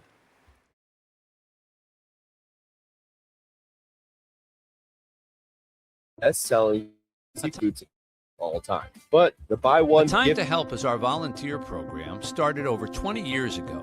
Every month, volunteers gather, sometimes in small numbers of 20 or 25, sometimes in large groups of up to 150, to make a difference in Detroit by putting together a few hours of volunteer time in a collective effort. A Time to Help brings together everyone's best efforts and desires in a community of helpfulness and volunteerism that has spawned more than 200 projects since its inception. Generation of sports broadcast. What we're going to do now is present to you, Rashida, the keys to the house. And it's our wish from Save Detroit and everybody else on the team that this is a new start for you. Congratulations to you. Thank you so much. Thank you. Wow, this is so beautiful. Oh my goodness. Oh, this is so special. Oh my goodness. Oh my goodness. Oh my goodness. Thank you. We have a spaghetti for dinner tonight. Oh, radio. This is nice. This is crazy. Look at that room. All right, open them. Cool. What's that? All right, back here on the 14th annual Say Detroit Radiothon. At the bottom of the hour here, we will check the tote board and see if we have gotten over, Vince. We've broken the 500,000 mark. If we have done that, I can take this tie off. Yes. Which would be nice because ever since I stopped doing the sports reporters, I don't wear ties anymore. I used to have like 100 ties because it was always like, I wore that tie before, Right. I wore that tie before, and now there's no use for ties. Nobody wears ties. Nobody Even on you go to ESPN? funerals and nobody wears a tie. I know. That's You go to religious services, nobody wears a tie. I got all these ties. I got no use for them. You're a trendsetter, man. One other thing I've noticed, Radiothon, if you are trying to send a message to someone, check your spell check. Because I have gotten many messages today saying, good luck with your radio. And I'm like, is there something that I don't know? Yeah, you checked your vehicle. Yes. So, yes, spell check will take Radiothon to radiation in a Yes. heartbeat. Unbelievable. Let's say hello to the great Jay Towers. Hey, Towers. Look at that. Kevin O'Neill's over there. I'm so excited to see him. I know. It's great to Towers see is Jay. here. Kevin O'Neill, Kenny Kenny's Brown, there. Chad Audi. But Jay Towers, we've been trying to get on the show for years, but Jay does his own charity thing, and it seems to always run This week. yeah. Right? We went a week earlier, so I'm so happy to be here. I love Yeah. being here. I know Amy would have wanted to be here, but you're so nice to come on TV all the time with us. Oh gosh, no, it's my pleasure. And I'm always, I'm not embarrassed to say I'm always starstruck every time I see you. Okay. But I am. It's true. And I always tell people, I said, if I could communicate the way Mitch Albom does, I would be doing so much better in life. I think you're doing okay in Doing life. fine. I'm surprised you found 5 minutes to get out here. Every time I look up, you're hosting something. I know. And then every movie I go to at Imagine, there's Jay Towers, Jay Towers. in the commercial thing, and I love. I think I know it by heart. Come on. You come out, you make a memory with your family. That's It's- right. It's more than the popcorn. It's just the memories that you make with your family. And I'm like, I go to so many movies that I can't even remember I saw them. Right. How can I make a memory with my family? But you do a great job in those spots there. What's going to happen? They sold Imagine. I know. There goes one of your best gigs right there. Listen, here's why I love Imagine. You know that they give money to my charity, so Yeah. I'll do whatever they want. Yeah, well, Paul Glantz is coming on with us a little later on to give money to our charity too, but he sold the thing, so I don't know what's going to happen. I think he'll still be the face of it. People love him. Craig Gass is here, by the way, too. The He's great one of my Craig Gass. favorite people ever. Another old friend of mine. I've been doing Jay Towers shows for 15, 20 years now, and he's always been great to me. Come on the air and mess with his audience, his different celebrities. Yeah. So you drop in like a few voices in there while you're in there? Yeah, I'll jump in and pretend to be celebrities on the air with You still him. do Gene Simmons? And then Gene Simmons is one of them that we would do where if you missed any part of this segment, it's available right now for $49.95 at KissOnline.com. That's right. Yeah, Jay and I have had a lot of fun over the years. I was really happy to see him show up here. So That radio launches a lot of voice people, right? Yeah, Isn't that absolutely. kind of the best place you can get started? Theater of the mind. It's a great vehicle to do voices and mess with people on the air. Yeah. So, any premise you want to have, like, hey, guess who's in the studio? I was listening to Mitch's show yesterday, and I thought the coach of the Lions was actually on the show. And it was a guy doing Stan. Stan That was Campbell. Stan. See, we would love to have Dan Campbell on the show, but he's committed to another radio station because they do the games, So the next best thing is Stan Campbell, Yes. Right. Dan's fifth cousin on his mother's side. Which makes no sense. But, Yeah, and we ask him, and he does great voices. But I have to say, Jay Towers, and forgive me for not knowing this, I don't know your background. I mean, it seems like you've just always been here. But you're from here. You grew up here. You break in? No. I started on the radio when I was 14 in Toms River, New Jersey. Okay. And then graduated high school and worked in Atlantic City. Got hired to be a program director at 19 in Grand Rapids. Old I was. And they didn't realize it until I got to the airport. And the girl called the boss and said, "You just hired a 19-year-old to run the station." Came to Detroit, went back to Philly, which is I always wanted to work in Philly. And after 2 years in Philly, I wanted to be back here. I felt more here, and I've been here since '99. That's funny because I'm from Philly also, but I also feel way more connected here. Way more connected. I didn't have a job there, so I didn't have the option. So you've been here ever since. That's interesting. But you're a Jersey kid. You were born and raised in Jersey. Yeah. Toms River. Yeah. Thank you. Let's clap for Toms River for that. Yeah. They've been wonderful to me, really. So if he was born in Jersey, does that mean have you ever heard the fantastic John Pizzarelli's famous "We Like Jersey Best"? No. Oh my goodness! Are you kidding? What a setup. I'd love to. This is. I'm not kidding. Now this is a legendary song. Wait, are you South Jersey or North Jersey? North Jersey. All right. Yeah. Other side of the river. Go ahead. Give us a couple verses. Go ahead. So you got traveling down the turnpike, headed for the shore. Then occurred to me, I never thought before. I've been a lot of places, see pictures of the rest. But of all the places I can think of, I like Jersey best. The Pinelands and the Vinelands, the Seaside Heights, Margate. You can have Miami. I love the Garden State. I've been a lot of places, seen pictures of the rest. But of all the places I can think of, I like Jersey best. Yeah. Now, what you don't get the rest of this is all the voices. Yeah. That John Pizzarelli does that song in. Just wonder, we got 60 seconds. Give me 60 seconds worth of voices. Benton Halls, shopping halls. Then there's Billie Holiday. oh yeah, Pinelands and Madeline Peru. The Pinelands and the Pinelands. And then there's the Bee Gees. Traveling down the turnpike, headed for the shore. I thought just it occurred to me. I want my mommy. Fantastic. Thank you very much. See, you mentioned Jersey. Big crowd. You don't hear Taylor ham or pork roll. Taylor ham. There you go. 855-955. You don't get entertainment like this just anywhere, folks. And there's a price to pay. It's a donation to Say Detroit. Help your fellow Detroiters in this time of need. 855-955-GIVE, 855-955-4483. MitchAlbumRadiothon.com is where you can make donations and also see all the great auction items and incentive items that you can buy to do all your Christmas shopping right here and know the money is going to help your fellow Detroiters. We'll come back with Joe Buck from Monday Night Football, Hugh Jackman, Darren McCarty, Brian Williams, Bernie Smilovitz, and Carmen Harlan all in the next hour. It's 760 WJR, MitchAlbumRadiothon.com on the web. All right. What is this going to do for you and your family? What it's gonna do? Oh Yes. my God, y'all just saved our life. Aww. Man, I just can't tell y'all how happy I am.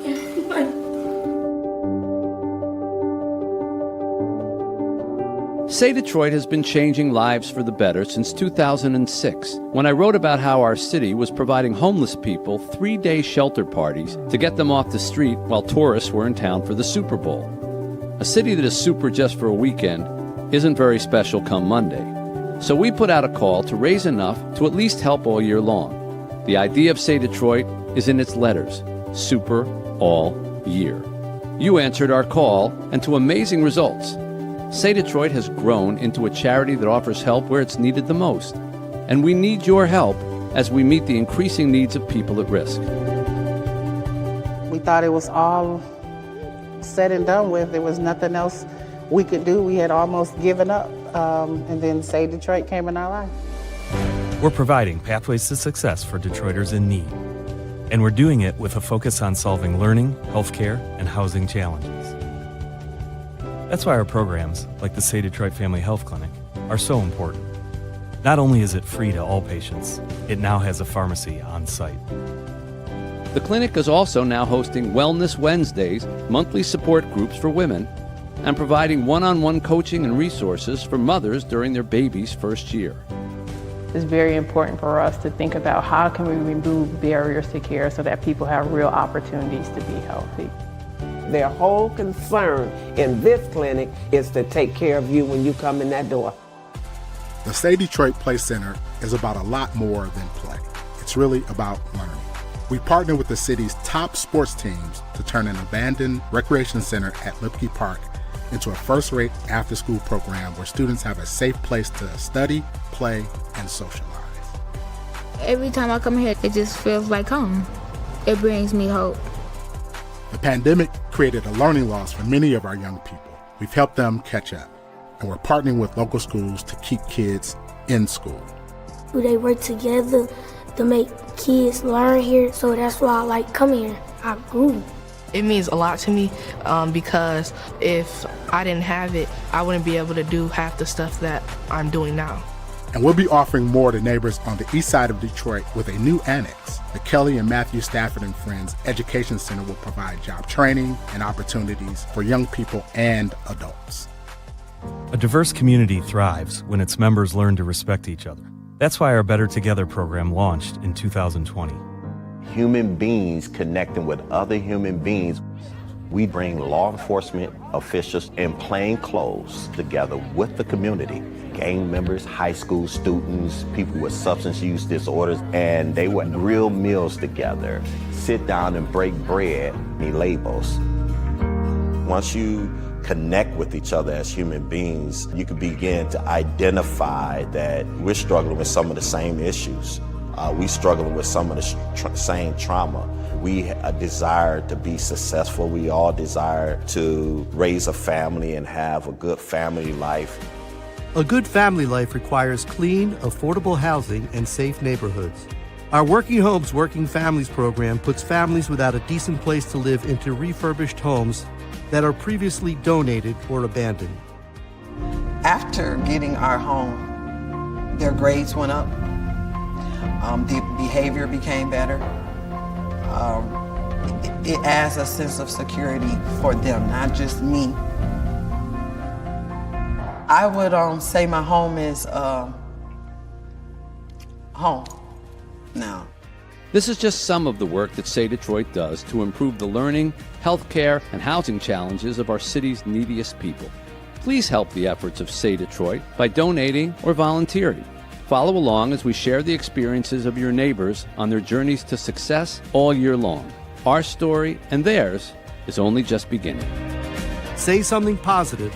Say something inspiring. Say Detroit. And say something amazing.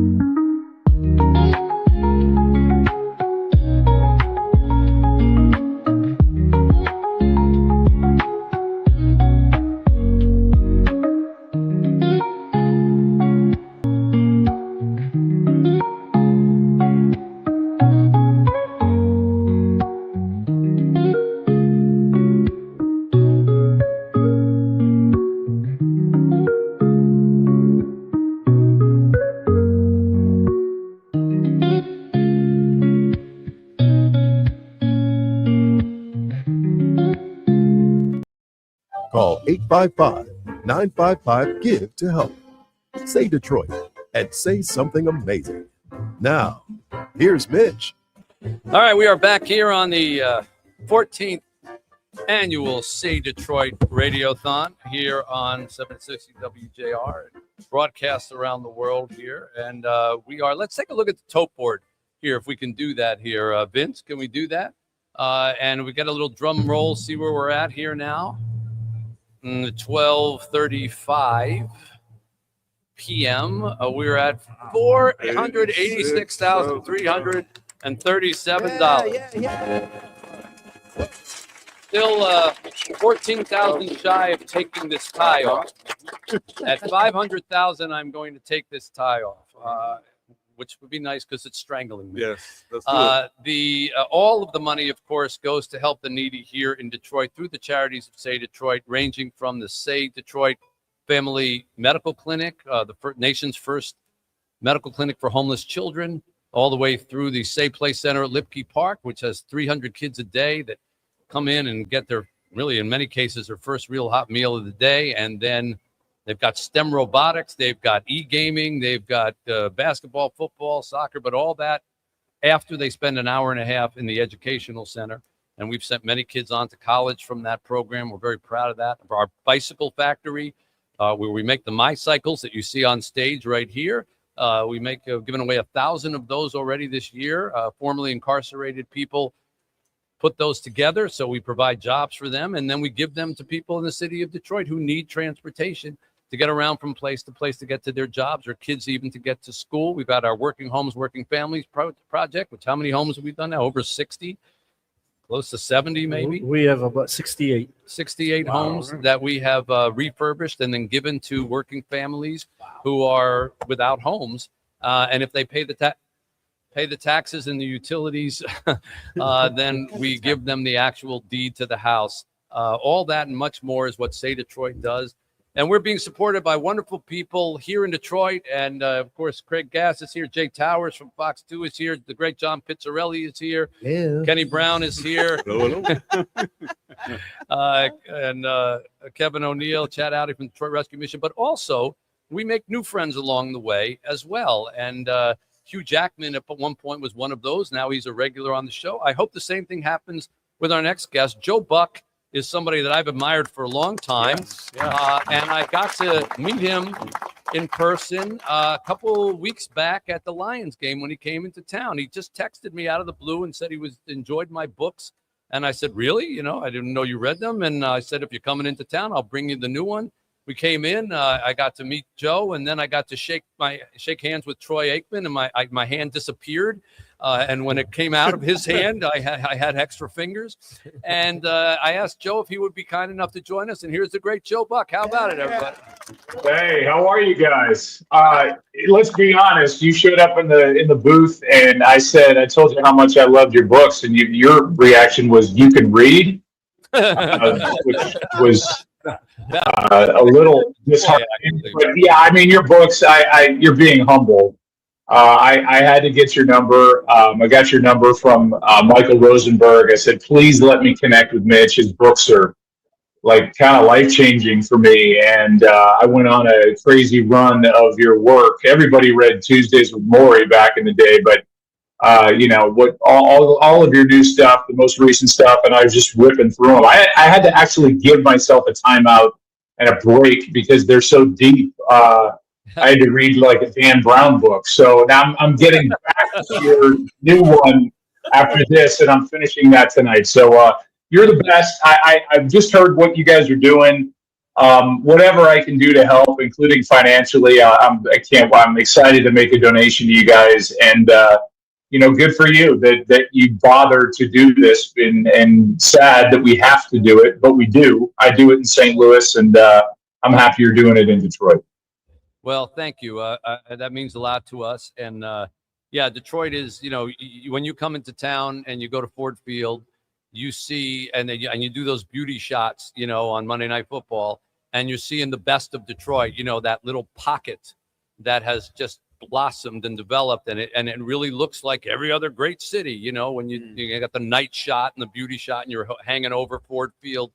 But if you just go a half a mile to the left or the right or the other direction. And Detroit's a lot of miles in a lot of directions. Unfortunately, 51% of the kids in our city still live under the poverty line. 51% of our, and 1 in 19 is homeless.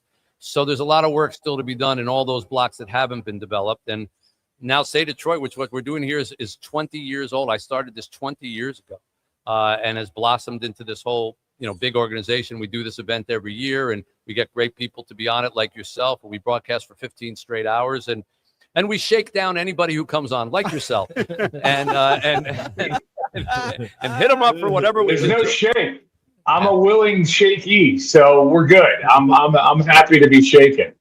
Well, thank you for that. If you want to make a financial donation, fantastic. That's great. And but what I'd also like to ask you is, would it be possible to get maybe I don't know, maybe a message from you and Troy, if somebody wanted to. We've done this sometimes with like kids of or people who fantasize about being football players. You do like a mock little, 1 minute broadcast of hey, did you hear about that kid, Frank Thompson, coming out of Michigan? Yeah, I think he's going to be great or something like that. And then they show it to all their friends and they say, see, I was on Monday Night Football. Yeah. So I don't know if that's something, you have the capability of doing, but. Yes, I have those capabilities. I've done many voice answering machines back in the day when we all had boxes that I would go over to friends' houses and do some ridiculous, description of that person, whoever it is. John Smith hits a ball into right field. That ball's going to roll the wall. John Smith digging around second. He's headed for third. The throw over to third is, John is out. So leave a message. Yeah. Well, that's great. Well, if you guys, if I don't know if Troy's up for that kind of stuff. He's, of course. If you guys could do, I think we could probably raise a lot of money with that if we put that on the auction pile. I wanted to. We had. Dan Dickerson was on, who's the voice of the Tigers here, was just here with us an hour ago, and Hank Azaria, who does the Brockmeyer imitation of baseball announcers, and he was on with us as well. I think we collected, I think you have this, Dan, back in the studio, a little sample of Joe Buck's enthusiasm on some of his broadcasts. Can you play that for us? Do we have that? Red Sox fans have long been here. The Boston Red Sox are world champions.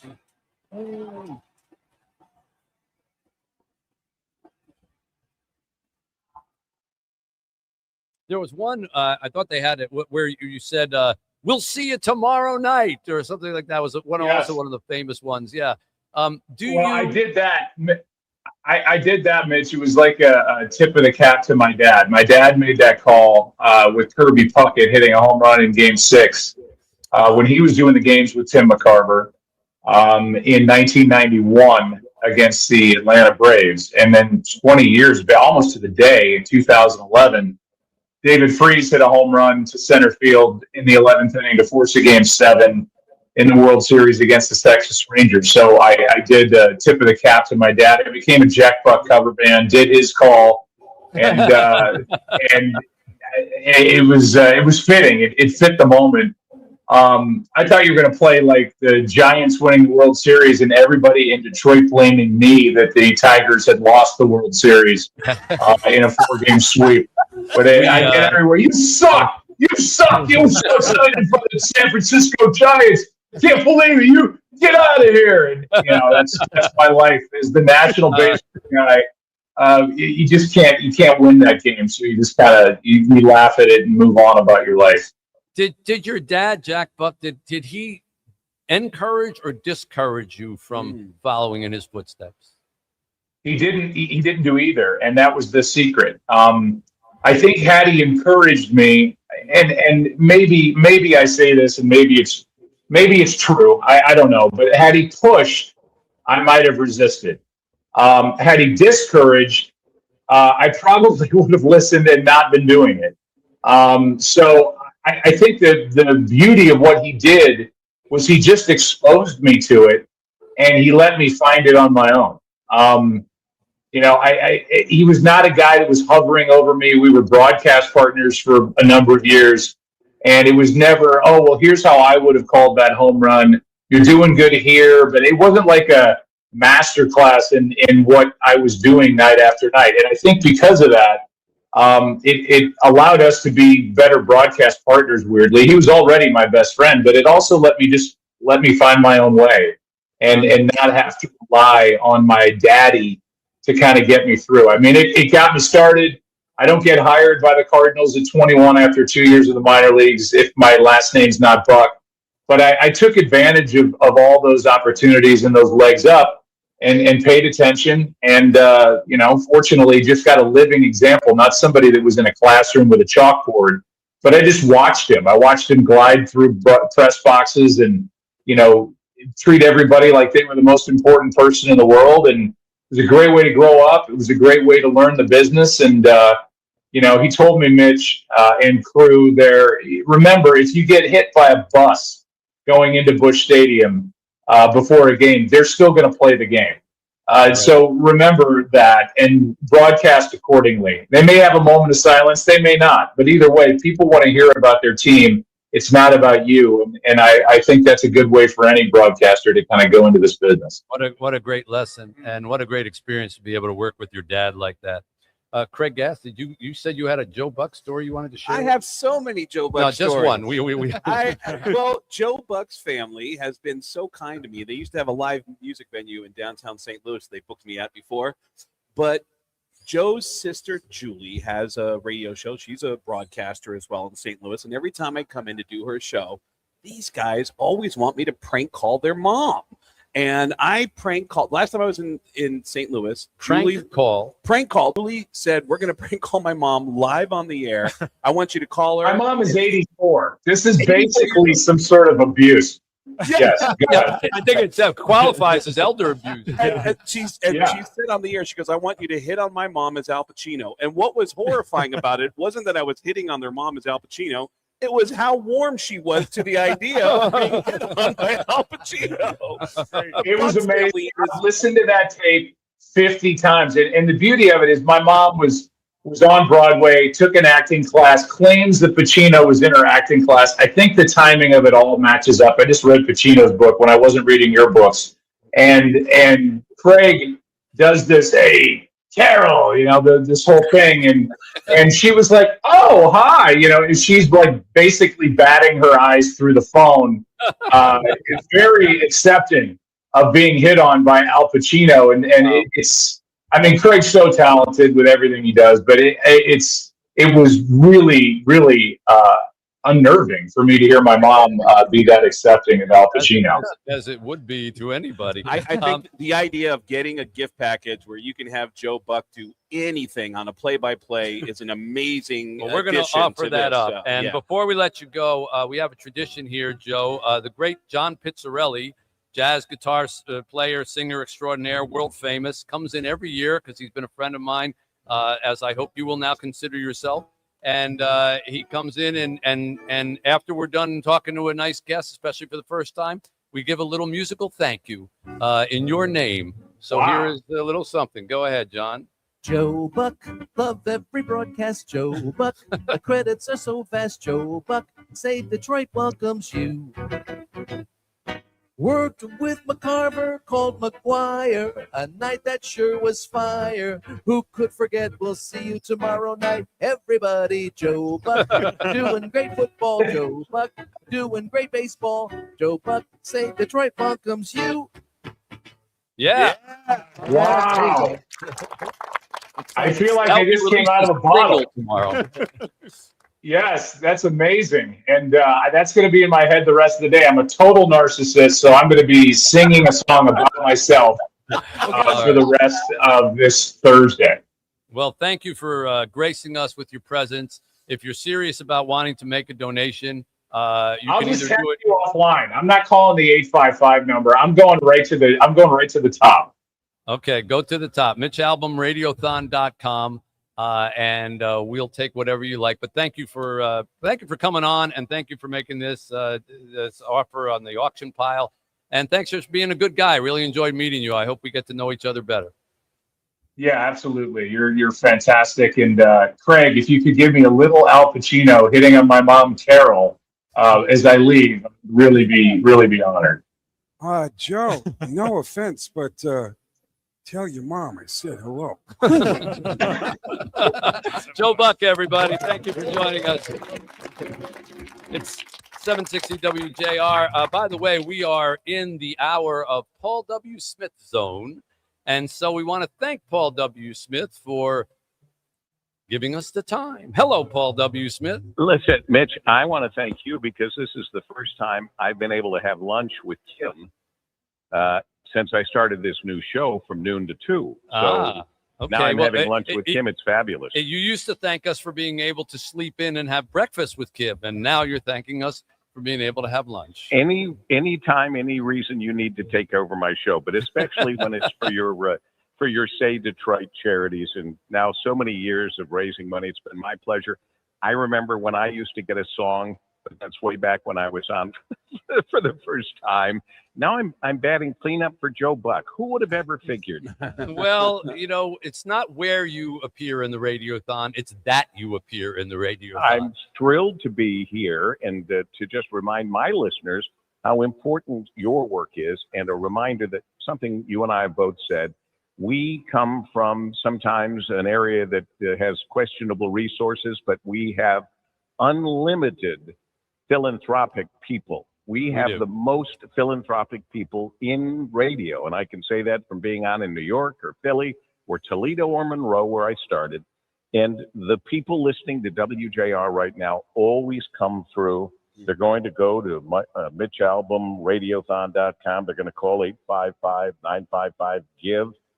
They can text Mitch 14 to 59. They will come up with a way to be sure to get you money and the resources you need for your various Say Detroit charities. And I think I speak on behalf of all of your colleagues. We're very proud of everything you're doing. This is a radio station that has a history of raising money in a variety of ways.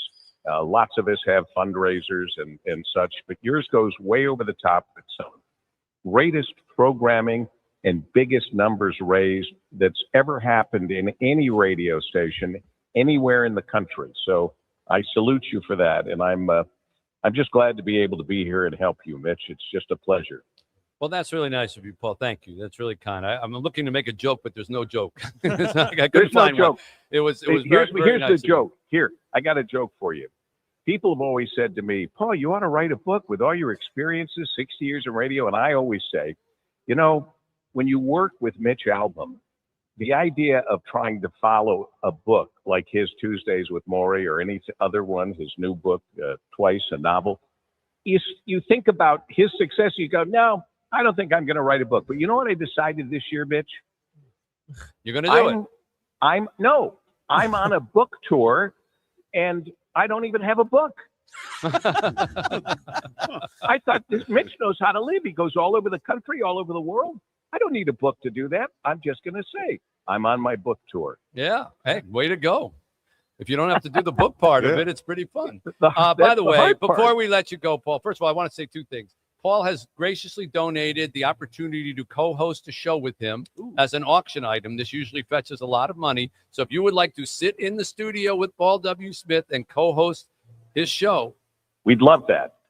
All right, so that's on the auction board. And everybody's had a great time. And number two, we have a little song for you, John Pizzarelli. We know you feel left out. Here's John Pizzarelli. John! Oh, my God. Oh, Paul Smith. He's eating lunch right now. Paul Smith. He is so great. And how, Paul Smith. What rhymes with Paul Smith? How about a big kiss for Paul Smith today? There you go, Paul. It may have cost me my W, but now I have a hit song, so that's fabulous. It's hard to get W into a lyric. It takes up a lot of space. I'm looking for my ASCAP. My ASCAP BMI check is in the mail. I'm glad you said ASCAP and not something else. Can I bid on being on Paul's show? I think it'd be a good third place for me, Mitch. In your spare time. Jay Towers is looking for another gig. Because he's got 7 spare minutes in the day. I always thought, this is the truth. Jay knows this. I've told him.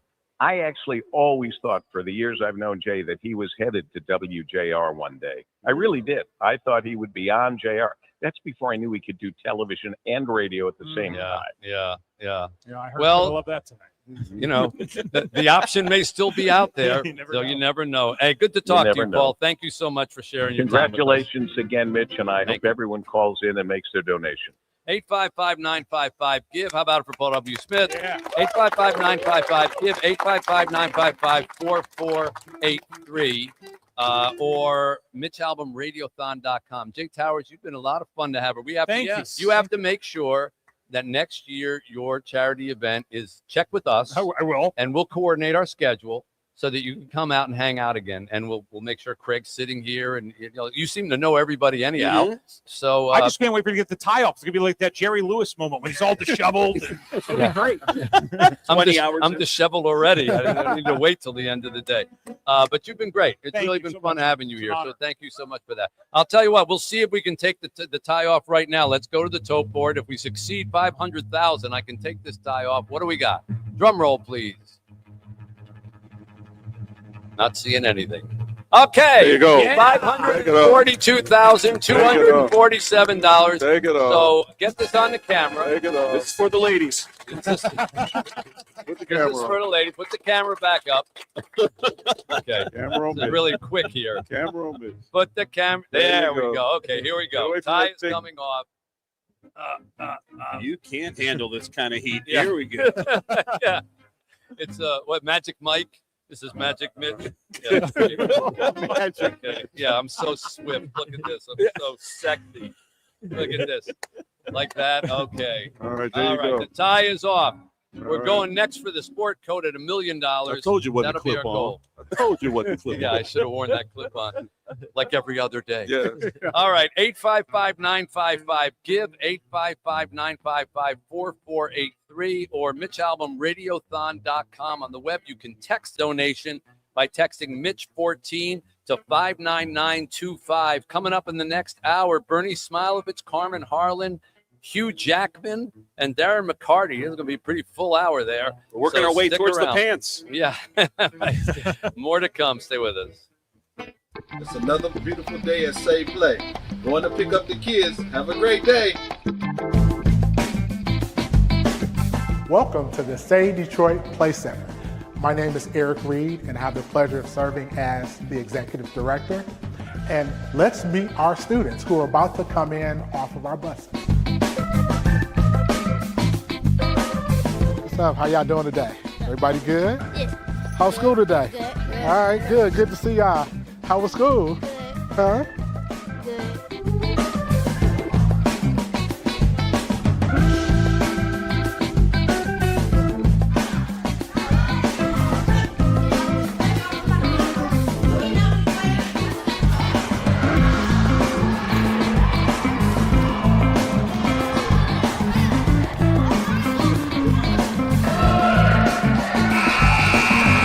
It's time for the D. Our students have eaten, they played, and now it's time to learn. We are entering the Deep. The Deep is our education center. It's named the Deep because it used to be a swimming pool. The Deep is where our young people come mandatory Monday through Thursday to spend at least an hour and 15 minutes on a variety of academic enrichment activities. Our young people are engaged in tutoring or literacy with the help of our staff. The students can get the individual attention that they need. This is our reading table. One of our certified teachers who's actually providing some reading enhancement activities to a group of our students who are struggling just a little bit with where they are in terms of reading and comprehension. Cubicles are set up for our students to have some individual space to either work on their own or to work one-on-one with our staff. One of the things that we're blessed with is to have a number of volunteers that come in and support the work that we do here. And I have with me now Mr. Malcolm McCants. Malcolm is the Director of Education, and he oversees all the activities in the Deep. We offer breakout sessions in STEAM, creative writing, and reading. We've got some students that are getting some homework assistance from Miss Diane, who is a retired certified teacher. And so whatever our students need, we want to make that available. Now let's go and look at some of the activities and the electives that are available to our students here 5 days a week.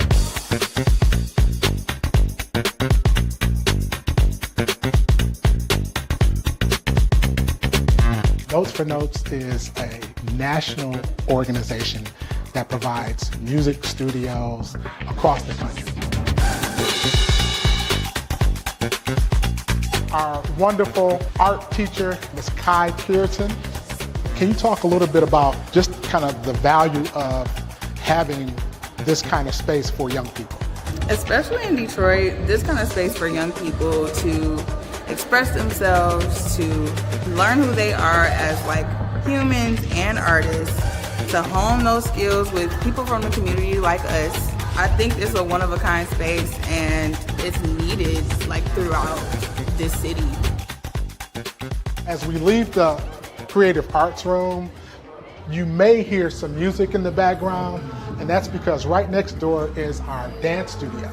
And we have a variety of different dance genres, hip-hop dance, tap dance, modern dance, and then we also have an African dance and drum program. And so today, our students on Mondays are engaged in their hip-hop dance activities. We're now in our gym area. We are extremely committed to making sure that our students increase their health. And so we exercise, calisthenics, running, agility, and then we also get into organized sports, including basketball, volleyball, but we also like to get our students outside where we have a terrific AstroTurf football field, we have a baseball diamond, and we have a grass football field. We try to utilize our outside facilities as much as possible, both for recreational opportunities as well as for competitive sports. So that about wraps it up for our tour of the Say Detroit Play Center. And now, a Say Detroit Radiothon Rewind. You know, we're obviously in a different setup here now because of social distancing, and my partners have to be a good 12 feet away from me. And I actually came down here to the piano for a purpose, but we don't have the big audiences and all the rest of it. But everybody is watching around the world, and everybody in Detroit. And one of the traditions that we do with Hugh Jackman and some other guests is John Pizzarelli, who is with us, not physically here, but he's in New York, and he's on the line, and I think you'll be able to see him. He's upstate New York, has written a lot of songs that we have done for you over the years to try to elicit your generosity. And so here is a montage of some of the songs that we have done. Just a little small one here. Go ahead and play it, Ray. Here's some of the ones we've done in the past. See him in the river, he's a real Detroit giver. Jackman, you Jackman, won't you come back once more, once more, once more, once more? We're so happy to be talking with Hugh Jackman. How about a song for Hugh Jackman? Let's give this Australian props. Bum bum bum. If we were Hugh Jackman, da da dee da da da da da da da da. There were folks on a show, but they never raised much money. No, they never raised much at all, till there was Hugh. That was a big stretch. So that's just a few of them. So now, since John and I are not together, John wrote one where he is. I've actually put something together here. I've never done this before on the Radiothon. I've never played a piano or anything on the Radiothon. But, John, you've got yours there. I'm going to try to see if we can go along with it. I've got the lyrics here. So, John, are you up? Yeah, I got me? Yeah, I got you here. Okay, go ahead. I'll try to join you in. 4, 5. I just changed the 6th line down, so don't worry about that. Everything else is okay. Are you ready? Welcome to the 14th annual Mitch Albom Say Detroit Radiothon on News Talk 760 WJR. This hour is generously brought to you by Trinity Health. Call 855-955-GIVE to help. Say Detroit was founded by Mitch Albom in 2006 and will be celebrating its 20th anniversary next year. Say Detroit and say something amazing. Now, live from the Northside Grand Court of the Somerset Collection in Troy, here's Mitch. All right, welcome to the 1 o'clock hour. Here we passed the $500,000 mark in our effort to try to match our take from last year, which was in excess of 2.2 million. So we're doing well, but we got a ways to go. Just when you think you're doing good, they put that other mark out there. You got to chase after it. 855-955-GIVE, 855-955-4483 is how you make a donation to help the neediest of our fellow citizens here on the 14th annual Say Detroit Radiothon. And please remember that 100% of the money that we raise goes to help the clients and the people in need. We don't use it for air conditioners. We don't use it for paper clips. We don't use it for fancy office space. We put the money towards the need, and those expenses, which are real, are taken care of privately. So know that your dollar goes to the actual cause. MitchAlbumRadiothon.com on the web is where you can go to shop for incredible experiences, wonderful incentive items. That's where you can also make your donation online. And you could be bidding on the opportunity to have lunch with none other than Bernie Smilovitz and Carmen Harlan, who are sitting here to show you what lunch would look like if you ate with them. Yeah. See, they came all the way out here just to be, it's like the display. We came here to have lunch. That's why we came here. Right. And we're going to send a camera with you to show what it's like to eat lunch with Bernie and Carmen. Wait, hold on. Okay. There you go. There's Tuesdays with Maury, and there's lunch with Thursdays with Bernie and Carmen. Yeah. There you go. And you've actually done this before now, right? Several years, right? Yeah, we've met the loveliest people. Well, our first year here was 1947 with the Radiothon. I was there. That's Speak a for lot of yourself, lunch. Bernie. I'm not quite that old. That's a lot of lunch, I want to say. That's a lot of lunch. That's a lot of lunch. But how is it? Like, it's comfortable there? You meet. You mean the you're lunch? meeting friends. Yes, the lunch. You're meeting friends. People who have followed you, Mitch, are some of the most wonderful people. They care about not just the community, not just about other people, but they must like us too, because they sit and listen to our stories over and over again. Let's be honest. They like her. Come on, let's not be stupid. Right. And they want that lunch. Right. So. Yeah. The first question is Carmen here? Yeah. Exactly. And they're asking Bernie that. Did Yeah. he bring that albatross with her? Yeah. It's amazing. And what I first of all, I really year after year after year, you do this all the time. And you come in person. You don't say, "Can I just phone it in?" or whatever. You come out. You sit I here told with Carmen, we can't phone this in. He always asks me. Don't you just love him? Yeah. Couldn't you just pinch him? Yeah. Oh, trust me, we And frequently I'm not do. talking about on the cheap. No. Yeah. Hey, We hey. frequently do. Hey. But what shows is that how many years were you together on the air on DRB? 86. How old is your oldest child? My oldest is 38. About that many years. About that many. Wow. And you can tell that the chemistry that you had on the show is obviously still there and for real. It wasn't one of those things where you mumbled, that's one of those funny things that people always think about when they watch TV news, is that when the music comes up and you just see them shuffling their papers and looking at each other and mumbling, acting. that they're actually saying, "I can't stand you. I can't wait till you get fired." Well, You know. as soon as this mic goes off, we go back Oh, to is that what that is? But since we have people here, we're going to fake it. Oh, for you yeah. today.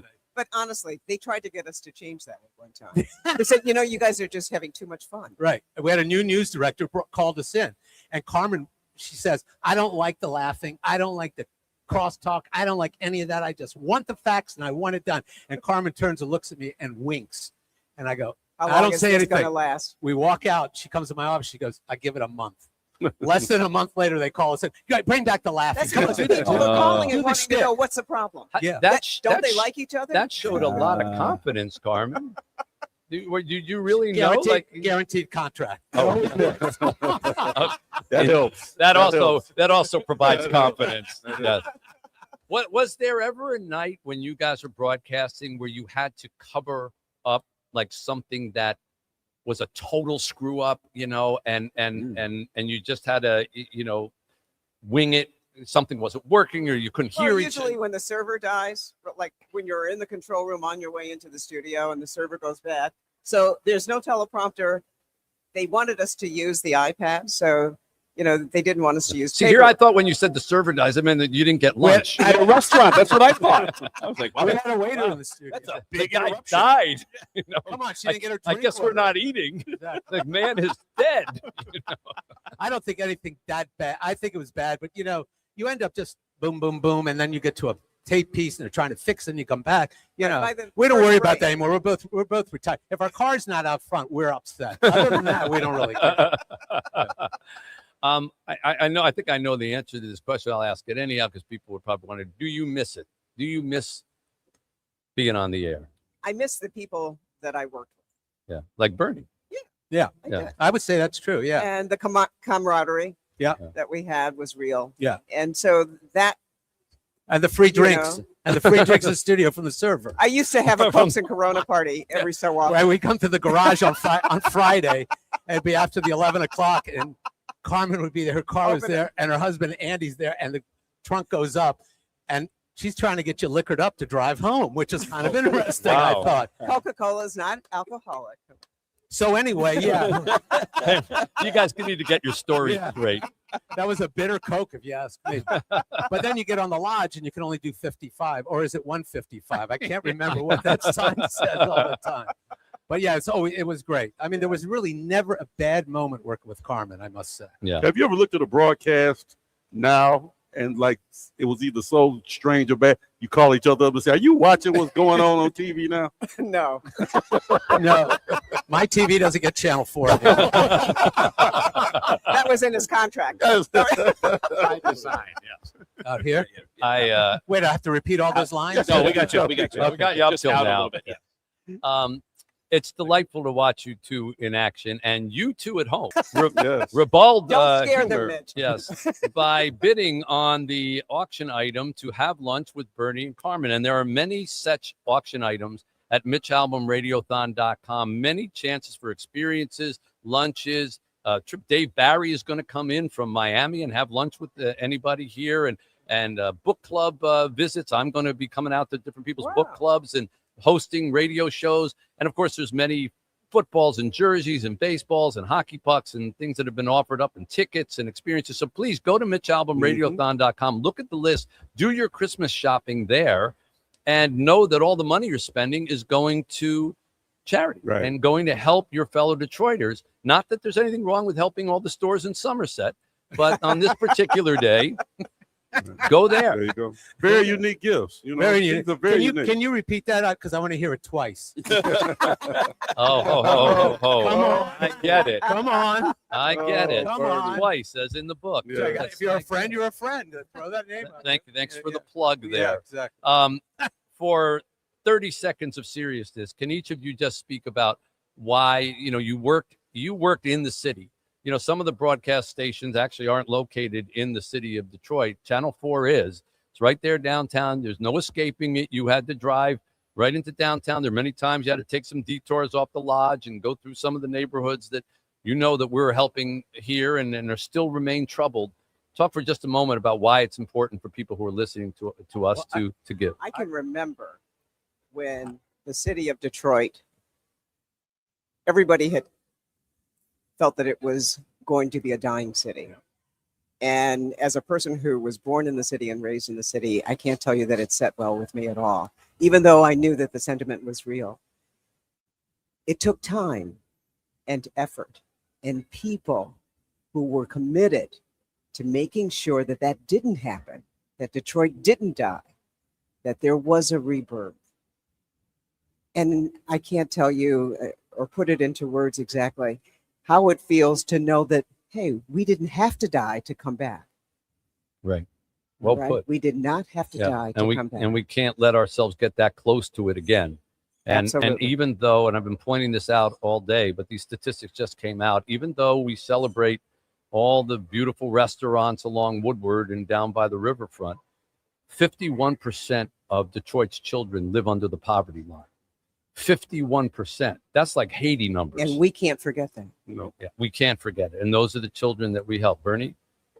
I think everything I have in life came because I was here in Detroit. So I feel I owe a debt to the city and to the people and everything else. And, you know, I will never be able to repay Detroit for everything they've given me, but I will try in some small way. And you owe me lunch. Honey, I owe you so much more than just lunch. I'm glad you just asked for that. More than lunch. More than lunch. Well, But we want to thank you, Mitch. Yes. Believe me. It's unbelievable. Year after year, I come here and I say the same thing. But Mitch and I have become kind of close in the last year, and watching him work nonstop behind the scenes. And nobody, you don't have to say anything, but it's constant. It's a constant effort with Mitch. He just is on, and his phone is ringing, and this and that. And you wonder when he takes a breath, and we're not sure he does, but a nice round of applause for you is what's really. And I'm going to deviate from that. I don't need any applause, but I do want to welcome a friend of yours, Bernie, right now, the wonderful Brian Williams. Oh, my goodness. Oh, yes. A surprise mystery, first-time caller, long-time listener to the Hey, hey everybody. Hey, Brian Carmen. Williams. Hi, how are you? Who's I Florence? love listening to you guys. Huh? Who's Florence? Bernie, you know this sweatshirt. They're a New Jersey-based company. I get a text. First of all, I get a call from Brian last night. What time they want me? Where they want me? What do you say? And then he goes into what happened out at Michigan, University of Michigan, and he says, "I'm on this." And at 3:30 in the morning, I'm getting texts from him about the coach and everything that happened. But you're still reporting the news there, Brian? I am, and since Bernie left the business, despite the regular cognitive tests, hey, I was perfect at every one of my cognitive tests. Bernie V, this is part of my role, so I'm happy to do it. Oh my God! How far do you guys go back, you and Brian? About an hour and a half. Yeah, all right. no. Is it 82? Yeah, probably 82. I know the Earth was still cooling to the touch. Weren't you with Bernie when you first laid eyes on your wife? I laid eyes on my future wife, went into Bernie's office and said, "I'm off the market." And he is the one living witness to that. Wow. He said that. And Bernie said that means we're breaking up. And June 7th, we celebrate our 40th anniversary. And that's fantastic. And John was there. John was there. Were you there, or your dad was there? My father played that wedding. At that wedding? Yeah. Put your mic on. Turn your mic It on. is on. I'm on. You're Can we pushing all the right Bring buttons. John's mic up, please. Say that again. Hello. Hi. Yeah, there you go. I'd like to say hello to everybody. Bucky Pizzarelli played the wedding. Bucky Pizzarelli played the wedding. Yes, he did. Wow. How's that? Now, have you written a song for us? For I've got one for him. I'm still trying to Oh. learn how to rhyme Smilovitz. It's Yeah, get in line. Get in line for that one. Yeah, right. Yeah, Exactly. not easy. Well, go ahead. We got a little. John Pizzarelli is. We do this usually to cajole a little donation out of people, but we'll just do it for you for the fun of it. Here is Brian Williams. Born in Ridgewood, NJ, was a firefighter. Made his way to TV. A local every nighter. Is this great? He was ready right from the start. What separated him was his big New Jersey heart. Cronkite was a fan, and me people too. Say Detroit has nothing but thanks for you. You're fired. Brian Williams is fired. You see, I tied the firefighter. Yeah. Got it. It's Bruce Springsteen's fire. Bruce Springsteen, Jersey, fire. Jersey. We got it all going on. Oh, I got it. Thank you, John. Thank you, John. He's stunned. Stunned He's silence. stunned. He's stunned into silence. Wow. He is. It's unbelievable. Many of my listeners. Well, we want to thank you, Brian, for helping us out here. We're trying to raise as much money as we can here. All of it, all kidding aside, all the money that we raise goes to the multiple efforts of Say Detroit, which helps kids from 5 days old at our Bright Beginnings program all the way up to senior citizens and veterans, homeless, kids after school, people without medical insurance, working families that don't have homes. And we provide them. We fix up houses and give to them. Our Say Play medical clinic takes care of 6,000 patients a year, many of them without any insurance.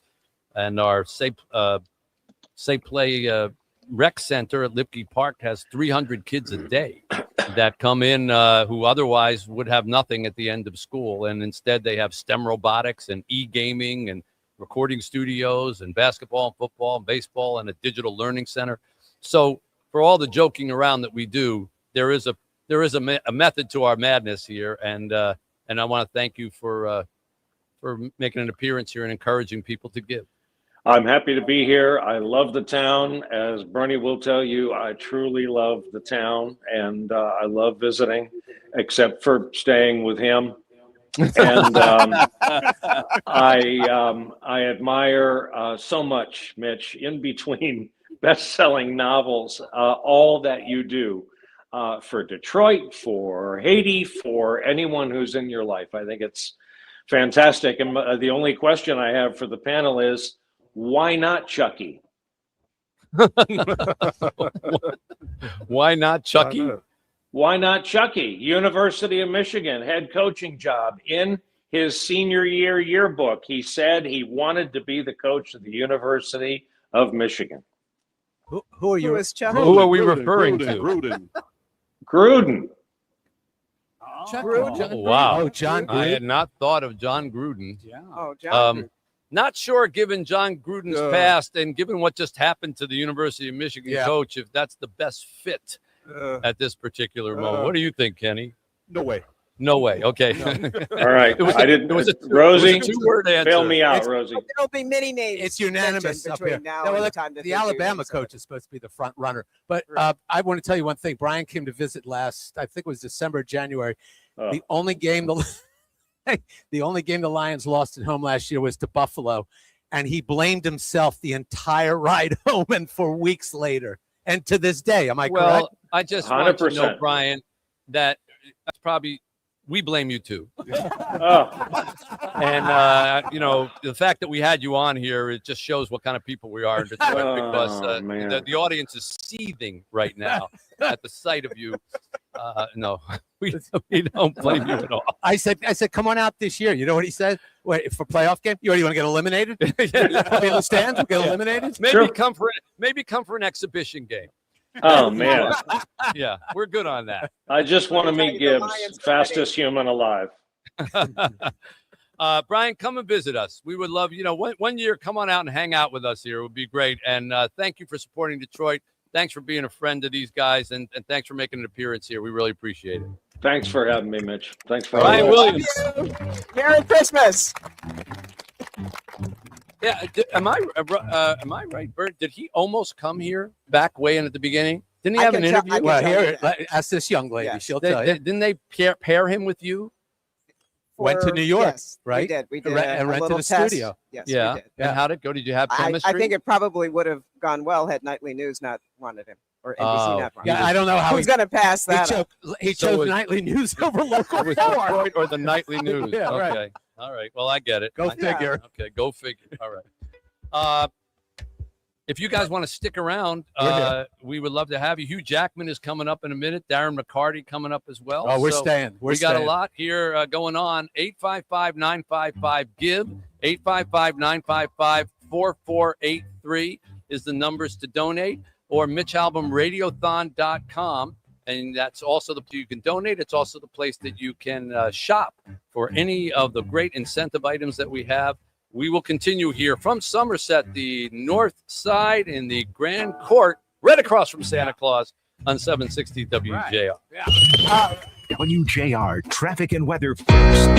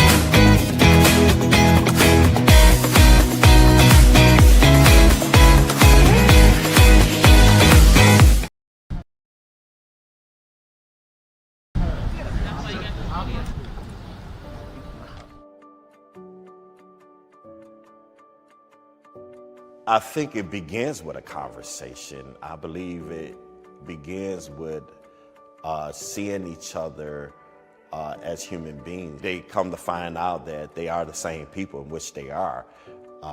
It's not like a police officer is the boogeyman. It's not like some of those young men who have been struggling in the gang life are the boogeyman. They are human beings.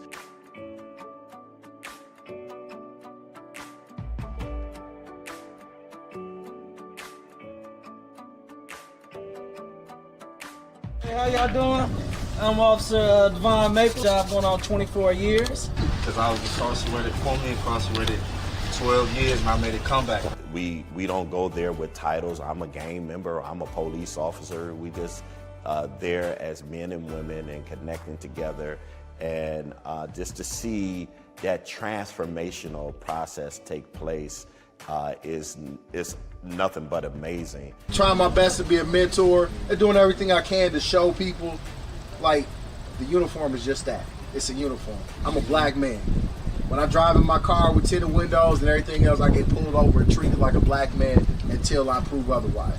And so once you connect with each other as human beings, you can begin to identify that we're struggling with some of the same issues. I ain't gonna lie, Right. I ain't had the best run-ins with police. Every time I run Those are the police that you've had encounters with. You haven't had an encounter with every police. But they ain't too comfortable to walk into that police station because they like, what is going on up there? You know what I mean? We can march, and that's nice. But what are you really gonna do? To me, I said, let me join DPD. With me joining DPD, I feel like I can stop another officer from doing some stupid stuff because I know they're not gonna do it in front of me.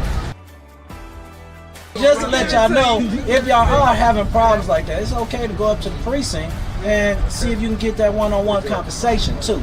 I'm not against lawlessness. You know, we need people, if they do something, if somebody breaks to your mom's house, what does she do? She got to call the police.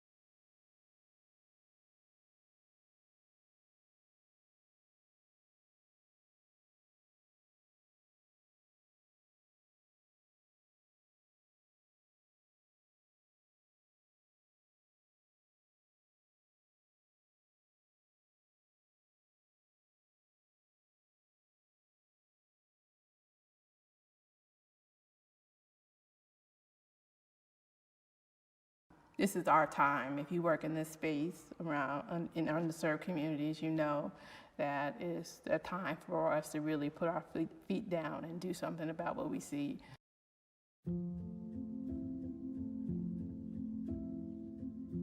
A new coronavirus testing site opened today with an important goal: eliminate barriers to get Detroit's most vulnerable screenings. It's at the Say Detroit Family Health Clinic in Highland Park on Glendale near Woodward and the Davison. You don't need a car or health insurance to get screened. So we're very fortunate that we were able to erect a mobile site to do some COVID testing. We had several days of testing at the clinic and were able to be mobile with that. So we did some testing here at Say Play, and we did some additional testing at the Detroit Rescue Mission's main offices. As you know, when COVID hit, there was a great need for testing, and it wasn't available at the state fairgrounds to people that didn't have cars and didn't have doctor's prescriptions. So the Say Clinic with the surrounding community really rose up to the occasion and had a great service. Say Detroit has launched a new testing site in Highland Park and says it will help serve underserved communities. And doctors say they want to administer as many tests as possible to meet the growing needs. We thought that we would not see so many this week, and it turns out we've seen much more than we thought. We were often the only test site available to people because it was a free service. We didn't ask for an appointment. You didn't need any insurance. So it was very convenient for that community, and that was an important piece of our outreach. There's only so much any individual can do, and being part of a collaborative effort where everyone cares, everyone's passionate is incredible. And again, this is how you get stuff done in Detroit. This is what makes Detroit great. Mitch Albom founded Say Detroit in 2006. Now, every week he's been posting new chapters to his series called Human Touch. All the proceeds will go to running this free testing facility. What made you decide to do this, Mitch? I wanted to help out my city, Anthony. I mean, Detroit is the hardest hit city after New York. We've got first responders that are dying. We've got hospitals that are overrun. And, I thought, well, this is what I do for a living. I sell books. So let me write a work of fiction. It's not a big full book, but it'll be a work of fiction. And let me offer it for free and see if I can get. I'm blessed to have readers from all over to help donate and help our city out. So moving forward, we're going to look at opportunities to continue our testing efforts as we see the numbers rise. And we're going to look at opportunities to do something with the vaccine once we have something approved. For a lot of our communities, this is going to be their only opportunity. And so we want to make sure that we're ready to serve the community in the best way possible around COVID-19. So it's very important for us to think about how can we remove barriers to care so that people have real opportunities to be healthy. And so that's our mission moving forward.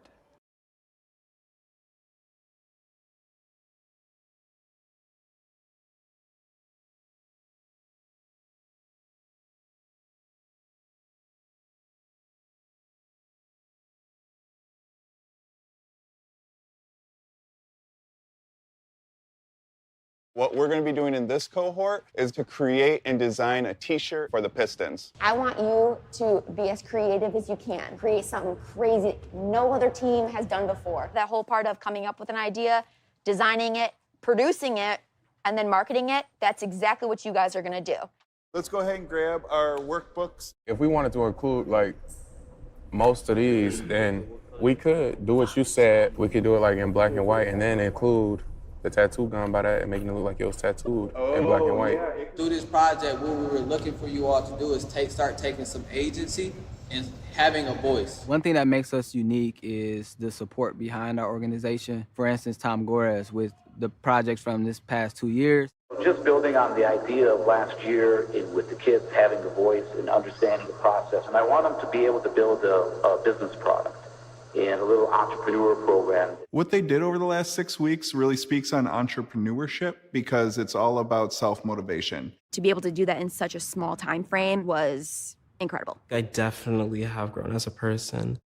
I've learned to collaborate with others a lot more. The whole process of like making the shirt and coming up with the ideas was just a really fun experience. The thought of a team member wearing something that I helped make. I'm just saying. This is dope right here. I like the paint splatter. You got some roses, kind of like, the roses growing through concrete because the Pistons are tough. I need one for sure, for both. Y'all got some XLs or something? Yeah. I'm not playing, these are hard.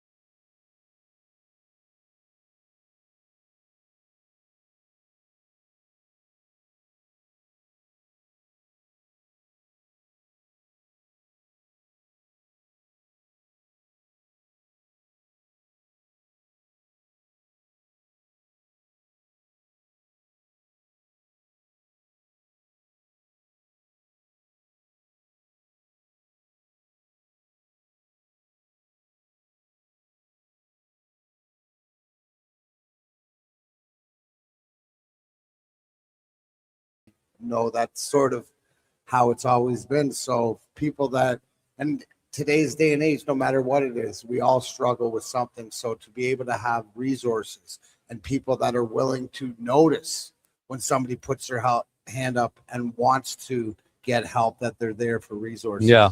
Well, it's such a really good point. And Chad Audi, you'll testify to this, that one of my favorite days of the year is when Chad invites me to graduation day from the Detroit Rescue Mission Ministries, which we support, transitional housing program or for addiction programs and things like that. And literally the people who come up and get diplomas for having gone through rehab and gotten straight and finding jobs and transitioning. And every one of them comes up and says what you said. If it wasn't for the counselor who helped me, who had been through it themselves. Yes. Because I couldn't listen to anybody who hadn't been through it. But then when I found out this counselor would say, well, I was a former addict myself, and now I'm here to help you. That made the biggest difference for them. So that's huge. Hang with me for a second here. Darren McCarty is going to stay with us. Bernie, Carmen, everybody. I want to jump online because I know he's got a very, very busy day today. I believe tonight is the premiere of his new film, Song Sung Blue. Our friend, Detroit's friend, and a longtime friend of mine, the wonderful Hugh Jackman, ladies and gentlemen, joins us here. Hello, Hugh. Mitch, hi, everybody. Good to see you. I can't believe it's another year. Wow. Yeah. Are you in the back of a car or where? I'm trying to make that out. Where are you? I am. But I'm in Manhattan, so it'd be quicker to walk, let's be honest. Yeah, you're going nowhere. You're fine for the next half hour. Literally nowhere. But all the pedestrians are looking at me going, sucker. So am I right? Is tonight your movie premiere? The premiere's tonight. I'm doing another show this afternoon. You know what it's like. You do it with books. It's that time. It's exciting. The movie's getting ready to come out, and so I'm just telling everyone about it, which I'm really thrilled about. But that's not why I'm here today. That's not why I'm here today. Well, I know, and you're here to help us, but I'm going to tell everybody just for a moment, because Hugh told me about this film when we were having breakfast in New York. This is like a year and a half ago or something, and you told me, oh, I'm doing this film. It's really cute and different. I play a Neil Diamond singer. And it's based on a true story about a Milwaukee couple that actually did this and kind of rose to thing and then had a tragedy happen. And you're playing alongside my friend Kate Hudson, who's another friend of mine. And so just give us a 15-second plug for it. That's it. It's a true story. It's a love story. They're both like, she was a Patsy Cline impersonator. He was a Neil Diamond interpreter. Their stage name was Lightning and Thunder. His manager was his dentist who put a lightning bolt on his front tooth.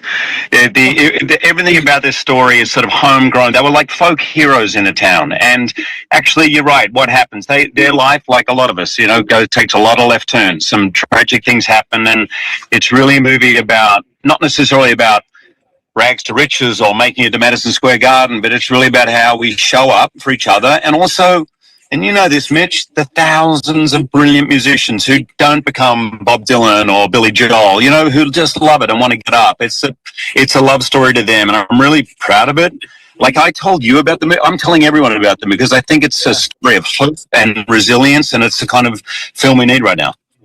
Well, it's nice to be proud of the stuff that you do and be happy about it. And also probably nice not to have knives coming out of your hands in every movie that you do. They come out. They're actual real knives. There are knives in this movie as well. Okay. All right. Well, I had them put in my body. I've got to use them at every point I can. Yeah. So I have to say, Hugh has been with us now. God, it's got to be 6, 7, 8, 9 years. I don't know. And people are always asking, how do you know Hugh Jackman? And I said, well, he lived down the street from me. And they said, what do you mean? You lived in New York? I said, no. Hugh moved into my neighborhood when he was filming Real Steel. And that's when we had the Michigan film tax credits. So if you want to meet Hugh Jackman, we need to put the film tax credits back in. And Hugh was renting a house literally like a block and a half away from me. And so somehow somebody told us that we were there, and we met and we became friends. You came over to the house for breakfast. You brought your wife, I think your mother or mother-in-law, and then we went to a Lions game and we went to a church. And Yeah. You remember all that? Oh, absolutely! I never forget it. It was great, and we stayed friends ever since. And actually, I'm friends with a bunch of the people in that street. It was one of the. I've said this every time, and I'm sure it sounds like I'm sucking up, but it's true. Like I've been to a lot of locations, a lot of cities. I've traveled a lot. Detroit is one of the ones that stays with me. I love the people, I love the place, and we had such a great time. Yeah. Well, the funniest thing from that I always share with my wife is that Hugh was coming to meet me to go down to the Lions game, and I gave him my address, and I was out, and we came back in the car, and we drive up to the driveway, and Hugh's sitting on my porch reading the Free Press. Yeah. And in one of those moments like where you come up with a line that you say, yeah, that was actually fairly clever, I turned to my wife and I said, well, there's something you don't see every day. and he was sitting on my porch reading the Free Press, and then we went to the Lions game. So, and what was interesting, and you don't tell this part of the story very often, but I was actually reading your article in the paper, and the paper was open to it on the front. That's what was an interesting detail. Well, we take all the newspapers and open them to that page on my porch, and then leave them there for people to come by so they can read them. So anyhow, we've been friends ever since, and Hugh is a huge friend to Detroit and has contributed mightily with his presence here. And sadly, I always regret his checkbook. I keep telling him that's not the purpose that you're here, but he has helped Say Detroit in so many different ways over the years. And we have always tried to do a good song for Hugh.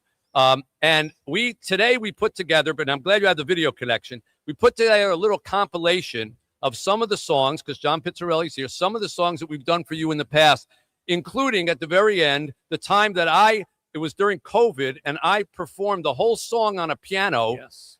And you couldn't hear any of it because the connection was wrong, but I thought you were listening to the whole time. So here now you actually get to hear a piece of it. Hopefully you can see this on your phone or whatever you're on there. So let's there. This is song. I got it. Always says yes. He never says no. He even calls in from the middle of a show. Hugh Jackman is part of Detroit. He played Little Caesars. He's eaten our meals. He even lived in Franklin when he made real steel. Hugh Jackman is part of Detroit. Now, remember, he's not hearing a thing of this. He visited a church here. He always shows his face. He even went to a Lions game. So you know he loves this place. Oh, he always says yes. He's always so great. He'll be in the Music Man by 2028. Hugh Jackman is part of Detroit. So now, big finish. Okay. Now listen. Now listen. I can't hear a thing. Can you hear me? Put your thumb up if you can hear me. Yeah. I'm so frustrated. I can see you playing. I can't hear a thing. That was the first response that you said. After that, I can't hear a thing. So now you've heard it. Very nice. Very Still no good, reaction. Mitch. It was worth it. Can't hear It a was worth the thing. rerun. Okay. It was All worth right. it. Now, before we rerun. let you go, John Pizzarelli is here. We have put together a little group number here. Okay. We're gonna try. Okay. Hang on to you. Hang on, John. Okay. What's the key? C. No. What's the note? Year after year. Okay. All right. Here we go. This I got the whole panel here. Ready? Can you hear this? I got it. I hear Okay, everything. here we go. 2, 3, 4, band. Year after year. Neil Diamond tune. We wait for a tall Australian who never knew much about Motown. Then he got famous. Played Wolverine and Les Mis. Then Real Steel brought him to our town, where he learned to get down 5. It's been more than 5 years. 4. He's been for Detroit. 3. Can't think of a line for 3. 2. To help us out. One more time. He's on. Hugh's on the line. Everybody, hello. Now the Radiothon's for real. Hugh's on the line. Hello, Hugh. Now he's starring as a Neil, not real diamond. Hold it. Medley. Let's talk. How's it go? Let's talk to Hugh. We knew that he was coming. Another Neil Diamond song. Let's talk to Hugh. His limo meter's running. Ba ba ba. His new flick is our top pick. It's called Song Sung Blue. Bum bum bum bum. Not to be confused with their shampoo, 'cause that's called Selsun Blue.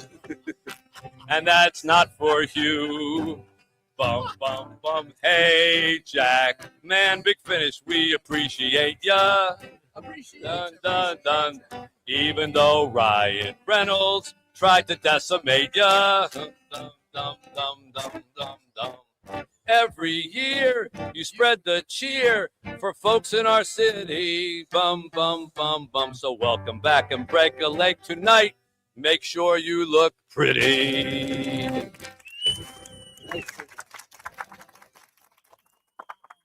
That took us 364 days. I gotta tell you, no one else will try and rhyme famous and lame is. And no one else will mention sell some blue. Sell some blue. Come on. You guys are awesome. I love We have a it. future. Oh, now he's freezing up. Look, he's frozen. Perfect time to freeze up. All right. Well, before we freeze up, we want to just thank you again so Can you hear much me? for everything that you do for us. My pleasure. It's my pleasure. I'd love to help you guys out. I want to donate 50,000 today to the cause you're doing, and every year I love what you guys do. I love how you show up. I'm thrilled you have. Thank you, Hugh. The whole place is clapping for the whole mall is clapping for you One here. more time. Yeah. And 60 if we never sing. I'm thrilled you have a comfortable seat there, Mitch. Yeah.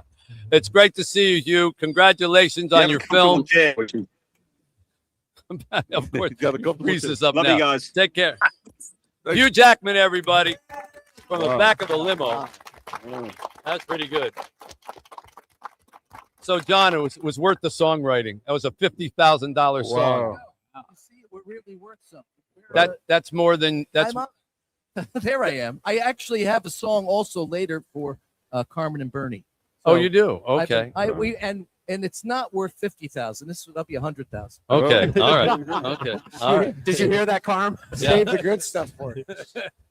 Man, I'm telling you, I was sweating when that connection went out because I know he usually makes a donation at the end of the thing, and I'm thinking, what if we freeze up before he makes the donation?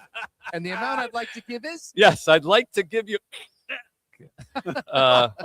Well, so Darren, that's not something you see every day, is it? Get to see the Wolverine right there. That's what I was thinking when he's sitting on your porch. Is like, thank God he's not in his costume. Yeah, really. Oh, yeah. That would have been trouble. I think that was no, it wasn't before Wolverine. So yeah, well, he's been doing Wolverine for like ever, right? Yeah, but how cool is that, Mitch? But that goes to show you what you've done, not only what we were talking about before, but the community, but nationally. Like that's a pretty big dude. Yeah, he's a pretty big dude, and he's only a really opening on nice Broadway guy. tonight. But I do see him in between these Radiothon things. He's like that all the time. He's nice, and he always asks about Detroit, and he comes in every now and then, visits. So yeah, we're nice that. But what's nice to see is that there are people. Hello.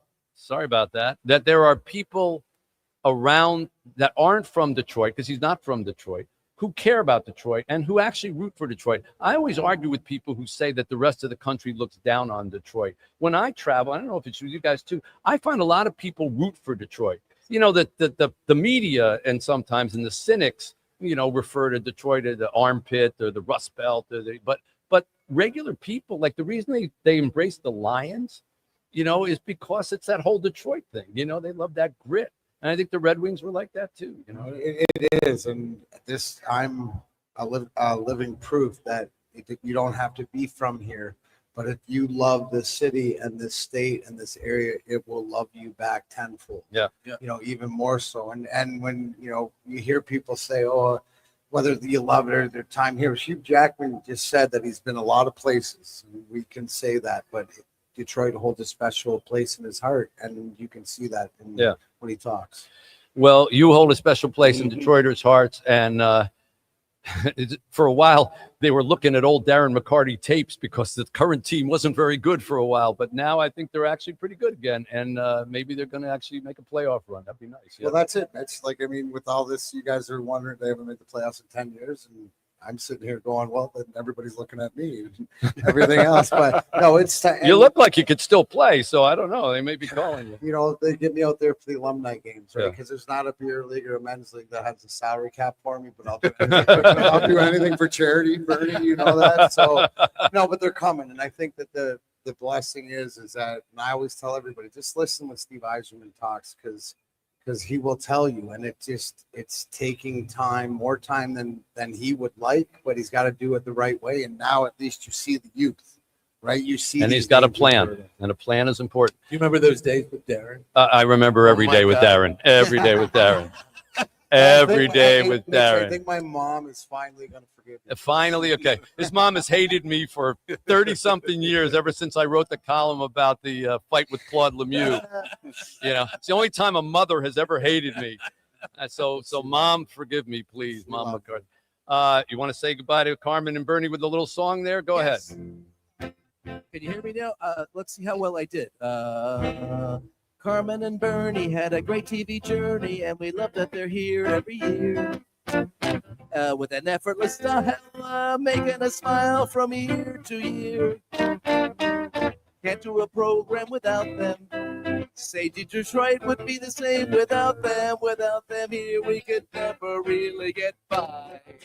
Oh, and that's the story of Carmony. She's so terrific. He's no attorney. Thanks, Carmen and Bernie, for stopping by. Yeah. All right.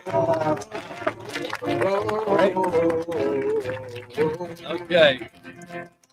Have your chance to have lunch with Carmen and Bernie. You can bid on it at MitchAlbumRadiothon.com. Darren McCarty, thank you for coming by, man. Great to see you. Bernie, Carmen, MitchAlbumRadiothon.com, 855-955-GIVE, 855-955-4483, or donate at MitchAlbumRadiothon.com. Back with much more right after this. Do you have 3 ex-wives? What's up? How y'all doing today? Everybody good? Yes.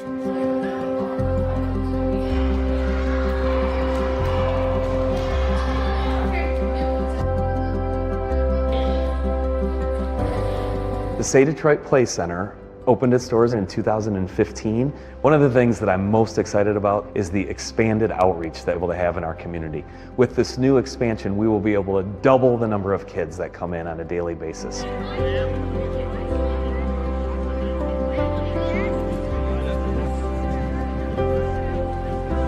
The heart of this place is its education. And with that in mind, we grew and reached the point where we couldn't continue to educate as many kids as we wanted to without more space. We're really proud to be part of this here. We're really proud that people like Kelly and Matthew Stafford go someplace else but never lose the Detroit that's within them. We jumped at the opportunity to be a part of that first, center that is this beautiful place right now, and I'm just so proud to see where that has gone, how many kids it has affected in such a positive way. I'm so excited to be a part of this next venture as well. I mean, it's just such a special place, such a special team to be involved with. We're so proud of what it's become, what it's going to be in the future, all the people that it's going to affect. We're just excited to get over here and put some shovels in the ground and get this thing going. Eric, can you believe it? Construction is happening on the Kelly and Matthew Stafford and Friends Educational Center. Folks are driving by and they saw the fences go up and they stop in and ask, well, when what's are we going on? See? When we're going to see some physical action. And so and here we are. Today's the day.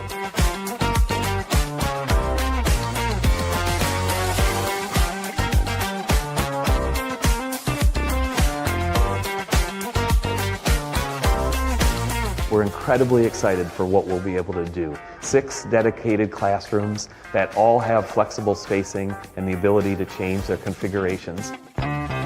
We have 2 dedicated flexible spaces for vocational training. We have a 125-seat black box theater in the center that's completely flexible. Are passionate about being a part of this community and expanding the physical space and the opportunities allow us to do even more for this community. We're definitely looking forward to the day that we can cut the ribbon and open the doors.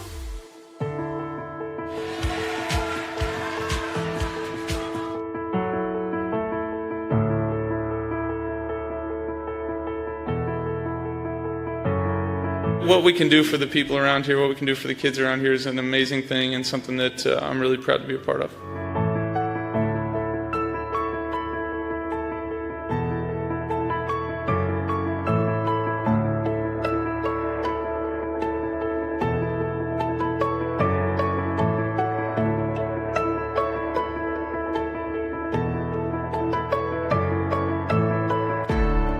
We are so honestly proud to give back to the community that gave us so much and to watch these kids and all the staff here that love them like they're their own. As we said, it takes a village, and you guys are that village.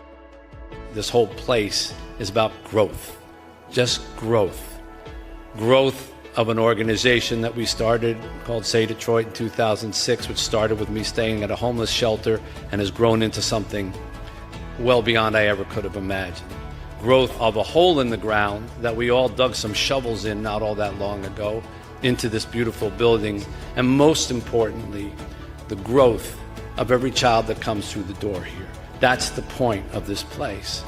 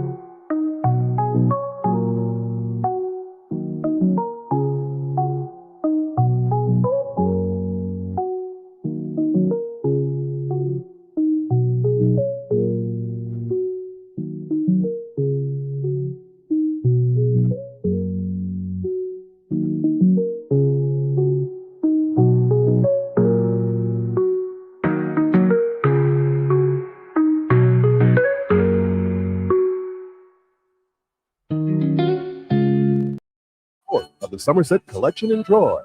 Here's Mitch.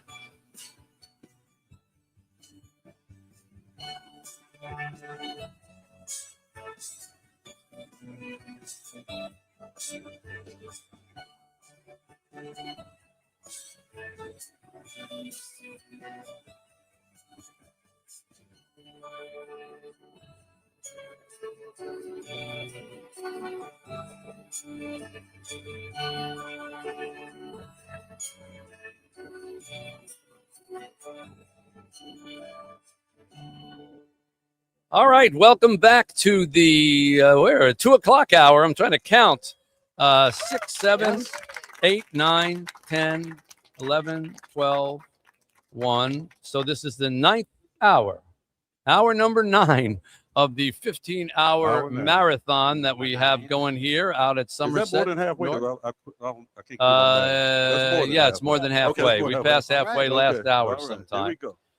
So we have a major announcement coming up in this hour. So please stick around. The mayor of the city of Detroit is going to be here along with some special guests. We're going to make a little news here. First of all, before we introduce our next celebrity guest, I want to pay tribute to someone who has helped out quite a bit. The Zatkoff Family Legacy Fund has helped us a good deal over the course of the time here with our Say Play Center and many other things, and other involvements that we have. And Ashley Plamp joins us, who is a board member from the Zatkoff Family Legacy Fund. Hi, Ashley. She joins us on a Zoom call. Hi, Ashley. Hi, Mitch. How are you doing? Not hearing Ashley. Let's get her volume. Are you on mute? Possibly? No? No. There you go. I can hear you now. Okay. How are you, Ashley? Hey. I'm good. How are you doing? We're doing great. We're doing great. I wanted to thank you in front of everybody here for all that your family and has done for us over the years. You got involved with us a number of years back, and you continue to be. And if you would just tell everybody what it was that you saw that has encouraged you and your family to continue to support us. It's such an amazing opportunity to partner with Say Detroit year after year. There are so many different services that you all are providing to the city of Detroit that we're so passionate about.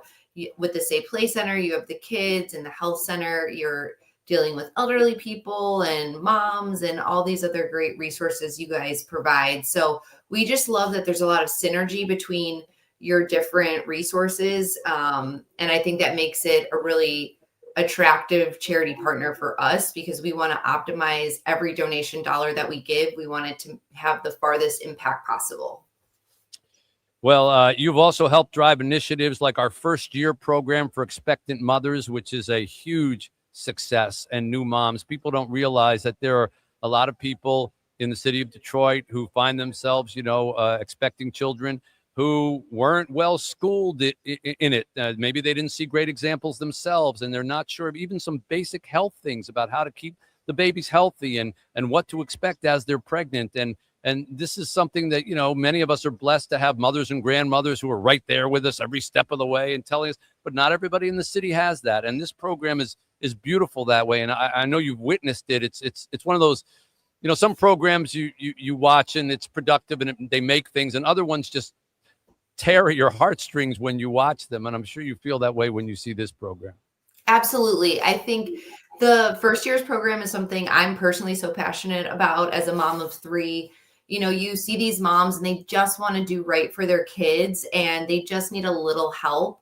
And what's so great about the first year program, it's not really a handout so much as a helping hand in teaching them, like you said, about safe sleep and everything that the baby should be doing within the first year of life. Again, connecting them to so many great resources within the city of Detroit. It's really a tremendous program that you have an amazing person running. And so we're very passionate about that. And we were lucky enough last week to tour the new facility, and it's just incredible. And we really feel like it's going to grow a ton this year, having more space and having the opportunity to bring new moms in. So it'll be great. It is. And I'm glad you got a chance to see the new facility. We're in that wonderful new Say Clinic, a brand new location in Detroit, and it's huge and it's got space and it's just going to do wonders. We're seeing thousands of patients a year, but now we're going to see that many more. So, Ashley, on behalf of all of us here at Say Detroit, we want to thank you and your family for your support and wish you a great holiday. Thank you, Mitch. Have a great holiday.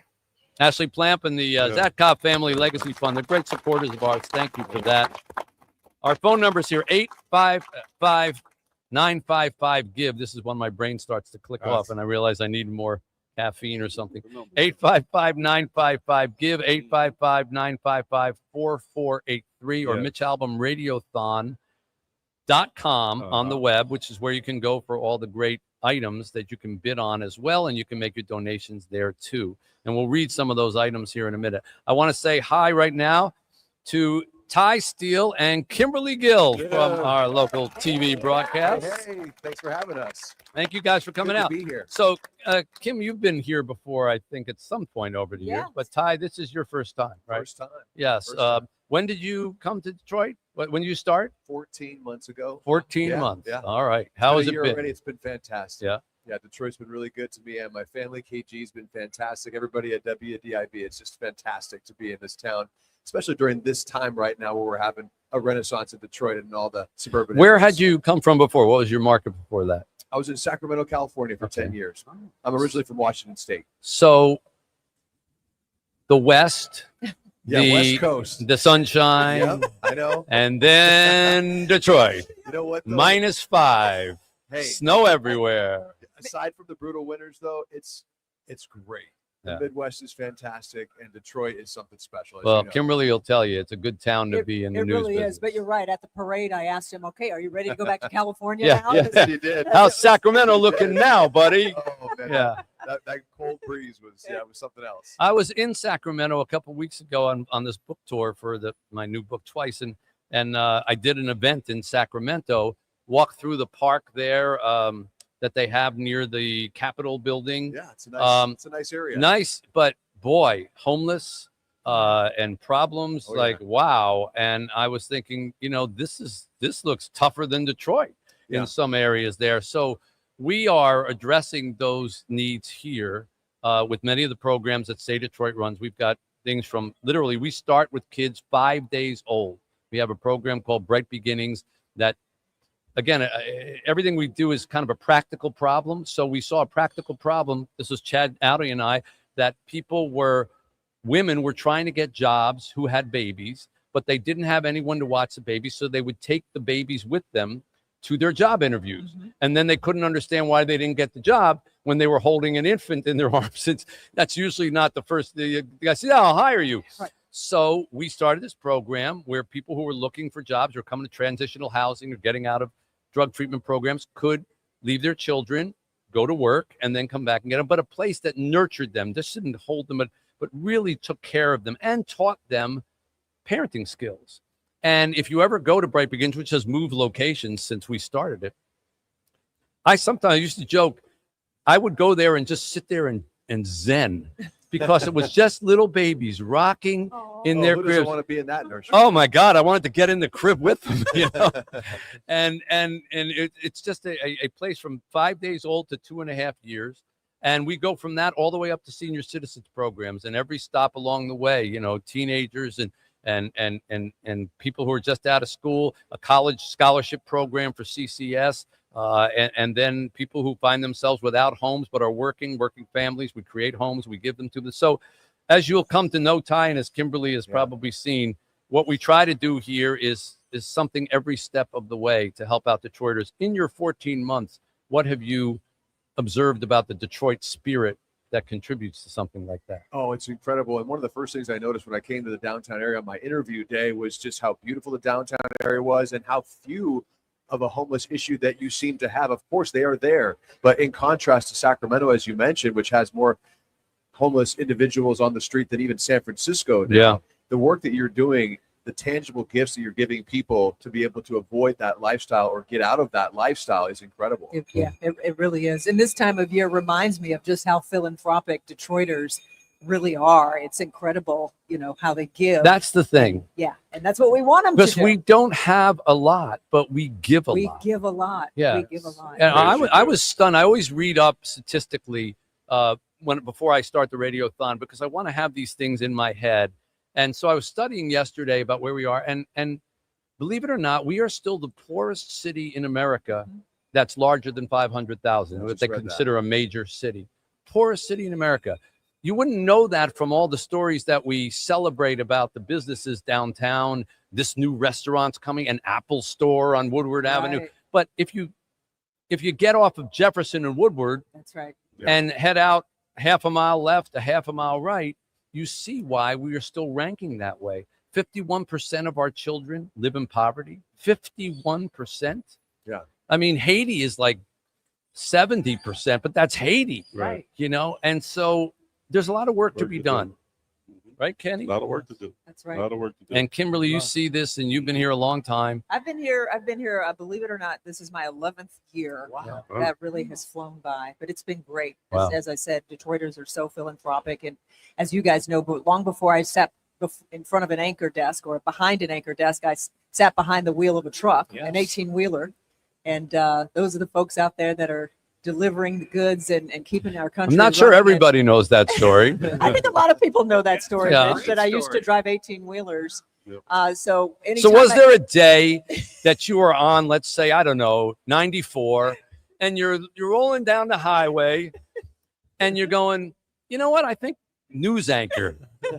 That's going to be my next stop. Well, I was in college at the University of South Carolina, and I needed a job to put myself through college. And Okay. that's what happened. Okay. I drove 18-wheelers. It was all to get to Yeah. this point to be a news anchor. Because one you day. just don't But- run into that many former truck drivers but- sitting behind the anchor desk. This is true. But when I'm here, I always like to put a call out to the truck drivers who are listening to call in and donate. The smallest amount can go a really long way. And truck drivers have some of the biggest hearts Yeah. of people that I know.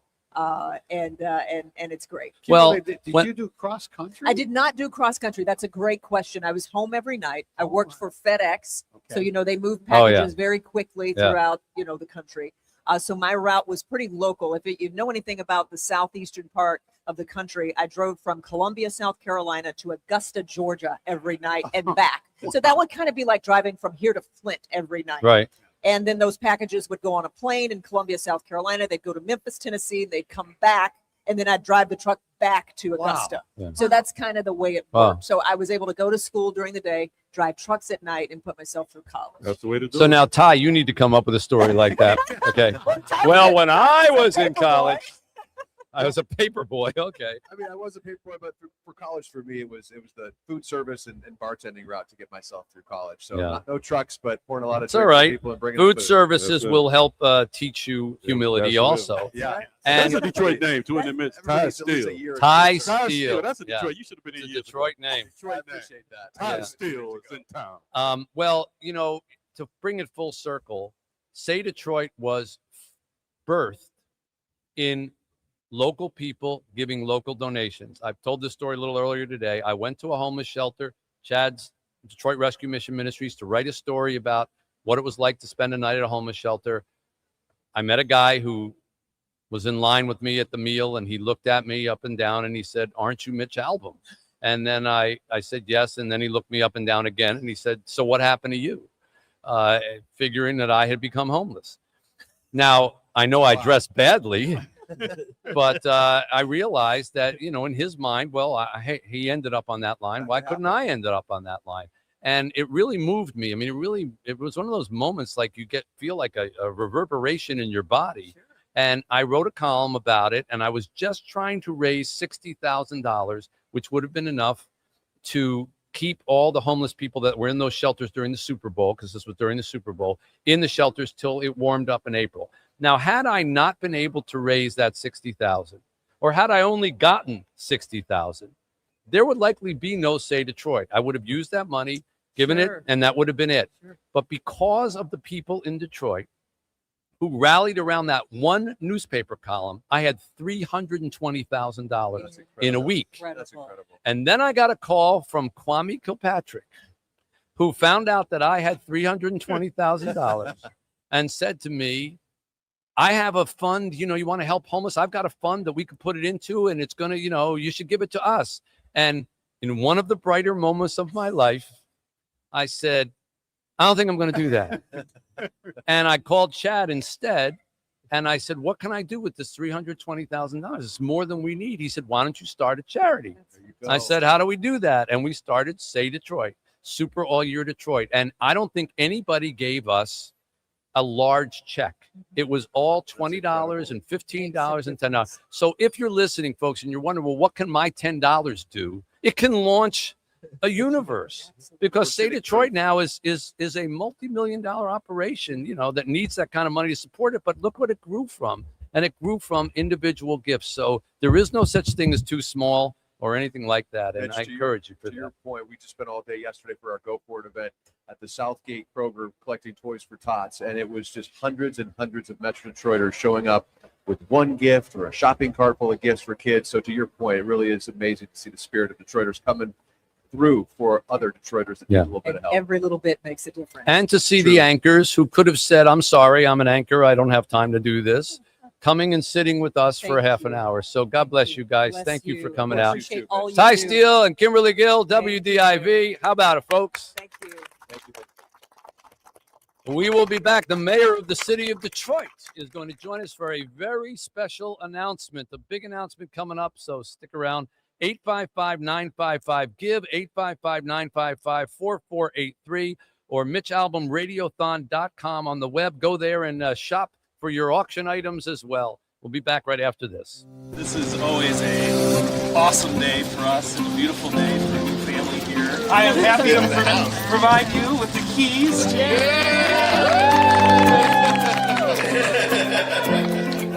Welcome home. All right. So we know you have a big TV and that's the place. She organized to have like some canned goods up here, like snacks there. There's brand new pots and pans. We have some dishes and glasses. And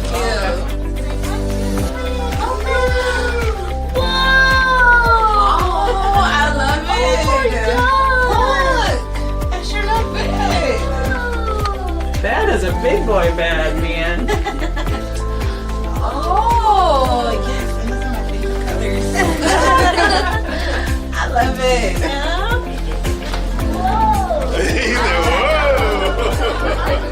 Here's your playroom, huh?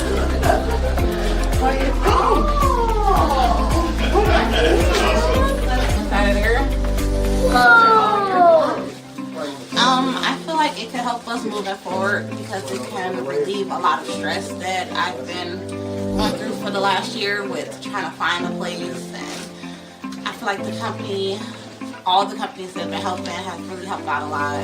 Thank you, Say Detroit.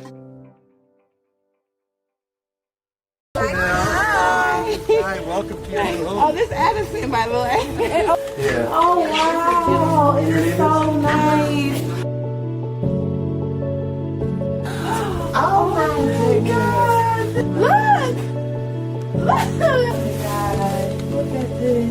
Oh, my God. Oh, my God. Oh, wow. Yeah. The hangout room. Yeah. Hello. Hey, it's the Inside the NBA crew. Ernie Johnson, Shaquille O'Neal, Kenny the Jet Smith, and Charles Barkley with a shout out to the Say Detroit Play Center. Say Play is a premier learning center. It offers academic enrichment, athletics, and arts programs for students 8 to 18. Since day one in 2015, Say Play has been rebuilding and empowering one of Detroit's most challenged neighborhoods. Set on nearly 15 acres in the Osborne community in northeast Detroit, the facility was the site of the rundown Lipke Park Recreation Center, which had been shut down by the city due to budget cuts. It was rebuilt by Say Detroit in partnership with Detroit major sports teams. Say Play offers all its programs and services, including transportation, meals, mental health awareness, and resources free of charge. The students who attend Say Play commit to their after-school studies, and they love to learn. They could take part in a wide array of activities, including sports, creative and programming, arts, STEM, social justice, and summer employment experiences. As part of an expansion announced in 2021, the Kelly and Matthew Stafford and Friends Education Center will grow services for members and its neighboring community. And let us not forget the staff and the volunteers, right, fellas? Good job, guys. They are game changers, providing pathways to success for the youth of Detroit. Well done.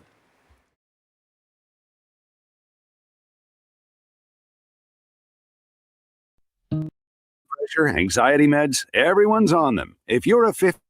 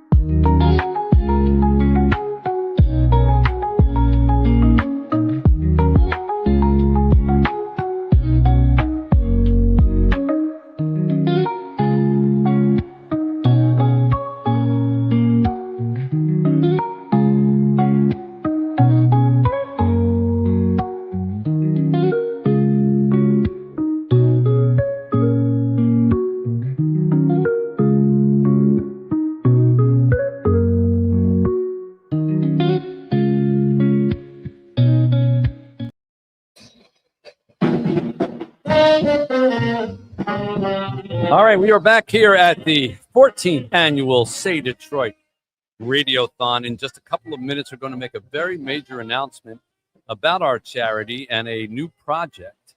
And still to come, many, many more guests who are going to be joining us, including the coach of the Lions, Dan Campbell.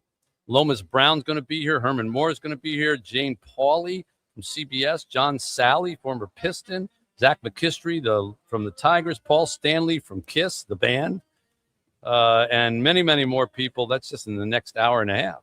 But right now, I want to, we have a lot of celebrities that come through, but also the point is the operations and the charities of Say Detroit. One of the ones that I am most proud of, and we started very early on in Say Detroit, is our family health clinic. It began as the nation's first medical clinic for homeless children back at a time when homeless children weren't getting medical care because if they were taken to an emergency room, they were taken away from their parents because if they were homeless, they had to call social services, and consequently, the parents ended up losing their children. So they stopped taking their kids for medical care. And of course, the kids got sicker and didn't tend to issues when they were hurt, etc. Well, we opened the first clinic in the country that was dedicated to homeless children, asked no questions about insurance, asked no questions about where they live, just took care of them. And that spirit has now grown to the Say Detroit Family Health Clinic, which has moved to a new location this year. It was huge news. We're now at 1355 Oakman Boulevard. The Say Detroit Family Health Clinic pharmacy and our new dental practice. We've expanded our hours. We even stay open until 7:30 in the evening, a couple nights a week. People who have no insurance or underinsured or have insurance can all be seen by our amazing staff. We've got programs that include no-cost mammogram events, Wellness Wednesdays, diaper giveaways, our first-year program, which we just talked about. And here joining us to talk about this, if I had any of my sheets in front of me, which, of course, I don't. Hang on. Where did it go? This one? Ah, here we go. Thank you. I'm a little punchy. I've been doing this now since 6 a.m. Tawana Nettles Robinson is our executive director. I could have done without the sheet. Hi, Tawana. Also with us is Chantel Steinbach, who is a physician practice manager. Hi, Chantel. Hi. And Mr. Bryant Gary, who is a patient at the clinic. Hi, Bryant. How you doing, sir? Nice to have you here. So, Tawana, just tell everybody what we are able to do now that we have moved to this new facility. Yeah, so we're really excited about the move, and what it has really allowed us to do is to expand our services within the city of Detroit. Now, we still have the same focus. We still want to make sure that we're serving people living in under-resourced communities. And so that's still our focus, but the move has allowed us to really expand who we see, how we see them, and how often we see them. And so we went from a clinic focused on homeless children, and we still really support homeless children and women in our clinics, but to a comprehensive medical team with medical services to serve the whole person. And so, it's a great move for us. It's a great opportunity to expand and to really get into the community and help move things forward. So what do we go from the rooms that we had before to the rooms that we have now, or the number of patients we could see before to the number that we could see now? Some examples. Yeah, so we came from a smaller clinic with about 5 exam rooms. We're currently at 10, including some dental operatories, at least 3 dental operatories. So a huge change, not only in square footage from around 5,000 to over 10,000, but also the number of exam rooms and the service offerings that we are able to offer to the community. So if we've got twice the space, we could literally see twice the people. We could see more than that. Wow. We can see more than that. And yes. we probably are. Yes. Chantel, tell us about what you do there. So I run the day-to-day services there. I coordinate with different community partners to ensure that we can meet the needs of our patients. So, for example, we have a couple of volunteers from Trinity Health who oversee our gynecology services. We partner with Wayne State for physical therapy. Henry Ford for dermatology, as well as psychiatric and behavioral health services. So I oversee the day-to-day operations. And all of these in one place, and all of these offered to people if they have insurance, great, but also if they don't have insurance, if they're not covered. And I don't think there are too many places that do both. And what you just rattled off there, most people have to go to a different place for each one of those services. And of course, transportation for that kind of thing in Detroit amongst people who don't have a lot of means is very difficult. To be able to come to a single place and be referenced or be taken care of, or at least being, shown where you have to go for the next thing is very important. Indeed. And we have transportation that takes people back and forth as well, which is unheard of. We actually transport people to our clinic. Mr. Bryant Gary, you are a patient at the SAID Clinic. What brought you there? What brought me there was being deathly diabetic and not knowing it, not taking care of business with my health like I should have, especially at my age. But we all think we're Superman. Yeah. Yeah, I mean, I suffer honest. from that too. But I now know I can be Lois Lane too. Because when I walked in there, I'm more Jimmy Olsen myself. Well, I'm gonna take accountability. I really was out of it. I barely could see. Neuropathy. I was in pain, and it was serious. I really want to take 5 seconds. Carla Butcher, my doctor over there, I want to thank her. And when I say this, I mean it. She helped save my life. All of these guys did. All of these guys. You included. Okay?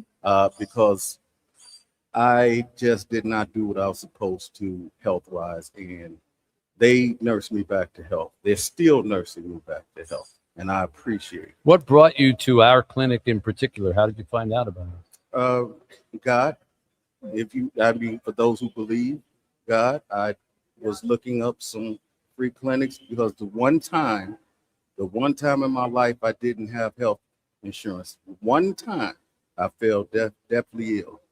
And it was in divine order, if you ask me. I pulled up SAID Clinic.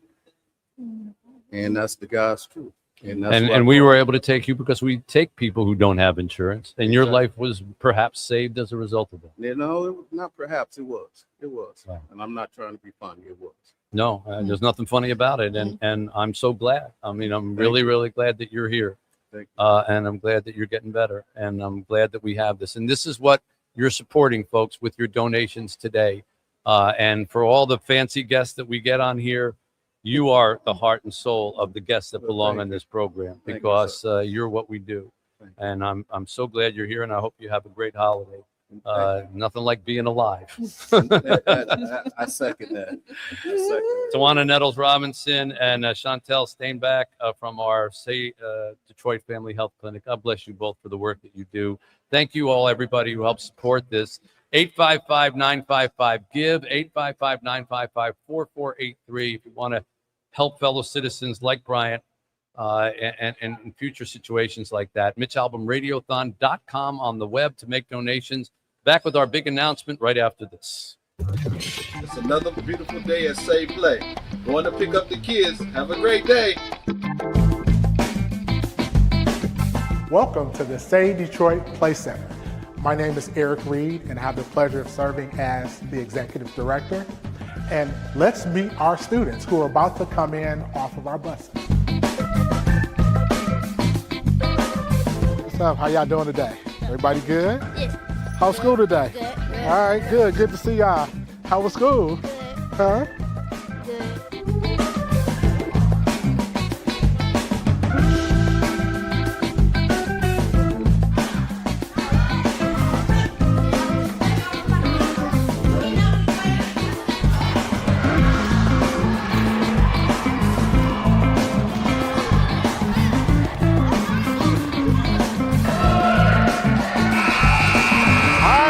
For the D. Our students have eaten, they played, and now it's time to learn. We are entering the Deep. The Deep is our education center. It's named the Deep because it used to be a swimming pool. The Deep is where our young people come mandatory Monday through Thursday to spend at least an hour and 15 minutes on a variety of academic enrichment activities. Our young people are engaged in tutoring or literacy with the help of our staff. The students can get the individual attention that they need. This is our reading table. One of our certified teachers who's actually providing some reading enhancement activities to a group of our students who are struggling just a little bit with where they are in terms of reading and comprehension. Cubicles are set up for our students to have some individual space to either work on their own or to work one-on-one with our staff. One of the things that we're blessed with is to have a number of volunteers that come in and support the work that we do here. And I have with me now Mr. Malcolm McCants. Malcolm is the Director of Education, and he oversees all the activities in the Deep. We offer breakout sessions in STEAM, creative writing, and reading. We've got some students that are getting some homework assistance from Miss Diane, who is a retired certified teacher. And so whatever our students need, we want to make that available. Now let's go and look at some of the activities and the electives that are available to our students here 5 days a week.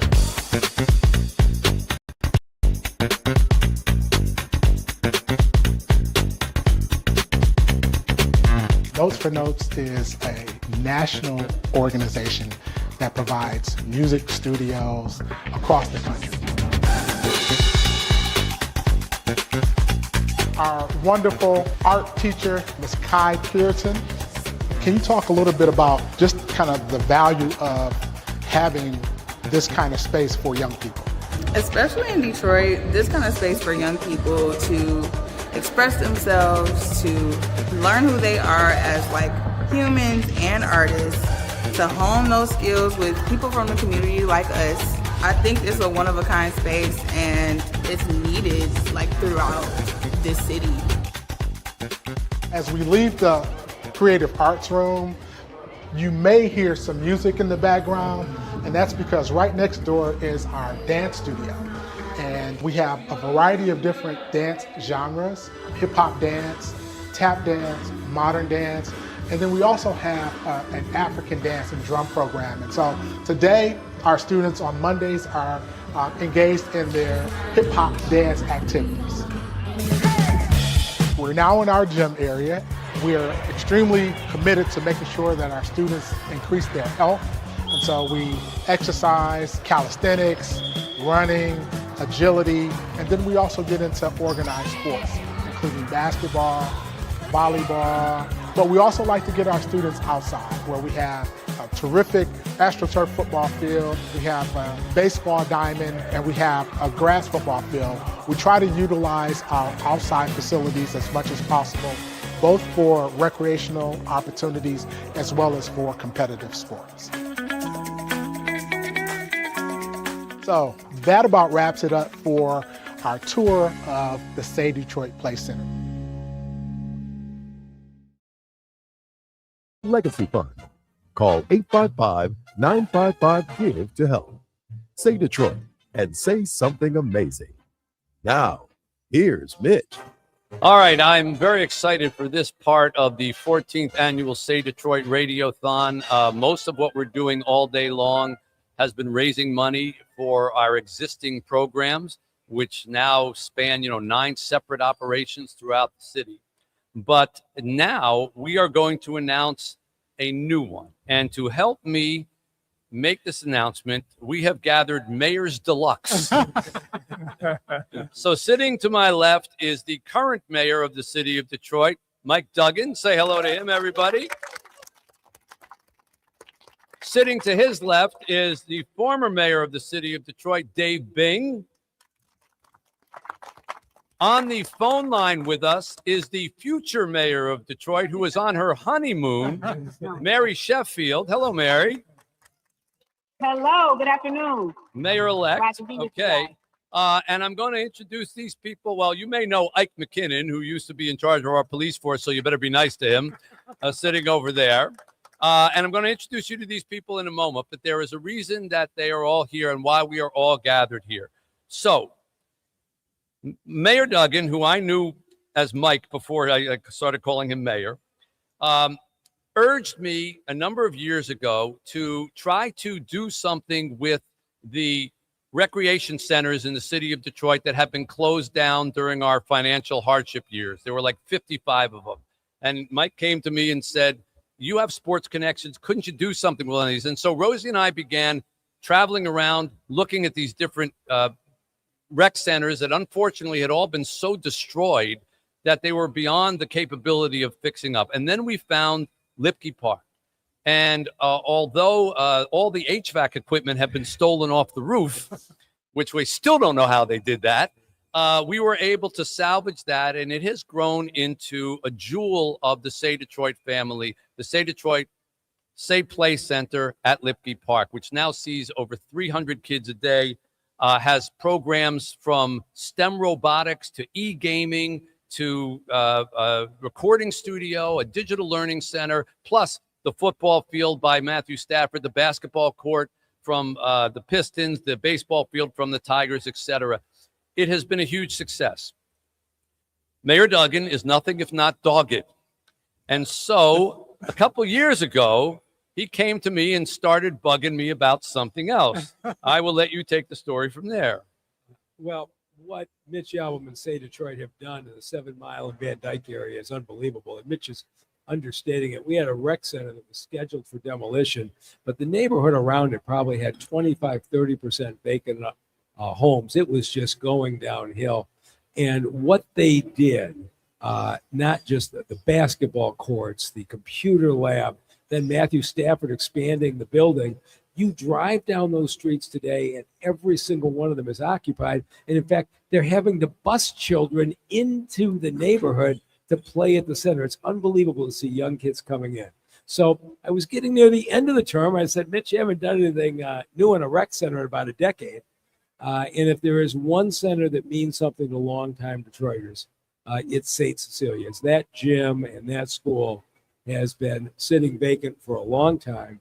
I said, you want to do something that would mean something to the basketball tradition of the city, the neighborhood tradition of the city. Nobody's been able to figure out how to save it. I know Earl Curitin had worked on it for quite a while. And I'm really pleased here today, Mitch, to say you took up the challenge.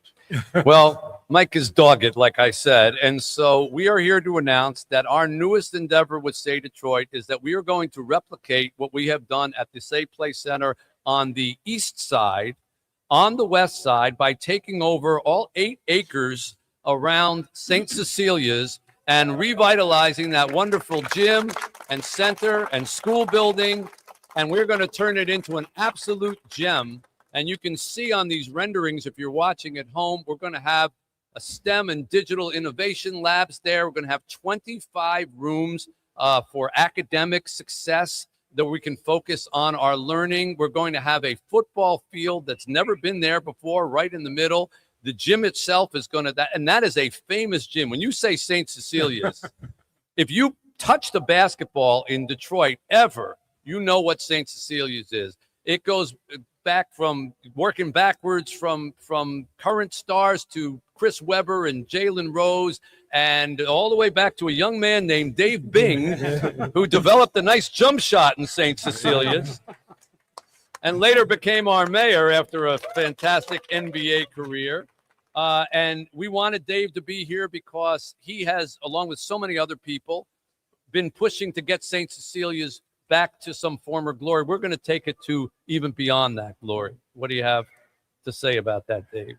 Well, I am excited and pleased to no end because I think I was the first professional basketball player to play at St. Cecilia.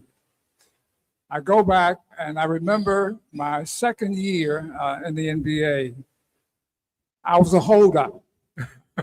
I didn't sign my contract and I got fined $500 a day for not coming to training camp. It wound up to be about a $5,000 fine.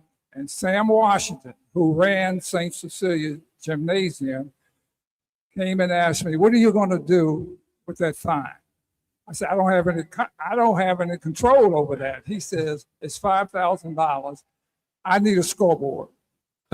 Can you get the Pistons to put the $5,000 into St. Cecilia so we can put up a scoreboard?"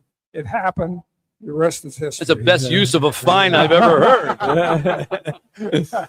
Well, I'm happy that we're going to help continue your legacy there. And Mayor-elect Sheffield, who's on the phone with us, we're giving you a little bit of good news before you even get sworn in. Listen, I am so excited. I want to thank Mayor Duggan for his foresight, his advocacy to bring you on board to do this.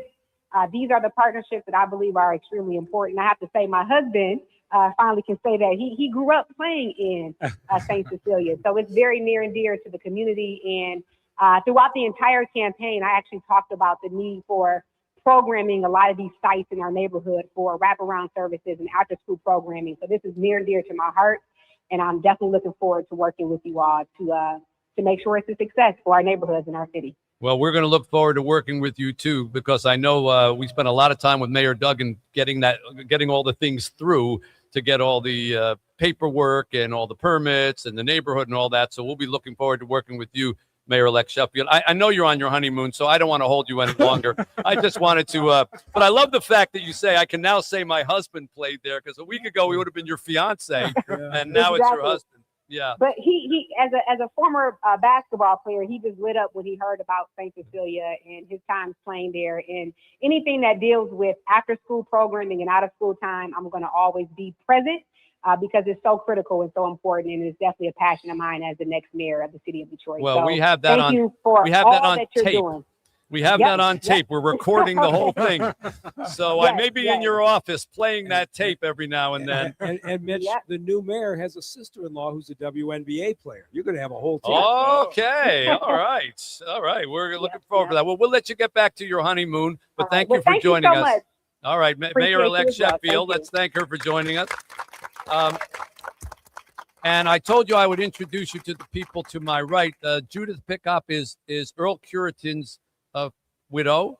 Earl, of course, we lost not too long ago, was a jewel of our city. And Sari is Earl and Judith's daughter. And we're so happy to have you here, because I know getting St. Cecilia's back to some kind of, public usage and glory, not being, kind of left behind, was a big cause for Earl, wasn't it? Yeah. Share that with us. Yeah. I mean, my dad loved Detroit, and I think that's reflected in his love for St. Cecilia. The city offered him so much just as an opportunity to grow, to learn, and to become the person he became, which was someone who loved and took care of his community. So reopening St. Cecilia and the plans that Say Detroit has for it, I think will be an amazing thing to build up the stars of the future, which has always been the goal of the gym. Judith, would you be kind enough to come to when we have the grand opening and everything like that and participate with us? Because, Earl was big over at Lipke also. So, I don't know, Earl Cureton's following us around from rec center to rec center over here. Ike McKinnon, tell us about your connections with St. Cecilia. Well, St. Cecilia for me started in 1967 during the riot. In fact, so many police officers would go there and bivouac is the term that we use. And Sam Washington, he fed us. After that, we played, all of us wannabe players. And I can say that I played on Dave Bing's team. I played on his team. I didn't say I could play, But anyway, at one point a few years ago, Earl Cureton called me. He said, Ike, listen, there's some problems. There are things that we have to do for St. Cecilia because it's dying. I said, Earl, we're going to do our best. We went to the mayor. This mayor, yeah, okay. The first mayor, and we talked with him, and he gave his approval. And then with Dave, who of course I've known for years, and they both were behind this. And so we started pushing, and we got other NBA players involved, but primarily this mayor and Mayor Bing were the ones who said, this is what we have to do to make a difference and to help so many young people. And so I'm glad that we have the new mayor on too, who can continue that, because there's so many things we want to do to make a difference with these young people in our city. Well, to that end, Rick Kelly, our executive director, who sat back down with us, why don't you just quickly list off what our plans are for St. Cecilia's? Because what I'm telling you now, I know you hear St. Cecilia's and you think, oh, basketball court. Oh, that's nice. They're going to fix up No, that's not what we're in the business of. Basketball is part of what it's going to be, but it's just a part. Share with us what all the rest of it's going to be. Absolutely. Well, we've had so much success with our center on the east side, the Say Detroit Play Center, and people kept coming to us the last few years saying, you need to do this again. You need to replicate this around the city. And again, thanks to Mayor Duggan for giving us the idea. But we plan to do after-school educational activities just like we do on the east side. There's a beautiful 2-story schoolhouse there that is absolutely gorgeous. We plan to renovate it back to its glory. We plan to renovate St. Cecilia's gym back to its glory. And not only that, we have big plans to add an addition to it that will really help us to tell the history of what happened there, the importance that it played in the community, and getting the kids back into the gym is what it's all about. There'll be a little museum in the gymnasium of all the great names that have played there. And I'm hoping, former Mayor Bing, that you may hit up some of those former people for some donations to help us renovate that gym. Those guys making a lot of money today. That's right. But it's not how much money they make, it's who has their phone number. That's what matters. Mitch, let me say this. Earl Cureton, he told the story. He lived on the east side, Mack and Bewick. He would take 2 buses to come there and play, and most of those kids did exactly that. They wanted to come to St. Cecilia. That was the place. That was the home for so many young people in the city. Yeah, and we're going to honor that tradition, and I'm hoping that many of them will contribute. This is something, we're making this announcement. I'm hoping that people are listening around the city. If you would like to be partners with us in any of the elements, we're going to have an academic success wing with tutoring and homework labs, literacy and numeracy, skill building rooms, and small group intervention and mentor spaces. We're going to have STEM and digital innovation labs, robotics, computer labs, digital media, creative technology. We're going to have an arts, music, and cultural development thing. So we'll have performing arts practice rooms, music and the like, music production and recording studio. We have one over at the east side location. We're going to mimic it right on the other one. Space for youth-led showcases, open mic nights, things like that. Of course, all the athletics, a full gym, as we've mentioned, for basketball, a football field, fitness, wellness, and injury prevention workshops, recreation for students seeking safe and healthy alternatives to neighborhood risk factors, workforce and leadership and life skills centers, a college and career navigation center, family empowerment hubs, and community and multi-use spaces. All that is going to be in this whole big 8-acre plot, including parking lots and things like that. So we are looking for partners to join us on this. This is going to be a big undertaking, but we already have some financing in place. We wouldn't have announced it if we hadn't. but we're looking for more. So I'm hoping all of you can help. And Mayor Duggan, you've got a pretty good Rolodex. And don't leave that Rolodex on your desk when you go to the governor's office. I'm with you, but for anybody thinking about a basketball court, when I saw what you did at Lipke, the kids would come over after school to play basketball. You had a program where they had to do their homework in the computer lab before they could go up and play in the gym. And that became a culture of your center, valuing the education and the athletics. Still is. And that'll be the same rules at the new St. Cecilia. We're going to call it the Same Play Center at St. Cecilia's. And it'll be the same rules. You come there, first you get a meal right after school.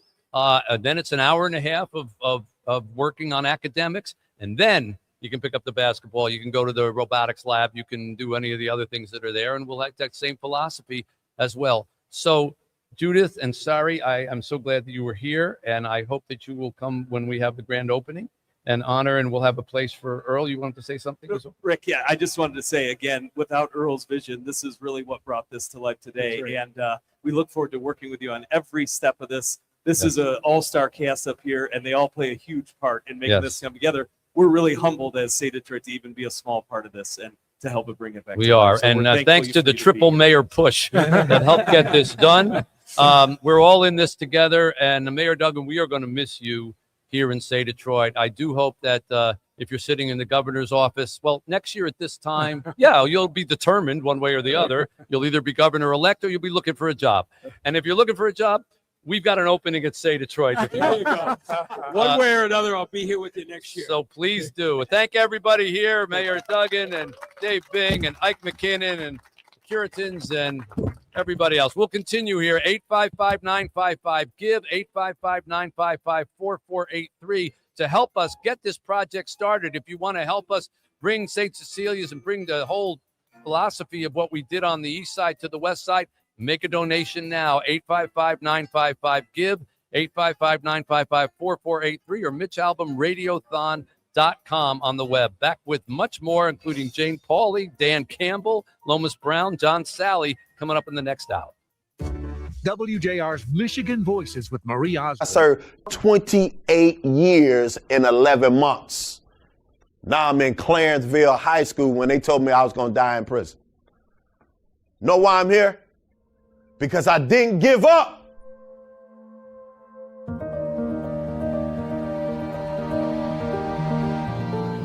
My name is Daryl. I dropped out of school in the 8th grade. Started selling drugs. I found myself at the wrong place at the wrong time, associating with the wrong people. Someone was killed. I didn't do it. They convicted me for being an aid and abettor in this homicide.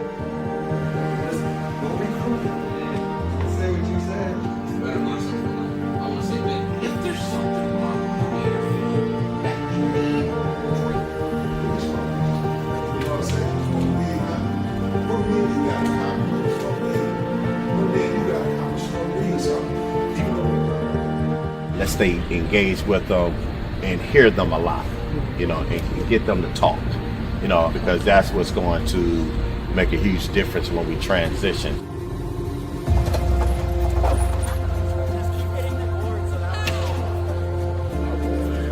Oh, this is amazing. This is the biggest one that we ever done with 400 students. They're laughing, they're working together, don't know who they're working with right now, but they just having fun, natural fun.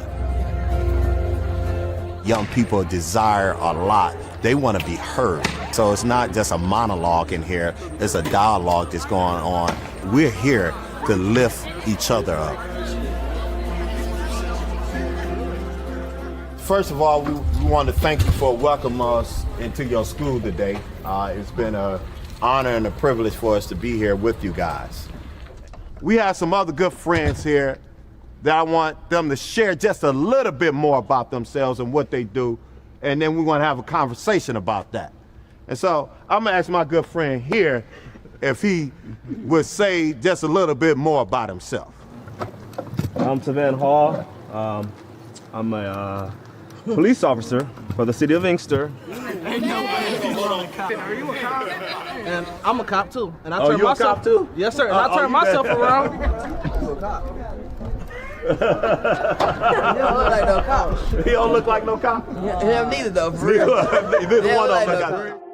We want to help them to believe in themselves. We want to empower them with the tools that they need so that they can win in life.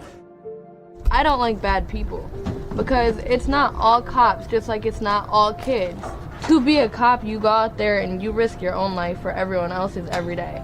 And just because there's bad people in like the police system, there's bad people everywhere, but you can't like say all cops are bad. But we're saying here that we ain't got no beef with the police.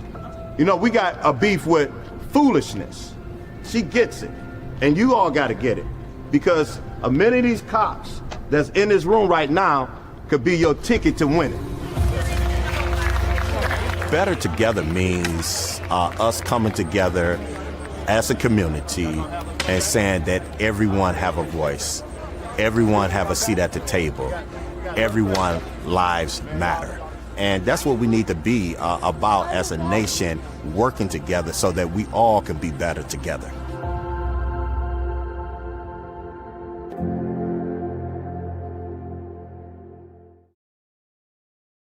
Republican Okay, we take it alternative to would have 8. shifted that spending to government-funded We health take it to- savings accounts. America, Take flip to 8, we go to to Fox 30. News. All right. Well, if they can get out on time towards the top of the hour, it might not be a big deal, but we're pretty much, blowing up half the spots for the hour. For your home security system and get a free smart floodlight camera. I said if we get out, at the end of the hour, on time, it might work. Today at 1-800 Please, stay out. Can That's you run this 1-800 stay while out. all the sports people are coming so I can go take a smoke? Yeah. When we come back. Construction blocking your right lane. Okay, you're gonna take it down to 3:30. We break at 3:30, and then we come back with Jane Pauley. I-94 westbound between Park Okay. Road and Linwood. Carrie wants to know if Herman Moore is connected. Do you have that information? Snow showers the afternoon, a high of 29. Okay. Cloudy All right. for Thank you. tonight, a low of 15. Partly cloudy Friday with a high of 31. I'm Rich Bluzensky, WJR Traffic and Weather First. For nearly 2,000 severely injured veterans, everyday life has become filled with barriers. So we build specially adapted homes for our troops. And thanks to our donors and supporters, this life-changing gift of freedom is provided mortgage-free to these veterans. And we need you to join us too in completing this important mission. Please visit hfotusa.org and help build homes and rebuild lives for everyone. Most customer appreciation event is here, right in time for the gift exchange. Even though everyone pretends. 9:15 after we come back. If we come back at 08, 9:15 for the rest of the hour. 9:15. The gift exchange isn't just about giving. If they were, like I said, if we get out at 54, it could work. Could work. How long until we're back? We're coming back at 08. What's that? We're coming back at 08. Oh, okay, cool. Thank you. Awesome. But LifeLock monitors millions of data points. Am I going to get your stuff? Your identity is stolen. Our US-based records. I figure it out? Fix it, guaranteed, or your money back. Don't face drained accounts, fraudulent loans. So, Carrie, you can hear us? Get more holiday fun, less holiday work with LifeLock. Save up to 40% your first year with. That's promo code weird. RICH. Visit LifeLock.com. Terms apply. Text me yes if you can hear us. Yammering back and forth, Carrie. Yeah. In an easy-to-apply stick, and it dries fast, so there's no mess. I use it to comfort myself and my family. Thanks, Mom. Vicks VapoStick, soothing comfort for the whole family. And try Vicks Vapo Shower Max for steamy Vicks vapors when you need more comfort for yourself. Use as directed. Hi, it's Guy Gordon sitting down here with Chris Alberta, my favorite retirement advisor, as he is helping me through my recent transition. Chris, how's it going? Going great, Guy. Why is it that you think your message resonates so well with WJR listeners, Chris? Guy, it's a birds of a feather dynamic. So over the years, we have noticed that the folks that really fit with us, we share core values. We tend to lean very traditional. We're conservative about our money. We're good savers. We're very, very modest in terms of spending. What I think people are after is really patient, dependable explanations of why something's being recommended. And when we all take the time to learn that and be vulnerable with one another, success just happens. People are tired of being sold. And I think that's the trick when it comes to JR people, is that we're a family. Call Chris Alberta today, 888-800-8949. That's 888-800-8949. Principium. Do you have an IRA or 401k? You want to think of this as being your money. But remember, you still have to pay taxes when you withdraw this money in retirement. And these taxes, well, they could be a lot higher than you know. Learn how you could reduce or potentially eliminate these taxes with a free retirement tax savings analysis. It's from the Brzezinski Group, a second-generation financial advisory firm right here in Metro Detroit. If you saved at least $250,000, schedule your free analysis now by calling 800-641-3361. This free analysis could save you tens of thousands, if not hundreds of thousands of dollars in taxes in retirement. Call 800-641-3361. That's 800-641-3361. Investment advisory services offered only by duly registered individuals through AE Wealth Management, LLC. Firm does not provide legal or tax advice. Whether you're heading to a holiday event downtown, the airport to visit family, or your company's year-end party, Metro Cars will get you there safely, comfortably, and on time. Luxury sedans, SUVs, and VIP buses. Metro Cars takes the stress out of holiday travel. 35 years of excellence, Metro Cars voted best limo service by Our Detroit and is the official transportation of WJR. Experience a joyful and safe holiday season with Metro Cars. Book your airport or other holiday transportation today at metrocars.com. Metro Cars, one brand, endless ways to move.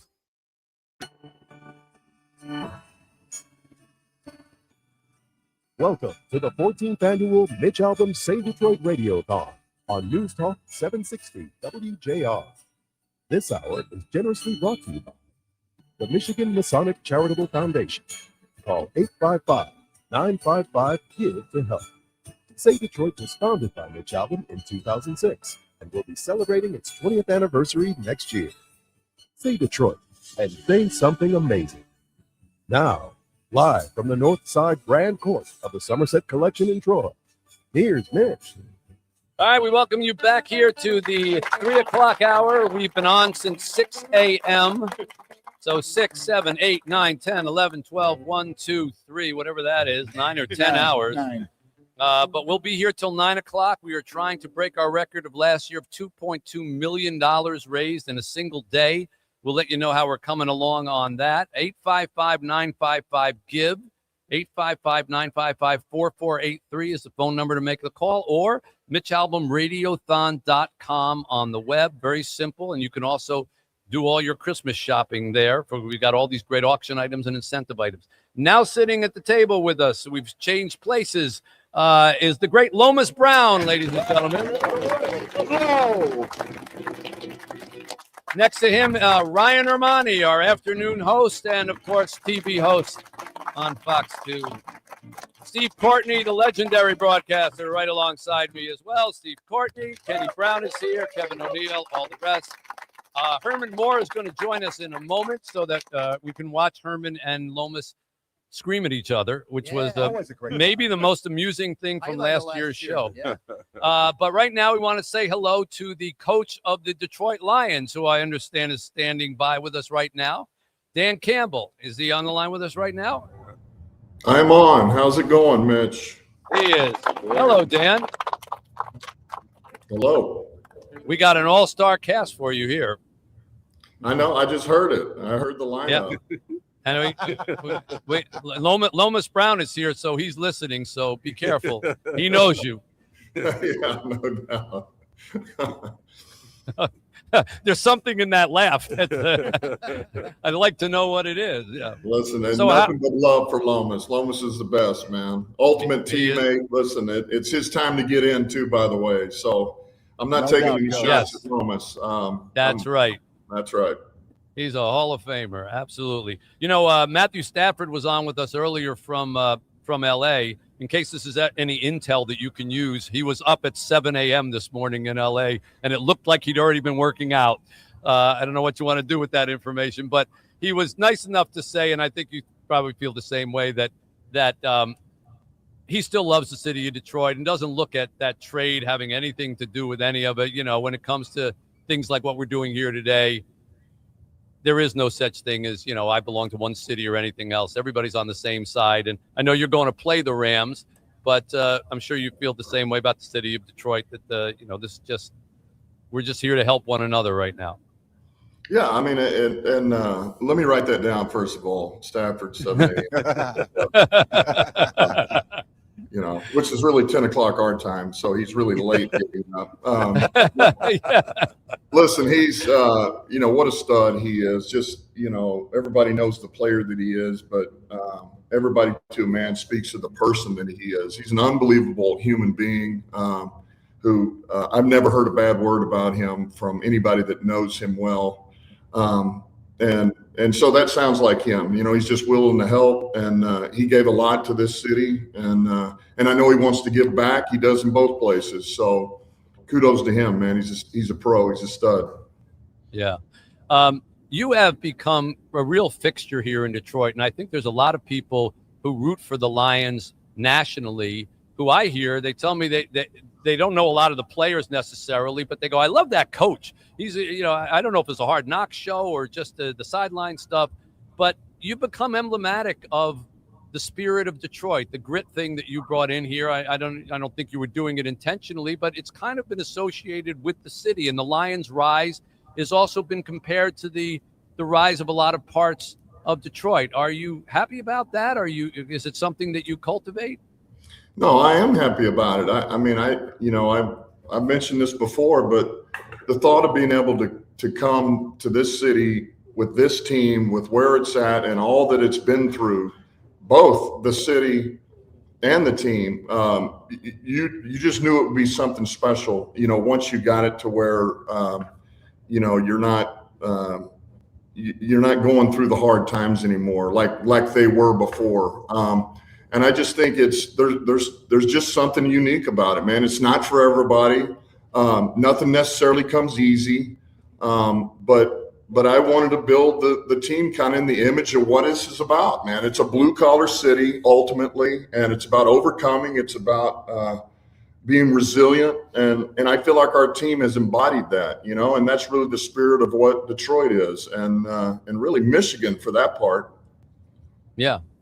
You know, I'm looking at you on this thing here, and the question comes to my mind, and I have that kind of mind. Have you ever worn a suit and tie? I don't think I've ever seen you in anything else. Once? Wedding? I did one time. I think when I got this job, I wore a suit. I don't think I wore the tie, but I did wear a suit. So okay, that's one of the best things, by the way, of being a head coach is that when you go on the road, you get to name what you're wearing. So we wear sweats. We don't wear suits. All right. Yeah. I come to realize I have never seen a picture of you in a suit and tie. No, yeah, I'm not a suit and tie guy. No, absolutely not. It should be. Lomas, any little story you want to share with us about Dan that we don't know? Oh, I mean, you know, I was in my 15th year. He was in his second year when I got to the New York Giants, and just the long hair, you know, the hair just swaying through there. But I knew he was a different dude. I couldn't have said right then he was going to be a great coach, but it was something different about Dan. That's my guy right there. Love him to death and everything. So that's my guy. Was he kind of the Alex Anzalone hair of the it was kind of long, Coach. It was a little long. I don't know if it was quite that long yet, but it was long. You weren't going for the Thor thing, huh? Yeah. No, I wasn't quite there yet. Mine was just too, you know, I just didn't get around to getting a haircut, and it just kept growing. So. And was he a good blocker as well? Yeah, that's what we did. You know, big fella helped him out a little bit, but he took care of the business, his business, when he had to take care of it. Yeah. Yes, sir.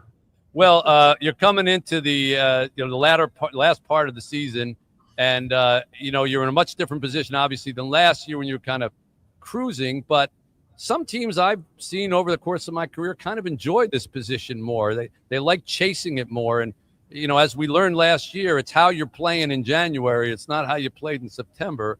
Talk a moment about that.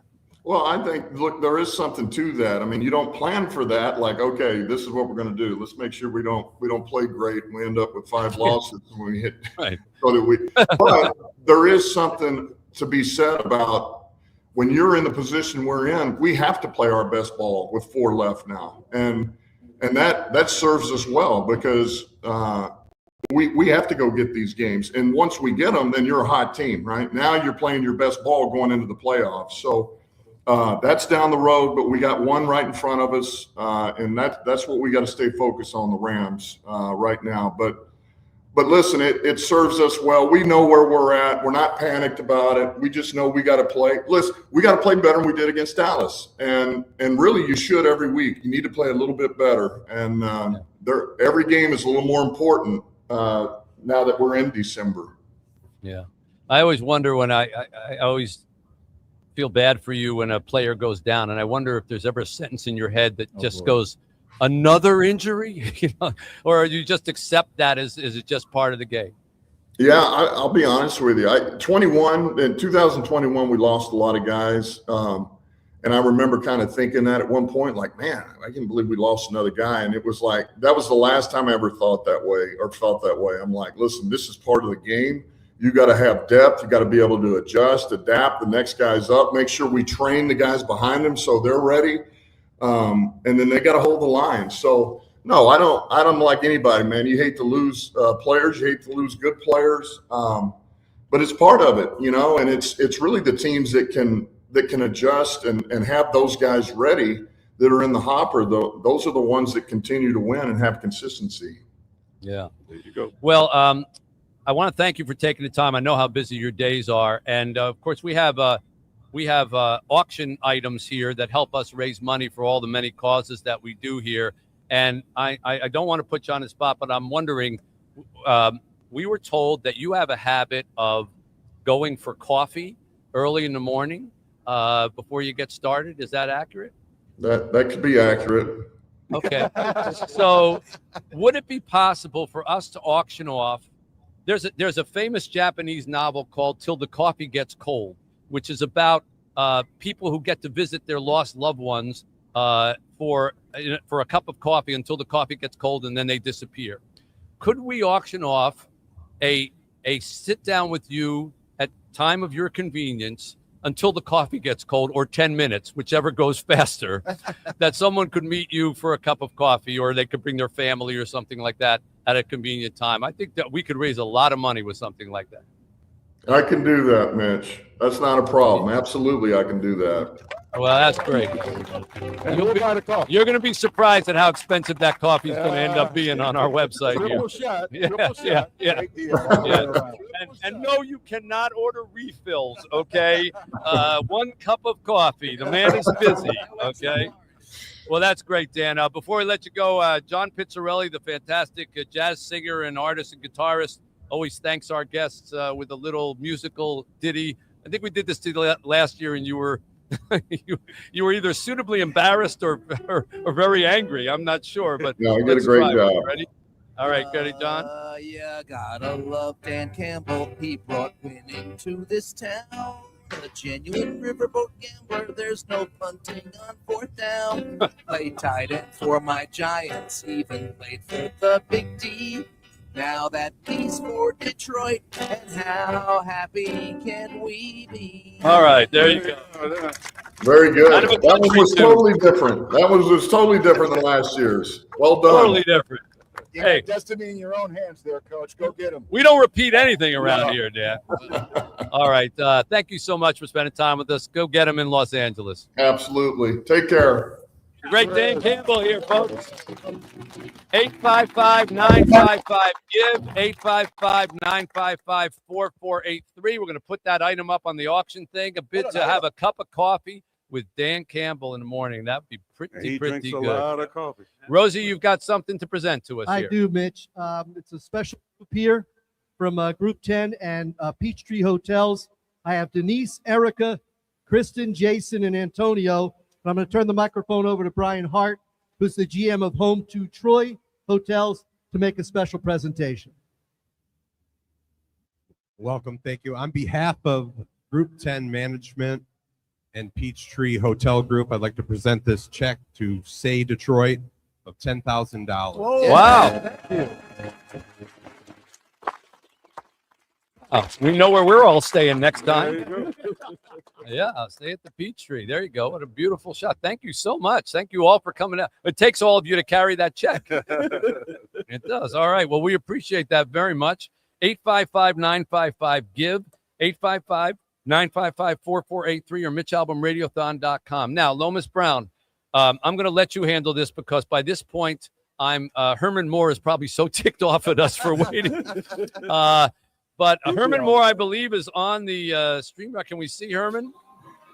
There he is. Yeah. Listen, you know how it is, Herman, when the coach says, "I'm going now," which is what we heard at 3:05, just when we were about to throw to you. We had to go to Dan Campbell because apparently he's got some meetings. So my apologies to you for making you wait so long, Herman. Yeah, not a problem. I'm used to it. So, I take a back seat. Ever since anyone who knows me, they understand what I mean when I say that. So, yeah, it's not a problem. Well, take it out on Lomas. Like he always tries to. So, I have to say that one of the highlights of last year's Radiothon was when you and Lomas were on at the same time and started debating who actually has a harder job, a receiver or an offensive lineman, and who actually does any blocking. And I would like for you to continue that feud right here, if you would. Oh, that's for those easy. who missed it last year. Oh, that's easy. I mean, I appreciate the linemen. I appreciate the guys in the trench because it starts with the guys. There's no doubting that. There's no denying it. And they will tell you, and Lomas will attest to this. They want to do run blocking more than pass blocking because once the running back clears the line of scrimmage, their job is done. Pass blocking means they have to hold it a little bit longer, which means they have to put in a little bit more work, which means they don't want to do the work. They don't want to put in that tough, long work. And that's just like me saying, you know what, I only want to run 2-yard routes versus having to run clearing routes. And you can't do that. It's so, you can't have it that way. That's what I find out with some of the linemen. They just receivers, they got to keep running downfield even if the ball isn't getting thrown to them. And they won't do it. They won't do it. Don't give them an excuse now. Again, spoken like a receiver, and I told you, all those receivers are divas now. So tell me what diva means, man. First of all, explain what you mean when you say diva.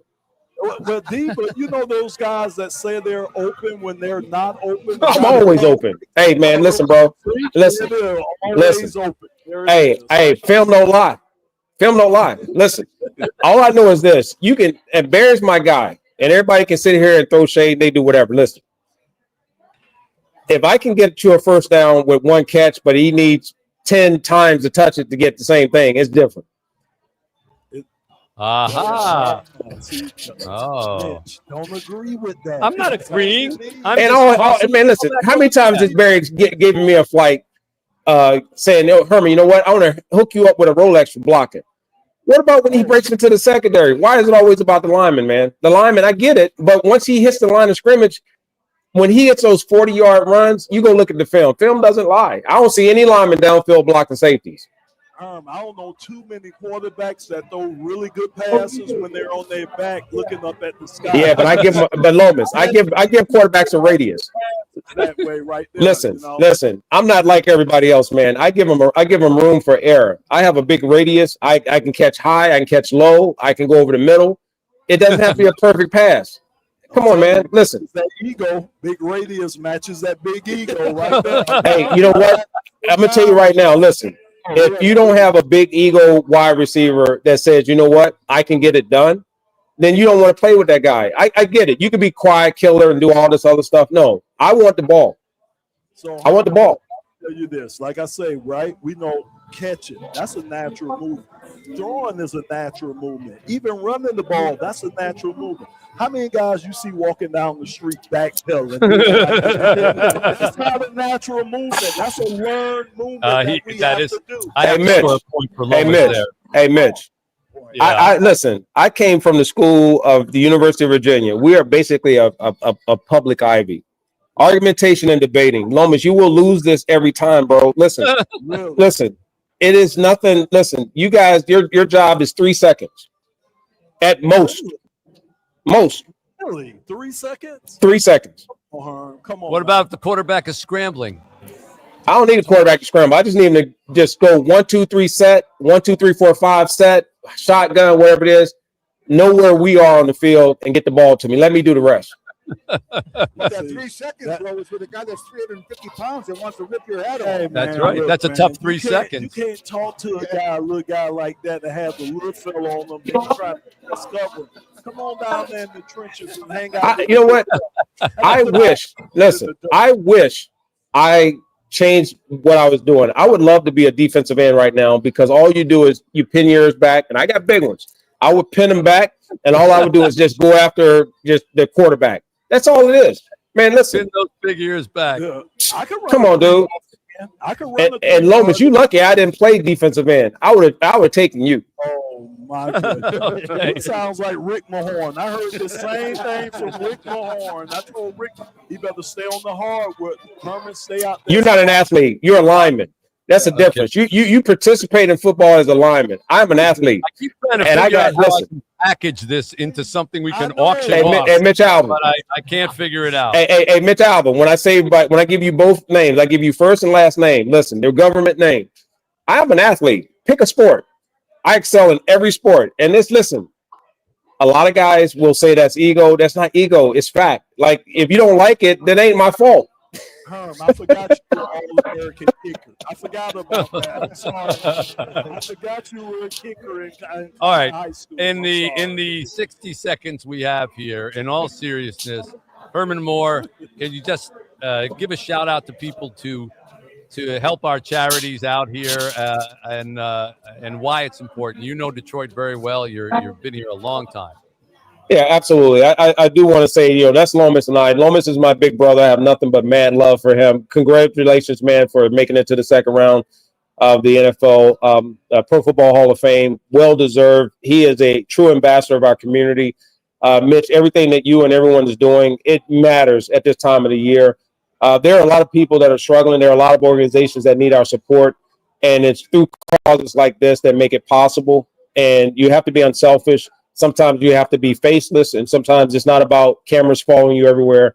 So if there's anything that people can do, please contribute. Please give your time, your energy, your effort, your money, because there are people out there that need us at this time of the year. And Mitch, thank you so much for you and WJR and the organizations that you're affiliated with, but also just everything that you've done over the years to make this thing possible. And no, this isn't scripted.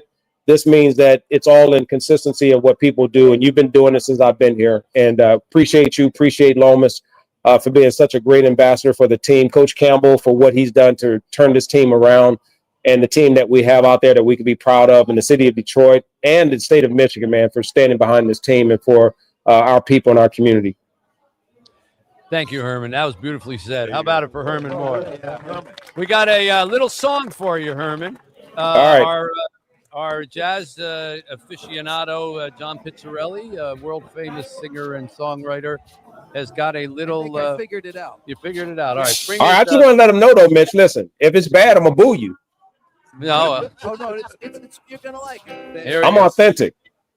All right, listen. There is run blocking, then there's pass blocking. We could easily do 20 minutes on this or more. Then there is pass catching, there is route running. And there's nothing like this talking you can't even buy it. Then there's Mr. Lomas and there's Mr. Herman. There ain't two better chance who ever played the game. So run, make your block, Lomas. Go ahead and run your route, Herman. Two greatest guys to ever play the game. Yeah. All right. Okay. All right. You know what? I'm gonna roll with that. I'm gonna give you two up. I'm from Virginia. I'm gonna give you 2 up, but 2 down. That's VA. That's a great job. All right. Herman Moore, everybody. Thank you for coming on. Hey, I love you, Lo. Thanks, everybody. Somerset, 855-955-GIVE, 855-955-4483, or MitchAlbumRadiothon.com on the web. Come on out and see us at Somerset. I am Denzel McReynolds, I'm Danjetta McReynolds. and we have 5 children. We have Denzel, who's 15. Ava, who's 10, Katie, who's 11, Ivan, who's 9, and Kamari, who's 8. And we're the McReynolds family. Things weren't really going the way that we wanted them to go. We were looking for a progression. So we moved to Arizona and started to thrive. We had ended up having a very unfortunate situation in Arizona where a lot of things that we thought was working out for us really didn't in the end. I started, talking to my dad about coming back. So he was like, well, my friend has this place, and if you guys want, we can all move in together and, fix this place up. The deal we made with the landlord kind of started going south, where she was supposed to get the roof done and we were supposed to do the interior. But as time progressed, me and my husband, we started having arguments over it because the landlord wasn't coming through with things, and it was definitely a too good to be true deal. Even if we started to rent, it'll be pretty much like we're going to be from paycheck to paycheck because we have to have enough room for our family. So we were doing rental applications for a couple weeks, and she got the call about the house. Say Detroit called, Ms. McReynolds, we have a program called Working Homes, Working Families, and we wanted to nominate your family for this program.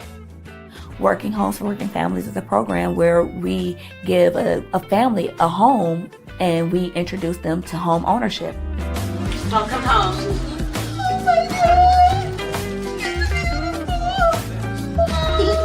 Oh, yeah. I love it, man. I love this. Oh, my goodness. What you guys are doing for people is pretty much a miracle. It's a miracle. When all the cameras was gone and everybody left and we're sitting here with our 5 children, like, this is our home. Like, guys, we live here now. I was introduced to Say Play Detroit by a friend. Say Play Detroit is a program for kids to go and enjoy learning after school. They introduce them into a lot of different programs.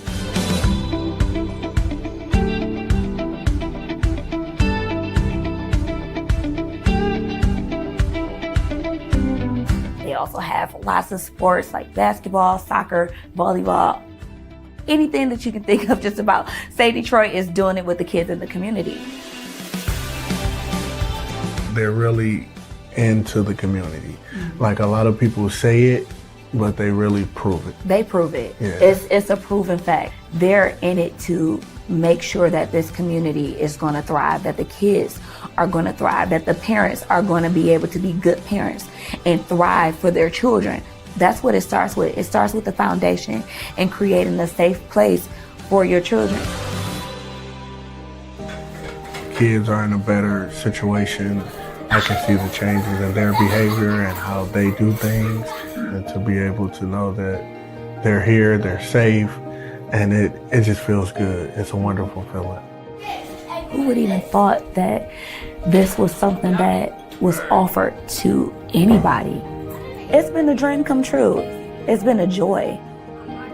Say Detroit Working Homes, Working Families is a true blessing. This is our family forever home.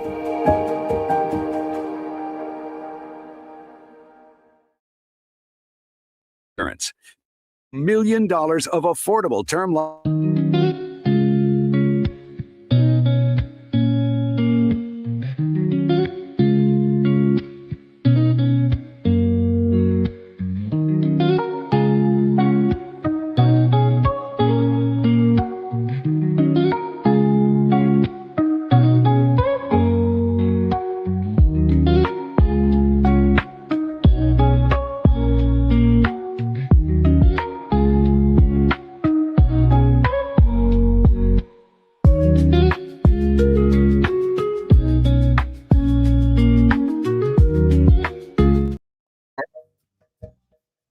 Out of business when you call. At Performance Remodeling, we'll always be here to honor our lifetime guarantee. We've served Southeast Michigan since 2006, completing over 20,000 window, roofing, and siding projects. Bottom line, if you ever need us, you call us. We'll be right here. Call Performance Remodeling at 586-540-6000 or visit windowsroofingsiding.com. Upgrade your home now and pay nothing until 2026. That's windowsroofingsiding.com. Again, that's windowsroofingsiding.com. Performance Remodeling. Your home is our business. Family Matters amplifies the loudest and the proudest political voices in the Black community today. What's up, guys? I'm CJ Pearson. There's so many incredible perspectives here in the Black community that you're going to hear from each and every week. This is exactly what the mainstream media was missing. Because faith matters, country matters, and family matters. And I actually talk to the people at the forefront of this change in the community. And by the way, it's no small number. It's growing every single day. That's why this moment matters. Family Matters with CJ Pearson. Follow and listen on your favorite platform. This report is sponsored by SuperSure. Do you own a small business? You need to hear this. A seismic shift is coming. It's time to get super sure. Not kind of sure, not pretty sure, not a little sure, but super sure. The seismic shift is coming. Super sure, coming soon.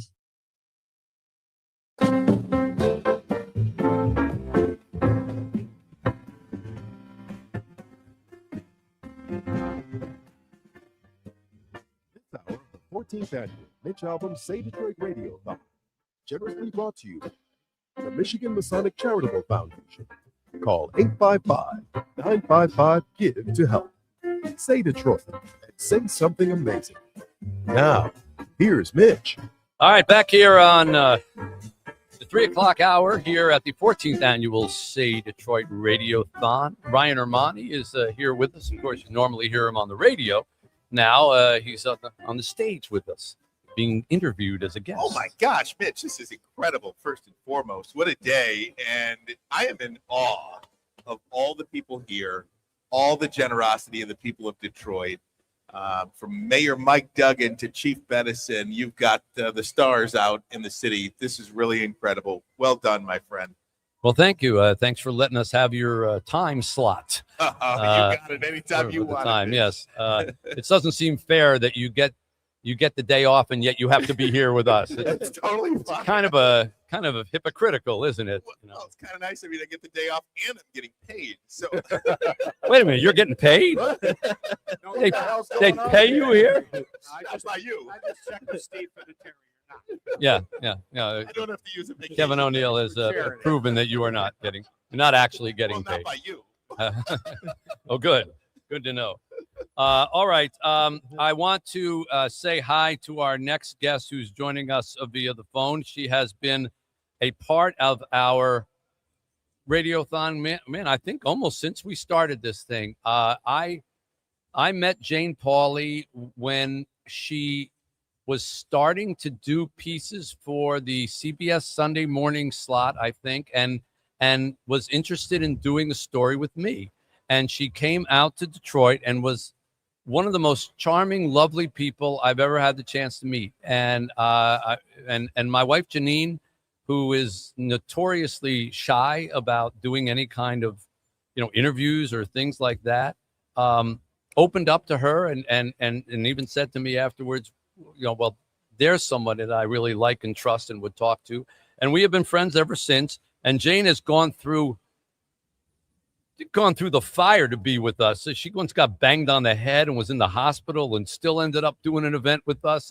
And she joins us now, I hope in good physical shape, from New York City, the host of CBS Sunday Mornings, Jane Pauley. How about it for her? Hey, everybody. Hi, Jane. Yeah, I don't deserve that, Mitch. You do deserve it. I don't deserve any part of that. The things you put up with, and in this case, the reason I'm on the phone is because I was left behind in the 20th century, and so, hey, do you still have your flip phone?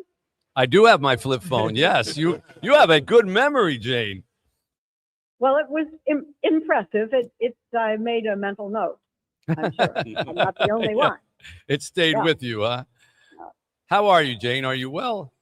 I am as well as can be expected for someone who did the interview you were talking about 11 years ago. Yeah, something 11? like that. Yeah, gosh. No, because Yeah. I'm just starting my 10th year on Sunday morning. Time has flown. My goodness! But I am so pleased to hear Mitch Albom say that we have been friends for this long, and we have. Yeah. Well, we have, and I'm proud to call you a friend. And you have been, I have to say, early on, you were maybe the first person who offered up the opportunity to meet and have a meal with a guest on our Radiothon, and it has become such a popular item.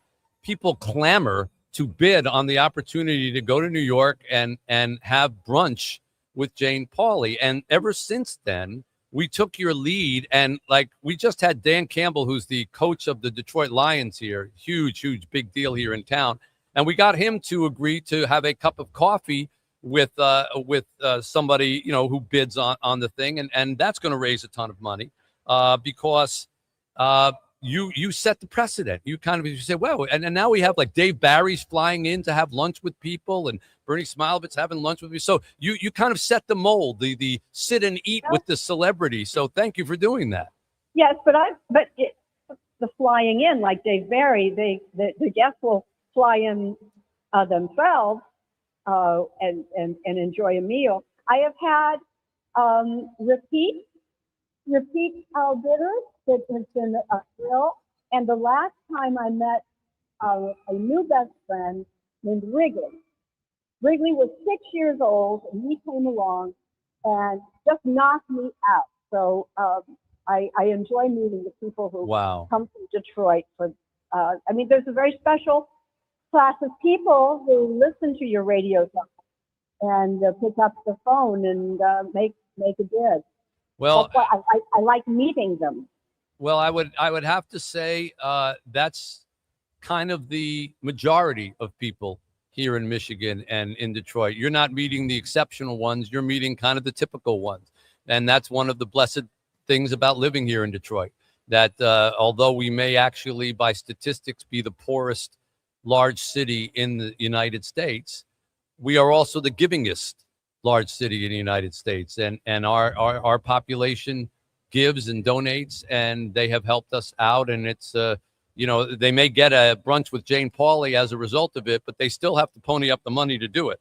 So, you know, they're doing it to help other people in our community, and you are too. So God bless you, Jane, for always being around for us and for helping us again and for offering up this choice item, which once again will raise us so much money. I'm sure it always does, and it's already climbing the charts. And one more time, we have John Pizzarelli here. Of course, you know John. He's here. Hi, John. Hi, John. Thank you. Sure. It's like a tickle reflex. The minute you say John Pizzarelli, she starts laughing because she knows she's going to get a song from John Pizzarelli. And so let's see what we got here cooked up for Jane Pauley. Each Sunday morn we see her face, and the TV screen becomes filled with such grace. The trumpet starts a-blaring, and you let us know the news. Great music, stories, lots of fun, all wrapped up in one. All wrapped up in one. Everybody, Sunday morning with Jane Pauley, you can't lose. Kick off your shoes and you'll lose your blues. Thank you, dear Jane Pauley. Help us each Sunday. Say Detroit thanks you. We're never blue. Hope you will agree. Your Sunday has to begin with dear Jane Pauley.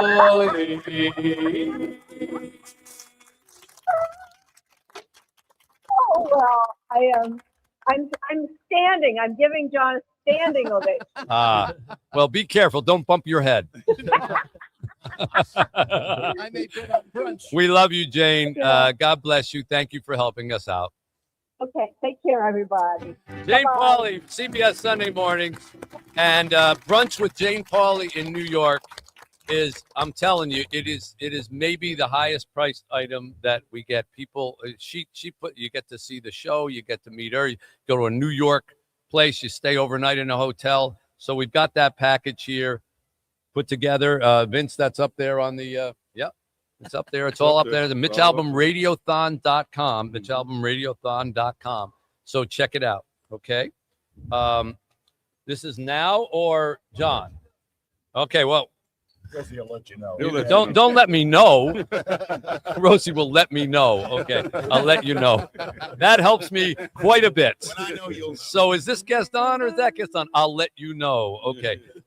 Again, go to MitchAlbumRadiothon.com. That coffee with Dan Campbell. Okay, that coffee with Dan Campbell, by the way, first bid was $510. So that's some expensive coffee. But it's going to fetch more than that. All right. One of the things I love about being in Detroit with athletes that I've covered over the years is that even if they're not still in Detroit, a piece of Detroit is still in them. And that goes for John Sally, the former Pistons great, who is on the line with us right now. Sal, how are you doing? Where is he? Hello, John. Hello, John.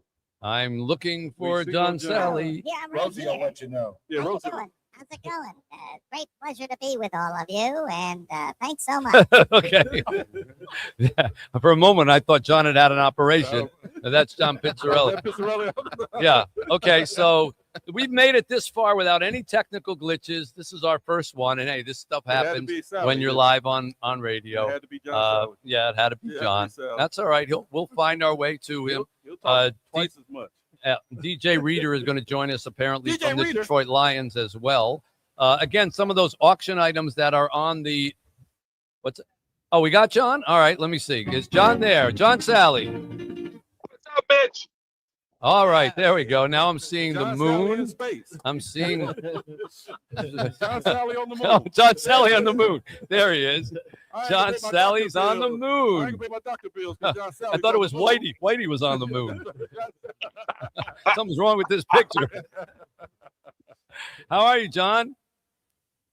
I'm alive and kicking. I miss you, my friend. Thank you, thank you, thank you.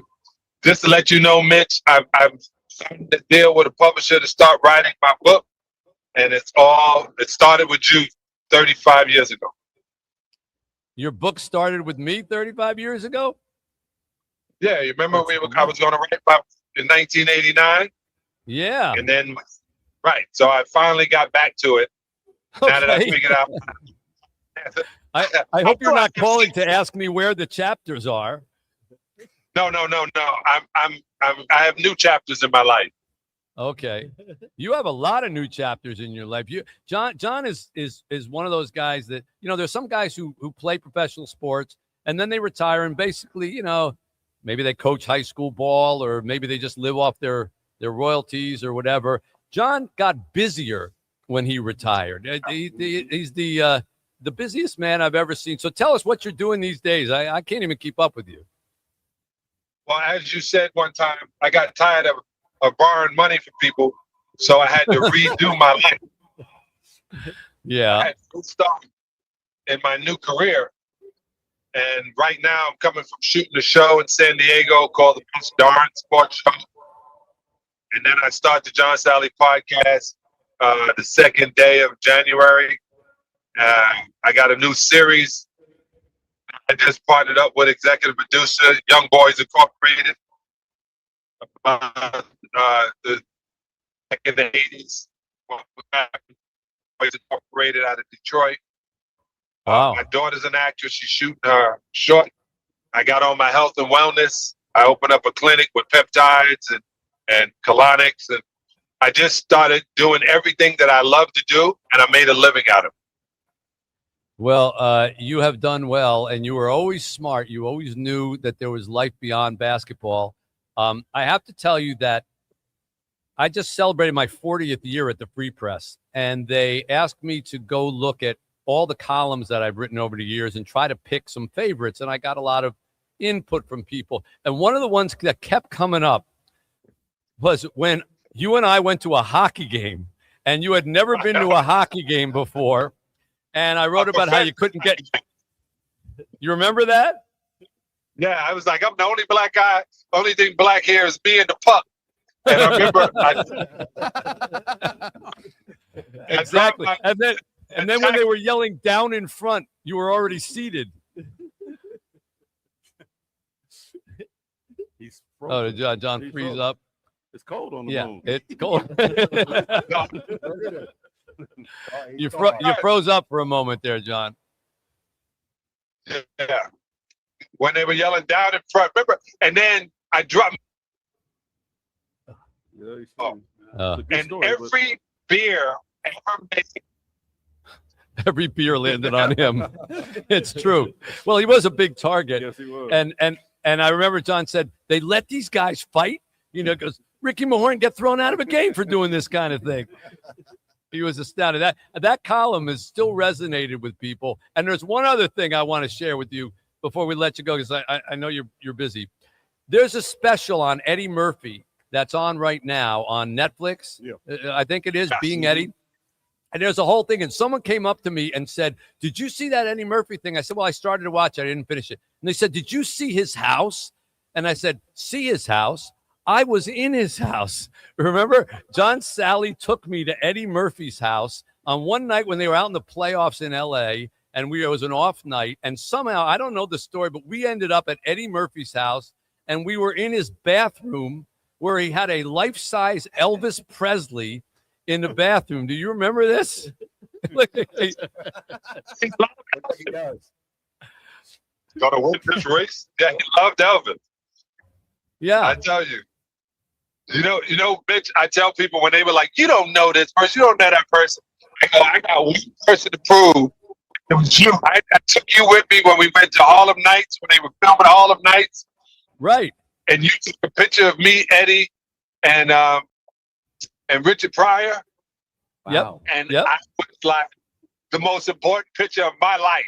I got pictures with my wife and pictures with my mother. They ain't more important than the pictures with Eddie and Richard Pryor. Well, I'm glad I took that picture then, and I contributed to your life. Before we let you go, John, we have another John here, John Pizzarelli, who is a famous jazz singer and guitarist and world-renowned. And he's got a little song that we always, for our guests, we always do a little musical thank you. So here you go. I hope you can hear this. He went from the Detroit Pistons to the Miami Heat, Toronto to Chicago, LA. Won 3 championship prizes with 3 different franchises and also in 3 different decades. We are thanking John Sally. Thanking John Sally. We are thanking John Sally. We are thanking John Sally. Thanking John Sally. We are thanking John Sally. There you go, John. Thank you, Sal. Hilarious. Bitch, I love you, man. I hope everything is great in your life, brother. Everything is good. Talk to you soon. Love you. John Sally. Thank you. How about it, folks? 855-955-GIVE, 855-955-4483. DJ is on here now. Okay, we go from football or basketball to football, and we welcome from the Detroit Lions, DJ Reader. Hello, DJ. What's up, man? How you doing? Hey, thank you for taking a minute to come talk to us. Of course. Thanks for having me. Yeah, we appreciate it. I know that you haven't been in Detroit forever, Yeah. but you've been here long enough probably to catch the spirit of camaraderie and community. And this is a day that we broadcast for 15 straight hours on the air and try to raise money to help the neediest here in Detroit, from kids that are 5 days old all the way up to senior citizens, veterans, the homeless, kids who go to our Safe Play a rec center, people who go to our Safe Family Clinic who don't have insurance and get medical care. And so your appearance is helping them out. Talk a little bit about what you've gotten to feel from the city of Detroit since you've been here. Oh, man, I love the city, man. I tell people all the time, it's a city with people with a lot of pride. A lot of people you don't really get to meet in different areas you go to. Me playing on 3 different teams, I've been in a lot of cities. You don't see many cities with this much pride, man. People have prideful here. And, it's really loving. You can walk by somebody and everybody's always going to speak. They're going to say, hey, say something to you. So I like it here a lot in Detroit. What have they mostly been saying to you over the course of the season when somebody spots you or knows who you are? It's been pretty positive. Everybody's usually pretty excited. They always want us to win the next game. Even when we've taken the L, everybody's been, on the train of just, hey, man, get them next time. We need to win this weekend. So everybody's just excited about their Detroit sports, and you can't blame them, man. We having a good year, and Pistons having a good year, so it's an exciting time to be around here. Yeah. And now you get to go play LA, and the guy who used to be quarterback here, who was on the show with us earlier today, Matthew Stafford, contributed greatly over the years to Say Detroit and helped build the football field at our rec center. And still, even though he's the LA Rams quarterback and he's playing you guys this week, still came on the show here, helped raise money here for Detroit. But nobody here would be unhappy, DJ, if you happen to, I don't know, knock down a couple of his passes, maybe intercept one, break it up, knock Puka Nakua out of the game just accidentally. I got you. 5 sacks, anything like that, you know? That's in the plan, man. Those in the playing cards. That's the goal. We love that, but we gotta get it done this weekend. Yeah, this is a big weekend, isn't it? Do you enjoy playing from behind a little bit, like where you guys are, where you've got to win to make the playoffs, as opposed to like last year's team was 13-2 or whatever? You know, it's pretty much you were already in the playoffs and things like that. Which do you prefer? Which position? Whatever way the cookies crumbles, man. As long as we're in there, you know, everybody prefers to already be in or at a spot where you know where you probably in. But if it's this way, it's just a little bit of harder way, a little bit harder route. I've done it both ways, and both ways been successful. I was telling somebody the other day, I was like, I ran to a Super Bowl with Cincy, and we didn't know if we were going to get into the end of the year. So that's just how it works sometimes, and it'll be okay, man. You got our back against the wall, and we out there swinging. And you got DJ Reed on the team this year. Has there been any confusion yet? People calling for you instead of him and him instead of you? Every time somebody says DJ, we both look up, and it's always like one of those things. I was like, man, just call me by my last name, man. Make sure you get the whole ER. Well, that's not all that different either. Yeah. Just get the ER on the end of it. Make sure you get everything going. And you can call him DJ. Just give me DJ Reader. Somebody needs a middle initial.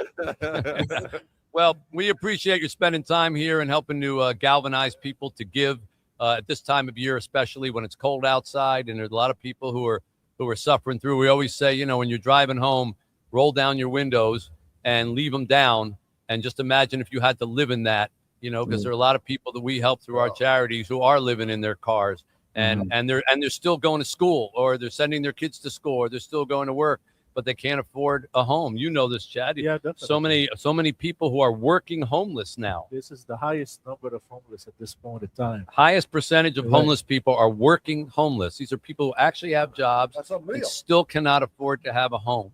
So we're helping them, and DJ, you're helping them just by being on. So thank you for supporting us, and go Lions. Man, appreciate it, and thank y'all for doing the good work, man. It means a lot, and keep moving it forward. All right, we'll do our job. You can go do yours. And if you happen to sack Matthew, nobody will care. It's fine. You can tell them we said so, too. Yeah. All right. How about it for DJ Reader, folks? 855-955-GIVE. 855-955-4483 is the phone number to give here, or MitchAlbumRadiothon.com. Not only can you donate there, credit cards or anything that you want to do, but you can also find all the great auction items, all the great incentive items that you can purchase there. Do all your Christmas shopping there. You will be happy that you did, and all the money goes to charity. Back with more here on 760 WJR.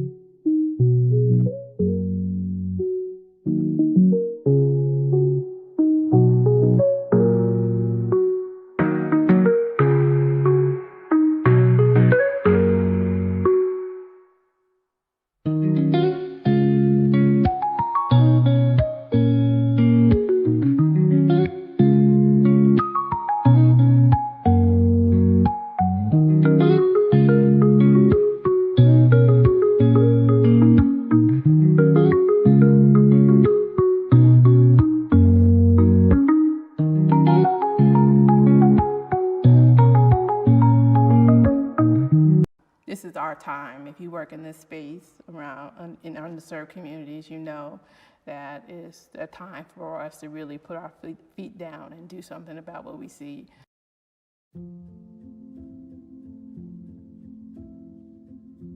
A new coronavirus testing site opened today with an important goal: eliminate barriers to get Detroit's most vulnerable screenings.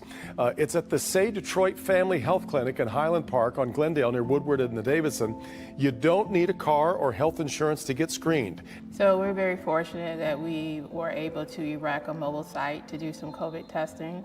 We had several days of testing at the clinic, and were able to be mobile with that. So we did some testing here at Say Play, and we did some additional testing at the Detroit Rescue Mission's main offices. As you know, when COVID hit, there was a great need for testing, and it wasn't available at the state fairgrounds to people that didn't have cars and didn't have doctor's prescriptions. So the Say Clinic, with the surrounding community, really rose up to the occasion and had a great service. Say Detroit has launched a new testing site in Highland Park and says it will help serve underserved communities. And doctors say they want to administer as many tests as possible to meet the growing needs. We thought that we would not see so many this week, and it turns out we've seen much more than we thought. We were often the only test site available to people because it was a free service. We didn't ask for an appointment. You didn't need any insurance. So it was very convenient for that community, and that was an important piece of our outreach. There's only so much any individual can do, and being part of a collaborative effort where everyone cares, everyone's passionate, is incredible. And again, this is how you get stuff done in Detroit. This is what makes Detroit great. Mitch Albom founded Say Detroit in 2006. Now, every week he's been posting new chapters to his series called Human Touch. All the proceeds will go to running this free testing facility. What made you decide to do this, Mitch? I wanted to help out my city, Anthony. I mean, Detroit is the hardest hit city after New York. We've got first responders that are dying. We've got hospitals that are overrun. And, I thought, well, this is what I do for a living. I sell books. So let me write a work of fiction. It's not a big full book, but it'll be a work of fiction. And let me offer it for free and see if I can get people around the world. I'm blessed to have readers from all over to help donate and help our city out. So moving forward, we're going to look at opportunities to continue our testing efforts as we see the numbers rise. And we're going to look at opportunities to do something with the vaccine once we have something approved.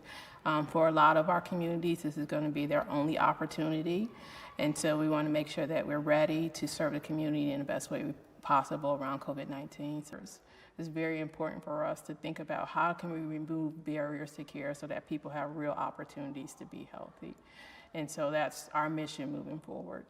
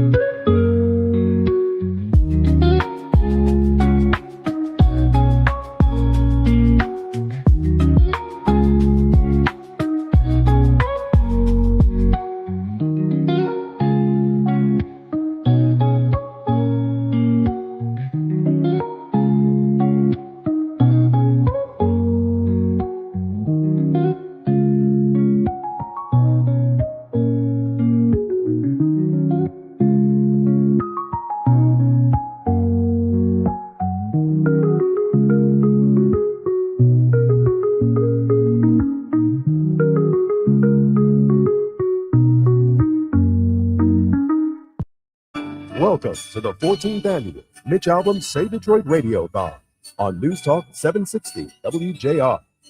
This hour is generously brought to you by Bank of America. Call 855-955-GIVE to help. Say Detroit was founded by Mitch Albom in 2006 and will be celebrating its 20th anniversary next year. Say Detroit and say something amazing. Now, live from the North Side Grand Court of the Somerset Collection in Troy, here's Mitch. We welcome you back here. It is the 4 o'clock hour, and this is when we are normally on the air. So this sounds normal, somewhat, as we are in our I've lost 10th hour, 11th hour of the Radiothon. We've been here since 6 a.m. We're going till 9 p.m. And we are trying to break our record of $2.2 million, which we raised last year. We'll get a tote board check in this hour here. Steve Courtney is alongside. Kenny Brown is alongside. Hello. Kevin O'Neill is alongside. So the normal gang. And, of course, John Pizzarelli sits to my right with his guitar in hand. Mitch, could I just give it real quick? I wanted to tell you, so many people that have stopped by today, more so than any other year, I think.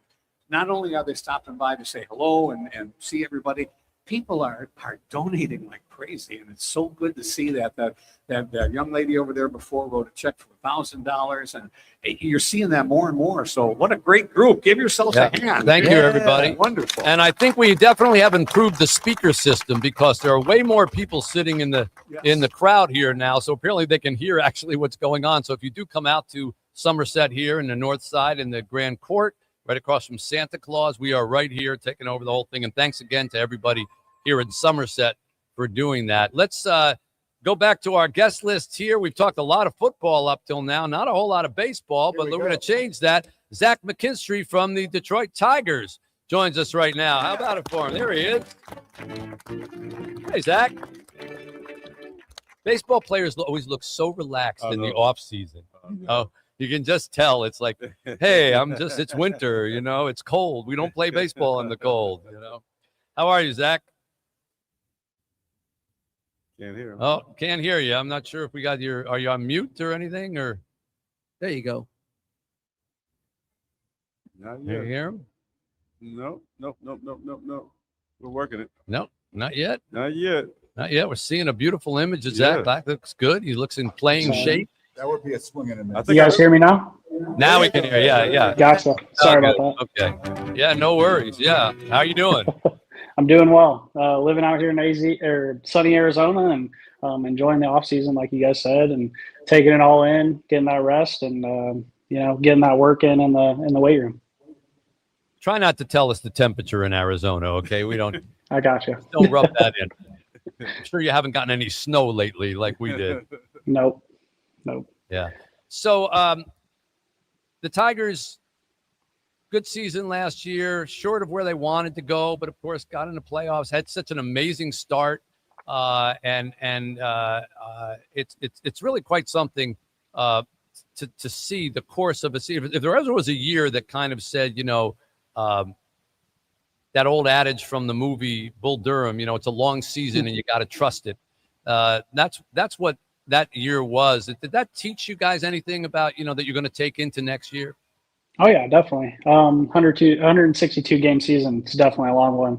There's a lot of ups and downs. Guys getting hurt, guys coming back from injuries, just the dynamic of the clubhouse, trades, all that good stuff. And you learn a lot from within a season, and you always try to build off of it for that next year. And you look to make a deeper run into the playoffs. Hopefully a division regular season championship, and just getting those higher accolades. And you see more and more guys making the All-Star game. You see more and more guys having accolades at the end of the year, and it's a matter of time to take that next step and ultimately get to the World Series and win. What was that game 5 like against Seattle? 15 innings. I mean, I was nervous watching that game that night, but I can't imagine playing that game knowing the next run that scores, one team's going home and one team's going on. I mean, what was the feeling like of that? Yeah, I remember looking at AJ and just saying, man, this is nuts. I've never been a part of something like this. They've changed the regular season to somebody on second base in extra innings, so the games kind of go quicker. Teams are scoring more in the extra innings during the regular season, so it's definitely harder when there's nobody on base to get that run across. And It was a really long day, and the night before it's a game 5, so you're kind of like not sleeping well. Looking forward to the game, looking forward to getting out there in that atmosphere. Seattle was a great atmosphere, and you look forward to enjoying the game. And my eyes were definitely tired after that one, that's for sure. Is it worse for you to lose a game like that than losing 9-2? One that you're out of. I mean, which one stings more? I think they both sting. But yeah, I mean, every little thing you can just kind of replay in your head and go back to, like the 13th inning, I was on third base and Javi was up the bat and he hit a ball to the shortstop and the shortstop made a good play. And just like, you overthink that, like, oh, could I have started earlier? Could I have went earlier? Made a little bit of a difference. But so it's just, you look at every little thing when it comes down to one run or in a 15 inning game. So just little things that you could have gotten better at. And, honestly, it kind of puts a little fire in you during the off season and makes you want to come back even better. Speaking of the off season, Zach, the baseball winter meetings going on this past week down in Florida. Obviously, a lot of conversation goes on during those meetings. We find out Gleyber Torres is going to remain a Tiger. Kyle Finnegan is going to remain a Tiger. How much attention do you pay to these meetings, the dialogue that goes on? Tarek Skubal aside, but it's the off season. Do you pay attention to what's going on? I have my people that kind of tell me what's going on. I tend not to get on the social media and stuff like that, just past issues with social media. So I have a lot of friends that will reach out to me and be like, hey, you guys got so-and-so is coming back. And I always think that's cool. One of my buddies is a Baltimore guy, so they got Pete Alonso, and he's texting me, what do you have on Pete Alonso? And so it's pretty cool. It's just like old high school friends that are just keeping me up to date. And they all have questions and want to know things. So I kind of have to stay up to date with it all. Well, is the Skubal situation, is every player basically say, just pay him whatever he wants, please, just pay him whatever he wants? Well, I tell people just start eating Little Caesars more so we can get some money to pay that back. I hadn't thought about that. Yeah. Watch Little Caesars stock go up. Keep Tarek Exactly. Skubal in town. Exactly. Yeah, okay. Eat more pizza. Keep Tarek Skubal in town. Well, It we want is. to thank you, Zach. We raise money here all day long to help the charities of Say Detroit, which help Detroiters from age 5 days old all the way up to senior citizens, veterans, the homeless, kids after school, medical clinics. Even a bicycle factory where we use formerly incarcerated people to build bicycles that then they give to needy Detroiters who need to get to work and don't have transportation. So you're helping us just by giving a shout out. And if you want to just encourage people to give on this day in the Zach McKinstry way, please do. Yeah, definitely. Oh man, such a great feeling when you give back and you're able to do that. And you're just helping the people out in the community around you and just enable them to do things that they wouldn't be able to do without your help. So reach out any way you can. I'm sure I'll be giving. And you guys are doing a great thing and putting people in work and all that good stuff. So we appreciate your work. Well, as he says, be like Zach. There you go. Be like Zach and do what he says. Thank you for coming on. Great to see you. Good luck as we wait for you to come back. Thank Zach you for having me. McKinstry from the Tigers. 855-955-GIVE, 855-955-4483, or MitchAlbumRadiothon.com.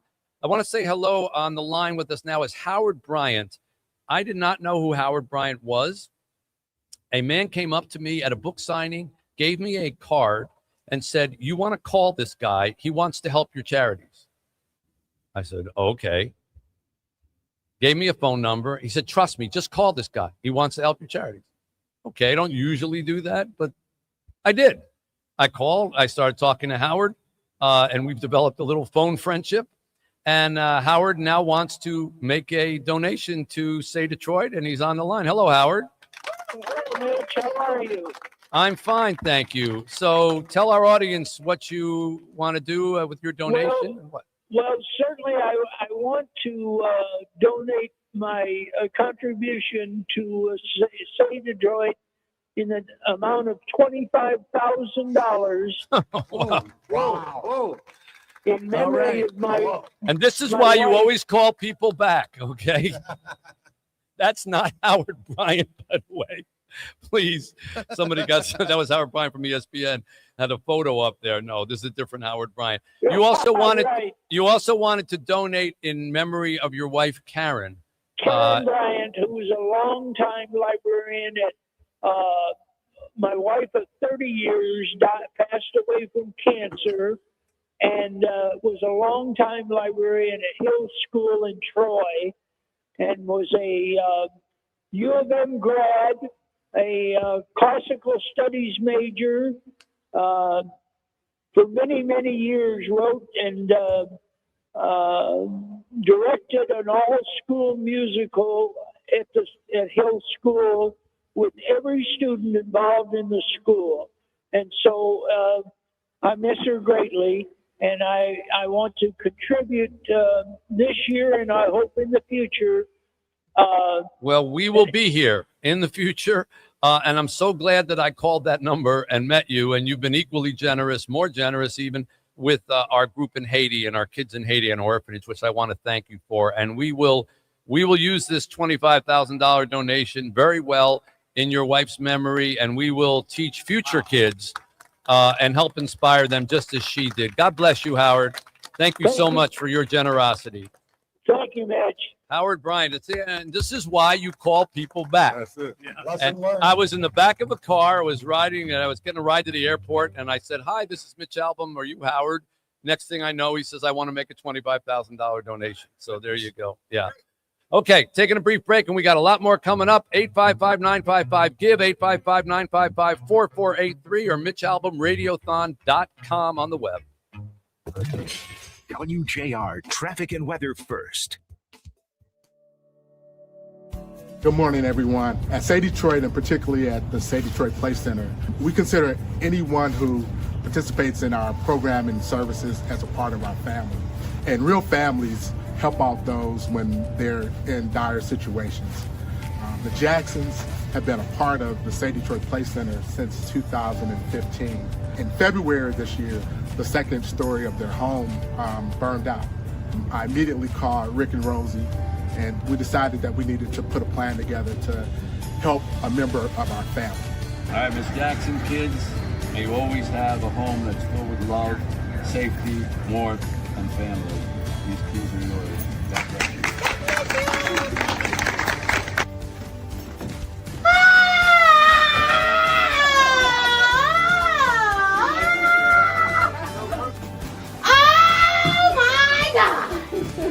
This is my room. This is your room. This is my room. I love you. Thank you. Oh, you did a beautiful job. Come on in. Here's your room. What do you think? Top or bottom? Bottom. Okay. Who is it? Iron Man. What do you think? This is nice. Yeah. Comes with a ball and a hoop. Oh. Come on into your kitchen. What do you think? Oh, beautiful.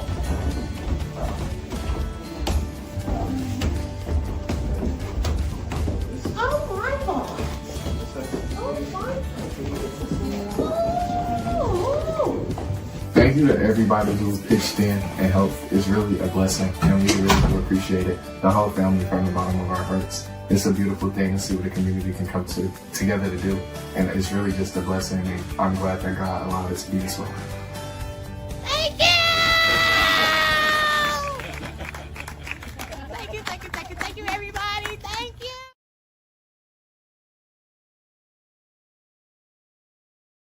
Way to meeting your match. 4 out of 5 employers who post on ZipRecruiter get a quality candidate within the first day. So try it now. Go to ZipRecruiter.com/free. Once again, that's ZipRecruiter.com/free. Meet your match on ZipRecruiter. Try it free.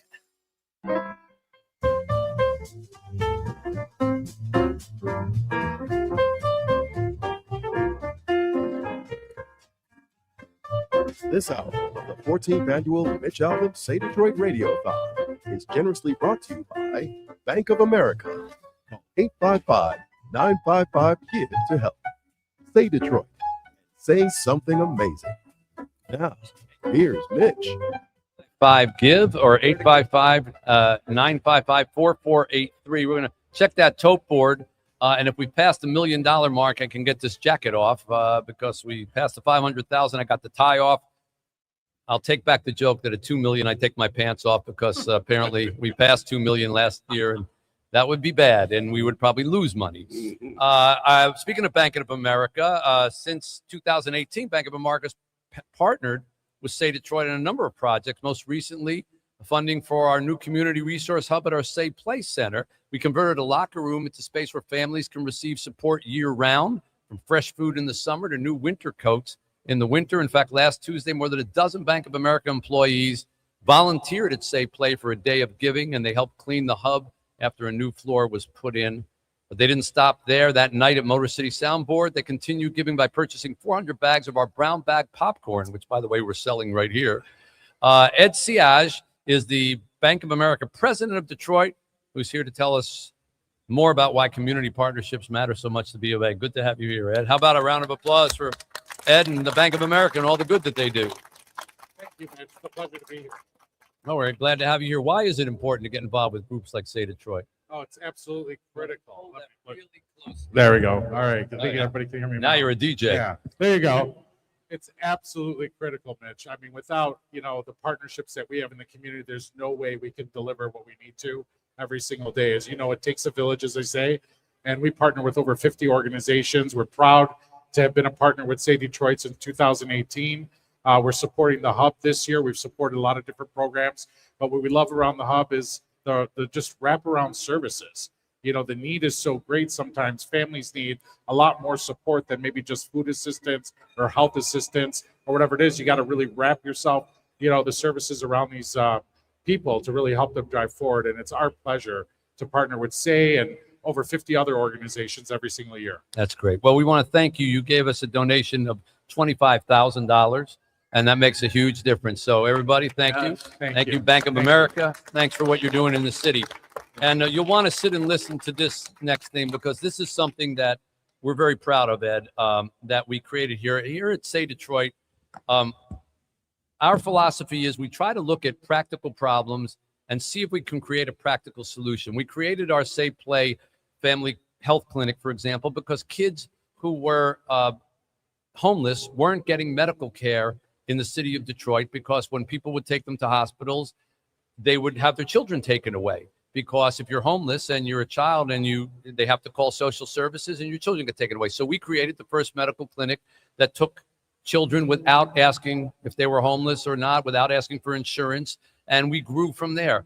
Well, a similar philosophy happened in 2020 when the George Floyd incident took place. And you remember the whole country was sort of ablaze with animosity between the police and citizens. And Detroit thankfully escaped a lot of that. And one of the reasons is a gentleman who's sitting to my right here, Daryl Woods, who is now our program coordinator. But Daryl, without going into a long spiel, which he's done before, Daryl served, was it 29 years in prison for something he didn't do. And if ever there was a man who had a right to be angry at society, it would be Daryl Woods. Instead, when Daryl came out, he asked, how can I help and keep people out of prison and make sure that people don't follow that path, even though I didn't deserve to be in there. I've really not met somebody quite like Daryl. And I was so taken with him, and I said to Rosie, whatever we have to do, he needs to be on our team. And I had an idea that when I was younger, all we ever did was eat together, and that's how we always got along. My family had plenty of differences, plenty of fights, but when we were eating, we all got along. And so I said to Rosie, can't we create something where people just eat with one another, police and citizens, and maybe they don't even know that they're eating with each other. And then after they're done eating, when everybody is like satiated from a nice meal, then we can say, hey, guess what? You just ate with the police, or guess what? You just ate with the ex-cons, whatever. And this became something that we created called Better Together. And our very first one was in a street in Detroit with Jack and that whole crew from Garden Fresh Salsa cooked up a big barbecue, and we had police officers in plain clothes, and we had formerly incarcerated people, gang members, and all they knew was it was free barbecue. And in Detroit, if you ever want to gather people, those are two words that will always work: free barbecue. And Daryl was there, and everybody cooked together, and they ate together. And then Daryl stood up and said, let's introduce one another. And one by one, everybody stood up. And first he introduced the guys who had been in jail or guys who had been in gangs. And then he introduced the police officers. And there were a couple people who jumped up and said, bye, I'm getting out of here. But he said, no, sit back down. And we spent 2 hours just talking. And by the time it was over, they exchanged phone numbers, cell phone numbers. Many of these people had never met a police officer face to face, let alone get their cell phone number. And we have blossomed that program into countless similar efforts across the state now. And Daryl has taken this program and grown it into the school system. And so now we go around the Detroit metro area with what's called our peace curriculum. One example is Brewer Academy, a K-8 school in one of the deadliest zip codes, unfortunately, in our nation. Violence, a lot of gun violence, a lot of death. Daryl and his team show up there, engage with students, help with conflict resolution, anger management, and goal setting. And this support system shows up to help with peaceful lunch hours and to show consistency. At Pershing High School, one of the students was homeless, and Better Together worked to secure a place for him to live so he could have a warm place to sleep and study and finish out of high school. So say hello to Daryl Woods, who's right in the center, our program coordinator, Todd Bettison, the Detroit police chief, Principal Tipton from Pershing High School. We just call him Principal because he's big and strong. And I don't even want to know his first name. He's Principal Tipton from Pershing High School. And Lawrence Eady, who's a 9th grader from Pershing High School. Daryl, I'm going to let you take it away and kind of tell the story here. Absolutely. Better Together is the gift that keep on giving. To be able to be in schools now, you talked about us engaging with returning citizens, and we engage with people who believed in defunding the police. But after these interactions, they fall in love with each other. It's miraculous. I think we need to take this to the political spectrums and take it around the world because it created a lot of love and peace.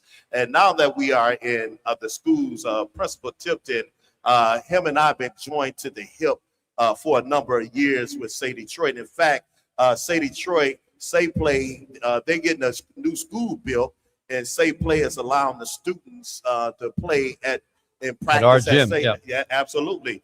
And so this has been a very, very powerful thing. We were just in the school this week, and as you can see, Lawrence is here today.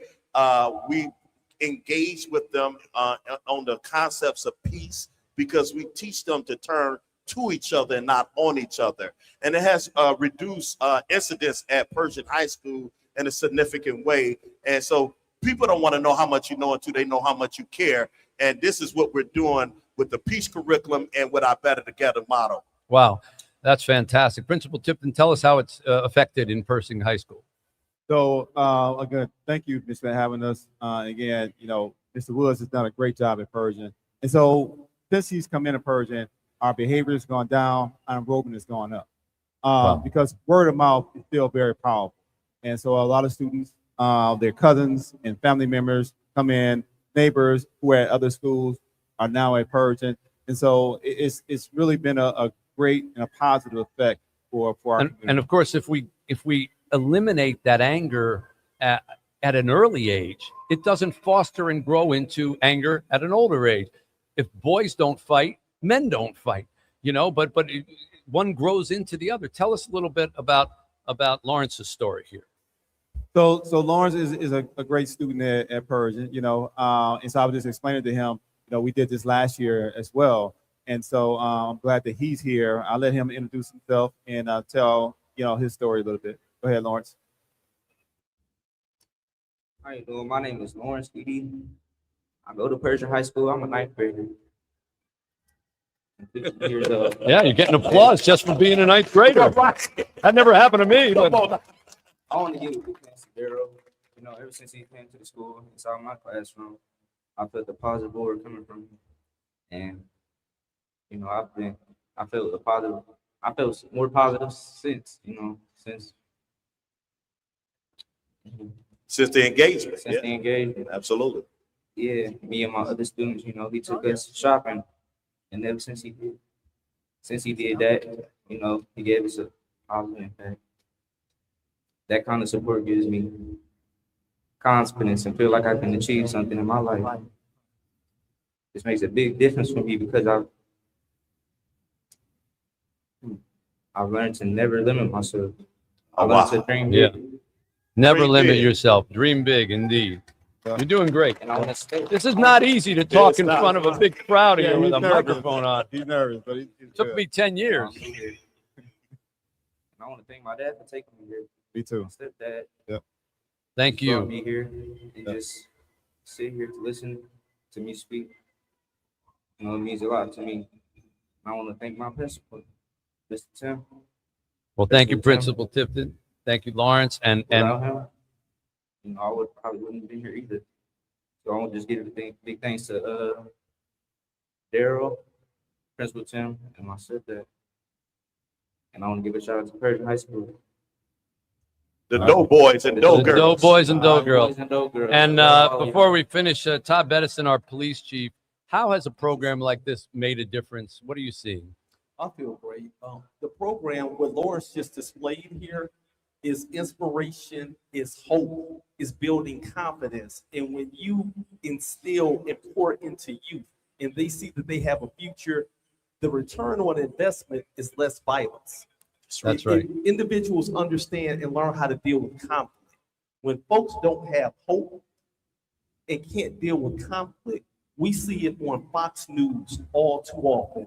And so I can tell you in the city of Detroit, I'm blessed to be police chief. My crime was down last year at historic lows.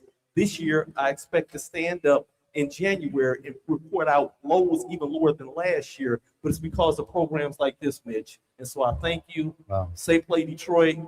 Keep doing what you're doing. Daryl We will. Woods, Lawrence, thank you. You just gave me. I was drinking coffee right here, but I don't even need this cup right now.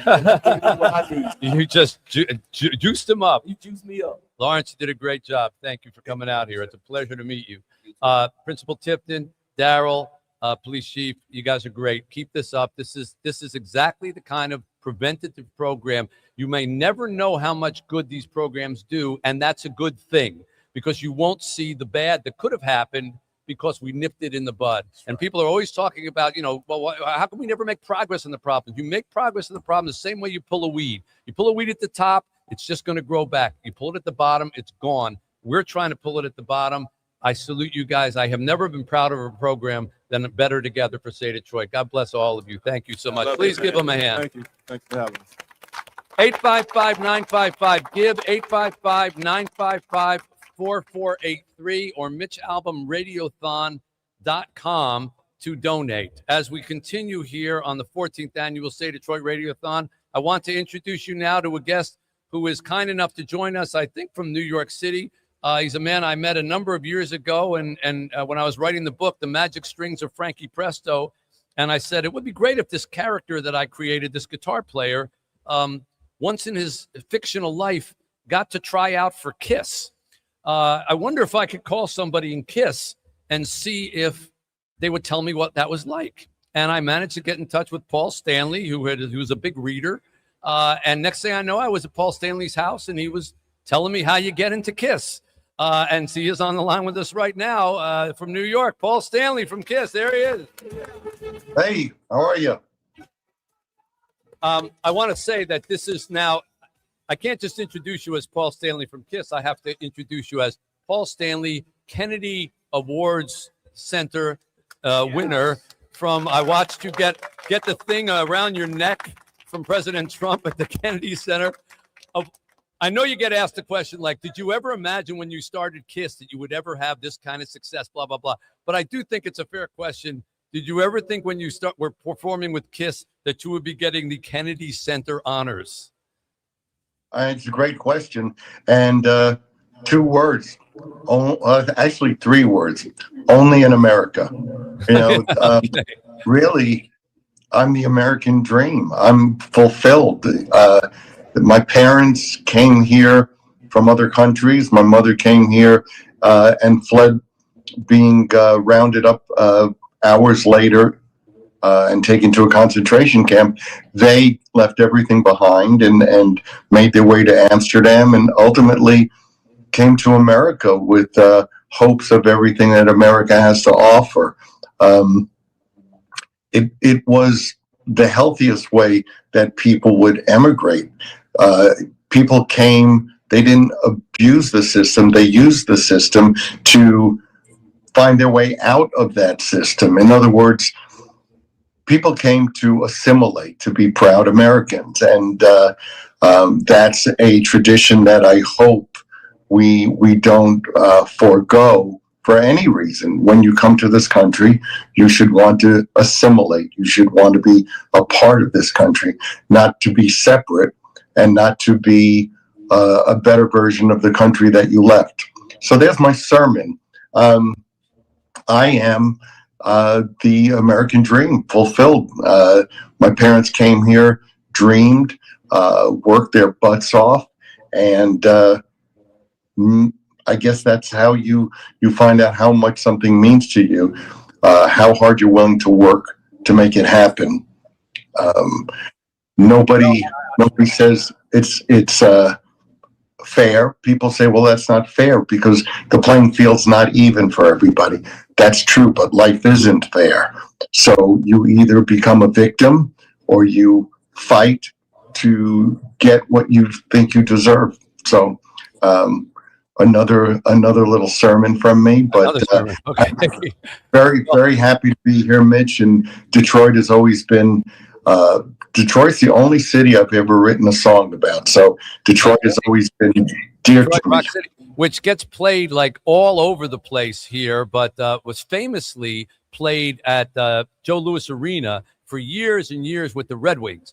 And that was always when they would get on the rise or something, they would play Detroit Rock City. And it was, that's literally how I learned the song, because get up, no, get up. And I've heard it. It's been ringing in my head because of all the Red Wings games I went to. So it has been embraced here. Kiss has always been hugely popular here.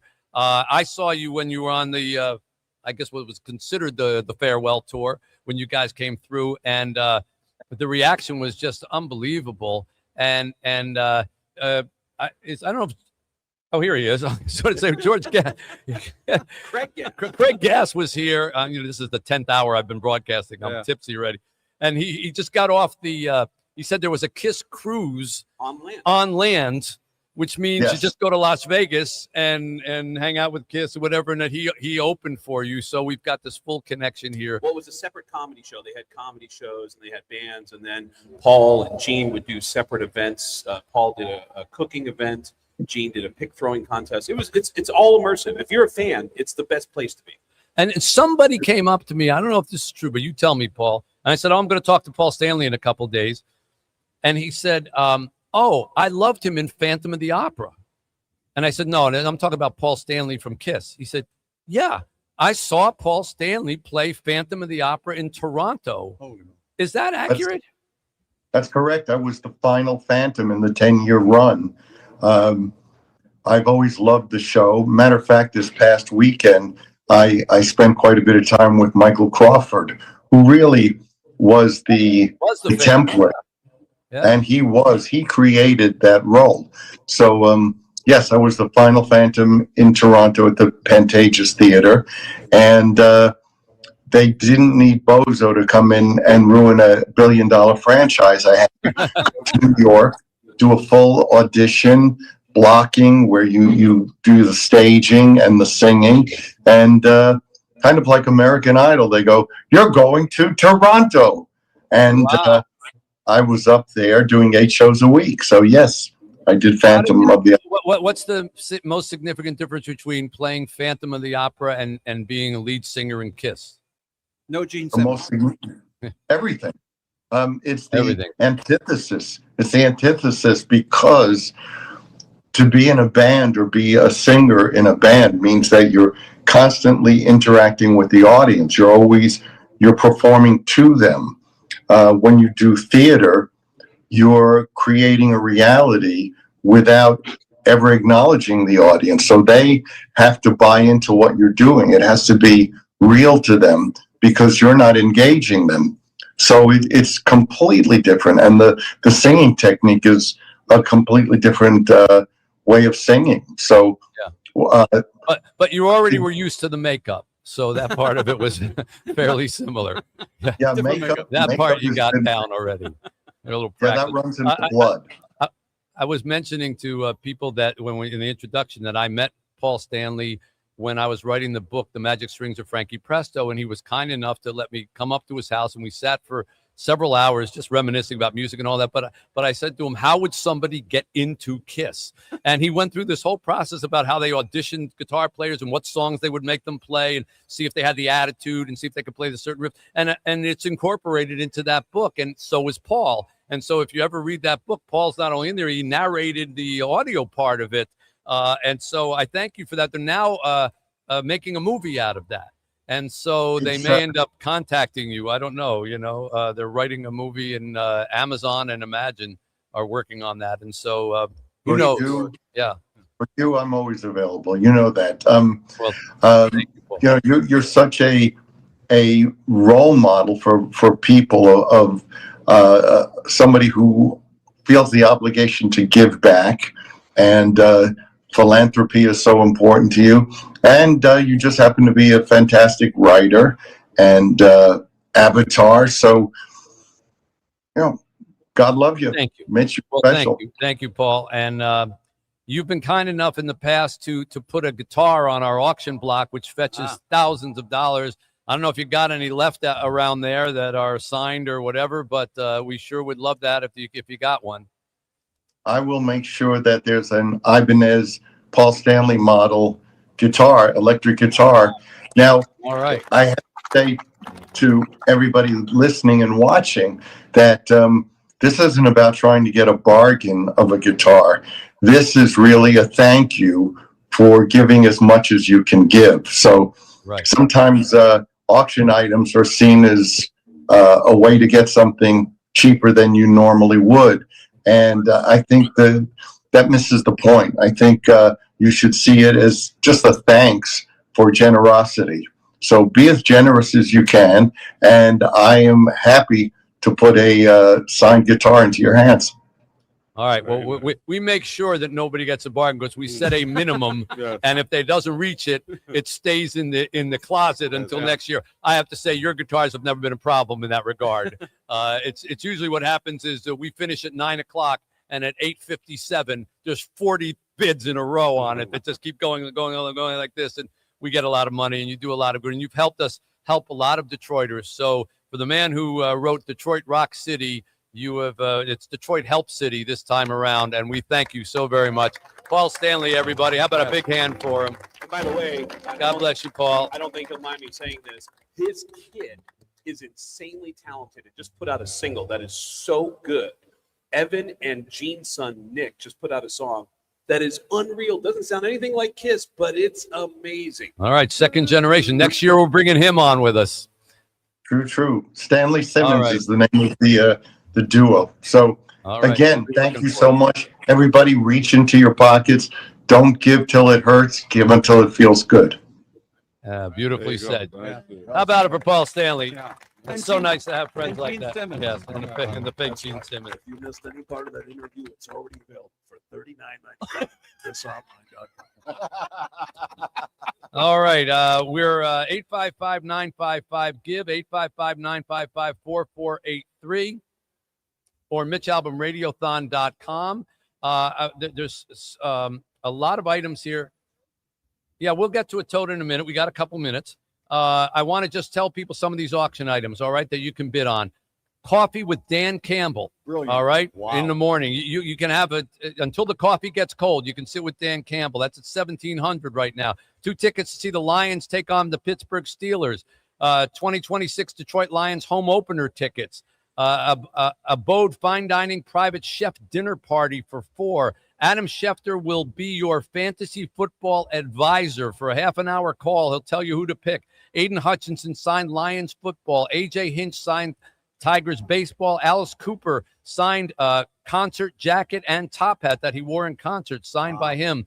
A book club Zoom meeting with me. If you've got a book club, I'll do a half-hour Zoom meeting with you and your book club. Cade Cunningham signed Pistons jersey. Be a character in my next novel. There are several characters in Twice, by the way, who are auction winners for here, and now they're characters in Twice. So if you want to be a character in my upcoming novel, you can make a bid on that. Colt Keith signed a baseball. Craig Gass live visit in Las Vegas. Go out and see his show. Dave Barry comes to Detroit and has lunch with you. You can bid on that. That's a $2,000 right now. Let's see. Dylan Larkin, meet and greet. Tickets to the game, 4 tickets to the game, plus meet him after the game. That's at $860 right now. The Gibson guitar signed by the Rock Bottom Remainders. That's Stephen King, John Grisham, Dave Barry, myself, Amy Tan, many, many more. A Gibson Hummingbird guitar is up there right now, over $3,000 already. A golf enthusiast experience at Meadowbrook. Grand Hotel bed and breakfast package for 2. Go to a Tigers game with J.K. Simmons. Go to New York and have brunch with Jane Pauley. Wow. The Jane Pauley experience, they're calling that. Jared Goff signed a football for us. You can bid on that. Joe Buck and Troy Aikman will narrate a TV segment about you, okay? Or they'll do a play-by-play about you. You cannot have a better gift than that. Cat Williams tickets at Little Caesars. Lucas Raymond signed Red Wings jersey. Lunch with Bernie Smilovitz and Carmen Harlan. Lunch with the Mitch Albom show cast. Mike Tirico, a fantasy call Zoom with him as well. First round. Yeah, he will narrate your first round of your fantasy draft for you. Let's see. Nate Burleson prize package. Go into New York and see the CBS morning show with Nate Burleson. Oakland Hills Country Club golf outing with Coach. Who's this? Coach Greg Campy. Okay, it didn't make the line there. You can go up to Michigan State and meet Pat Fitzgerald, the new coach, and watch a practice. Yeah, you can co-host the Paul W. Smith show with Paul W. Go to a Pistons luxury suite experience. Go into luxury suite, see a game, all the rest of that stuff. Riley Green signed a baseball. Riley Green signed a jersey. The Rocket Mortgage Classic Club Ace Hospitality package, a Shields Pizza Party, a Shinola Hotel getaway weekend, the Tag Heuer Formula stainless steel men's watch. Those are expensive watches, right? Go to see a batting practice with the Tigers, as well as go to a game. Go inside the Tigers broadcast booth with Dan Dickerson and hang out with him during a game. Great time. Yeah. So all of those things are available right now to bid on our auction thing at MitchAlbumRadiothon.com. Mitch, you want a life-size Elvis, man? Or go to Eddie Murphy's house and see a life-size Elvis. Okay. We need to take a break here, and we will come back in the 5 o'clock hour. George Blaha going to be with us, Tony Kornheiser, Brian Kilmeade from Fox News, and we're going to give away a house. Wow. So all that coming up. Stay with us. 855-955-GIVE, 855-955-4483, or MitchAlbumRadiothon.com, or text your donation to Mitch14 to 59925. Mitch14 59925. Back with much more on 760 WJR. The holidays mean more A travel. new event is offering up a fun way to taste some of Detroit's newest restaurants while helping out a great cause. Mitch Albom is here to talk about Eat Detroit. For one night each summer, you have the chance to join Detroit's top restaurants and support the important community causes of Say Detroit. A unique fundraiser and culinary experience, Eat Detroit brings more than 1,000 people to the heart of the city to explore its growing foodie scene. Live music, VIP extras, and private shuttles all make it an event not to miss.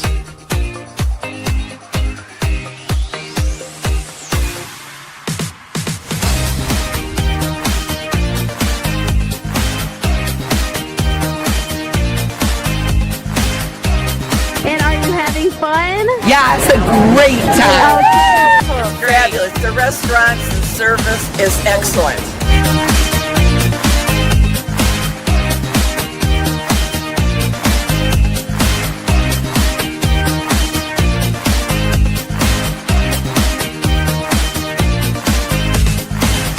The community comes together for one great night to help provide pathways to success for Detroiters in need. I hope you'll join us.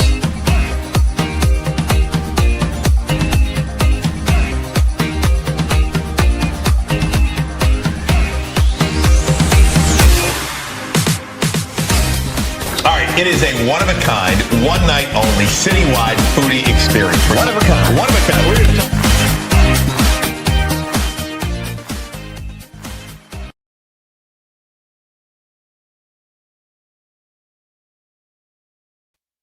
ussoccer.com and explore a wide range of official U.S. soccer gear and merch. Whether you're decking the halls or hitting the field, we've got you covered. Show your true colors and share the excitement of U.S. soccer this season. Visit store.ussoccer.com today and score big with your holiday shopping. Stay on the right track, 59 miles a night. Royal cigars make your money back. Mark O'Brien here, wishing you and your family all the best this holiday season. Our year-end sales event offers available zero-interest financing and the highest rebates we've seen all year. With convenient home or office delivery, find out why friends have been sending friends to Roy O'Brien Ford for over 79 years. Hey everybody, come with me to take a tour of our new community resource hub. Upon entering, we have this beautiful artwork done by Rob at Peak of Perfection, who also did our work for the hub. I just wanted to point this out because of the beautiful free-handed work he did here. So that's a nice touch, nice surprise when you open the door. You get to see this lovely logo. Here we have our check-in desk for anybody that comes in that may need some items out of here. We also have our school supplies, as well as down here we have some school supplies, books. We'll keep more like pens, pencils, notebooks in there. On this side we keep our items that cannot be hung or folded in one of the cabinets. So this has all of our socks and just underclothes in these cubicles. At the bottom we keep clothing that can be folded. We try to separate them from boys and girls clothing.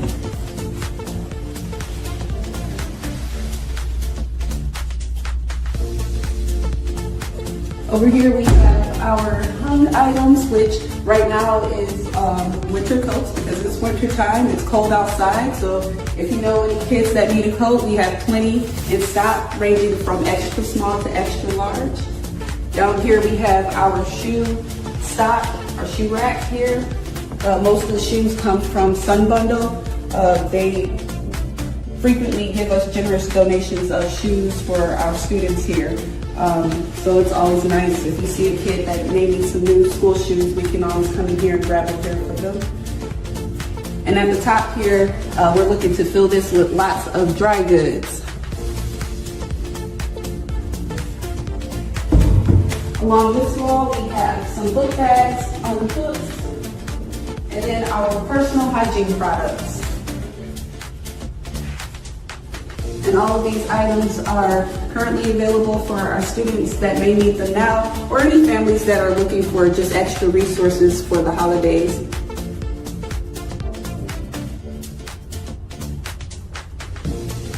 And that concludes our tour of our new Community Resource Hub. Again, I'm Amber, the Partnership and Community Outreach Manager. If you know somebody in need or if you're in need, feel free to email me at amitchell@savedetroit.org.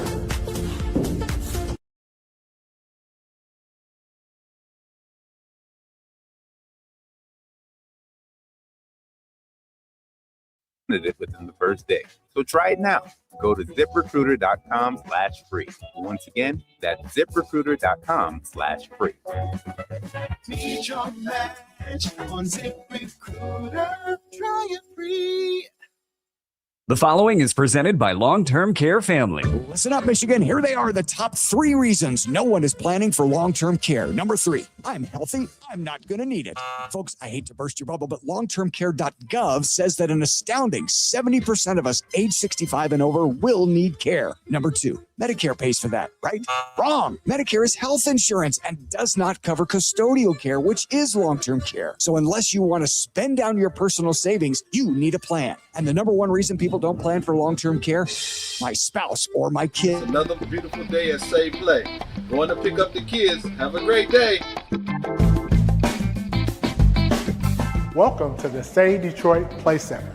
My name is Eric Reed, and I have the pleasure of serving as the Executive Director. And let's meet our students who are about to come in off of our bus. What's up? How y'all doing today? Everybody good? Yes. How's school today? Good. All right, good. Good to see y'all. Good afternoon. Good afternoon. How was school? It was so good. Yeah, I like to hear that. What's up, big fella? Y'all doing good? Yeah. Good afternoon. I got the highest grade in the class. Oh, sweet. Hey, how was school? Awesome. Good. Y'all doing all right? How was school? Good. Huh?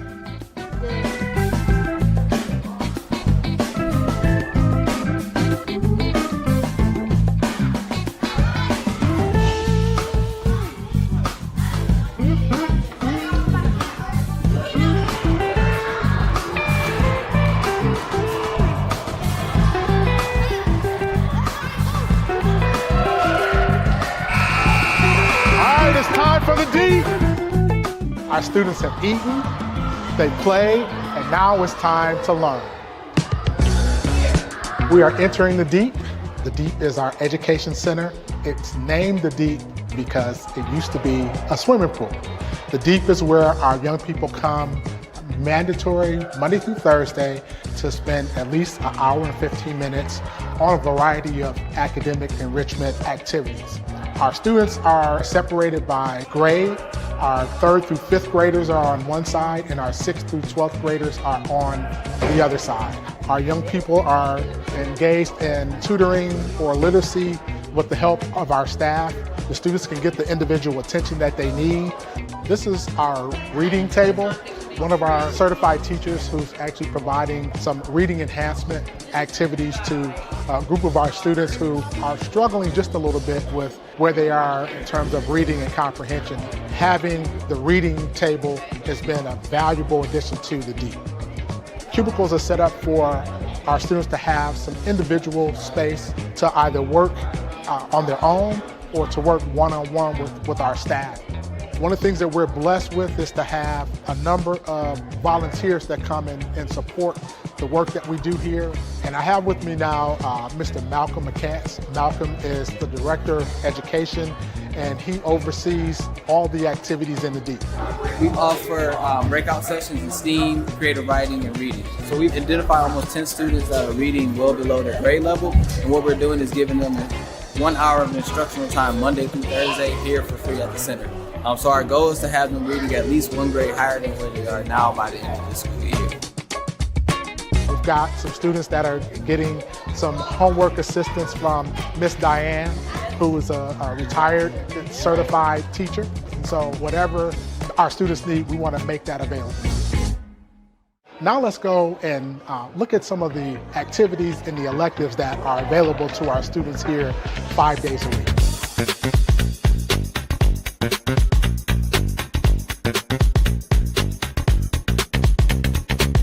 Notes for Notes is a national organization that provides music studios across the country. We also offer students an opportunity to learn how to podcast and expands the overall development of our young people. We have our wonderful coordinator here, Ms. Lolly. Notes for Notes is a nonprofit that started in Nashville, and it has expanded. So there's over 20, I believe 26 actually, locations throughout the nation, and youth are able to really grow in the program, become tomorrow's musicians. So we really help them to record and get used to what it is to mean to be in the music industry. So now we'll take a walk so that you can see our art room as well as our dance studio and the space that we hold our social justice initiative. Our wonderful art teacher, Ms. Kai Puritan. Can you talk a little bit about just kind of the value of having this kind of space for young people? Especially in Detroit, this kind of space for young people to express themselves, to learn who they are as like humans and artists, to hone those skills with people from the community like us. I think it's a one-of-a-kind space, and it's needed like throughout this city. As we leave the creative arts room, you may hear some music in the background, and that's because right next door is our dance studio. And we have a variety of different dance genres: hip-hop dance, tap dance, modern dance, and then we also have an African dance and drum program. And so today, our students on Mondays are engaged in their hip-hop dance activities. We're now in our gym area. We are extremely committed to making sure that our students increase their health. And so we exercise, calisthenics, running, agility, and then we also get into organized sports, including basketball, volleyball. But we also like to get our students outside, where we have a terrific AstroTurf football field, we have a baseball diamond, and we have a grass football field. We try to utilize our outside facilities as much as possible, both for recreational opportunities as well as for competitive sports. So that about wraps it up for our tour of the Say Detroit Play Center today. I want to thank you for taking the time out to join us, and we look forward to seeing you very soon.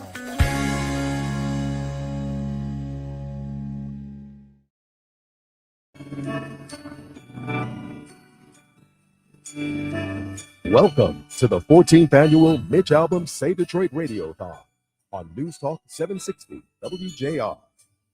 This hour is generously brought to you by the Clarence and Jack Himmel Foundation. Call 855-955-GIVE to help. Say Detroit was founded by Mitch Albom in 2006 and will be celebrating its 20th anniversary next year. Say Detroit and say something amazing. Now, live from the North Side Grand Court of the Somerset Collection in Troy, here's Mitch. Okay, we are in the 5 o'clock hour here on 760 WJR. Can we prepare a tote board to see where we are? Rosie, are we ready with that yet? Not yet. Okay. Give us a minute or two and we'll find out where we are here. But our audience now, this is normally when you listen to us. So the Mitch Albom Show is in its regular hour. But of course, it's nothing regular about today's show. This is our 14th annual Say Detroit Radiothon, and we have been at it since 6 a.m. So we're a little more tired than we usually come to you in the 5 o'clock hour. Kenny Brown is alongside. Kevin O'Neill is alongside. Ed Kelly somewhere around here. Steve Courtney is here. Eric Harthen's here. Craig Gass, is that your name? Yeah, it's here. John Pizzarelli is here. And we want to say hi to our longtime favorite movie mogul, who is now getting out of the business, breaking our heart. Paul Glantz, the founder of Imagine Entertainment, has just sat down with us. Give him a hand, everybody. If you've gone to an Imagine theater, then you know this man as the voice that tells you to silence your cell phones. And how many Pauls on the screen? And how many Pauls fit on a screen? Hello, Paul. Hi, Mitch. Hey, I'm not getting out of the business. I'm sticking around. Well, see, this is what you sold the business. Usually when people sell the business, they go to Florida or someplace like that. Is that not happening? No. I am sticking around. I'm going to continue to be the brand ambassador, and that's the most important role I play right now. And so you'll still be in the ads at the beginning? You'll still have Paul to kick around. Oh, we don't kick you around. You're a huge supporter of Say Detroit, which we appreciate greatly. So we want to thank you for that. Well, you're more than welcome, Mitch. You know, the work that you and your colleagues are doing in the city of Detroit is admirable. It's commendable. It's terrific. And so the least we can do is support you. Thank you. Well, thank you for doing that. And Jay Tower was here a little earlier, and he's in some of your spots. And he was worrying about job security, quite frankly. He was wondering if, he said, well, Paul's selling. You think, what does that mean? I said, I guess you're out of the spots, buddy. But now what you're saying Jay will have 3 jobs? Or yeah, Jay will have his 9th job. Jay's got he's got 8 other jobs already, and now he'll have his 9th job. Well, do I understand that you've got a little gift for us here? We do. I mean, between Imagine and myself, we're up for $25,000 to the cause. Wow, $25,000. Wonderful. Paul, I knew you were coming on, and so I did the math. And I want to say that with your $25,000 donation, you only owe me $5,000 for the popcorn that I have spent in your place on Pop and Olive over the years. I am at $30,500 worth of popcorn. No, I enjoy Imagine Theaters greatly, and as you know, every year on Thanksgiving, the day after Thanksgiving, I rent out one of your theaters and bring my family there, and we did that again this past year, and we had 80 some people there in the bowling alley that you have, and then we went in and saw Zootopia, which the kids loved, and we all fell asleep in because we had eaten too much turkey. That's the purpose of those reclining chairs. Exactly. Yes, you really need to, either you need to make your chairs less comfortable or you need to make your movies more interesting. But when you go and see a movie that's just mediocre at an Imagine Theater, you can count on falling asleep. But It is why not? too damn comfortable. He's got the cuddle seats. That's me and my wife's favorite seats. The cuddle seats, Paul. Those are the best. Okay, well, what if you're not with your wife? You can cuddle with a friend. Oh, no, you can't. Can you do that legally? Oh, no, you cannot. Well, thank you, Paul. Thank you for being here, and thank you for the donation. Thank you for everything that you do for the community. And I'm glad to know that you're going to still be a part of Imagine. That's really great news. I am, Mitch. And it's such a pleasure for us to support your Radiothon and all the good work you're doing throughout the year. Well, you've done it a long time. Give it up for Mr. Paul Glantz, who will still be a part of Imagine. So that's good news indeed. Great news. We have a little bit of a summit here of voice people. We got George. It's kind of eerie, I gotta be honest. Yeah, with we've you. got Eric. Impression Summit is what Ed they is call it. around here somewhere. Where's Ed? Is Ed around He's here around somewhere? somewhere. He Ed just Kelly? walked away. Ed, come on. Yeah, that's so just for a little 60 seconds, just let's do a you know how they do those in 8 Mile, they did the rap thing back and forth. Rap battle. Okay, let's go ahead. Let's throw some voices. You go, Craig, Eric. Eric, I'll let you start this trip down Imagination Lane. Greg, I just want you to know I seized an oil tanker for Mr. Album here. He's got lots of oil. Lots of oil. We're going to translate that to dollars for the Say Detroit. I kept that tanker in the only place it would fit. Can I say that on the air? No, I don't think you I'm can. going down a Pulp Fiction lane. and Yeah, realizing very nobody bad is lane. Very gonna bad have lane. In case you're wondering, you probably shouldn't do that. With RFK. I'll see your RFK and raise you a. I just had a baby. And guess what? My baby and I, we just both pooped our pants. Al Pacino. Baby Maggie hasn't pooped her pants in a long time. Okay. Mitch, during the break, there was a conversation between our impressionists, just 3 dudes. And I think I heard 77 voices. Yeah, I know. It's like being in Sybil. Yeah. Speaking of voices that are familiar, this next gentleman's voice is awfully familiar to you if you've ever seen a Pistons game or a Michigan State game. How about it for George Blaha? Hello, George Blaha. A Hall of Famer, George. Hey, I hit that button. You're good. You're good. You're good. No, you're Already good, huh? Now I can hear myself. Yes. How are you, George? The wonders of radio. The wonders of great. radio. Awesome to be here with you. You look great. Crew. Yeah, Wow. yeah. We got a lot of people here. It takes a lot of people to make this thing work. But we've been at it since 6 a.m. What's the longest you ever broadcast straight through? Maybe 5-6 hours. That's An it. overtime game or Yeah. something like that? Or back when I was doing news and some big story broke that you needed to stay after. Yeah, yeah. But never as long as you guys Well, not do since it. 6 a.m. Yeah. Well, you need a lot of coffee and cough drops and honey in your tea. But it works well. Coffee And sounds good. Has anybody got any coffee? yeah, we got plenty of coffee for you. Can we get George Blaha coffee around here? What's a man got to do to get a coffee? Yeah, come on. Look at you in your umpteenth season with the Pistons, and they're in first place. What is Yeah. this? What is going on? Something nice to talk about. 19-5. Yeah.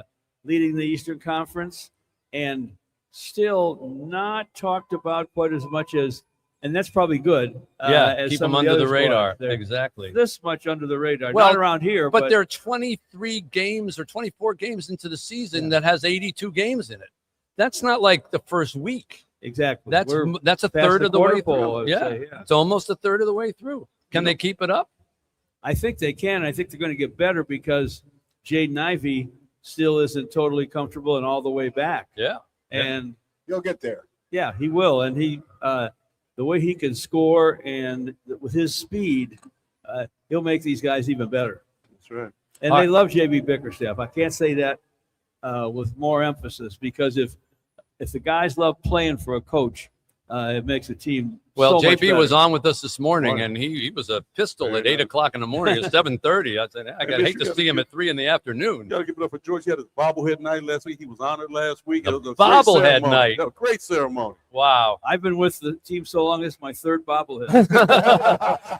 Did they change the look of the head, make it a little older? Thank God, yes. Okay. All right. Nicely done. Well, And, Mr. B, before you head out, Hey, good things- Steve. How are you, sir? Good things happen in East Lansing with our Spartans. Pat Fitzgerald now at the helm. You hated to see what went on with Jonathan Smith, a wonderful man, but they got the right guy. Well, I think anybody in the country that needed a coach would have gladly hired Pat Fitzgerald. And No doubt. He did a excellent job with wins and losses, even at Northwestern, at a school that emphasizes football more and has more tradition. He'll do even better. A lot of passion. yeah. Well, we had him. We had Pat Fitzgerald on this morning. Oh, and, did you? Yeah. He's fired up. He immediately looked at me. He said, "You're wearing purple. That's Northwestern's colors." So hang with us for a second. We got something very important to do here. We're now going to shift gears here, and we're going to do what is one of our favorite parts of our thing here. This is our Working Homes, Working Families project. Is one of what Say Detroit does, and we take homes, we refurbish them, our volunteers fix them up, and then we find families that are deserving but don't have a place to live. This is Brianna. Hi, Brianna. Hi. You were actually being put out of the home that you were in before? Yes. And didn't have a new place to live? No. And these are your children? Yes. Tell us their name. Kyle in Brazil, and this is Charm. It's Charm. Wow, what a beautiful baby. Well, we believe that families who work, and you work at a school and you drive for DoorDash as well. Yes. Yes. It's hard to feed a family and take care of. You got to work hard, right? Yeah. Well, we decided that we learned about Brianna's case, and we have given her a house that she will be able to live in now. I have with me the keys to this home that we have fixed up, and these keys signify that this house is yours, and you and your family have a place to live for the holidays. No more running around and looking for a new place to go. Thank you so much. So this is great to watch. What do you guys have to say? It's good to be in a new home, have our own space, and not having to move around. And you? Just want to say thank you very much. Well, you're welcome. We hope that this house is a home, and especially for this beautiful little baby here, perfectly named Charm. Wow, you could not have done better than that. This is what Say Detroit does. We have been doing this. I think this is our 68th or 69th home that we have fixed up, and we give to responsible families that are working and that are paying the taxes and utilities on the house, and then we give them the deed to the house and the keys to the house. And we are happy to be able to do that for you and put you in a home. I hope you live there many, many years and grow up happily. Congratulations. Thank you so much. And thank all of you for helping us. That's what we're doing here. 855-955-GIVE, 855-955-4483. And Chris Tull is the Executive Director of Humble Design. And the beautiful decorations that are in your home are from the nice people at Humble Design. Thank you, Chris.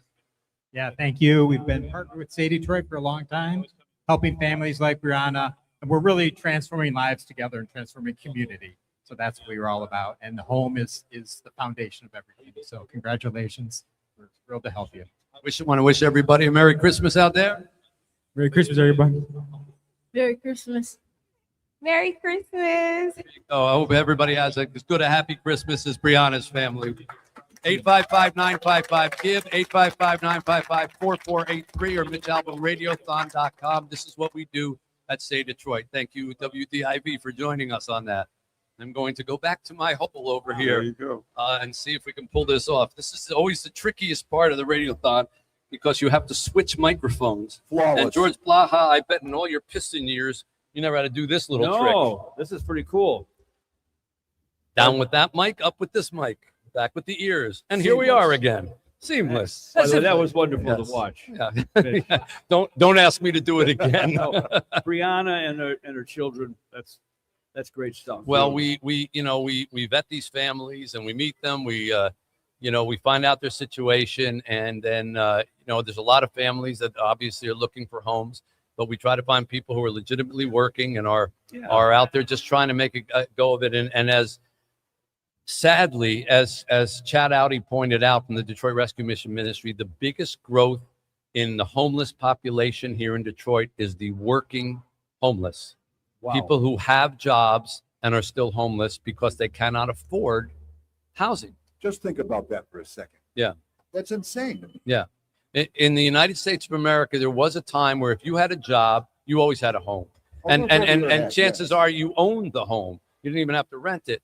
Now prices have gone to such a degree and expenses for things have gone to such a degree that you can work and not even afford to be able to rent an apartment, let alone own a home. And so we're trying to rectify that one house at a time. And that's what we're doing here. And that's why we were asking you to call this phone number, 855-955-GIVE, 855-955-4483, or MitchAlbumRadiothon.com to give on the web. And you're going to help other families like Brianna's in the future do the same thing, because we're going to continue to do this over and over again. Yeah, 68, 69 of them. We've lost track of them all.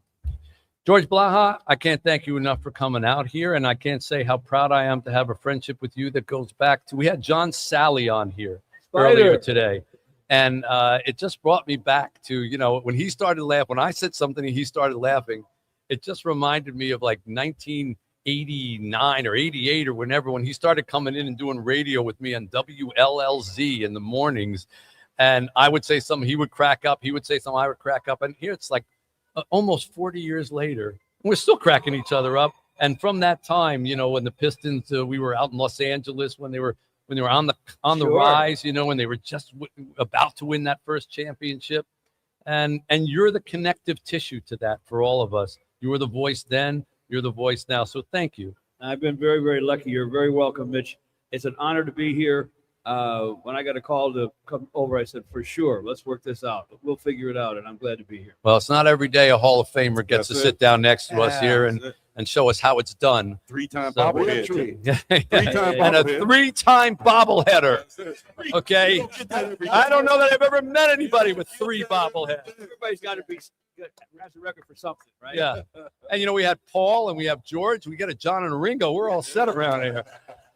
It's 760 WJR, 855-955-GIVE, 855-955-4483, or MitchAlbumRadiothon.com on the web. Back with more right after this. WJR traffic and weather first. This is our time. If you work in this space around in underserved communities, you know that is a time for us to really put our feet down and do something about what we see.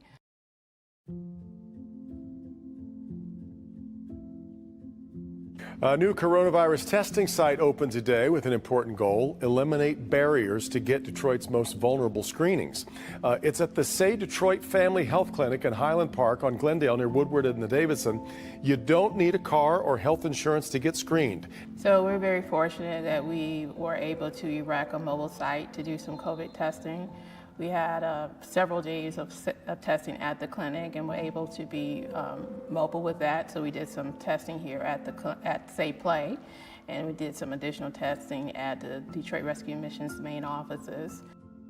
As you know, when COVID hit, there was a great need for testing, and it wasn't available at the state fairgrounds to people that didn't have cars and didn't have doctor's prescriptions. So the Say Clinic with the surrounding community really rose up to the occasion and had a great service. Say Detroit has launched a new testing site in Highland Park and says it will help serve underserved communities. And doctors say they want to administer as many tests as possible to meet the growing needs. We thought that we would not see so many this week, and it turns out we've seen much more than we thought. We were often the only test site available to people because it was a free service. We didn't ask for an appointment. You didn't need any insurance. So it was very convenient for that community, and that was an important piece of our outreach. There's only so much any individual can do, and being part of a collaborative effort where Everyone cares, everyone's passionate, is incredible. And again, this is how you get stuff done in Detroit. This is what makes Detroit great. Mitch Albom founded Say Detroit in 2006. Now, every week he's been posting new chapters to his series called Human Touch. All the proceeds will go to running this free testing facility. What made you decide to do this, Mitch? I wanted to help out my city, Anthony. I mean, Detroit is the hardest hit city after New York. We've got first responders that are dying. We've got hospitals that are overrun. And, I thought, well, this is what I do for a living. I sell books. So let me write a work of fiction. It's not a big full book, but it'll be a work of fiction. And let me offer it for free and see if I can get people around the world. I'm blessed to have readers from all over to help donate and help our city out. So moving forward, we're going to look at opportunities to continue our testing efforts as we see the numbers rise. And we're going to look at opportunities to do something with the vaccine once we have something approved. For a lot of our communities, this is going to be their only opportunity. And so we want to make sure that we're ready to serve the community in the best way possible around COVID-19. So it's very important for us to think about how can we remove barriers to care so that people have real opportunities to be healthy. And so that's our mission moving forward.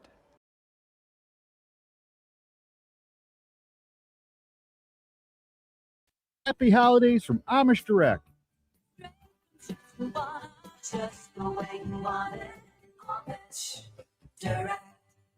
Visit us at AmishDirect.com. U.S. soccer.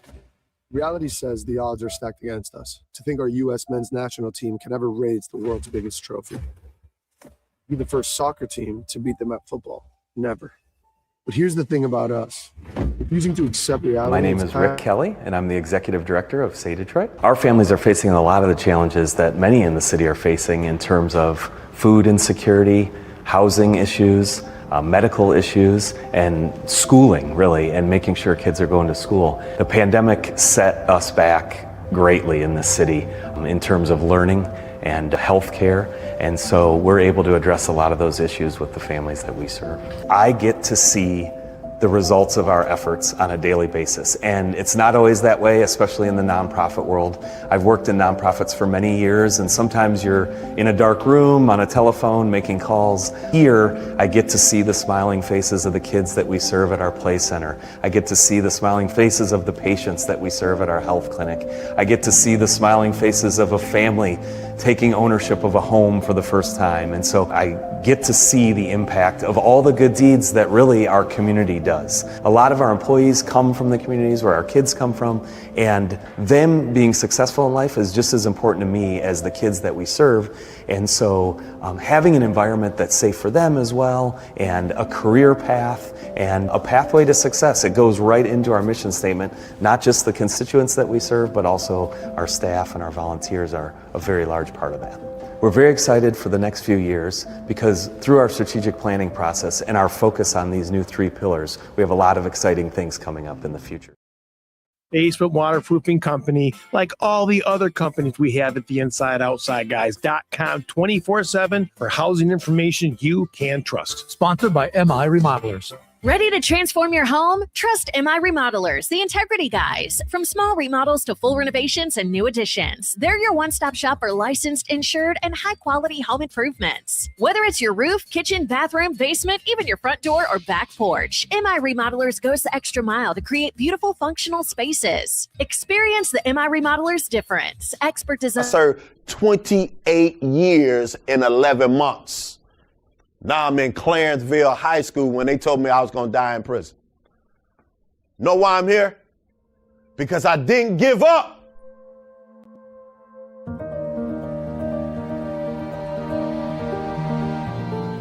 My name is Daryl. I dropped out of school in the 8th grade.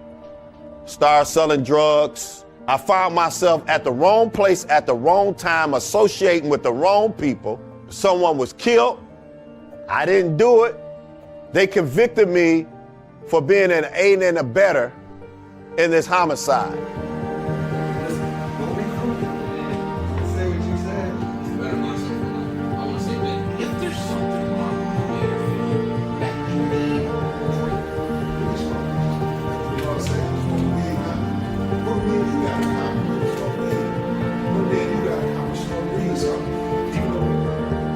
Let's stay engaged with them.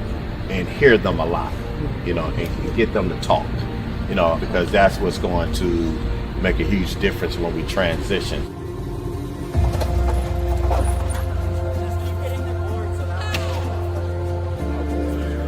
Oh, this is amazing. This is the biggest one that we ever done with 400 students. They're laughing, they're working together, don't know who they're working with right now, but they just having fun, natural fun. Young people desire a lot. They want to be heard. So it's not just a monologue in here, it's a dialogue that's going on. We're here to lift each other up. First of all, we want to thank you for welcoming us into your school today. It's been an honor and a privilege for us to be here with you guys. We have some other good friends here that I want them to share just a little bit more about themselves and what they do, and then we want to have a conversation about that. And so I'm gonna ask my good friend here if he would say just a little bit more about himself.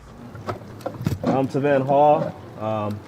I'm a police officer for the city of Inkster.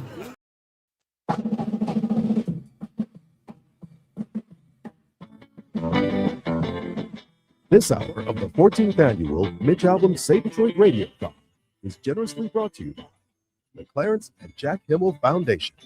Call 855-955-GIVE to help. Say Detroit and say something amazing. Now, here's Mitch. Welcome back here to the 14th annual Say Detroit Radiothon. Let's take a look at the tote board here before we go back to our guests, and let's see where we are at. We haven't checked it in a long time in our effort to try to get to 2.2 million, which is what we did last year. We are at, drum roll, and waiting. Yeah, I'm staring at myself here. We are at, all right, $1,599,380 at 5:30. All right, I can take the jacket off. Jacket is coming up. Say again? And 2 cents. And 2 cents. Don't forget that 2 cents. Yes, and 2 cents. Yes, somebody gave us 2 cents. Does anybody know how this is pacing out over last year? I don't know, but we can find that out. Yeah. Let's go to our research department. Meanwhile, let me say hello to my friend Tony Kornheiser from Pardon the Interruption and ESPN. Everybody say hi. Hello, Tony. Hello. Tony. I was told Tony was on the other end of the line. It's great to be with No, you. no, stop. Everything sounds great here in Washington, D.C. Always good, Mitch. Okay. Doing Pardon the Interruption. Okay. That would be John Pizzarelli doing that. All right. I Taking our just job. waiting for him, but all right. I guess we'll do something else, or somebody could try to get him back on the line. My apologies for that. They told me he was there. Nice builder. A couple of incentive items here that these are things, by the way, that you can just go to MitchAlbumRadiothon.com and just buy straight out. You don't have to mess around with anything. You just buy them, okay? Alex Anzalone signed football. $250, get you a football. Oh, there you go. Coach Tom Izzo signed Michigan State basketball. $350, done. Craig Gass's celebrity impersonation voicemail. $100. He'll do any of his voices. Yes.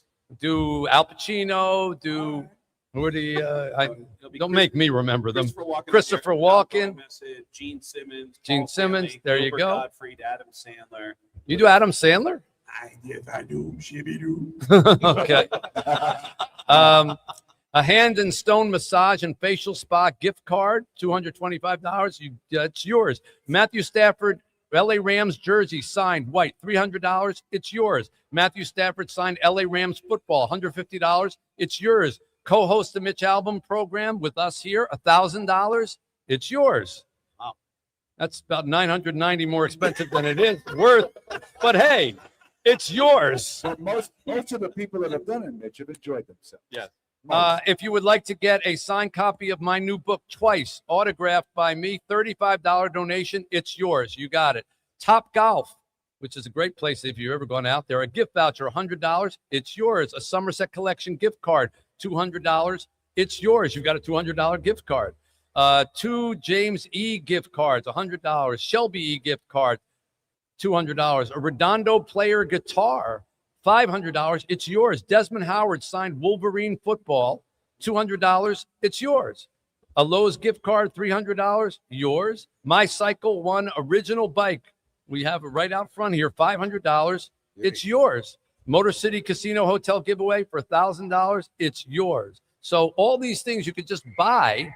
All the money goes to charity, and you've done your Christmas shopping. Big time. And you don't even have to leave the house. Just like that. What could be better than that? No better. Right? Nothing better. Okay. Nothing all right. better. So now we've got all 3 voice guys with us here. Okay. So Ed's here, Eric's here, Craig's here. All right. Down the line. Okay. Well, I want to talk about Tulsa King, seasons 2 and 3. Okay. I saw Tulsa King. It was sexy as hell. Thank you, I think. I'm Donald Trump, and I approve this message. Nobody wants Casey anymore. But in the meantime, keep your feet on the ground, keep reaching for the stars, and in heavy traffic, keep your finger on your nose. Keep your finger under your nose. Down 1 notch and into number 2. That's the best Casey impression I've ever heard. Okay. Now we've got literally 3 different people doing Casey. Is there one like voice that if you are a voice guy, everybody does? It's just easy for some reason. Oh, it was for the 80s. It was Nicholson, and it seems like after that, everyone does walking. Yeah. You know, everybody has. Well, I'll come off stage and people go, "Hi, ow, hey." I don't think anybody does Morgan Freeman. Well, I don't think any of you do Tony Kornheiser, but if you do, now's the time because now's the here's the original Tony Kornheiser. Hello, Tony Kornheiser. Who's ever impersonated me? I've never reached that level where anybody cares, which is fine. No, you're fairly easy to impersonate, I would think. Well, if I did earn it, I would think Kornheiser should be a shoo-in. My impression of you sounds like Sam Kinison. Hey guys, it's me. It's Kornheiser. I'm on the phone. What's going on 2 minutes ago? Oh, there's Gilbert Gottfried as Kornheiser. Okay. As you can tell, Tony, I've been on the air. Been on the air since 6 a.m. Yeah. So things are spiraling out of control. That's okay. That's okay. You do great work, and you know that I appreciate it. So I'm glad. Tony always embarrasses me because he calls me, says, "How you doing?" And I say, "Tony, how you doing?" He goes, "I'm old." Yeah, I'm old. Yeah, really old. Old. And then I tell him something that I'm doing in Haiti. He goes, "You're a good person. I'm a bad person. You're a good person. I'm a bad person. Congratulations." And then he hangs up. Yeah. Well, what else is there to say, honestly? I mean, we think we've covered it at that point. Yeah. How long has PTI been on?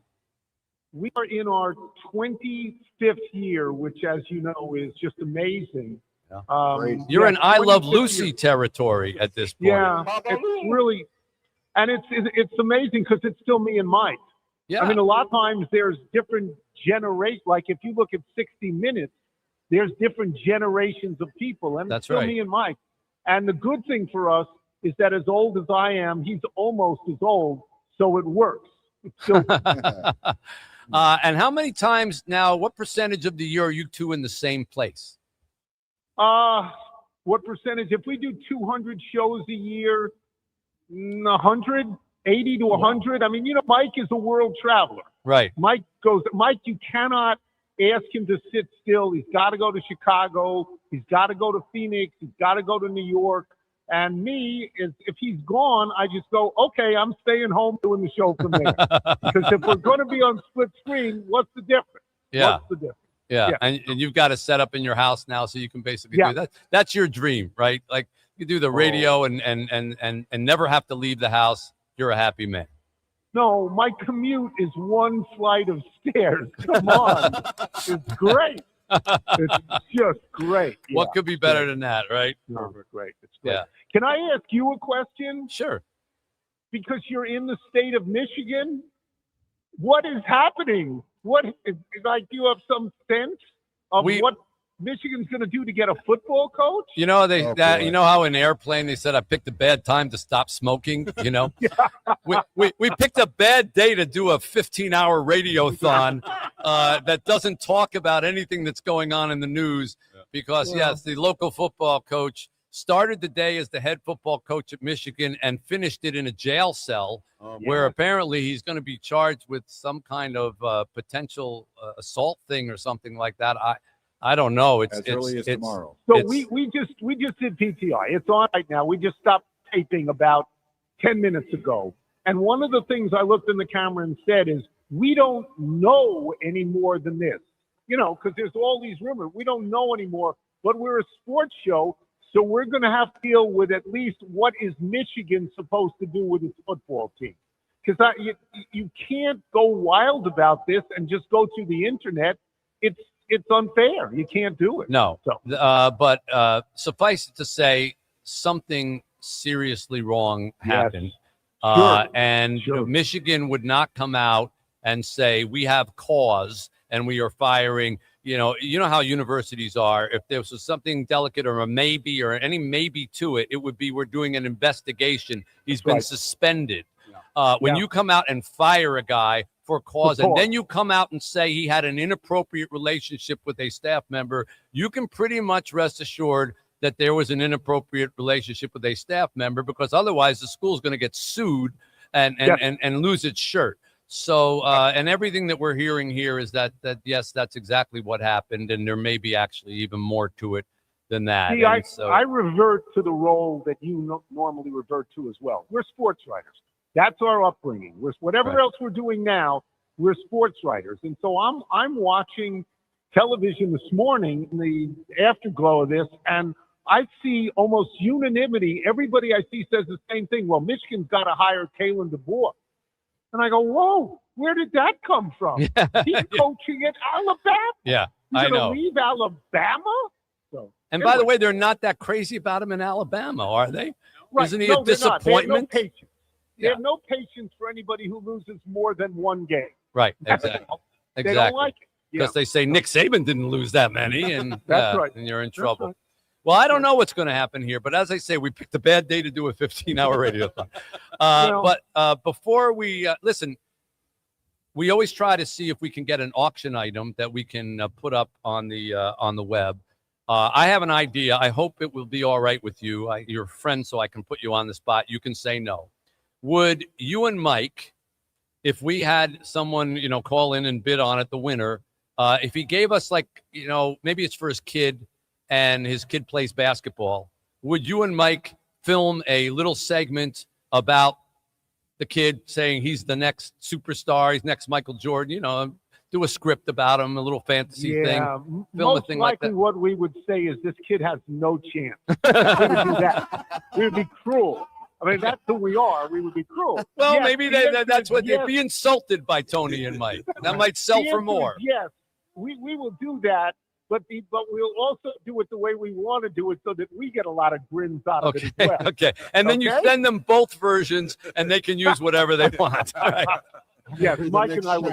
Fair we would be enough. happy to do that. All right. Before you leave us, the Because great John. you're a good person and I'm a bad person. I know. And you're old. Yes, I know. I'm old. The great John Pizzarelli is here with us, as he is every year. He sings for me. I And like that. he's got a little song for you, and here we go. He's been dubbed the most multi-talented personality. He worked at radio, the Washington Post, and on TV. Yeah. A fear of flying and a bedtime that's early. He can name 50 states and their capitals. I can't. And do it all alphabetical. Filled in for Dick Shep. Had parting shot spots. He's a PTI guy. The best there could be. For goes Anthony Irwin. Every day at 5:30 p.m. There's no interruption. We thank you, Mr. T. Yeah. The fact that you just affiliated me with Paul Simon is a great honor in my life. There you go. Thank you. Yeah. Paul Simon will never do it, so we had to do it here. He's now a Uncle Brother. Tony, I love you. Thank you so much, pal. Be good. Tony Kornheiser from PTI. How about that? And we're going to shift from one TV network to the next. Another man who I'm proud to call a friend is Brian Kilmeade from Fox News and, of course, the Fox Morning Show. And we want to say hi to Brian. Hey, Brian, how you doing? All right. There he is. Got him. Yes. Thanks for having me. How you doing, Brian? Yeah, how you doing? I'm doing great. I'm doing great. Thank you for taking time to talk to me and then talk to Detroit. We're raising money for Say Detroit here, the charity that I started nearly 20 years ago and has now blossomed into 9 big, huge operations in the city, everything from kids 5 days old in daycare all the way up to senior citizens, veterans, homeless programs, housing programs. We have an after-school center that's hugely successful. We have a medical clinic for homeless children and their families. And we even have a bicycle factory. I don't know if you can show them that bicycle with the camera there, then maybe you can see if the cameras can go on. We make bicycles using formerly incarcerated people who sometimes have a hard time finding jobs. And they make bicycles and then we give them to Detroiters who need them to get around to jobs and transportation or get to school. So that's what you're helping us with here today. Well, thank you. Thanks for having me on. I'm glad to be a part of it. And let alone what you're doing in Haiti, which is pretty amazing. Yeah. Well, Brian and I talk about Haiti all the time, and Brian tries to help me. And by the way, this is the first time I think I've ever seen you without a suit and tie on. I didn't know you had a T-shirt. Brian Kilmeade is always in a suit and tie. Look at you. That's true, Mitch, because we always see each other on air, and we get a chance to talk like real people in the breaks. So I do the radio show after the TV show. So I'm about to hop in the gym, and I realize 5:40. Let's go. 5:40 Eastern, my time. You know, you were kind enough to ask me to join you, and it's good to know what's going on, and also great to know a sports guy branched on to do other things. So you still go back to sports, but man, have you diversified and spread out with the books you're doing, and the stuff that you know, and the international relations you pull off, and what you're doing for the community is pretty amazing. Well, you're the same. I mean, and that's why I think we've always kind of taken to each other because we've both, started in sports, and we've both had people say to us, stick to sports. They usually say that when they disagree with you. I should just stick to sports. And nobody is born into sports, and nobody dies in sports. It's something you get into, and you can also branch out and do other things. When someone has said to you over the course of your career, oh, you're just a sports guy, or what are you doing, and talking politics or things like that, how did you respond to them? Dad, leave me alone. Well, I always know what I always approach it as. I just want to know enough to ask the right questions to help the audience. And then after, I've been doing this at Fox. I started as a sports guy here for, I think, 5-6 years. And then you start doing everything. And then after a while, you get to know everybody. And then you get to talk to them off camera, and you build up an arsenal of knowledge you don't even know you have. And then when things pop up, you remember stuff that happened in 9/11. You remember Iraq. You remember Afghanistan. You remember this general, what this person said to, and then you just build it up. And when they say you're the sports guy, I say, okay, I'll take that as an insult if you want, but I don't take it that way because I think the fundamentals of the stories are the same. And when you go up to somebody at a locker and you just say to them, how was the game? You'll get a generic answer. But if you go up to that person, you know what they did in high school, you know what they did in college, they got cut from 2 teams that got signed by the 3rd, and you dropped a big pass in a big situation, and you can bring that knowledge, that usually gets people's respect. So I just try to earn it, and I try not to overreact to insults because, the way it goes with Fox and Friends, 3 hours. The Brian Kilmeade radio show, 3 hours. You fill in here an hour. So if you want to insult me in the A block, by the C block, maybe that C block will like me. And next thing you know, at the end of the show, I black out the insult. So it's almost like I look at our shows as a slice of life. And if you want to say something negative, it's okay. I'm going to go back. I'm still going to study. I'm still going to get ready. I'll still work my contacts. And then thankfully I get to go play the next day and then try to win those people over. Exactly. And if the viewer doesn't say something insulting, you can always go on Gutfeld and he can insult you. Yes. That's Tuesday, by the way. Why I go on that show, I don't know. I watch you on that. I watch you on that program, and I know you a little bit, and he digs at you, and sometimes you always have a smile on your face, always. And I'm going, he's not getting to him. He's not getting to him. But I'm wondering underneath if there's that little voice that goes, I'm going to kill this guy when we're off the air. I'm going to kill him. Keep the smile on my face, but I'm going to kill him. I tell you, I feel much better being the target. And sometimes, I did stand up for 10 years, but I never wanted to make people feel worse. So I'd much rather someone come at me and I go, okay, no problem, than if I ever do that and I, unnecessarily say something negative. Plus, I'm actually friends with him. So he's a good guy. So I know where it comes from. So, he's afraid of Tyrus. He won't say anything. And Cat, he'll let her go. So if he wants to change up that paddle and go after me, if it makes the show better, it's okay. And our network is a big gym. So one day you're playing volleyball, the next day you're playing basketball, soccer, and, at different points. He has a book out. He comes on my show. And we have a different conversation. But when I go on his show, I just want to make his show better. If it's going at me, it's okay. Well, you are the ultimate utility man. Absolutely. You play every position, if Fox was a baseball game, he'd be the guy who pitches, catches, plays the outfield, plays all the inside, everything, and you do a great job of it. And you've always been very kind to me. We always try to see if we can get something that we can auction off to help raise funds for our charity here. Anything come to mind? Any experiential things that you could offer, or any souvenirs or something like that? Well, how about this? How about let me see. Well, this is nationals. This is Chicago. This is Michigan. Right. So it might not be around the block, but we can send somebody to New York, and we can go to lunch afterwards. I got my. Someone can come in and view Fox. If they can come into New York, view Fox and Friends, and you guys can go to lunch afterwards. Yeah, go to the radio show, and after that, we go to lunch afterwards.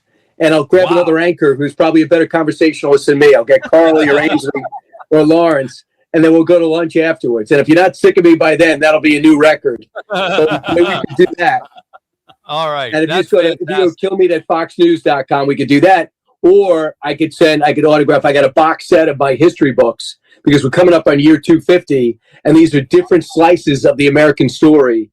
And they made it into a pretty cool book set. I could sign them and send them out. I could do that, and you could auction both those things off, killme@foxnews.com. And where do I go if I want to donate?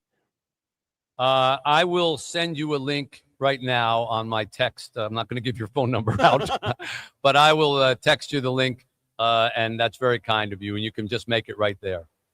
All right, sounds good. Sound good?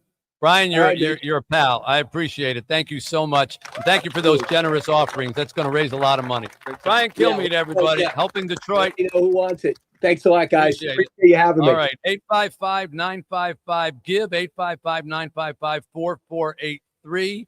We're going to go from one TV legend to another. We now jump over to my friend. I got a lot of friends out there, I got to say. Dr. Phil McGraw joining us from Texas. All right. I believe he's been waiting patiently in the green room there. And if we can we bring him up? Is he up there? It's like this is becoming a habit. I'm introducing people who are not here. Yeah. What's going on? Hello. But they eventually get here. Yeah, eventually they just usually show up. Fill in if you'd like. Well, I don't want to take the actual he can't voice steal my thunder. Yeah. When I was first in a psychiatrist. Any updates? Anybody got anything? What is that? I can't see what you're holding your hand up, but you're holding one finger. 1 minute? 1 minute to 1 fill. minute. 1 minute to fill. 1 minute to and there he is. Okay. There's Dr. Phil and Robin. Hey. Say hi to everybody. How are folks. you? Oh, how nice to see you two. Good to see you. How you doing? Yeah, we're Great doing to be here. We've been on since 6 a.m. Eastern time here, so we're going on 12 hours of broadcasting through the day. And outside of this caffeine here, there's nothing else keeping us going. So we have three more hours. We're trying to reach $2.2 million for the day, which is what we raised last year. And we're at 1.6 million so far. So hopefully we'll get there. Wow, sounds like you're close. Sounds like you're maybe on track. Yeah, we're gonna push those last few hours and see what we can talk people into. So, how are you guys doing down there in Texas? You've totally relocated. Everything's Texas now. No more Los Angeles. You're back in your home state. Well, actually, we're still in Los Angeles. We still have our home there because we have our youngest son, our precious daughter-in-law, and our two grandchildren are still there. So we go back and forth. But yes, we've relocated to Texas and we absolutely love it here. Yeah. What's it like, Phil? It is really great. We're in the middle of the country, so guests can get here really easily because it's 2.5 hours to either coast. And we've launched Envoy TV and a new network, and it just couldn't be going better. We're very excited about it. And it's great to be back in Texas because this is home for us. We both of us, our families were here. We grew up here. And it is nice to be back home. It's a different environment here, and we have great relationships and great friends in California, but we love being back here. And it gets hot in the summer and cold in the winter, but that's okay. We learn to adapt, and we couldn't be happier.